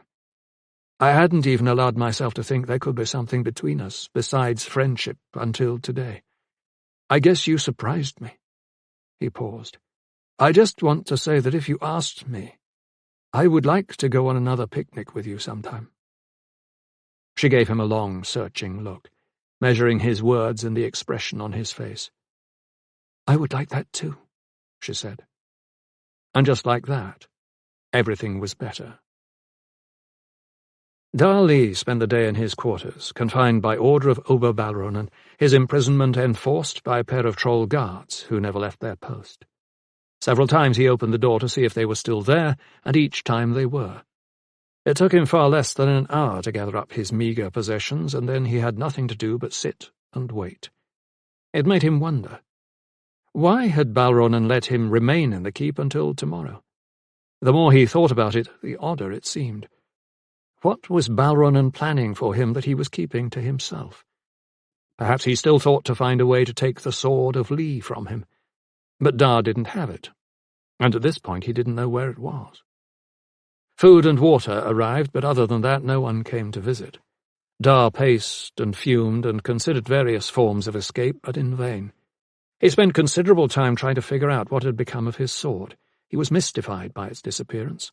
He was certain he'd still been carrying it when he pounded on the gates to the keep and was allowed to enter. He did not remember anyone taking it from him. He had searched his room, but it wasn't there. Someone must have it. But who? And why would they take it in the first place?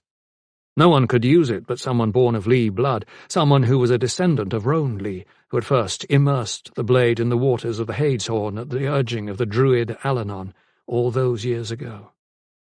He was still pondering what to do to find it, the sun sliding west across the sky and dusk beginning to settle in, when the door opened and Clysea Porce entered. She was wrapped in her familiar grey robes, her head bent beneath her thick mane of dusky hair, her arms folded across her body like a supplicant. She did not look up until she was almost on top of him. "Lady Porce," he said with a bow, a courtesy he felt was due her. "You would be wise to leave here immediately," she responded, her dark eyes lifting to find his. "Before it is too late." He gave her a look. Too late for what? Her smile was wicked. "Come now, what do you think, Dar Lee? Have you not wondered at the circumstances of your dismissal? Why were you not sent on your way immediately? Why are you sitting there, twiddling your thumbs? Use your common sense. When someone falls out of favour with Balronen, they tend to fall a long way. Sometimes they fall right out of sight." Her voice was rough, clotted by age and a passion he did not begin to understand. She was a poisoner, and she had killed many of her contemporaries along the way. He could not help but be wary. Yet her words buttressed his suspicions. "I should stay and fight the dismissal. The Druid Council will have to hear me out if I insist." "You won't live that long." "Is it that bad? Why is he so angry with me? Why so determined to get me out of the way?" "Who knows what he is thinking these days? Perhaps he is enraged at losing Zia, a prize he desperately coveted. It was convenient to blame you for that loss, you who were her former lover, and his failure to accomplish anything with his ill-advised mission to these mysterious invaders required that someone other than himself be blamed. You lived while everyone else died, so you drew the short straw. No one is to blame for what happened out there. Of course no one is to blame. But in our current culture within these walls, blame must be assigned. If there is a wrong committed, fault must be found. It is how things are these days. Balronen knows this. He would prefer the blame not fall on him, so he has assigned it to you and administered high druidic justice by dismissing you." She gave him a hard look as he continued to stare at her. "You should be moving toward the door just about now, not admiring my beauty. I would hate to think I have wasted my warning." "I would do as you say, but I doubt the guards will be willing to let me pass." She made a dismissive gesture. "Which guards are those?" "You might have missed it, but the last watch left early and the next has not yet arrived. That should provide you with sufficient time to step outside and disappear into the waiting night." He nodded. "But my sword is missing, and I cannot leave without it." He hesitated, scarcely daring to hope. "I don't suppose you know where it can be found." "As it happens," she reached beneath her cloak and drew out the sword of Lee, "I do." She handed it to him, and he took it from her gratefully. "I stumbled over it last night on my way to bed. Odd that you should be so careless with it. But then you've been careless about a lot of things lately." He started to object, but then changed his mind and simply nodded his agreement. "Tell me why you're doing this. You owe me nothing. You have no reason to help me." She shrugged. "That is a matter of opinion. Why don't we consider it a gift? Later I may ask you for something in return. It makes it harder for you to refuse me when I have done so much for you. You see, I am investing in you. I think you are a good man, Darlee, and those are hard to find." She smiled, but there was no warmth in the gesture. "Also, I do not care for Ober Balronen. Not as a person, and not as Ard Rhys. I think his tenure is about over. He is an incredibly foolish man with no sense of himself. He would kill us all if he were given half a chance. I don't care to wait around for that to happen." Dar nodded, but chose not to ask anything more. Her intentions and schemes were her own, and he thought it better that they remained so. The gift of his freedom would likely cost him something eventually, but was there a price too high to pay to save your life? "Goodbye, then," he told her, moving past her for the door. When he reached it, she called to him. "I've changed my mind. I think I will call in that favour you owe me. You and I need allies in this business, young man. We need the help of those who think as we do. I hear there is a druid living in the village of Emberon in the Westland who believes you have merit. You might consider going to him. You might want to ask him if he would be willing to come here and meet with me. Together we might be able to achieve a resolution to our problems." She turned away, looking into space as she faced the wall. "I think you will find the west gates your best choice for an exit from the keep. I would move swiftly if I were you." He stared at her for a moment longer, at her grey form, all robes and hair and shadows. Then he was through the door and moving swiftly down the hallway. Alice and Casson were just returning from their picnic. It was late in the day, with the sun slinking west and the light beginning to fail. They had passed through the underground tunnel once more, the young woman being careful to seal it anew, and reached the ground floor of the keep. Alice was leading the way, and as they rounded a corner, she literally ran into Darlee. The force of their impact sent her reeling backward into Casson's arms and left the blade stumbling in surprise. "Alice?" he stammered. "Are you all right? I'm sorry, I was—" He stopped abruptly as he caught sight of Casson Drew, and for a moment he was left speechless. Alice was suddenly aware that Casson was holding her in a more possessive way than breaking her fall required. She righted herself and stepped away from him. "I'm fine," she said, her eyes flitting from one man to the other, not failing to catch the look that passed between them. "I should have been more—" "We were just returning from a walk," Casson interrupted, his voice calm and steady. "We should have been paying better attention to where we were going. Please excuse us." Darlee kept his eyes fixed on Casson. "Out for a walk? Somewhere beyond the walls of the keep?" "Alice has been instructing me on the geography of Paranor, and the various druid rules and regulations, a priceless gift to a new arrival, and I am most grateful to her." Casson smiled. Dar studied him carefully. "I think there is much more to you than meets the eye, Casson Drew. Perhaps we should sit down and discuss it." The other man made a brief bow. "It would be an honor to have that discussion with you, but we must save it for another time. I see you have your sword and a travel pack. We must not interrupt your plans." Dar frowned, then nodded slowly. "Well, I would hate to think I was leaving when I really should be staying. Things seem very unsettled here at the moment." The two men eyed each other silently for a moment. Alice, watching both, realized that something important was not being said, and what they were saying had another meaning. Then Casson placed an arm around her and steered her ahead, past the blade. "Fate deals us the hand she chooses," he said to the other man. "We are all subject to her whims. I wish you safe travels, and will look forward to our next meeting."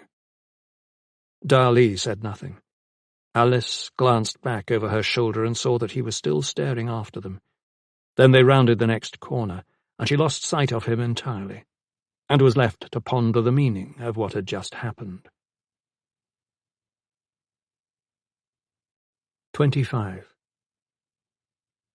Driska Ark and Tasha spent the remainder of the night at their lodgings in Varfleet, so exhausted from the evening's events that they went to bed without stopping to discuss anything of what had happened earlier.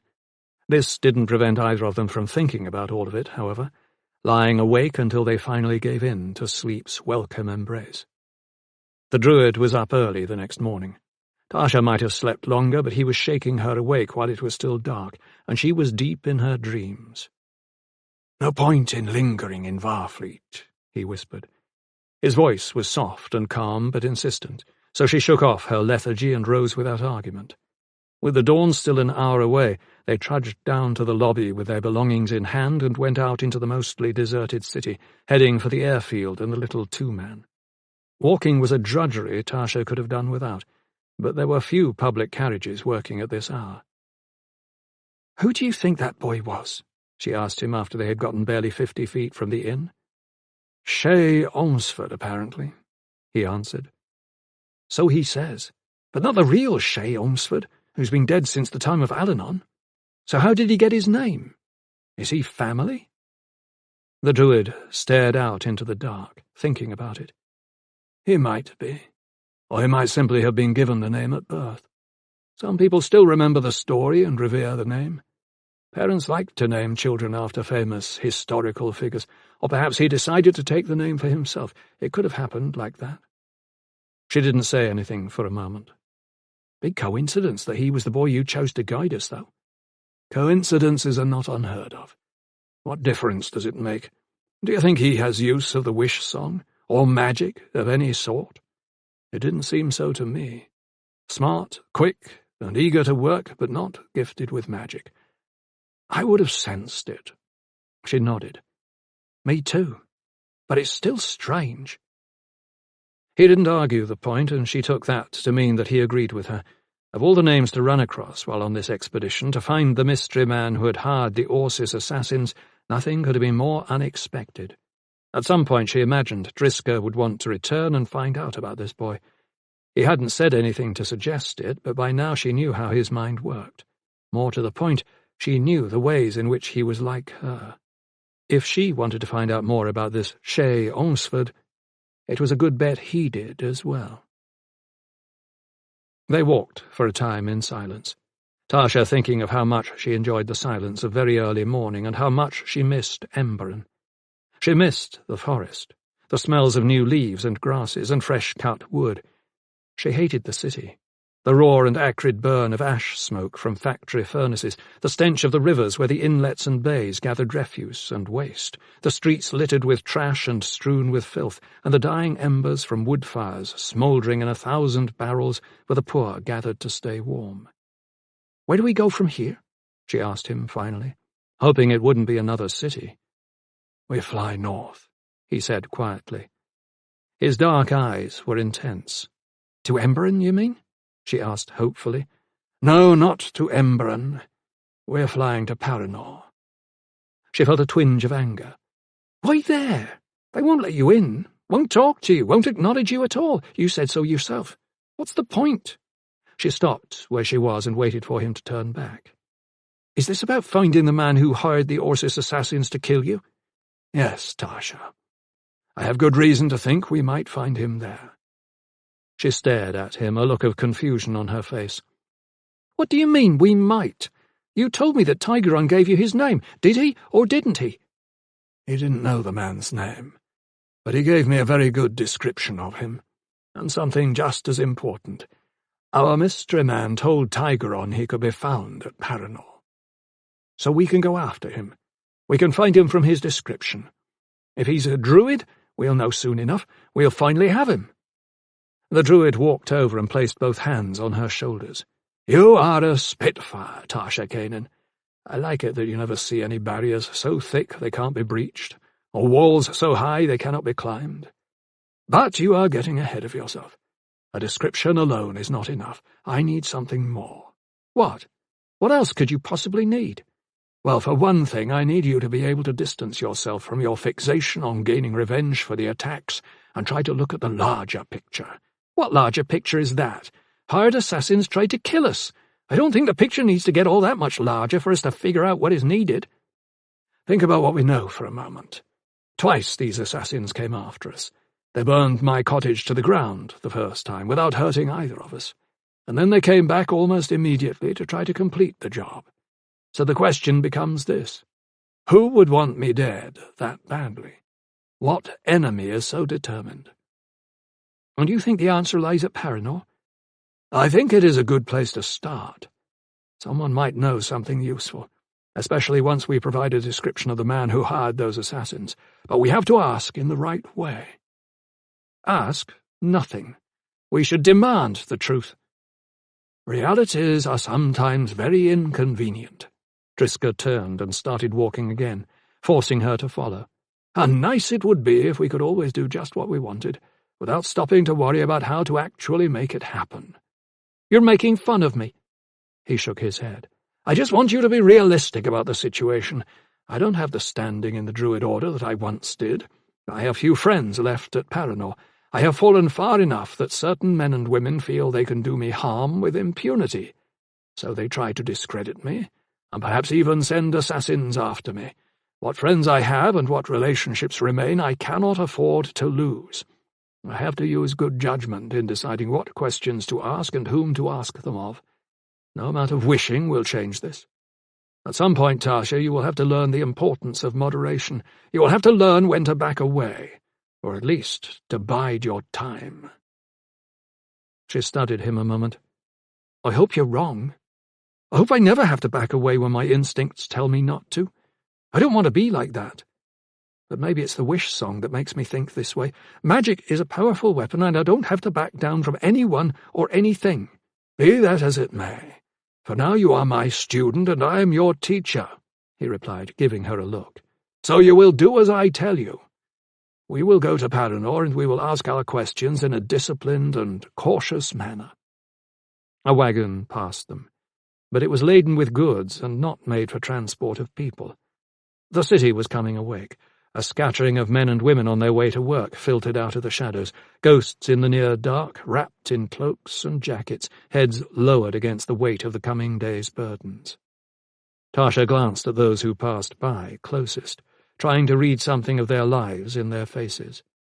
No one looked back. When they came in sight of the public airfield, Driska turned to her again. I know that the chance of Oberbaronin agreeing to speak with me is virtually non-existent, but there are others who will. The identity of the man we seek might be revealed in the course of this investigation. My path is clear. I have to go, but I want you to come with me. She straightened, pushing back her white blonde hair from her face. Well, I am your student after all, he smiled. It does you credit that you honor your commitments. I will try not to keep you away from your real concerns for much longer.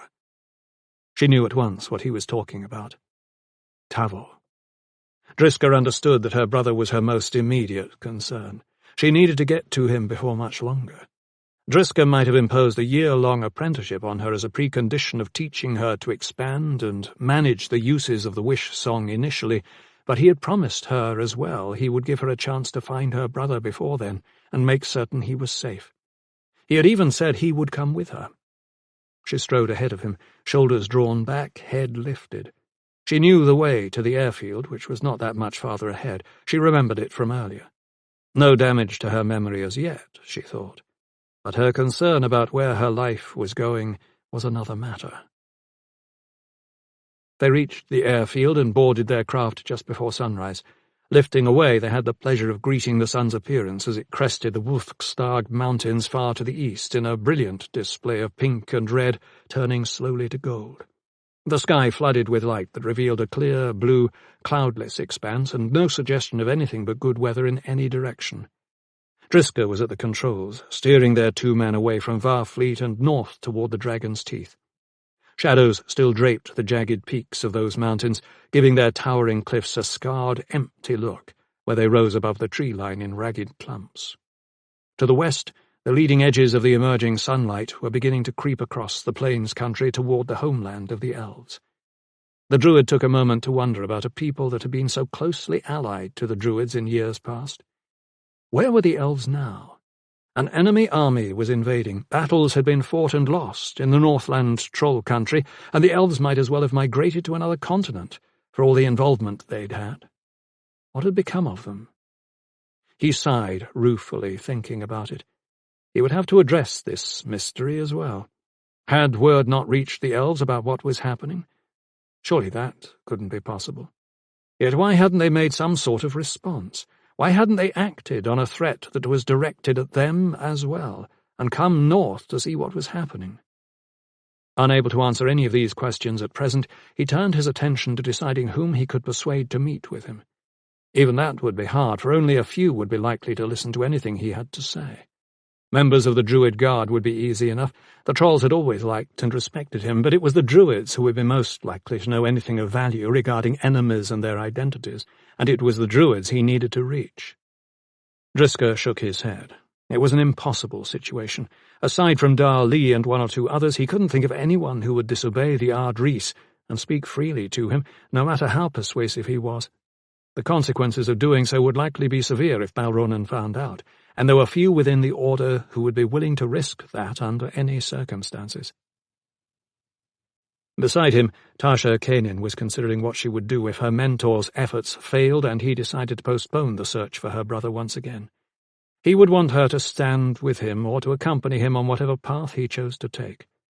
She did not think she could do this. Not going in search of Tavo would be more than she could bear. He was too important to her. For her, the magic had never been the source of anguish it was to her brother. She was not haunted by it as he was. She was not given to fits of rage and despair that threatened to destroy the user, and others. All because he could not control it the way it needed to be controlled. She pictured his face, sad and frightened of what he was, of what he could do without intending it, of how vulnerable he was in the face of such raw power. He must find ways to control those powers. Perhaps, by now, even in this short time period, she had learned enough about her own use of the wish song from Driska to help Tavo with his. Not to try would be an unbearable failing, and she did not think she could live with the consequences. Her parents were helpless to do much more than talk with Tavo, not having use of the wish song and not even really understanding what it meant to be its victim rather than its master. She was the only one who understood. She was the only one who could have a positive effect on his life. She would go to him, she promised herself. Whatever happened at Paranor, afterward she would go to him. They flew all day through blue skies and sunshine, and by dusk they were nearing Paranor's black towers, which were visible from where they sat upon a broad open rise within miles and miles of dense forest land. Shadows spreading with a slow slide of the sun west layered the battlements and parapets of the keep, and from atop the walls torches were lit against the coming night. Tasha felt a menace exuding from the ancient fortress that was troubling. She could not pinpoint its source, only sense it. It seemed to come from everywhere, as if the entire structure and all those housed within were cursed. Driska landed their two-man in front of the south wall, and they climbed out and walked over to the huge iron-bound gates. From there the Druid called up to the Druid Guard on sentry duty and asked to speak with Ober Balronan, saying it was urgent. Discretion would be appreciated, he quickly added. The guard on duty greeted him warmly and asked him to wait while his message was delivered, promising to keep it between them. Driska smiled. The trolls, at least, still seemed to think he was worth the risk.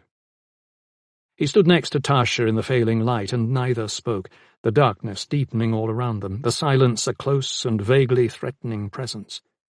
From within the walls came the comforting sounds of life, voices in conversation, laughter, dishes and pans rattling and clanking, the boots of the troll watch passing across the walkways on the battlements. But out where the Druid and the girl waited, the world felt dangerous.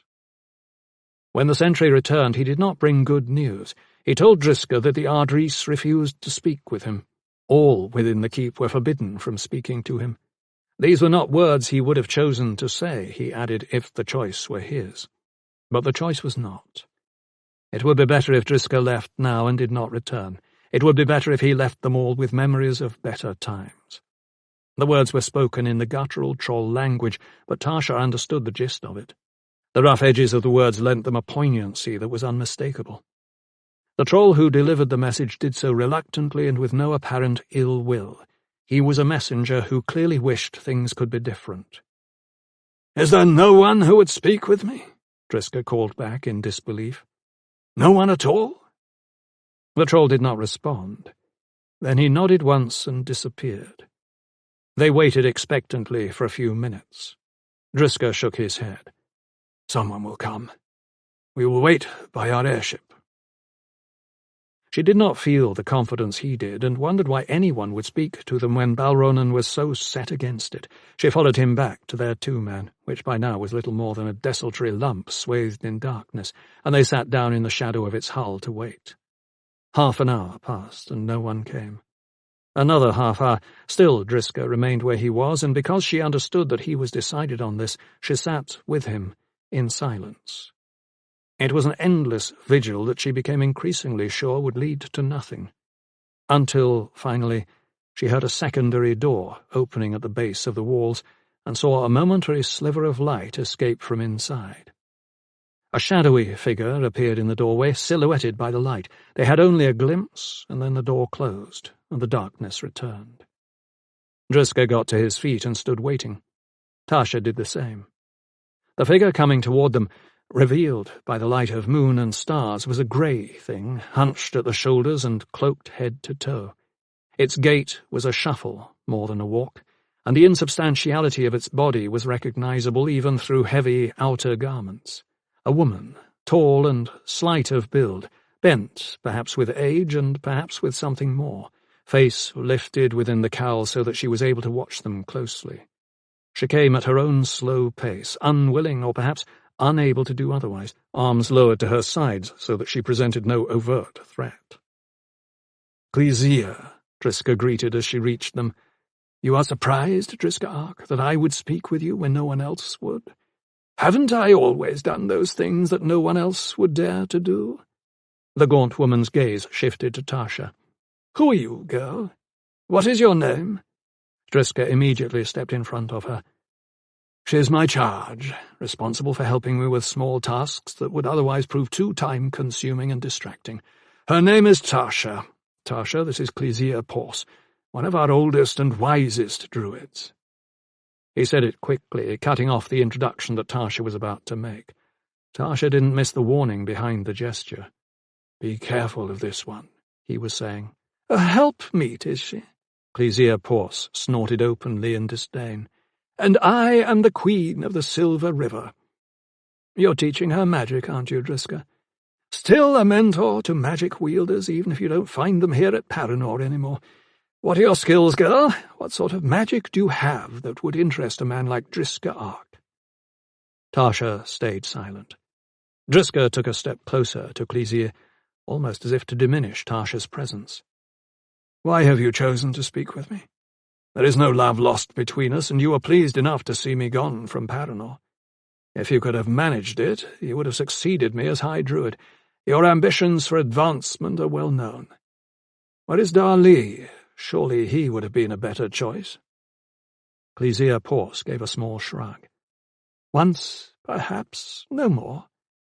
Zia Amerodian is dead, along with Ruiz Quince, and Darli is dismissed from service because of it. The truth is this, Driska, I thought it rude and shameful that no one would come out to speak with you. I despise cowardice. I have no love for Ober Balronan, even though he seems to find my presence in his inner circle comforting. Yet you voted with a majority to exile me." "An entirely different matter, and it does not speak to how I feel about our new Ardris. As you say, I would have preferred that I succeed you. It would have been better for everyone." "You find him ill-suited for the position, too?" "A fair assessment." "His decision to dismiss Darli is certainly evidence of this. He was the best protector Ober could have hoped for. What happened?" "The Blade accompanied Zia and Ruiz on a mission to make contact with an invading army to the north, after it had destroyed several troll tribes. The mission went badly wrong, and the entire delegation, save the Blade, was killed. He alone escaped to tell the tale. Ober didn't like it that he had lived when all the others had died. Or perhaps he simply wanted a scapegoat to shift the prospect of any blame attaching to him, once wiser heads began to recall that the mission was his idea. A brave man, Darley, but constrained by the nature of his position. He departed 2 nights ago at my suggestion. I told him to seek you out. Perhaps he intends to do so. Perhaps he can be your helpmeet, too. Perhaps. That he is banished reinforces my convictions regarding Balronan's lack of wisdom. No real surprise. Leopards don't change their spots. She looked around. Perhaps we could sit while we finish this conversation. My bones ache when I stand about for too long. They moved over to the 2 men and sat within its shadow, facing each other in the near darkness. What magic does this girl have, Driska? The old woman asked once more. As if Tasha weren't there, as if she didn't matter. It must be something special to interest you. Tell me the rest of what you know of this invading army, he replied, without even a glance at Tasha. Clesia Porce smiled crookedly. As you wish. Then she recounted all that Darley had told Balronan and his inner circle, leaving nothing out. She recounted the specifics of the Blade's warnings and the total failure of his efforts to convince the Ardris and his inner circle of the danger.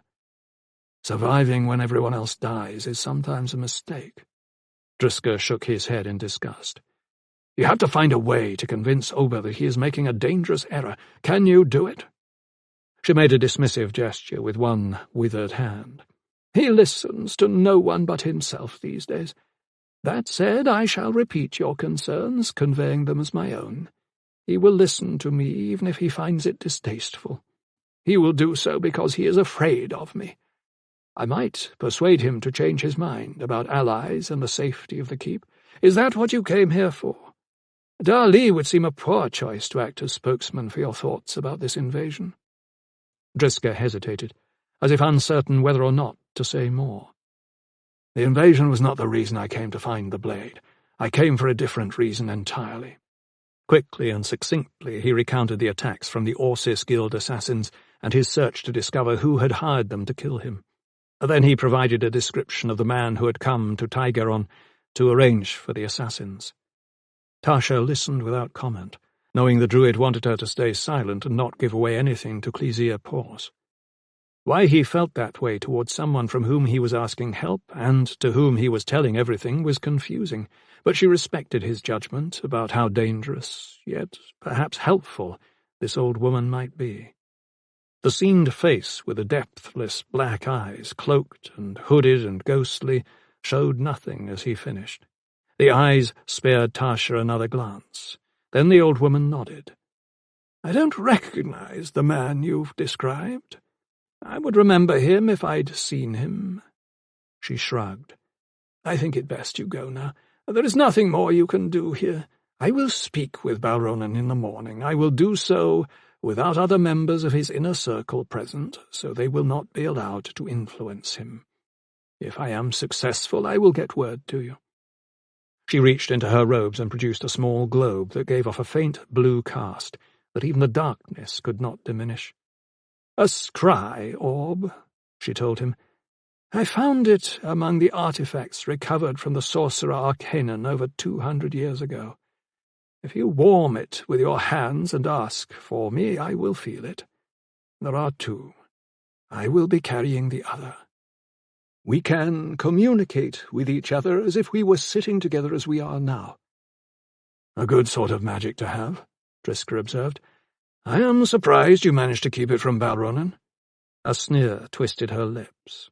It has been in my possession a long time. I took it from the archives early on when I decided some talismans were better off with me. You were not yet Ardris, but the Order was already frayed around the edges.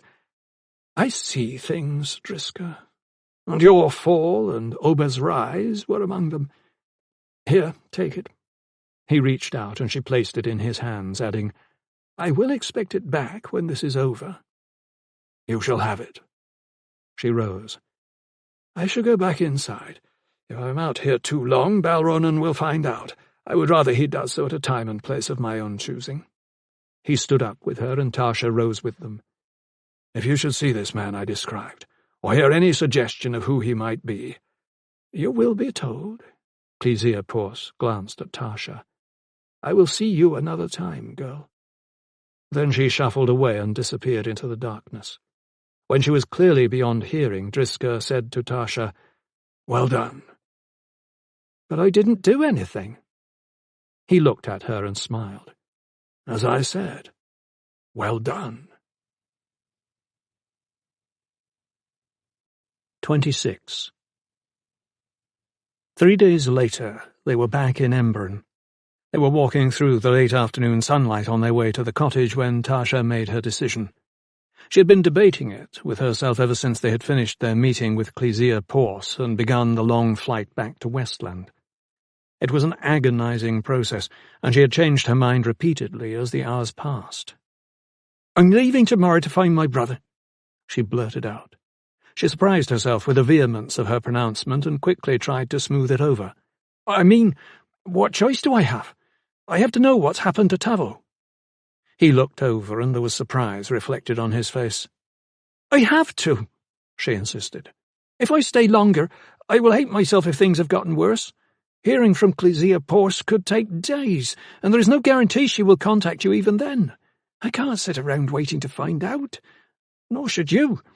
You promised to come with me. You should do so. Keep your promise as I kept mine." "You have to make up your own mind on this," he said quietly, "but it is not your place to decide my priorities. I will give the matter some thought. That's all I can promise." "You can bring the Scryope with you, can't you? Then she can reach you from anywhere. She can tell you whatever she's learned, and you can return if it is needed." He studied her a long time before answering. "We have been away from home for over a week. We are both exhausted. Let's sleep on it before either of us makes a final decision. Will you wait a day or so?" She thought back to the past few days, to the search for the Orsis Guild and the confrontation with Tigeron and his men, to the terrible battle they had fought, and to their discovery of the boy's unexpected name. How long had it been since she had not felt tired? She couldn't remember. In any case, he was right. Decisions of the sort she was seeking to reach should not be arrived at in haste. So she said no more about leaving, and when they reached the cottage, she went straight to bed and slept through the day, and deep into the following night. Sleep was so welcome and so all-enfolding that Tasha did not dream, and did not realize the passing of time. Sleep carried her away to a warm, safe place, and all the dangers and threats and feelings of fear and doubt faded into another time and place.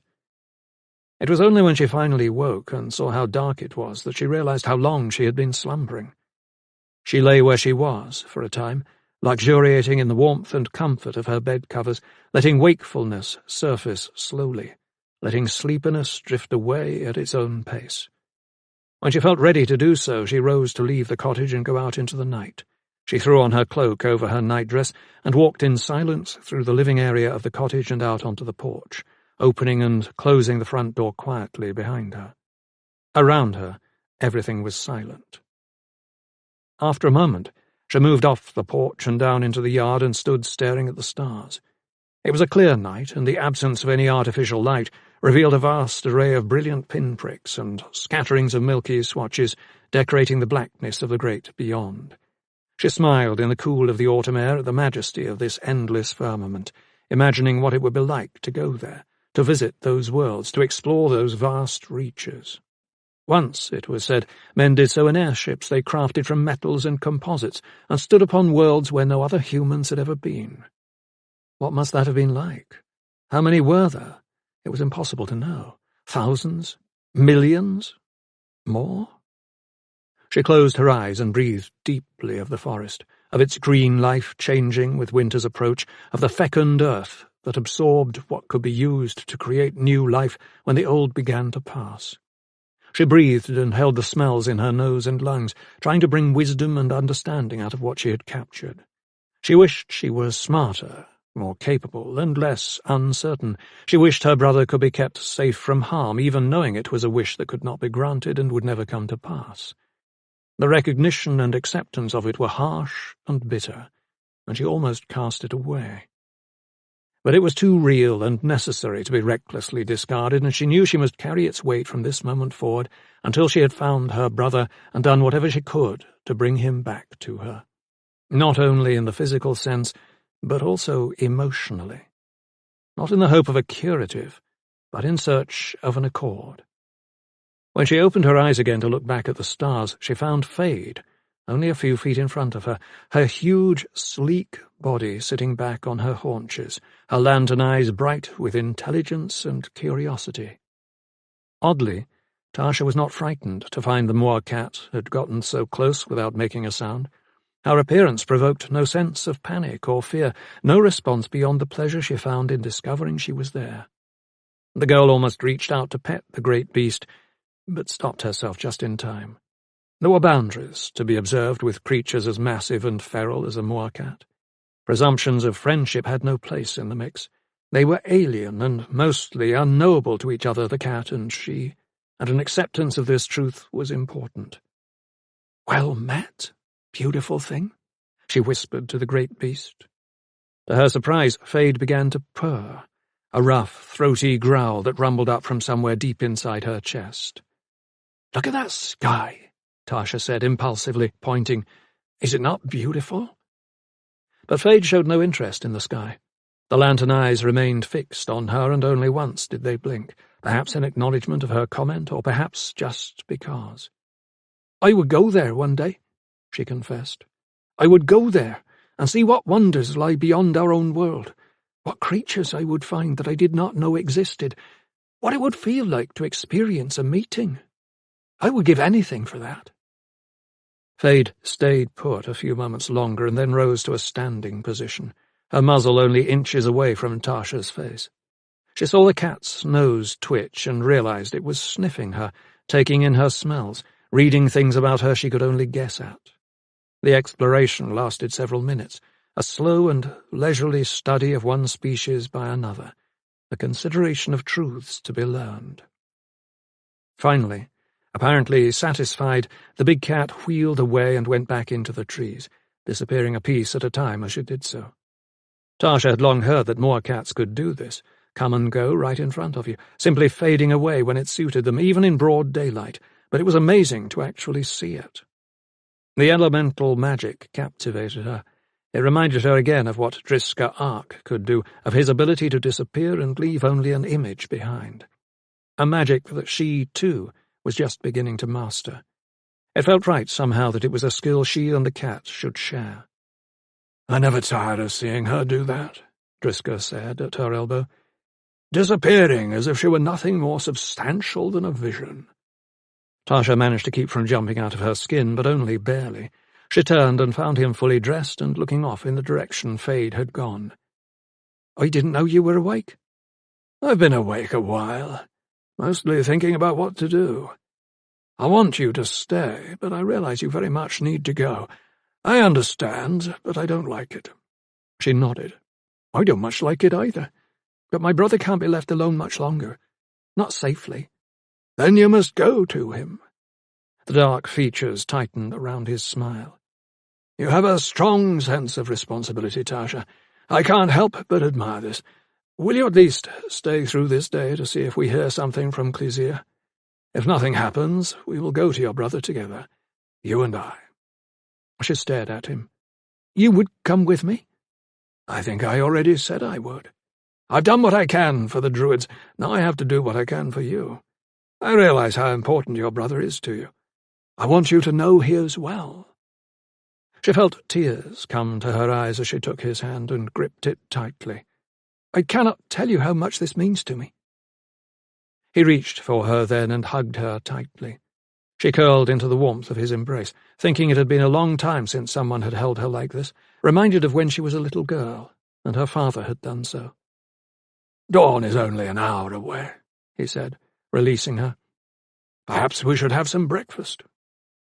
Together they walked into the cottage, Tasha feeling as happy as she had been in a long time. They prepared breakfast in the pre-dawn and ate it on the porch while watching the sky slowly lighten with the sunrise.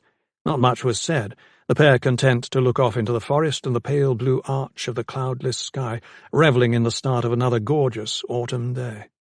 Already the season was making its presence known, the leaves of the deciduous trees changing colour amid the evergreens, the smells of leaf dust and deadwood filling the air. It was a cause for celebration, a reaffirming of life waiting to quicken with the coming of a new season and the ending of an old. Yet for Tasha there was regret and worry, and any celebration at the prospect of rebirth had an ephemeral feel to it. They had finished eating and cleaned their dishes and begun a few housekeeping jobs necessitated by their short absence when a lanky figure walked up from the road leading to the village and stopped at the foot of the porch. "Well met," he greeted Tasha, who was sweeping off the wooden decking. "I'm looking for Shannarra Bk." On hearing his name, the druid walked out of the cottage, a smile brightening his dark features when he saw the other. "Darli!" he exclaimed. "I've been expecting you." "Have you? I'll explain later. For now, come sit with us. This is my student, Tasha Kanan. You may speak freely in front of her." The Highlander extended his hand, and the girl took it in her own in a brief exchange. She already knew who he was, remembering his name from Driska's conversation with Shannarra Bk, the Ardree's blade, released from service for imagined failures connected with events that had involved the invaders and the druids they had slain. She noticed how blue his eyes were, and how browned and seamed by the sun his face. Striking. His grip was calloused and firm. Here was a man who used his hands for physical work, most likely with weapons, given the nature of his former position.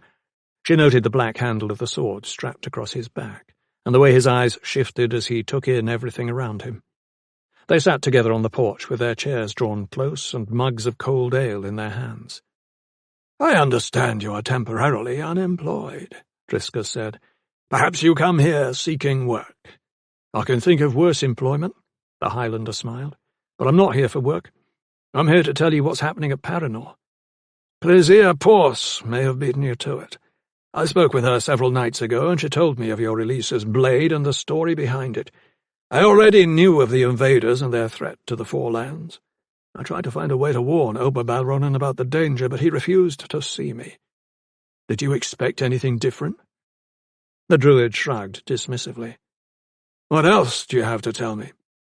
The Highlander bent close, his brow furrowing.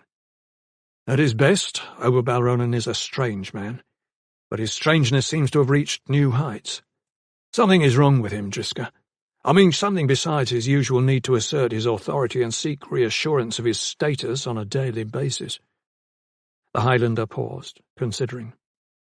"Before I left with Zia Amarodian and Ruiz Quince for the meeting with the invaders, he told me I needed to keep an eye on both, because he thought they were plotting against him. He didn't elaborate or offer any evidence of this, but he clearly wanted me to find something. When I got back to report them both dead, along with all the trolls who had gone with us, it seemed to matter more to him that I hadn't found out anything to confirm his suspicions. He didn't even seem to care much about the possibility that the rash behaviour and words of Quince might have drawn the invading army to Paranor." Driska frowned. "Oba has always been paranoid about who might be plotting against him. But Quince and Amarodian were members of his inner circle and supposedly supporters. What do you think?" It was nonsense. Zia and Ruiz were barely speaking. Ruiz went out of his way to embarrass and demean Zia in my presence. There was no indication of any sort of plot. Oba dismissed me from service on the grounds that I failed to protect his druids, but the dismissal felt arbitrary. He paused. "He doesn't seem rational these days. He seems quixotic and short-tempered and struggling to see things clearly. Have you seen him exhibit this behaviour before?" Tasha caught a glimpse of recognition in her mentor's eyes. "No, not in him, but in someone else." He leaned back in his chair. "Before you left, did Shannarra Bk speak with you?" Darli nodded. "She helped me escape the keep. She warned me that the Ardrees might prevent me from trying to leave, even though he ordered me to go. She helped me through the gates and out into the forest. She suggested that perhaps I might want to come to you." "She wanted you out of the way," Driska said dryly. "Did she mention the strangeness in Oba you've spoken about? Anything to suggest she was concerned as well?" Darli stared at him. "She touched on it, nothing more. What do you mean she wanted me out of the way? What's going on?" "Years ago, before your time with the Druids, while I was still Ardrees, a Druid with substantial skills in the use of magic and a hunger for power within the Order fell afoul of her. I forget the particulars, but he enraged her in a way that was unmistakable. She was already famed as a poisoner, and there were many who thought she might try to put an end to him in the same way she had disposed of others, but curiously no attempt at a poisoning was made. Though he invited retribution by continuing to disparage her openly, none was forthcoming. But then a curious thing happened. The instigator began to act oddly, as though a change in temperament had overtaken him. He made irrational claims and wild accusations against almost everyone. He began to see other druids as enemies, men and women who had been his friends, or at least his compatriots. All of them were shocked by his behaviour. This went on rather a long time, and no one could discover a way to put a stop to it. His temperament did not improve. If anything, he slipped further into a sort of self-induced madness. It was terrible to watch. No one could find a cause or a cure, myself included. He paused, looking off into the forest. Until one day he simply threw himself off the walls of the keep. You believe it was Clesea's work? Driska nodded. I had no reason to think so at the time, but some weeks later, while speaking with her on another matter, she said something that suggested she had played a part in the man's death. She said people should be careful who they choose to anger, because hate has a way of coming back to infect you with its poison. So, the Highlander paused. Instead of killing him quickly with poison, she used something that drove him slowly mad. I think she wanted him to suffer. And she's doing the same with Balronan. Driska looked at Tasha, then at Darli. She wants to be Ard Rhys of the Druid Order. She always has. That can't happen while Balronan holds the position. She may think this is the time for him to be pushed out, one way or the other. If so, her timing seems incredibly poor, Tasha declared, unable to stay silent any longer. What has she accomplished by killing off or removing an Ard Rhys when there are invaders threatening Paranor? Creating chaos accomplishes nothing.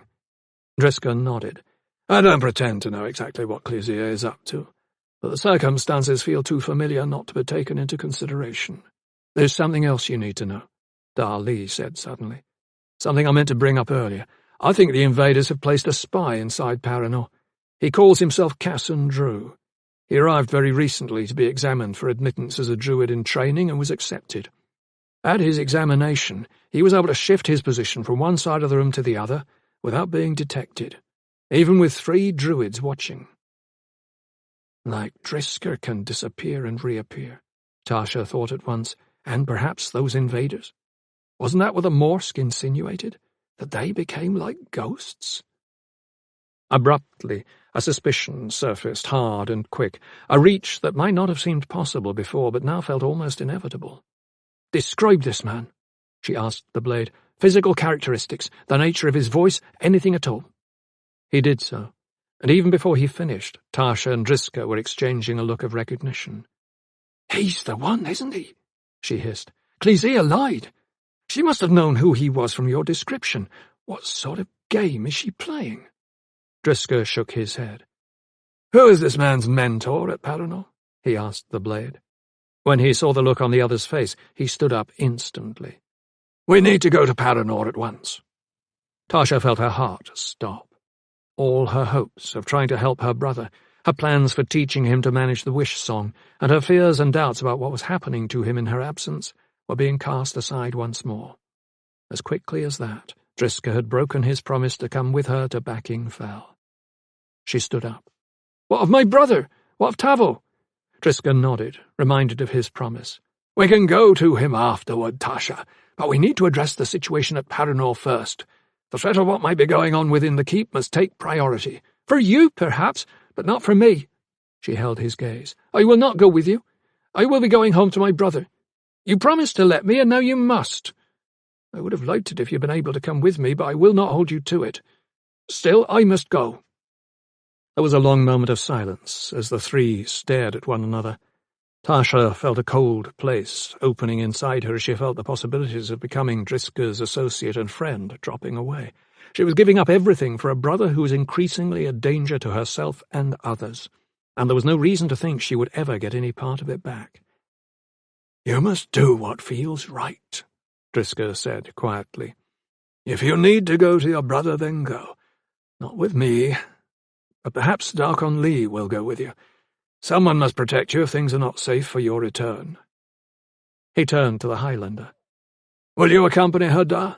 There is nothing further you can do for the Druids and Paranor. Only I can do what needs doing now.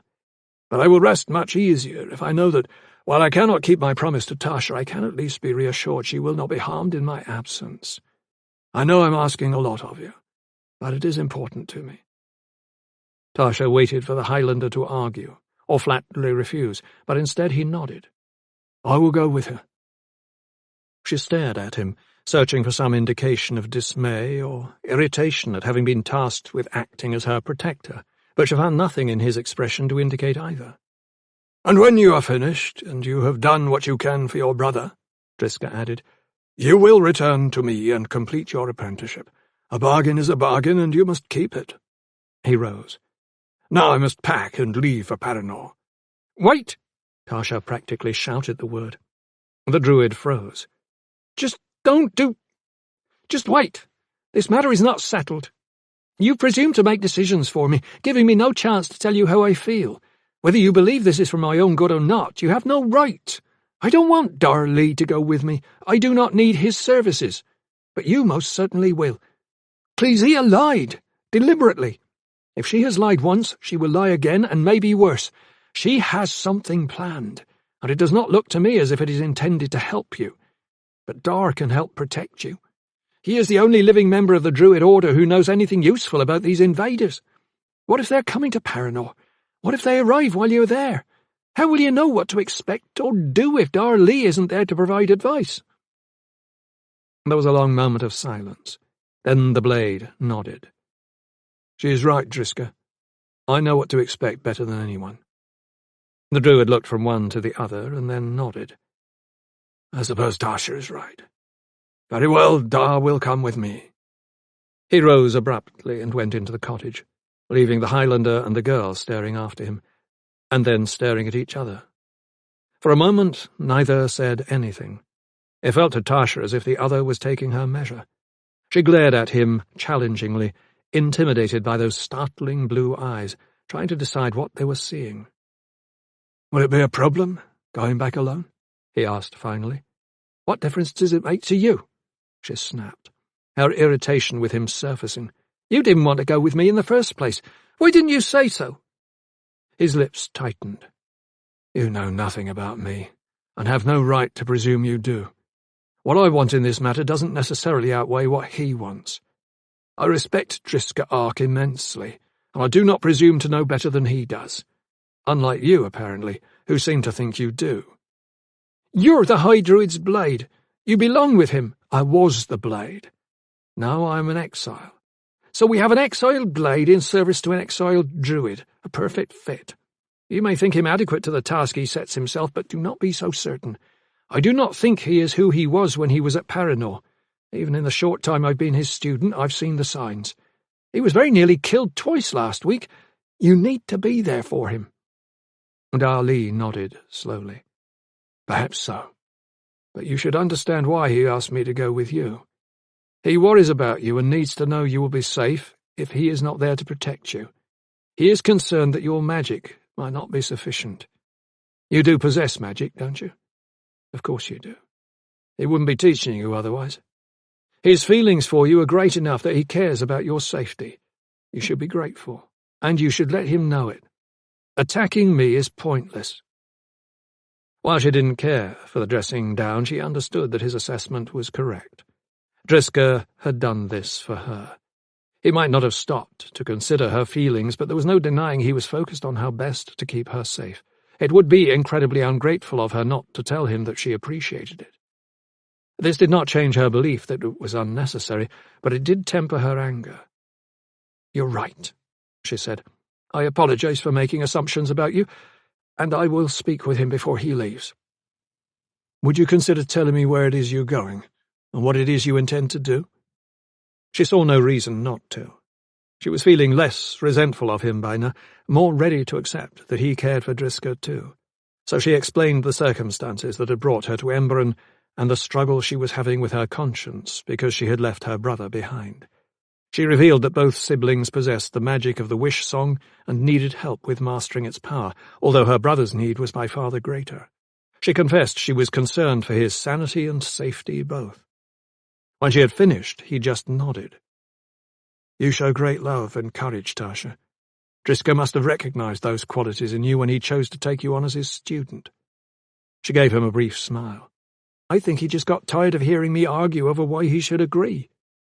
So we must promise, the two of us, to do whatever we can to help Driscoll and each other in the days that lie ahead." She hesitated only a moment before nodding in agreement. "I think we must, Darlie. If we are all to make it through this, I think we must."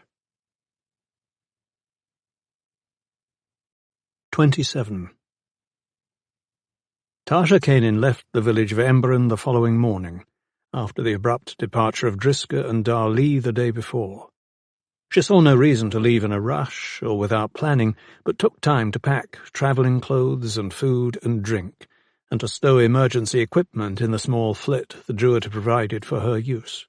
She hiked into the village and retrieved the little craft from the field manager who stored the airship for Driscoll's personal use, flew it back to the cottage, and loaded it for the flight. By midday she was ready and set out for the deep Westland. Her plan was simple enough: find her brother. Although she did not know for certain where he might be, she was hoping he was still where she had left him at their uncle's farm. She would fly to the village of Backing Fell and decide where to go from there. Hopefully, she would also figure out how to set things right with Tavo. She flew out on an overcast day in which clouds curtained the sky in jagged strips, and the sun appeared and vanished again in the wake of their steady movement. A westerly wind propelled them hither and yon, buffeting Tasha in her flit as she flew crosswise on her passage over forests east of the Rill, Song, and Arbalon, and then south toward Dray Wood, and west again into the Sarandanon. She journeyed onward through the rest of the day, reaching the southern edge of the Sarandanon by sunset and deciding not to go farther that day. Her sense of urgency suggested she should, but her common sense told her she needed to eat and sleep first. It would require another day and possibly two to reach Backing Fell, much of that time passing over wild country with a sparse populace, and she did not want to arrive exhausted and starving. So she sat down near a village resting on the north bank of the Rill Song, where it channeled its way west, disabled her flit so it could not fly without her and alarmed it, and then walked into town to find an inn where she could eat her dinner and find a bed to sleep in. For the rest of the journey this would not be a luxury she could allow herself, for the towns she would pass through were not ones a single woman wanted to be walking around in alone. Granted, she had her magic to protect her, but it was always wisest not to tempt fate by using it. So this was probably her last, best chance to eat and sleep indoors until she reached home. This would be the last time she could feel safe in her surroundings and not need to be watchful everywhere she went, and she wanted to make the most of it. Naturally, things did not work out quite as she expected. Wending Way was larger than she had expected, a town more than a village, with multiple streets and a thriving business district that serviced a population of farmers and shepherds, and a steady flow of river traffic from trappers and traders. Not far east, a community of rovers was engaged in salvage operations and airship repairs and restoration. Taken altogether, the surrounding community was a crossroads of commerce. Tasha made her way down the streets that led to the centre of the village in search of a suitable inn. Nightfall was fast approaching, and shadows cast by the failing sunlight were rapidly spreading over the streets and alleyways. Lights were coming on at the entrances to taverns, their pale glow fighting for purchase on turf already claimed by insistent shadows, their struggle perhaps a warning for the unwary. Tasha noted the way as she went, but kept her head down and her business her own. At the charmingly named Cock and Crow, she slowed for a closer look. The building was reasonably pleasant outside, and through the curtained windows she could see tables set with linen and real dinnerware. The second and third floors appeared to offer sleeping rooms. Fair enough.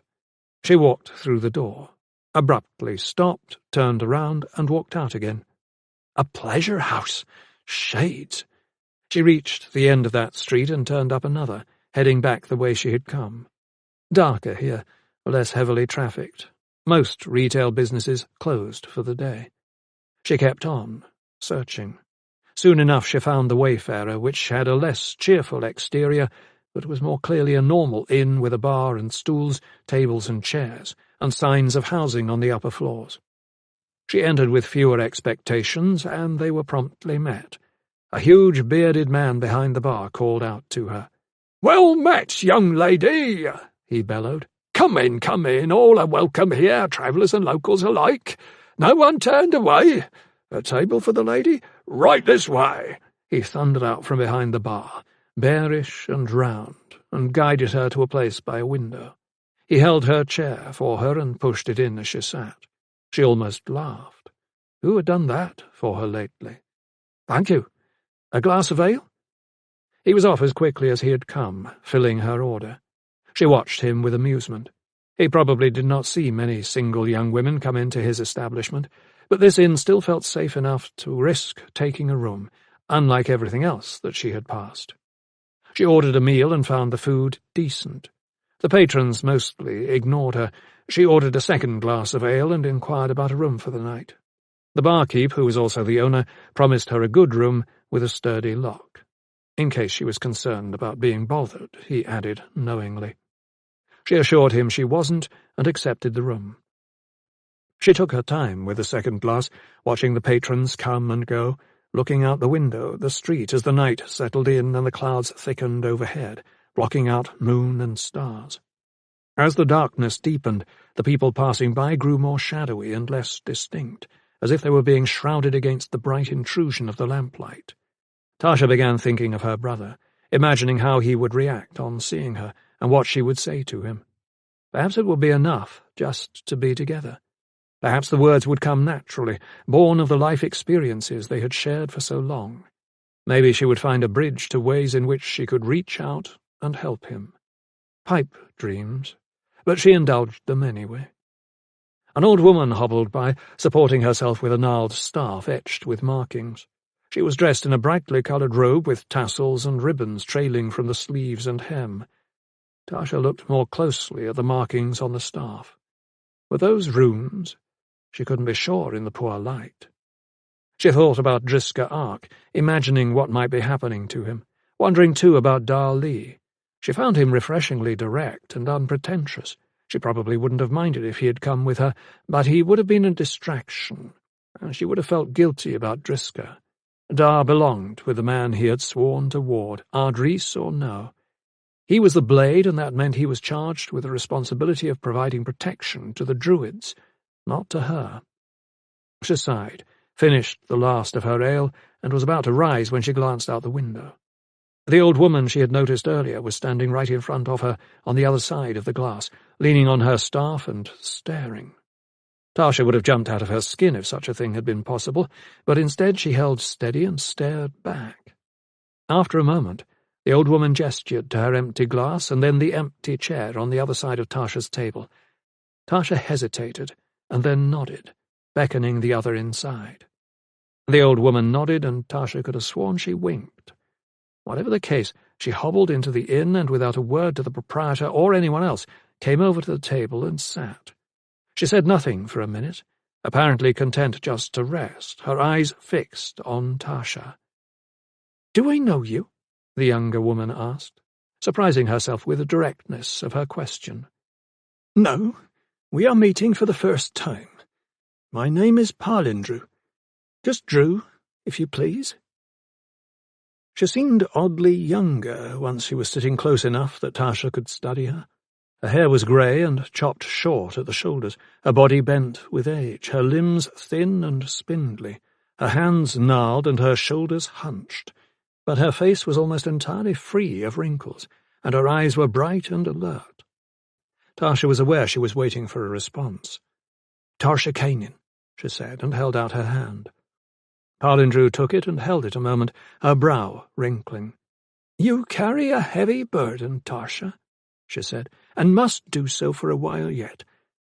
Can you afford to buy me a glass of ale?" Tasha signalled the barkeep for 2 fresh glasses, and then turned back to her companion. "Why do you say that?" No response at first. Drew simply smiled. Then, inclining her head slightly, she said, "Do you know what brought me inside this place? To sit with you specifically? I thought maybe you knew me from somewhere, but now you know I don't. A free glass of ale? Is that really what you think? Tasha hesitated. No, I think it's something else. But what specifically? Just say whatever comes to mind. Don't stop to think about it. Don't be afraid. I'm not afraid, Tasha declared. But she went silent again as the barkeep appeared with the ale. After he had placed the glasses on the table, she leaned forward. My brother? Parlindru, who by now Tasha realized was something more complicated than just an old lady, smiled. Do you know the rule of 3? Tasha shook her head. No. Everything that happens in life can be understood if you parse it into 3s. All things have 3 distinct components, and all lives have 3 distinct destinies. Has anyone ever told you this? Do you believe it to be true? I'm not sure. I never thought about it. Should I? Drew smiled, and the smile was so reassuring Tasha felt all her doubts and irritations drop away. Give me your hands. Just hold them out. Don't worry, nothing will happen. You won't be harmed. Just let me hold your hands for a moment. Who are you? Tasha asked, determined to keep her hands to herself until she knew. What I am matters more. That is the question you should be asking. All right. What are you? A seer. All my life a seer. She paused. I am 41 years old. Do I look it? You don't. No, I look much older. The gift of seeing the future has done this to me. An irony. It steals life as a reward for revealing time's secrets. Even then, those secrets are not always made clear. I have the gift, but it exacts its price in the way of all magic. You should know, Tasha Kanin. You have the use of the wish song. Tasha started to deny it, but instead stopped herself, wondering how Drew knew this. So you can read minds? Parlindru laughed. I don't read minds. I read the future. Please listen, young miss. I came into this fine establishment because while I was passing by, your thoughts called out to me. You couldn't have heard them, but I did. You seek answers and solutions, and perhaps I can give you a little of both. But to do that, I need to be closer to you than standing outside a window. I need to be touching you. If you want what I can give you, let me take your hands in mine. Perhaps I don't want that. Drew smiled. Oh, but I think you do. I think you want it badly. And Tasha knew she did. Anything that might allow her to help her brother. Anything that will give her insight into her own life. Obediently, she held out her hands and let the other woman take them in her own.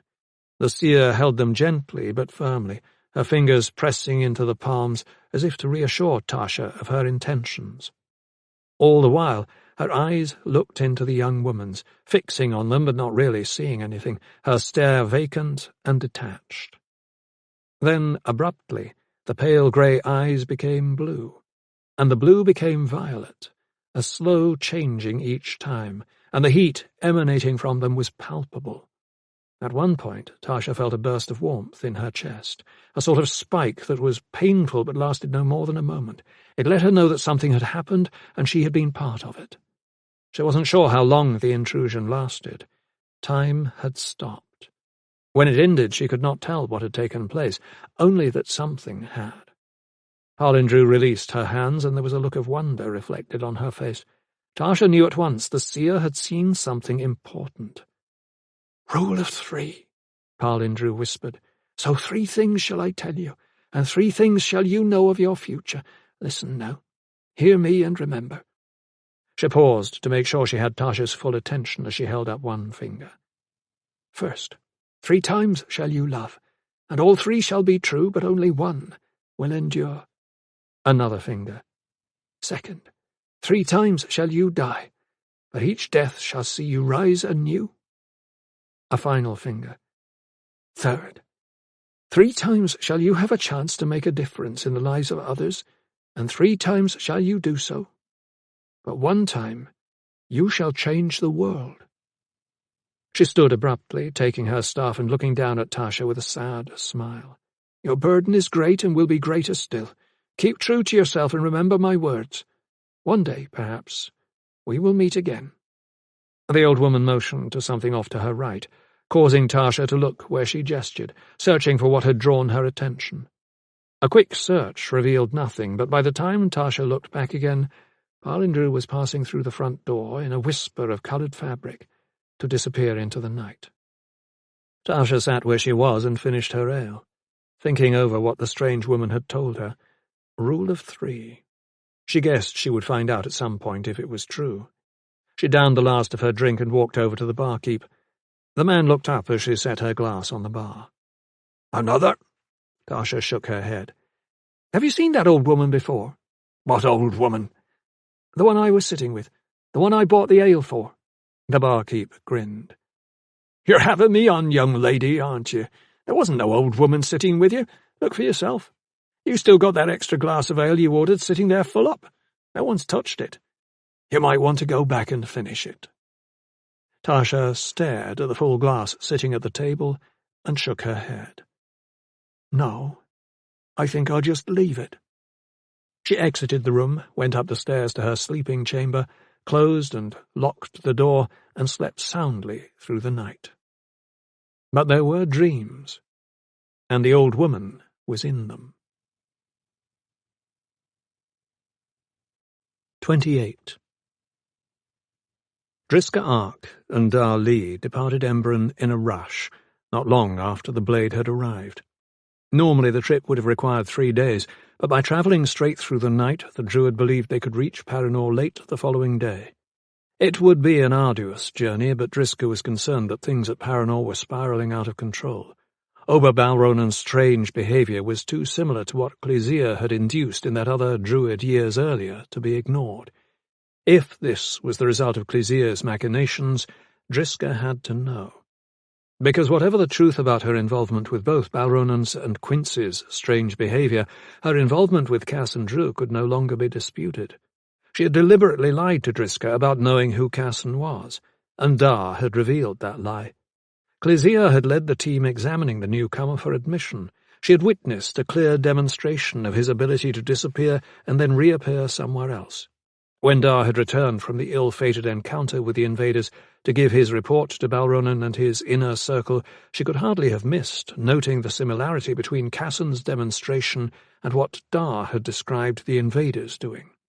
Yet she had done nothing about this, even after recommending Casson's admission into the Order and becoming his adviser. Instead, she had kept all of it to herself and told Driska nothing. That this was anything but deliberate was impossible. Driska knew Clysea Porce well. She seldom did anything without a purpose, and there was no reason to believe she lacked one now, even if he did not yet understand what it was. What he wondered was how much she had to do with the attempts on his life. Had she known Orcisgild was coming for him? Was she aware that Casson had hired these assassins? Had she herself been behind the attacks, with her own reasons for wanting him dead? He had to assume the worst at this point, and the urgency he felt as a result persuaded him to leave sooner rather than later, and to travel east as fast as he could. Driska and Dar Lee flew through the rest of the day and night, taking turns piloting the little two-man, one manning the controls while the other slept. It was an efficient way to make the journey, and still arrive at least somewhat rested. Although Driska thought more than once, as he tossed and turned in the confines of the passenger seat, that an airship this small was never intended to provide anything approaching comfortable sleep. Still, he managed to get some rest, as did the blade, and by the early evening they were nearing the jagged spars of the dragon's teeth. The day had been cloudy and grey, the air moist with the prospect of rain, and the winds out of the north were crisp and steady. A storm was coming, and they would likely be outside when it struck. But a storm was the least of their problems. Driska was already worried that any form of entry into the keep would prove impossible without the use of force. They landed in a clearing less than a mile from Paranor, the shadows of massive old trees deepening as what was left of the sun sank away. "We'll walk from here," Driska announced. "I don't want anyone to discover we're present before we get inside the keep. If they do, our chances of finding a way in will be minuscule." They disembarked and began working their way through the heavy forest. It took them only a little while to complete their journey, and soon they were crouched in the concealment of the trees at the western edge of Paranor, staring up at the top of the keep's walls, where a pair of dark figures patrolled the battlements. "What now?" Dar said quietly. Driska shook his head. "Now we look for a way to get inside and speak with Balronan, and try to avoid ending up locked in the cellars." He studied the walls a moment longer. "At least the keep doesn't appear to be in any imminent danger." The blade was sitting back on his heels, his brow furrowed. "I wouldn't be that certain, Driska. The Druids might be in more danger than they suspect. There's something I haven't told you. Something that happened to me at the end of the battle with the invaders, when our ships were gone and the others were dead, and I was all that was left." Then he told the Druid the entire story of how he had thrown himself from the wreckage of the burning Druid warship to a perch in the rocks of the cliff face, trying to hide from any pursuit. Yet the leader of the invaders had found him anyway, lowering his flit into position with its weapons trained on him, giving him no real chance to fight back, and then left him unharmed, backing off and flying away. I'm still bothered by why he was so ready to spare me when he had me trapped like that. He just hung his flit in midair, studying me as he would a bug, and then dismissing me. He could have killed me on the spot. It just seems, thinking back on it, that he really didn't think it mattered if he left me alive, that I was no threat to him, that whatever I did if I made it back to Paranor wouldn't matter. The Druid stared at him. "I agree it's odd. Certainly there's more to this than we know. It would have been safer just to kill you and put the matter to rest." He looked up again at the sentries patrolling the walls, thinking of all the men and women inside, wondering if any of them even suspected the danger they were in. He was inclined to think not. At the very least, he had to warn them of what was coming. "I'm going to try contacting Clysea," he said at last, turning to face the Highlander. "I have a scry orb to summon her. Let's see if she will speak with us. If she does, maybe we can learn something about what's happened. I know the danger she might pose to us. I know we can't trust her. It's clear she's lied about Casson, but we have to do something, and trying to get inside without being seen and without help is a last resort. Still, we need to be cautious about this. I want you to stay out of view while I use the orb. I don't want to know you're with me just yet. Sit where she cannot see you while I invoke the magic of the orb, and do nothing to give yourself away." They moved deeper into the trees, safely out of hearing from the guards patrolling the battlements. Dar took up a position facing the Druid after backing away perhaps 15 feet from where he sat, placing himself where Clysea would not be looking at him when she spoke to Driska. The Druid waited until he was settled, then produced the orb, a perfectly round, milky stone, and held it up in front of him, cupped in his hands, warming it to ready the magic. "Clysea," he whispered, when he felt the surface of the orb begin to give off heat. The stone began to glow, and he took one hand away, holding it so that the open side was facing him. Her face appeared, gaunt and lined and fierce. "Driska, what is it? I thought I told you to wait until you heard back from me." "There's no time left. Paranor may already be compromised." "Compromised?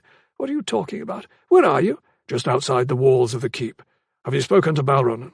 "I spoke to a wall that wears our beloved leader's face," she answered, her voice as tightly drawn as her face.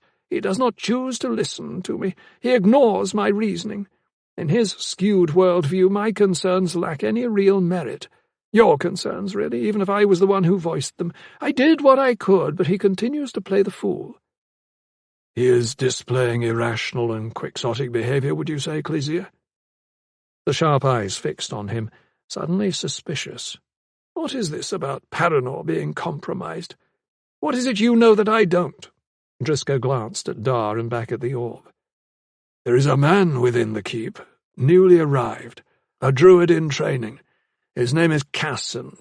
He has abilities that mirror those of the enemy that we suspect marches against Paranor.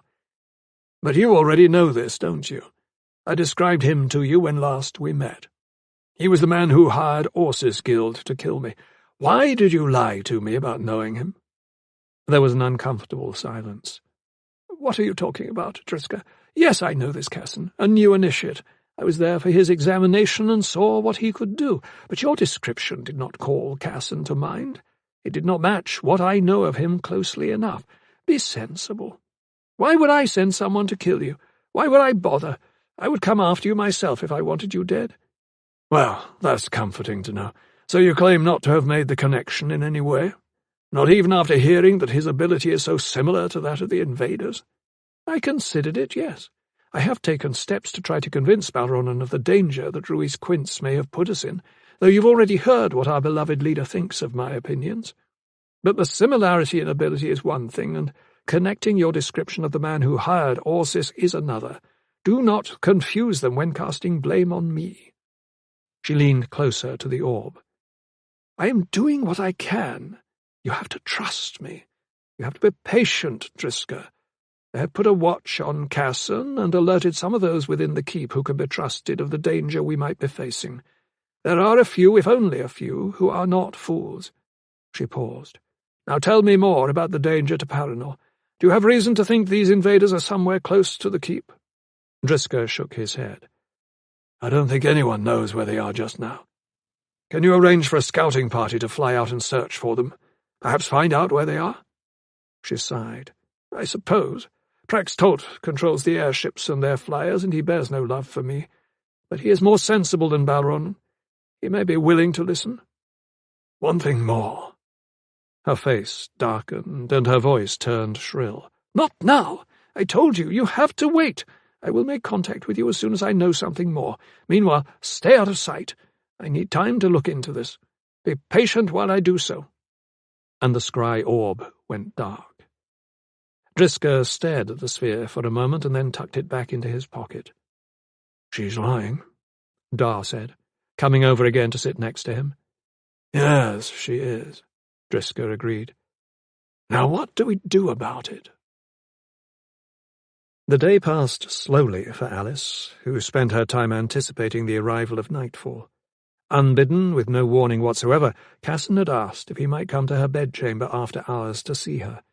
He said nothing more, promised nothing, and offered no explanation for this request, but she knew the truth of it, as every young girl does. He could have only one thing in mind, and it was something she welcomed. She had always known he would be right for her, that they would be lovers and partners in life. She had been waiting for a chance to broach the matter to him, but he had saved her the trouble. So she completed the routines and obligations of the day, barely knowing what she was doing. Her attentions were elsewhere. She did not see Casson all day, not even in the classes they shared, so her anticipation was heightened considerably by nightfall. She ate her dinner with friends, barely saying 2 words, completed her evening chores and studies, and went off to her room to wait.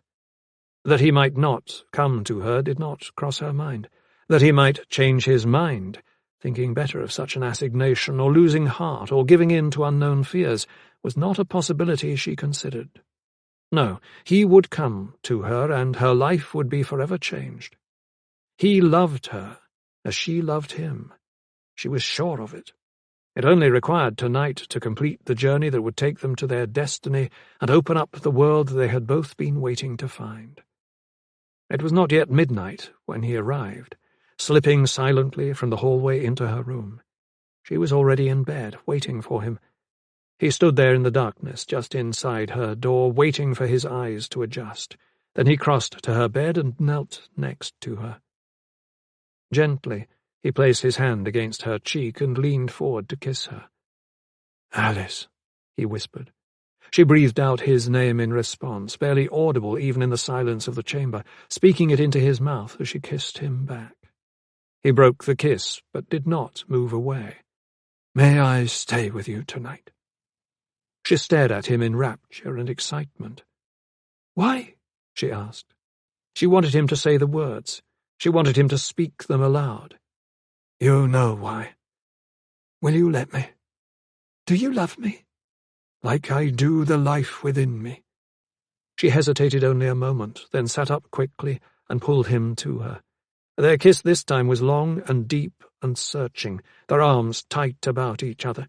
In those few moments she knew she was everything to him and that he cared about her as he had never cared about anyone before. "I can't wait any longer," he whispered. "I don't want you to," she whispered back. He pushed her back onto the bed and climbed in to lie next to her, wrapping her in his arms. They kissed some more as his arms and hands shifted beneath her, one hand pulling away for a moment before returning, formed into a fist and pressed against her spine, rotating gently, searching her body. "I am sorry for this, Alice," he said softly, "but tonight is the end of all things for the Druids." A spike of pain ripped through her, burrowing deep inside her body, close to her heart. She stiffened and gasped in dismay, and her breathing became rapid and desperate. "Do you hear yourself?" she heard him whisper. "That is the sound of your death. These are your final moments, and if you concentrate, you can feel the life leaving your body." Her arms tore away from him and began to beat against his back in response. She heaved up against him and tried to twist away, but he held her pinned to the bed with his body, and he was much stronger.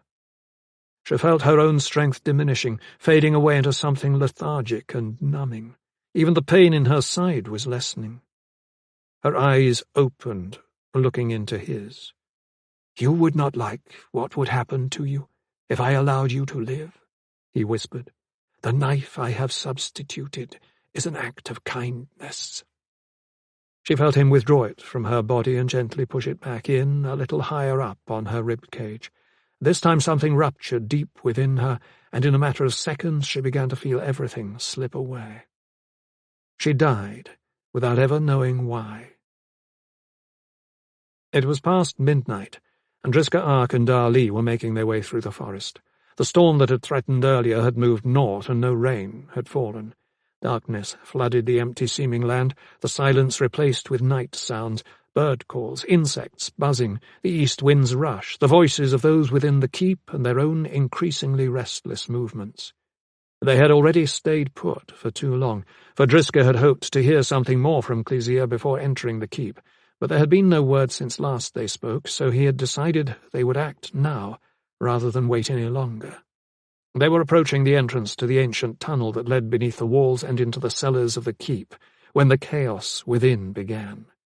Both knew instantly that something was wrong.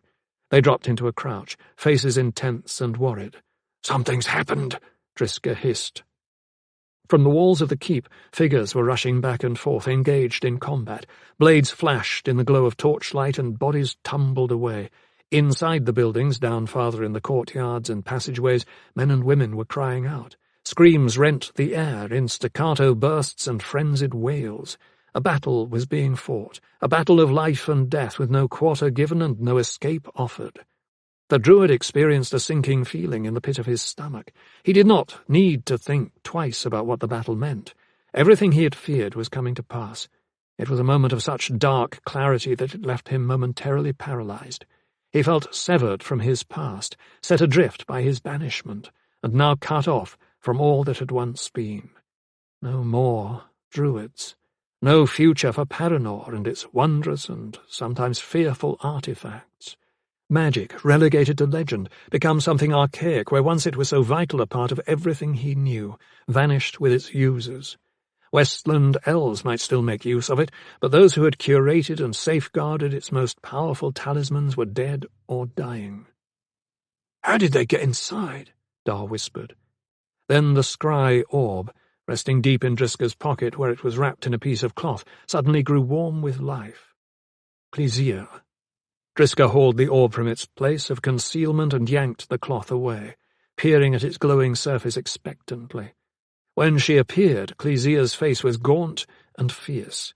Anger and disgust were apparent in her strong, lean features. "Are the walls breached?" he asked at once. "Are you deaf and blind?" she snapped, her voice as tightly drawn as her face. "They were inside before anyone knew what was happening. They're all through the keep, everywhere, killing everyone." "But you've escaped." "I am old, Driska, not stupid. Fighting back is impossible. Even with magic, we are overmatched. These invaders, whoever or whatever they are, move like ghosts. You can't see them to fight them. They spread through the keep like wild beasts, killing everyone. Most of the Druids were caught off guard, either while they were still sleeping or just waking. Prax Tot fought back with a handful of his warrior comrades, but they went down like wheat before a scythe. Is that clear enough for you?" She sounded as if she enjoyed describing it, as if she wanted to cause him pain. "So you just watched it happen," he said. "Then you fled while the others fought for their lives? You're very good at that, aren't you?" "Spare me your snide comments. You weren't here to watch it happen. I do not engage in fights I cannot win, so stop wasting your time accusing me and start thinking about what we need to do. This isn't over yet." Driska's face was dark with irritation. "You apparently have something in mind." "As would you if you stopped to think about it for a moment. We need to rid the keep of these ghost people and put an end to their plans for occupying our home and stealing our magic. We need to show them what real power is." He caught his breath as he realized what she was proposing. "You intend to summon the guardian of the keep? That's a dangerous choice even for you. It will kill everyone it finds once it's set loose." She sneered openly. "Are they not killing us? Do they not deserve the same?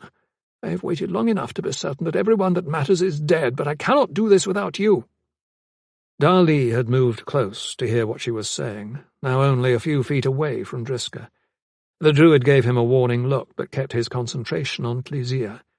The expression in her eyes, reflected even through the smoky interior of the scry orb, was frightening. "You don't need me to summon the creature that lives in the pit. You are skilled enough to do that on your own. What is the rest of your plan? There is more, isn't there?" "Ridding the keep of its occupiers is only the first step. The druids are dead and gone, Driska. It will take time to rebuild the order, decades at least. We are the ones who must do this, but we do not by ourselves possess the power to hold Paranor safe in the interim. We must seal it and close it away.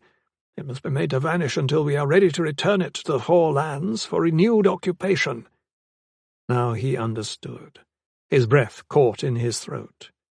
"You propose to take the Black Elf Stone from the archives, and you need me to unlock the vaults. I might be an Ardris in exile, but I am still invested with the power to invoke the codes." "I see you understand. Yes, I lack the codes. You will have to enter the keep to help me with the task. Once we retrieve the Black Elf Stone, we can summon the creature in the well. Already it stirs uneasily. I have sensed it. It knows what has happened and is waiting for our call." Driska hesitated. He had not expected this. He had not anticipated such a drastic solution. What Clysea Pors was advocating was risky and could not be reversed once invoked. Her convictions were not misplaced, and her plan to save the keep and its artifacts was necessary, yet Driska still had serious doubts. To summon the creature from the Druid's well to rid the keep of its intruders was one thing. To seal Paranor away from the Four Lands was something else entirely. He exchanged a long look with Dali. The blade gave a determined shake of his head. "Do not do this," he was urging. But Driska had already decided he would, that he must. Even if the Druids were dead, he must save Paranor and its magic. If it fell into the hands of the invaders and they occupied it, everything would be lost. While he trusted Clysea not a jot, he might still require help once he was inside. He knew he must take a chance with her this one last time for the good of everyone. He just needed to keep close watch on her and remember how dangerous she was. "Even if the battle is over, and all the others are dead, they will keep searching for survivors. How long before they find you?" Her look was one of disdain. "I am more than a match for these upstart invaders. They will never find me." "Then stay where you are. Don't move from wherever you are hiding until you have to. I will use the underground tunnel to reach the cellars. When I am inside, I will summon you."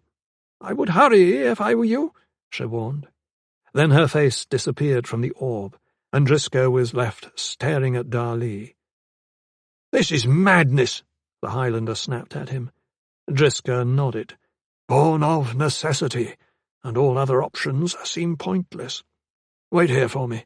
I'm going with you," the blade said at once. The druid heard the determination in the other's voice, a mirror of his own, and didn't even bother trying to argue. "Come along, then." 29. They set off for the tunnel entrance at once, slipping through the forest like the shadows that draped it, trying not to listen to the sounds that still emanated from within. Through breaks in the trees they could catch glimpses of the fires that burned in the ancient fortress. The flames were consuming everything that wasn't constructed of stone and mortar and metal. The cries and screams had mostly died away, become faint and intermittent. Mostly there were calls and whistles that seemed to be signals. The stomping of boots on ramparts and battlements, down causeways and in halls, was unmistakable. The smells of smoke and ash and blood drifted on the night breezes. The underground passage that Driska took them to was unknown to Darley. It had been there, he was told, for centuries, constructed in the early days of the keep as a way to enter and leave Paranor without notice, or, in extreme situations, to provide an escape route for the Druids should their safety be compromised. Only the Druids knew of it. Only they were privy to the location of its entrance. To the best of Driska's knowledge, it had not been used in recent memory. Yet when they found the exterior entrance, a trapdoor set into the ground and concealed by earth and forest grasses, it was immediately apparent to the Druid that it had been opened recently. The ground was disturbed, and he was able to detect footprints. A lot of footprints, which suggested recent and heavy use. It appeared likely that the invaders had gained entrance to the keep this way. "Who else would have reason?" he said aloud to Dar, once he confirmed the discovery. "It seems too great a coincidence that it should be opened after all these years, and that opening not be connected to the fall of the keep." Dar nodded but said nothing. There was no way to know the answer until they found the culprits. "How far do we travel to reach the keep?" Driska shook his head. "Not far. I hope Clesea's right about how things stand.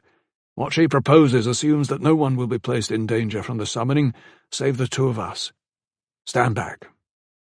He invoked a form of magic that unsealed the trap-door. It swung open of its own accord with the soft pop of a seal being broken, and they were staring down into a dark hole in the ground. "What is this guardian you spoke of?" Dar asked him. "Is it something magic?" "Dangerous magic," the Druid answered, a dark expression crossing his face. "The Guardian is an ancient creature, formed when Paranor was constructed in order to ward against enemy intrusion. It is insubstantial and inhuman, a killing beast formed of dark materials, and lacking any purpose but to destroy whomever it finds within the keep. If summoned, it will rise from the Druid's well and sweep through the whole of the interior of the keep. All those it finds, and it will find everyone in the end, will be destroyed. It is not clear if even the Druids would be spared. There is a chance they might, since there is no point in killing the Druids if the Guardian's initial purpose was to protect the keep from enemies. But that assumes it can make the distinction which has never been proved, or at least never been recorded in the Druid histories." "Then this magic has been invoked before?" "No more than 6 times in all the centuries since it was created. The keep has only been breached a handful of times, during the lives of Bremen and Alanon specifically, but 1 or 2 other times as well.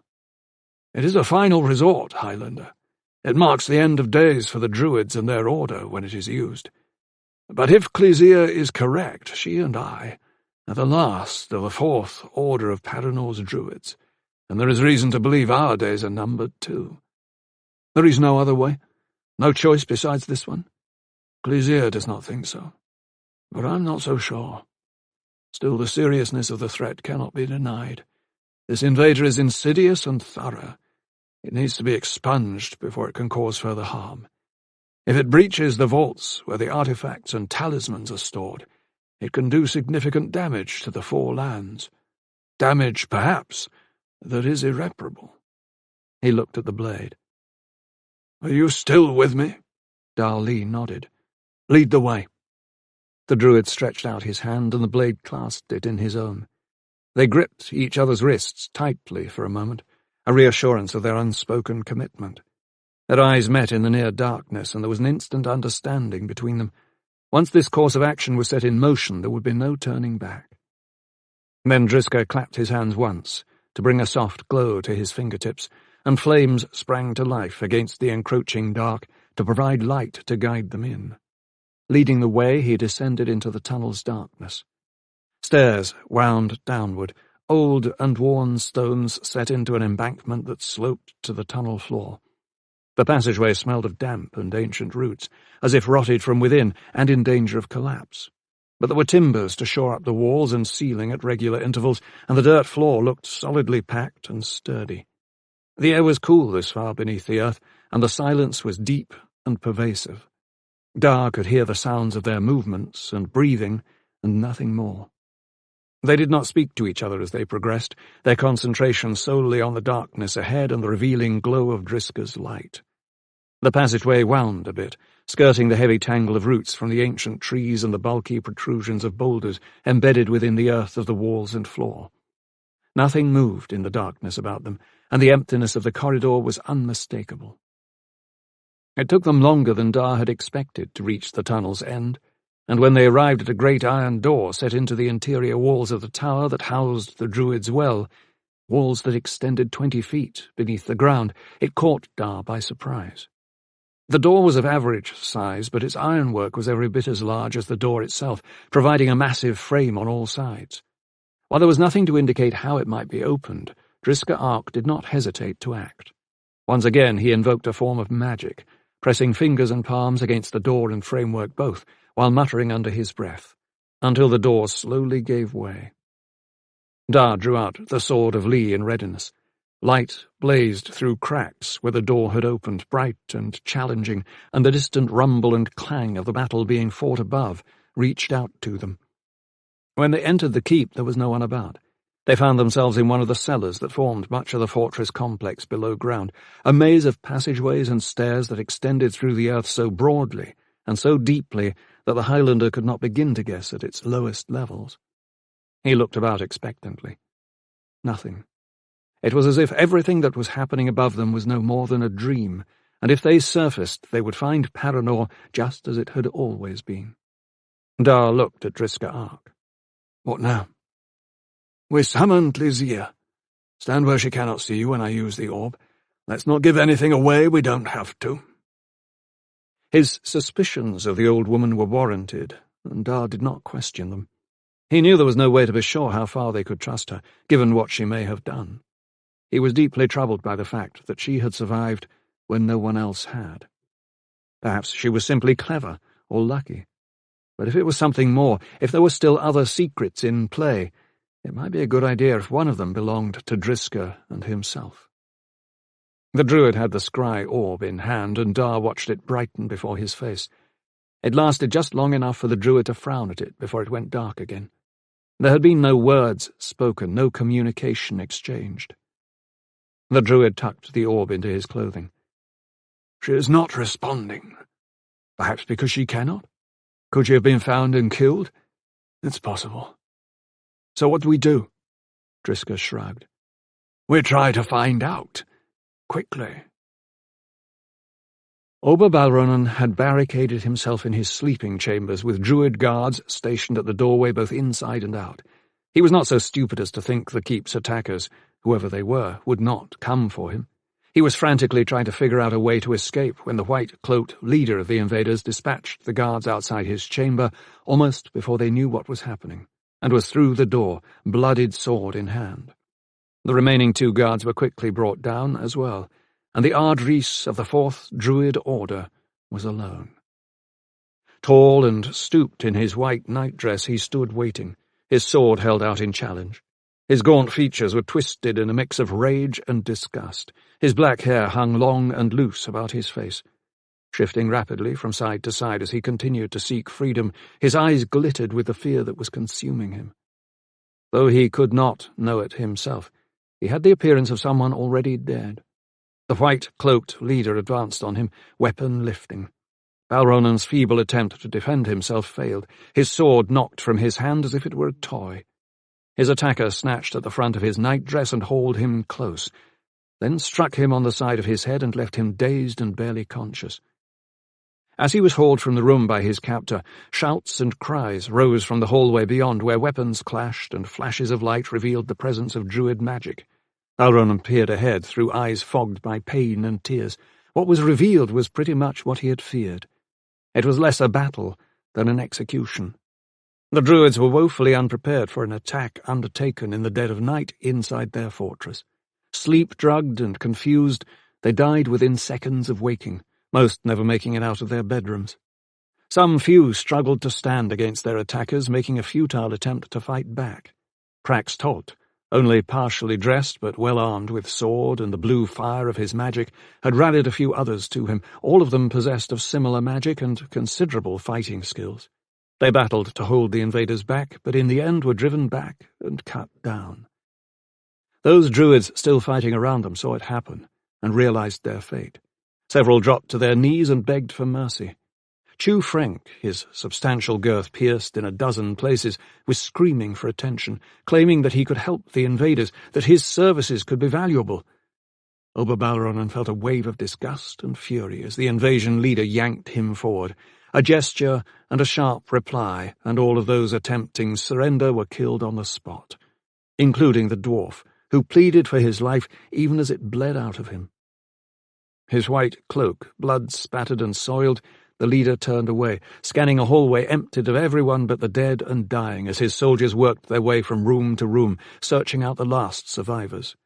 There wouldn't be many left by now. Bodies were sprawled everywhere, most of them druids. The surprise attack had been a complete success. The druids were all but annihilated. The invaders could do with Paranor what they pleased. What that might be may not have been decided yet, Balronen thought, as the invasion leader brought him to his feet and held him in place, but it was sufficient for now to know to whom the choice belonged. Driska Ark and Darli hurried along the cellar passageways toward the archival vaults, where the druid was convinced he would find Clesia waiting for them.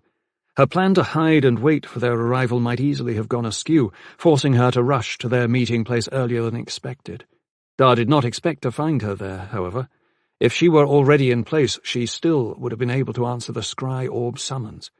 But as Driska said, there was no way to be certain without having a look, so they would make the time for it. But when they reached the passageway to the rooms that housed the archives, he found it empty and the vaults undisturbed. Again Driska tried to reach her using the scry orb. Again she did not respond. "I think we need to have a look upstairs for her," Driska said reluctantly.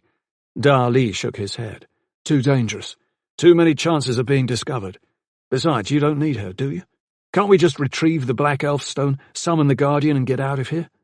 Driska smiled. "We could, but that would mean leaving Clesia behind. I don't think I want to do that. I think we need to make certain about her one way or the other. She might be dead already. The invaders may have saved you the trouble. I know, but she's a tough old bird. I think we have to be sure. I know a way to search for her that doesn't risk that much, and I think I know where she might be." Dar was not at all happy, but he agreed to give it a try. He respected Driska enough not to give up on him, or to engage in an argument he already knew he was not going to win. Driska might be wrong, but he deserved the chance to find out. Dar was not going to let him do so alone, no matter the risks to which he would expose himself. It was still quiet and deserted as Driska took the blade back along the cellar passageways and then up a rear staircase through a miasma of gloom and smoke that had seeped in from the floors on which the battle had been fought. The sounds of the carnage were winding down, but there was still considerable movement everywhere.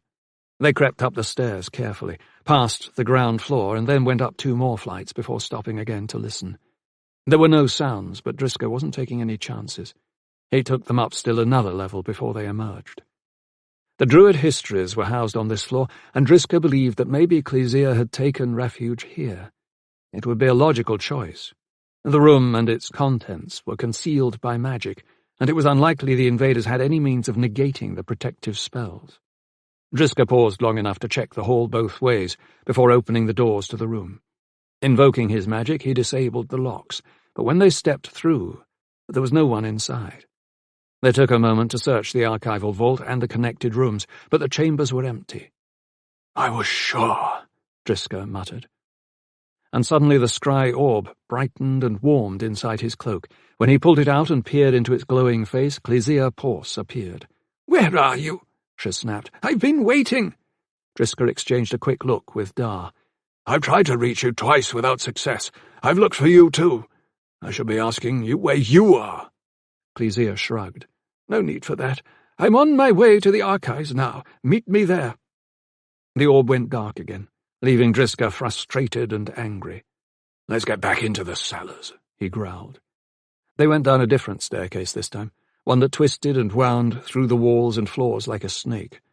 This was a passage Dar not only didn't know about, but had never even heard mentioned. On the second floor of their descent, Driska hesitated a moment before he motioned Dar ahead once more. They emerged into a hallway that opened out on one side to provide an overlook of the main entry at ground level. There was no one about, but calls and whistles and voices rose from below, so the pair crept to the edge of the overlook railing and peered down. Below them, the full extent of the slaughter revealed itself. The entryway floor was littered with bodies, and the walls were painted with blood. Most of the dead were druids, but a few soldiers of the invading force had died too. The dead were being stacked in piles, while the wounded were being sought out and dispatched, if druids, or carried off to be treated elsewhere for their injuries, if they were invaders. To one side, an 8-foot spear had been wedged between pieces of stone flooring like a flagpole. On the point of the spear, Prax Tolt's burly head had been spiked. Dar caught sight of Cass and Drew standing to one side, watching as the dead and wounded were collected. He grabbed Driska's arm and nodded toward Casson. "There," he mouthed. "Casson." The druid followed his gaze, studied the one indicated for a moment, then nodded in response. The matter was settled. The man who had hired the Orsis Guild assassins to kill him and the betrayer of the keep were one and the same. The volume of voices suddenly quieted, and the white-robed leader of the army marched into the centre of the room, dragging Oberbalronen by his hair. Almost as one, all the invading soldiers, Cass and Drew among them, went down on one knee. A trilling sound broke from their throats as heads bowed and the butt ends of spears and the pommel ends of swords hammered into the stone in a cacophony of wild sound. "Ajin! Ajin! Ajin!" The cry echoed through the halls of the keep in adoration. When the cries had diminished, the white-cloaked leader motioned for his followers to rise. Then, throwing Balronen to his hands and knees, he drew forth his sword. He waited for the Ardris to lift his head and look at him, but Balronen kept his head lowered, perhaps sensing what was to come. His captor left him as he was, brought up his sword in a wide arc, and sliced downward in a single powerful motion. Oberbalronen's head fell from his shoulders and rolled across the room, eyes wide open and mouth gaping from the shock of his dying. Again the cry went up from the invaders. "Ajin! Ajin! Ajin!" Their leader acknowledged them by lifting his sword and letting the blood of the slain high druid drip down its length and fall to the stone floor. Then he sheathed his weapon and beckoned to Casson. Together they left the room, moving down the hallway so that they passed directly beneath the section of the balcony on which Driska Ark and Dar Lee were crouched in hiding. Driska took Dar by the arm and pulled him away. Together they crept back along the hallway and into the stairwell, closing the door tightly behind them. "We'd better hurry," he whispered. Dar shook his head. "I'm going after them." He gestured toward the two men below. Driska stared at him. "Why not leave that until another time?" "I don't want them getting away. They have too much to answer for." "You can't go by yourself," the druid hissed. "You don't have any idea what those two are capable of doing. You can't risk it." "I can't not risk it," Dar insisted quietly. "It doesn't matter what they are capable of. I'm capable of a whole lot more." The two stared at each other for long seconds, then Driska nodded. "But listen to me. If you haven't settled matters by the time you start to see trailers of green mist, or hear the first screams it produces from those it touches, clear signals that the keep's guardian has been released, drop everything and get clear of the buildings and back into the trees beyond the walls. No matter what, you go." Dar nodded. "If I can, I will." Driska's smile was grim. "Remember, there will always be another chance at those two. Don't be reckless." Dar smiled back. "Don't worry about me, Driska. Watch out for yourself. I'll meet you beyond the west gates of the keep when this is finished. I promise." The two gripped hands and parted. Dar watched the druid disappear down the stairs leading to the cellars, and then turned the way Casson and the white-cloaked invasion leader had gone, and set off to find them. 30. Driska Ark descended the back stairway he had come up earlier with Dar Lee until he again reached the entrance to the cellars and hesitated. Glancing back the way he had come, he experienced an odd feeling of leaving something important behind. The feeling was strong enough that it momentarily distracted him from proceeding, causing him to search for a reason for his reaction. But there was nothing to be found, so he brushed it aside, opened the cellar door and stepped through. The cellars were dark, and he again summoned a wear-light, balancing the flame on the tips of his fingers, adjusting its brightness so he could tell where he was going as he started down the passageway toward the archival vaults. It seemed to take much longer to reach them this time, as if they were much farther along than he remembered, but it had been a while since he had been inside Paranor, and he knew better than to rely on memory, where time's passage could erase it so easily. He thought briefly about Dali, and wondered if he should have given the blade further instructions. He had told him once he fled the keep to find shelter in the forest trees, and to stay put no matter what happened. He was not to delay his escape, no matter how matters stood with Cassan Drew or the invasion leader. Then he was to hide until either the druid reappeared, or it became clear that he wasn't coming at all. In case of the latter, he expected the blade would know enough to return to Emberon and either wait there for Tasha or set out to find her. The likelihood of the Highlander choosing to wait was slim. It wasn't in his nature to sit around any more than it was in Driscoll's. He would go looking, and the best the druid could hope for was that he would do so with good judgment. It seemed a safe bet. Dali was the best of a ragged and uncertain druid order, and if anyone could manage what needed doing in Driscoll's absence, it was the Highlander. Long minutes later, Driscoll was at the door leading into Paranor's cellars, the huge iron portal worn and pitted by age and the elements, a barrier to a world he had been banished from and had not expected to return to. He paused, staring at it, and the past recalled itself in painful memories. Lost to him. All of it. Once, if he were caught inside the walls of the keep without permission, the punishment would have been severe. Perhaps it would even have been fatal. No more. Oberbalronen and the other druids were dead, save Clysea Pors. The entire order was gone, and there was no one to catch him out and no one to administer any form of punishment. The druid order was destroyed. The druids were history. All that was left were memories of what had been. It seemed impossible. It made Driscoll Ark feel as if his life had no meaning, and he had no place in the world. His investment in the druids and in the furtherance of their lofty goals was like a mirage that had faded with a shifting of the light. Where was he to turn once this was over, that would offer him a chance to rebuild and restore? He could not accept that this was the end of Paranor forever. Surely there had to be a rebirth of the druid phoenix out of the ashes of the old, as had happened before. There could be a rebirth again. Another order must be founded, and a new beginning in the long and storied history of the druids started. He breathed out slowly, as if it were his last breath. He did not know if he was up to it. He could not imagine reconstructing something it had taken so long to create. He could barely accept the idea that it had all been swept away in the blink of an eye, one night's disastrous undoing of so many thousands of years of progress. Shades, I am getting old. He brushed aside his musings and turned to the task at hand, proceeding cautiously along the ancient hallways, studying their maze-like confluence and the pools of overlapping shadows that filled them to be certain he was alone. He worried that some of the invaders might have come down into the cellars for a look around, but there was no sign of anyone. Satisfied, he moved over to a darkened corner of the widest passage and brought out the scry orb. In seconds, Clysea Pors was looking back at him. Driscoll, are you in place? He did not try to hide his sense of urgency. At the entrance to the vaults. I'm coming. It took him less than 15 more minutes. He saw her step out of the shadows as he approached, all grey and hunched over. A crooked smile played across her thin lips. Her hands were clutched together, and her eyes glowed green in the darkness of her hood. For one moment he considered turning back. He did not like the way she made him feel. He did not trust her. Better we act quickly now that you are here, she announced. The keep is in the hands of the invaders. None of the druids, Troll Watch, or students appear to have survived. The invaders were very thorough.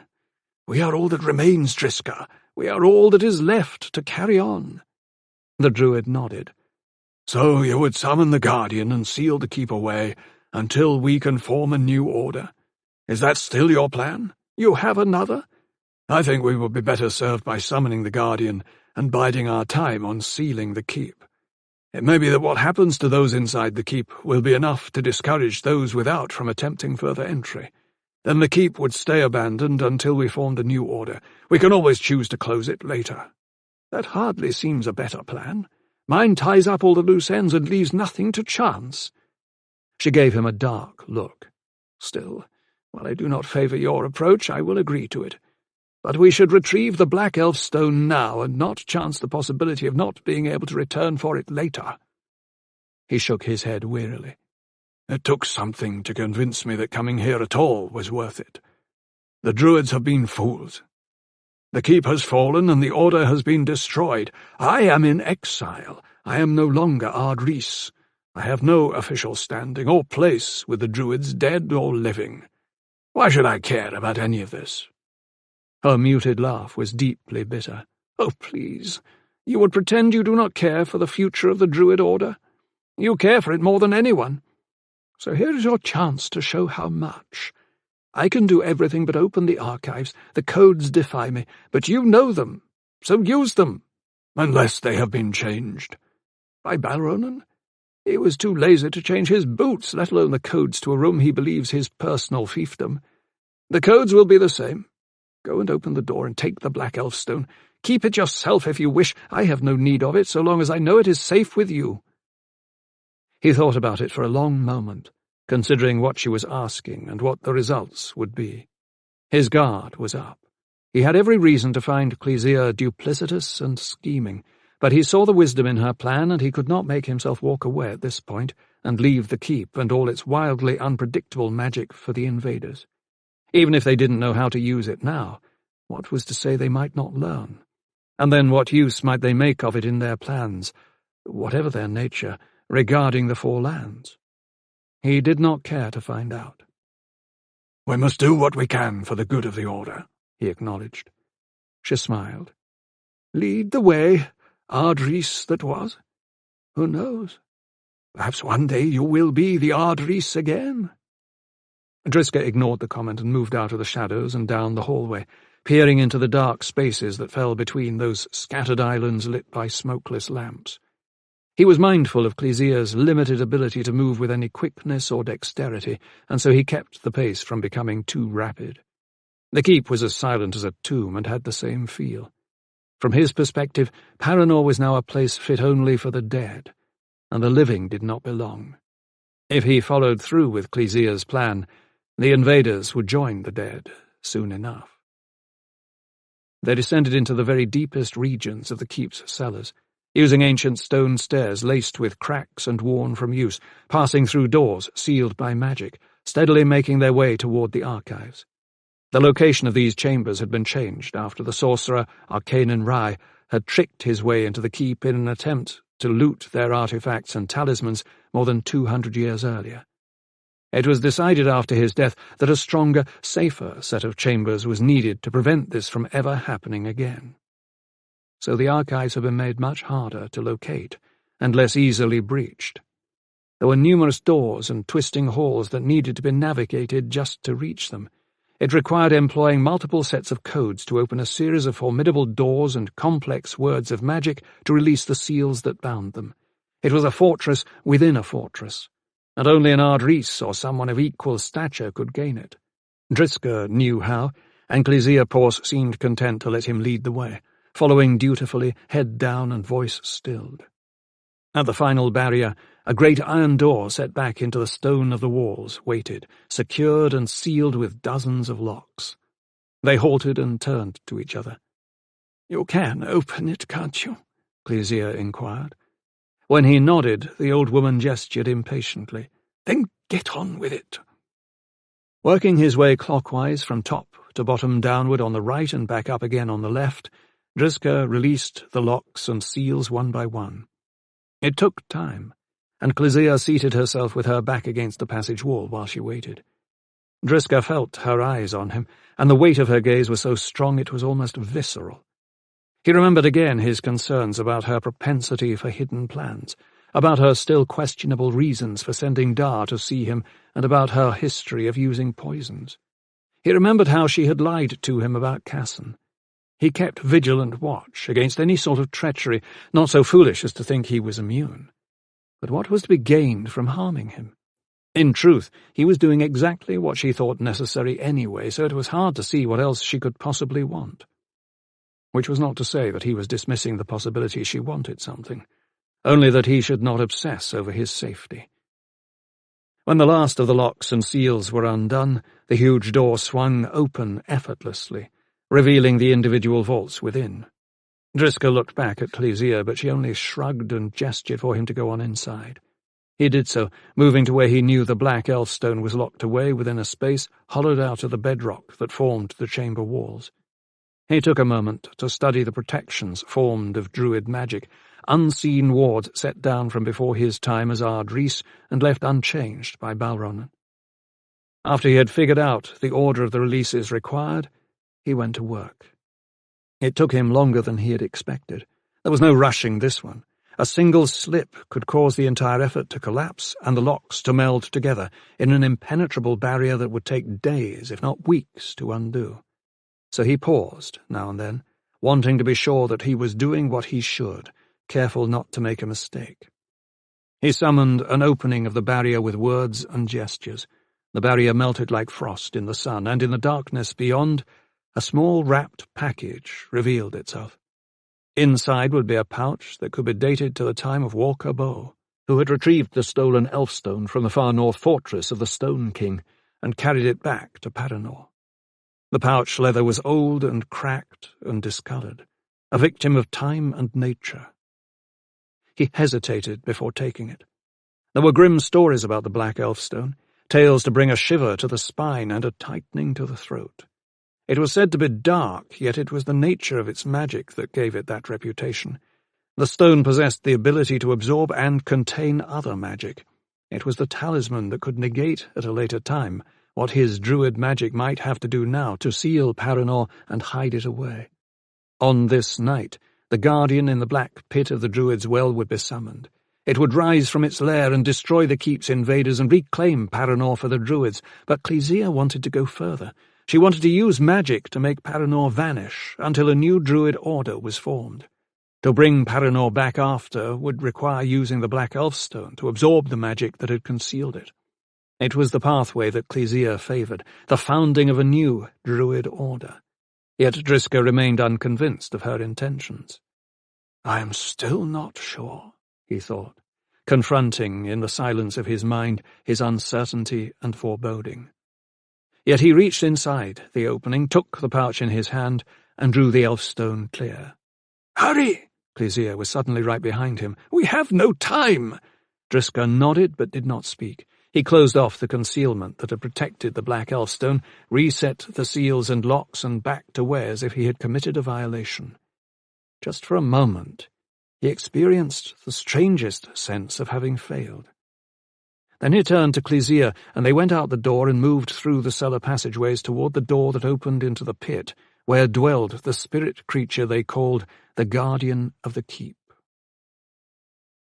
It was a given that the creature would be waiting. It would know what had happened and be aware of what was needed. It would be crouched within the green mists that wrapped it like a shroud, waiting for a summoning. It would not act without being called, not so long as there was a druid presence within the keep's walls. And it would know that summons was drawing near. Clesia seemed revitalized, moving more quickly and surely than earlier, eager to do what was needed to rid the keep of its occupants. But Driscoll was still cautious. The keep's protector was a most uncertain magic, and it was known to kill friend as quickly as foe. It did not always distinguish one from the other, once released. It was a wild magic, barely contained by power the druids had set in place hundreds of years ago, an act of good intentions that had not entirely succeeded. There were insufficient checks and balances on the creature, and its release was always one of desperation and despair.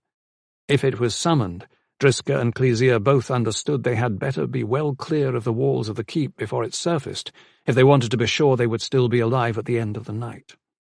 They did not speak as they went, dark figures moving to fulfill a purpose darker still. No one happened upon them. They saw no guards and heard no sounds of life, yet at one point Driscoll thought he heard a low, expectant hiss snake through the corridors of the keep. He listened for it again afterward, unable to help himself. Each time the wait was shorter, The Guardian was growing impatient. When they arrived at the door to the Druid's Well, Driska turned to Clysea. "Once we do this, there is no turning back. We cannot stop these events if we set them in motion. The consequences will be ours to bear." She nodded, a deep frown twisting her ancient features. "Is it your intent to talk me to death? Open the door."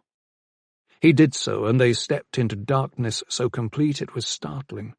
They engaged wear-lights to fend it off, but the light could penetrate no farther than a dozen paces that, had they taken them blindly, would have carried them directly over the edge of a platform and into the void of the pit. They held their ground, peering into the gloom. The tower was huge, built with smooth stones which both rose above and fell below an impenetrable blackness. They stood on a metal platform, from which a spiral staircase circled upward and downward into the blackness, with no end in sight either way. No windows admitted light from without. No other doors were visible from where they stood. The gloom was complete and unrelenting. "We must work together," Clysea said. "I will follow your lead, Driska. Weave the thread. I will fill the gaps." Giving her a nod of acquiescence, the Druid began to recite the invocation that would draw the keep's guardian from the pit. He combined words with other less intelligible sounds and added gestures of power to strengthen the spell. It was a familiar recitation. Learning it had been an Ardrea's priority since, forever, to protect against the unthinkable. It had only been used a handful of times in the entire history of the Druids, and then always in dire situations. He had never thought he would see a time when he would be required to use it, to deliberately summon magic that was so dangerous. But it was the unexpected that so often crept up on you when you weren't looking. Behind him he could hear Clysea's rough, insistent voice adding to the spell, strengthening it in her own particular way, but her words were strange to him, and he wondered what it was she was doing that was so unfamiliar. No matter. He could not break his concentration now, because the keep's guardian was beginning to stir. Low hissing sounded from the depths of the pit, and the first tendrils of mist began to stretch upward like crooked fingers, emanating a wicked green light. The blackness was filled with it, its sickly illumination infusing the dark to mark the creature's coming. It was far below still, but rising steadily. Driska bore down, anxious to finish the conjuring and retreat to the safety of the world outside Paranor's walls. A sudden surge lifted the mist with a visible heave, and the hissing turned to a long, slow sigh of satisfaction. "Driska, enough!" Clysea was pulling on his arm.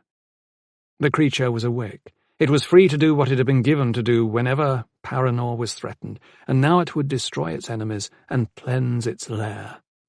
Driska stepped back, but as he turned to leave, he felt a sharp sting on his exposed neck as Clysea's fingers brushed his skin. His knees buckled and a sudden weakness flooded through him. He started to fall, and Clysea caught hold of him and held him up until they had reached the opening leading out of the Druid's Well. She guided him through the door and closed it behind them. Then she let him sink slowly to the floor, where he rested limply, his back against the wall. He saw it then, reflected in her eyes, her duplicity, her treachery, her well-hidden intent. "What did you do to me?" he asked, his voice slurring. "I stole your strength, Driska. I took it from you with a needle's prick." She held up her right hand, the nails purple with a potion's coating, studying him as she might a curious insect. Then she reached into his pocket and pulled out the pouch that contained the black elf stone. "Here is where we part ways." He managed a nod, but it was difficult. "You planned this all along?" She shrugged. "You were in the way. I have bigger plans than you know." His head was heavy, and his chin sank to his chest so that he was looking at her feet. "This will not end well for you." "Oh, I think it might, but you won't be around to find out. The mist is rising, the Guardian approaches, and the keep will be cleansed. You, along with the invaders, will pass from memory soon enough." He could no longer respond. His voice gone, his strength dissipated entirely. She knelt, then placed a hand under his chin and lifted his head. "You won't die from anything I do, Driska. You will die when the mist reaches you and steals away your breath. You should try to think well of me. It will make your death less unpleasant when it comes for you." She paused. "I am leaving you the scry orb so you can tell me the details of your dying. I would be interested to hear what it feels like." Then she lowered his head again, rose quickly, and hurried away. 31. A determined Da Li worked his way along the empty hallway on the second-floor level, shadowing the white-cloaked invasion leader and Cass and Drew where they walked below. He was able to track them by listening to their footsteps and now and then catching a glimpse of their reflections in the heavy glass of the tall windows that lined the lower wall. Their progress was slow and measured, and the tone and rhythm of their talk suggested it was one of rumination. Try as he might, however, the blade could not make out what they were saying. But what mattered was that he stayed with them, waiting to see. To see what? What was he doing anyway? He wondered at his decision to track them through the keep, a decision that had been sudden and unexpected, and in retrospect seemed foolish. What was the point of this exercise? Would he confront them and demand they surrender? Would he attack them? Was he trying to find out something important by spying on them? He didn't know. He only knew that he did not want either of them to escape the consequences of what they had done by destroying the Druid Order. It was one thing to accept that they had done so, as Driska had, and turn your attention to preventing any further damage by sealing away the keep to protect what it contained. It was another to be seeking a confrontation, an accounting, and a resolution of the sort he craved. The loss of Zia was still fresh in his mind, and the two he followed were arguably the most responsible. All he knew at this point, with Paranor undone and its druids dead, was that someone should pay. But maybe it was something more, too. Maybe it had to do with his own sense of failure, at not being quick enough or smart enough to find a way to protect and save either Zia or Paranor. And finally, at the end of the day, it had to do with knowing he had escaped their fates, in part at least, because of his failures. At the first stairway he encountered, he descended to the ground floor and found himself not 20 feet behind them. Here the passageway was blood-stained and littered with debris, but the bodies of the dead and wounded had been dragged away. No one else was about. The main body of the attack force was still back in the south entry to Paranor's main tower. Smokeless lamps were dimmed and the air was thick with ash and the stench of death. Dar waited until his quarry was well down the hallway and nearing the broad staircase that climbed to the higher floors. He found himself wondering if they were looking for something rather than simply wandering. The conversation remained muffled, their words vague and indistinct. It was still impossible to know what they were saying. Because it was neither heated nor urgent, he was guessing the two were talking over what would happen after this night. Clearly Casson was important to whatever plans they had devised. His role in arranging entry into Paranor was undeniably the key to their success in seizing the keep, and Dar had the distinct feeling things would not stop there. He was closing in on the pair when a trio of newcomers suddenly appeared from out of the gloom ahead, hailing them, talking in urgent tones. Instantly Dar shrank back against the wall, deep within the shadow of a stone pillar. Those ahead of him were looking around now, scanning in all directions, searching for something. Right away he knew it was Driska. A chill settled in his heart. They must have discovered the Druid. Perhaps they only knew he was inside the keep, but perhaps they already had taken him prisoner, and were now wondering if there was anyone else who needed finding. He kept his head, despite a sudden urge to go in search of Driska. Knowing that if he moved he would likely be seen, he stayed where he was. His hand strayed to the handle of the sword of Lee and then lowered again. There were too many of the invaders around. The time was not right for an attack. After a few minutes of further conversation, the white-cloaked leader made a dismissive gesture, and the three soldiers disappeared once more. The leader and Casson remained where they were, heads bent close. Now that Dar had put himself in this position, getting close enough that he could attack them, he had a choice to make. He couldn't just stay where he was. Sooner or later, Driska would either release the guardian of the keep from its confinement or, if captured, be hauled before the invasion leader and killed. If he wanted to prevent the latter, Dar had to act now. He took a deep breath and prepared to move, but just before he did, the pair ended their conversation and separated. White Cloak continuing down the hallway to ascend the grand stairway, and Casson turning toward Dar. The decision had been made for him. Dar Li reached back over his shoulder and gripped the handle of his sword. He would rush from hiding and try to take the other man alive, a prisoner to question, a hostage with which to bargain. If he could get himself and Casson safely out of the keep, Driscoll could join them as planned, and an important inroad would have been made in their efforts to blunt this invasion and to learn the reason behind it. And if Driscoll was now a prisoner of the invaders, Casson could be used to bargain for his return. Either way, Casson would be made to serve a use. Dar held himself ready as the other came toward him. He would leap out and overpower Casson before the other could react. Silencing him quickly would be crucial. If Casson got off a cry for help, others would hear and come to his aid, and that would likely be the end of Dar Li. He held himself ready, poised to attack. But then everything went wrong at once. While planning his attack, he had failed to notice that the colour of the air had begun to change. As the seconds had passed, it had begun to turn greenish. An ugly mist was filling the hallway, swirling idly as it thickened. If his intense desire to take Casson prisoner had not distracted him, he would have seen it sooner. But now it was too late. Screams rose from farther down the hallway, where the bulk of the invaders were gathered in the south entry to the building. High-pitched and terror-filled, they exploded through the near silence of the passageway in which Dar was hiding behind a pillar. Instantly Casson stopped where he was, his face a mix of confusion, fear, and indecision. Dar did not give the man the chance to act. He leapt from hiding, sword in hand, and rushed to attack. But Casson was nothing if not quick, and his experience and survival skills allowed him to block the Highlanders' initial rush. They came together in a frenzied crush, the impact of their bodies knocking the breath from both of them before they skittered apart. Dar wheeled back, waiting for Casson to call for help, but the other man simply smiled and went into a defensive crouch. Perhaps he realized that his cries would not be heard in the volume of screams. Perhaps he saw no reason to call for help or break for freedom.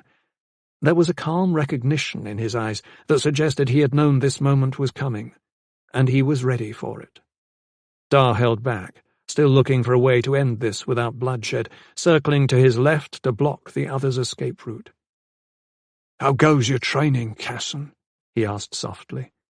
The screams nearly drowned him out. The cacophony of voices was deafening, mingled with the sounds of men fighting and dying in their futile efforts to stop what was happening. Casson shrugged calmly. When he spoke, it was in the Southland tongue he had so clearly mastered. "We're about to find out, aren't we?"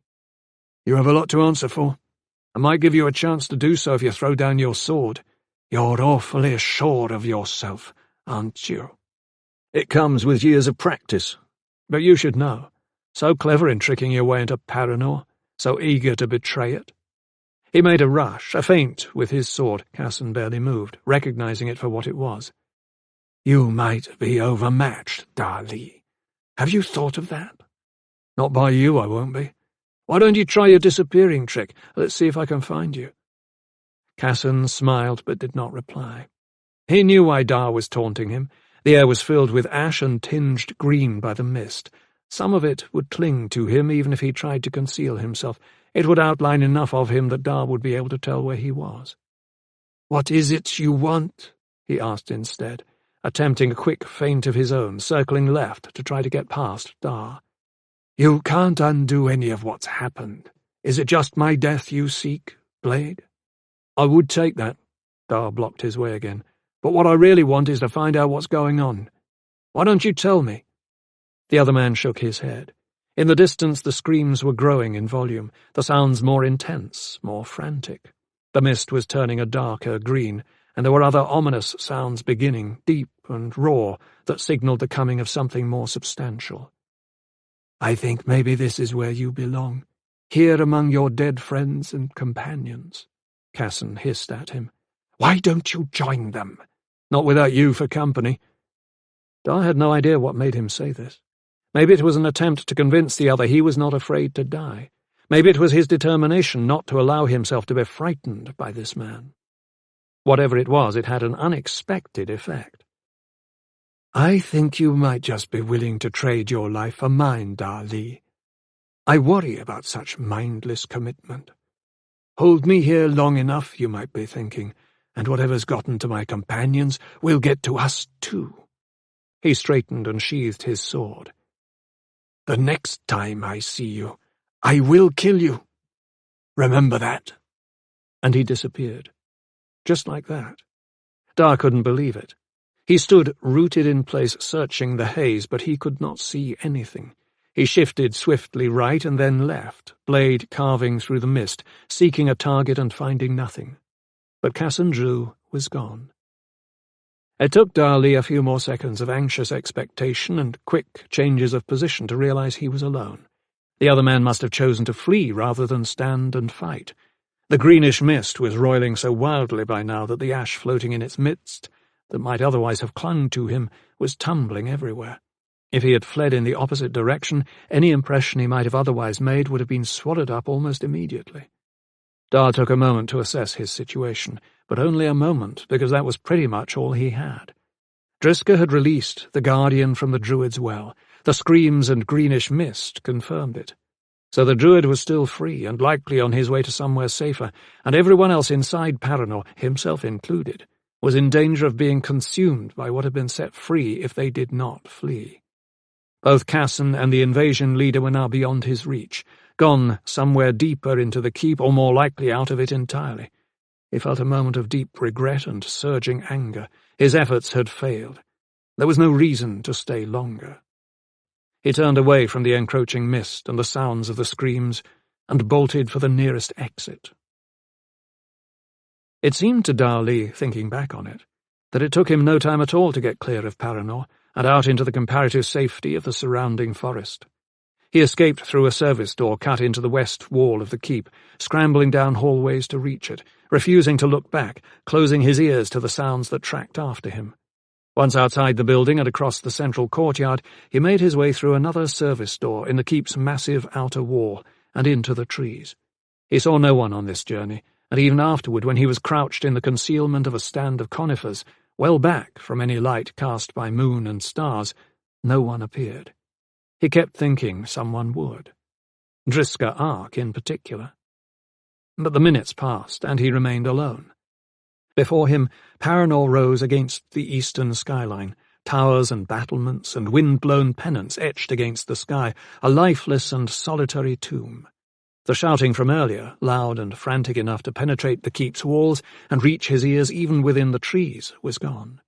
Long minutes passed as the silence deepened, and from behind the thick glass of the tower windows, high enough that the walls did not block his view, the dull roil of the greenish mist persisted, spreading from window to window until the entirety of the keep reflected its sickly hue. Where was Driska? What had become of him? What do I do now? Dar hesitated within his concealment, unsure. Seconds later, Clesia Porce climbed through the tunnel exit, visible to him from where he was hiding, surfacing from beneath the earth to stand silently in the gloom. Alone. No Driska. She hesitated, looked around for a moment, and then closed the trap door. With a quick motion of her hands, she sealed it. Her movements were hurried and furtive, her constant glances back at the keep telling. Something was very wrong, and even though he wanted badly to confront her and ask what had become of Driska, Dar hesitated. Everything about what he was seeing suggested caution was advisable, so he waited and watched. It was fortunate he did. Clesia had turned back to the walls of the keep, raised her hands above her bent form. Dark clouds formed about her, swirling clutches of mist that hissed and sang of snake poison. From out of their mist strange forms appeared. They were winged and tiny, but there was no mistaking the red glint of their eyes or the white of their teeth. They surrounded her protectively, a swarm of darting black forms providing a wall between their creator and everything beyond where she stood. As they did so, Clesia began to chant softly, her fingers weaving runic symbols on the night air. Clesia Porce was working a spell, but the blade had no idea what it was. The casting appeared to require her complete concentration, and for long minutes she was lost in her efforts, paying no attention to anything around her. The black miasma of mist and winged forms bloomed larger, shrouding her completely. Wrapped tightly within its shifting folds, she disappeared, a necessary consequence, perhaps, of her need to perform her magic. Then, her conjuring finished, the blackness fell away, and she was gone. Dar searched the darkness for her and then started for Paranor's walls. If Driska was still inside, Dar needed to find a way to get him out. The mist was dissipating rapidly, the darkness of the night, and something more as well, seeping over everything. But whatever the danger, he was going back. Then, abruptly, an odd shimmer enveloped the entirety of Paranor.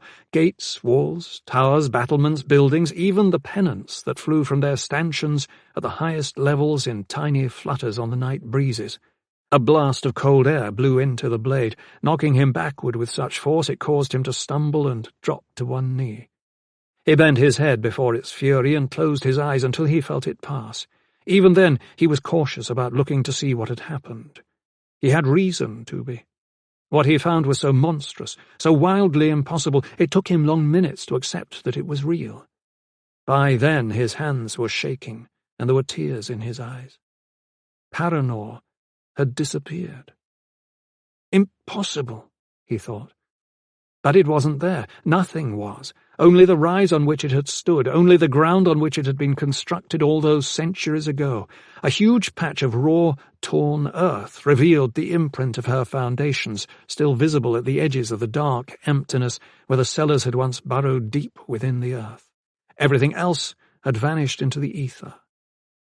A small movement to his left caught Dar's attention. A solitary figure stood outside the edge of the forest, almost at the base of the rise, staring at what a few minutes earlier had been there and now wasn't.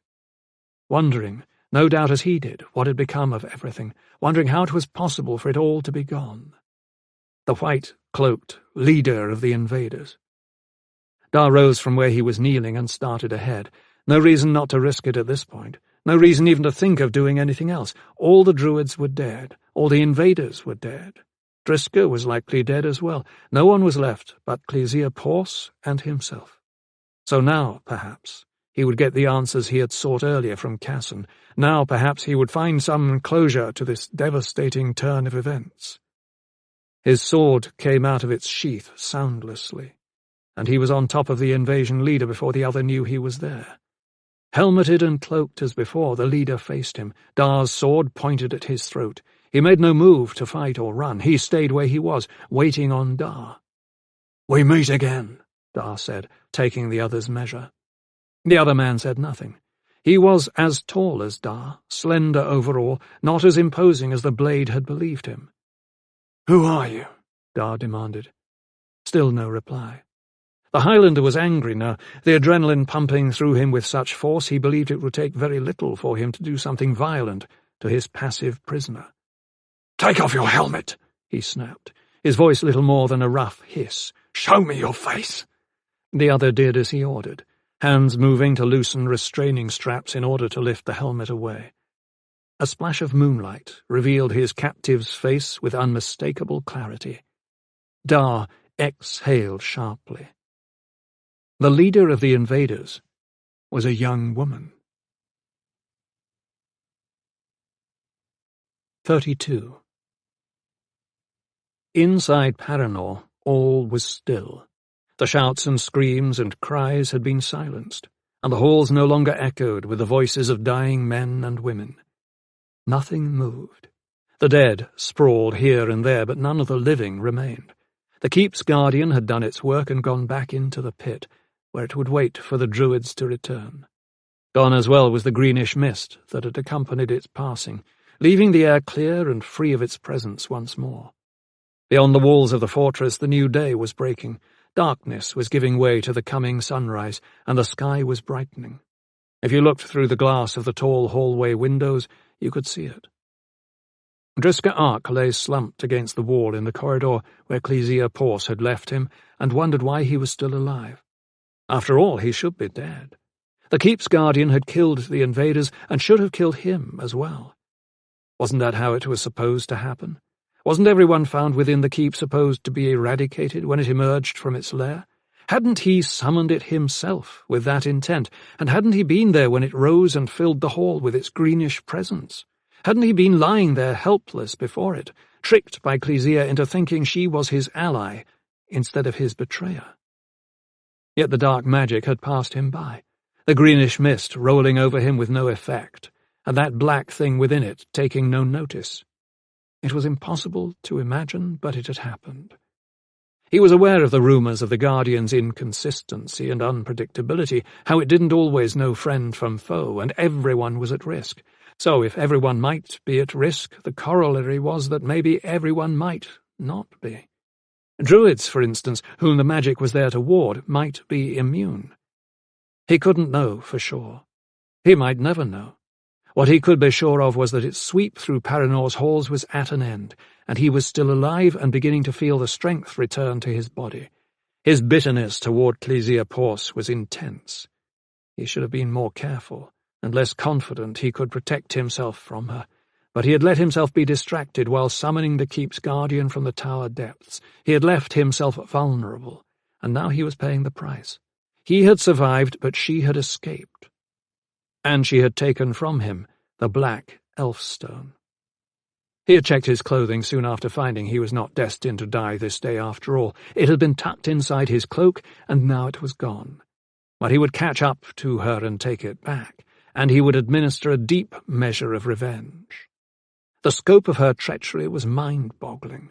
It had taken him only seconds after she betrayed him to recognize how far it stretched and how deep it burrowed. The signs of its presence were always there. Clesia had been chief examiner on the panel when Cassan Drew was admitted. She had probably arranged to have him admitted swiftly, skirting any of the usual precautions. She would have known all the ways in and out of the keep, including the tunnel. She would have advised Cassan of this, and he in turn would have informed the invader. Once that was done, the keep and the druids were doomed. But there was more, much more. She used her potions to alter Balronan's behaviour in order to keep him dangerously off balance and unable to function. She would have used them again on Ruiz Quince. The reason she was still alive when everyone else in the keep was dead was because she was directly responsible for everything that had happened. What had she been trying to achieve? Destruction of the current Druid order, so she could rebuild it to her own specifications? An alliance with invaders she believed so powerful it was worth sacrificing Paranor in order to become one of them. Hard to know at this point, but whatever she was seeking was now within her grasp. Which made him wonder if she had anything to do with Orsis Guild and its efforts to assassinate him. It would make sense if she had. He was the only one likely to try to stop what she was planning, maybe the only one who might recognize what was intended with the keep and its druids before it happened. So she would have let Cassan know where he could be found, and then Cassan sent Tigeron and his cutthroats off to finish him. Most galling of all was how she had used him to help her achieve her goals. Probably she had always planned to steal the Black Elfstone from him and seal him in the keep. She had never intended that they should work together to stop the invaders. He was the one who needed stopping. What a fool he had been. How blind. How gullible. She must have been planning this for a long time. How long, he wondered, since she had first made contact with the invaders and agreed to betray the keep? There was no way of knowing without asking her, and he had serious doubts about that happening any time soon, if ever. He stopped thinking about it and with great effort forced himself to his feet, standing with his back pressed against the wall for support. A terrible thought occurred to him, one so terrifying that any consideration of it was almost impossible. But the taking of the Black Elfstone, coupled with the continued presence of the curious haze that infused the whole of the keep, suggested he must. He looked down at himself, trying to see his arms and legs and body clearly. He could not do so. His vision seemed blurry, as if what she had done to him had affected his eyesight. He looked around. Everything within view was blurry and colourless. He had thought it was the pre-dawn light before, but now he could tell the haziness was everywhere, inside and out of the keep, as if he were in a different world, as if everything was. His breath caught in his throat and his stomach clenched. Shades! She had done what she had wanted to do all along. She had tricked him into thinking she wouldn't, and then she had done it anyway. She had used her magic to disappear Paranor from the Four Lands, to hide it away where it might never be found. And by leaving him trapped inside, she had done the same to him. This is Simon Vance, We hope you've enjoyed this unabridged production of The Fall of Shannarra, Book 1, The Black Elfstone, by Terry Brooks.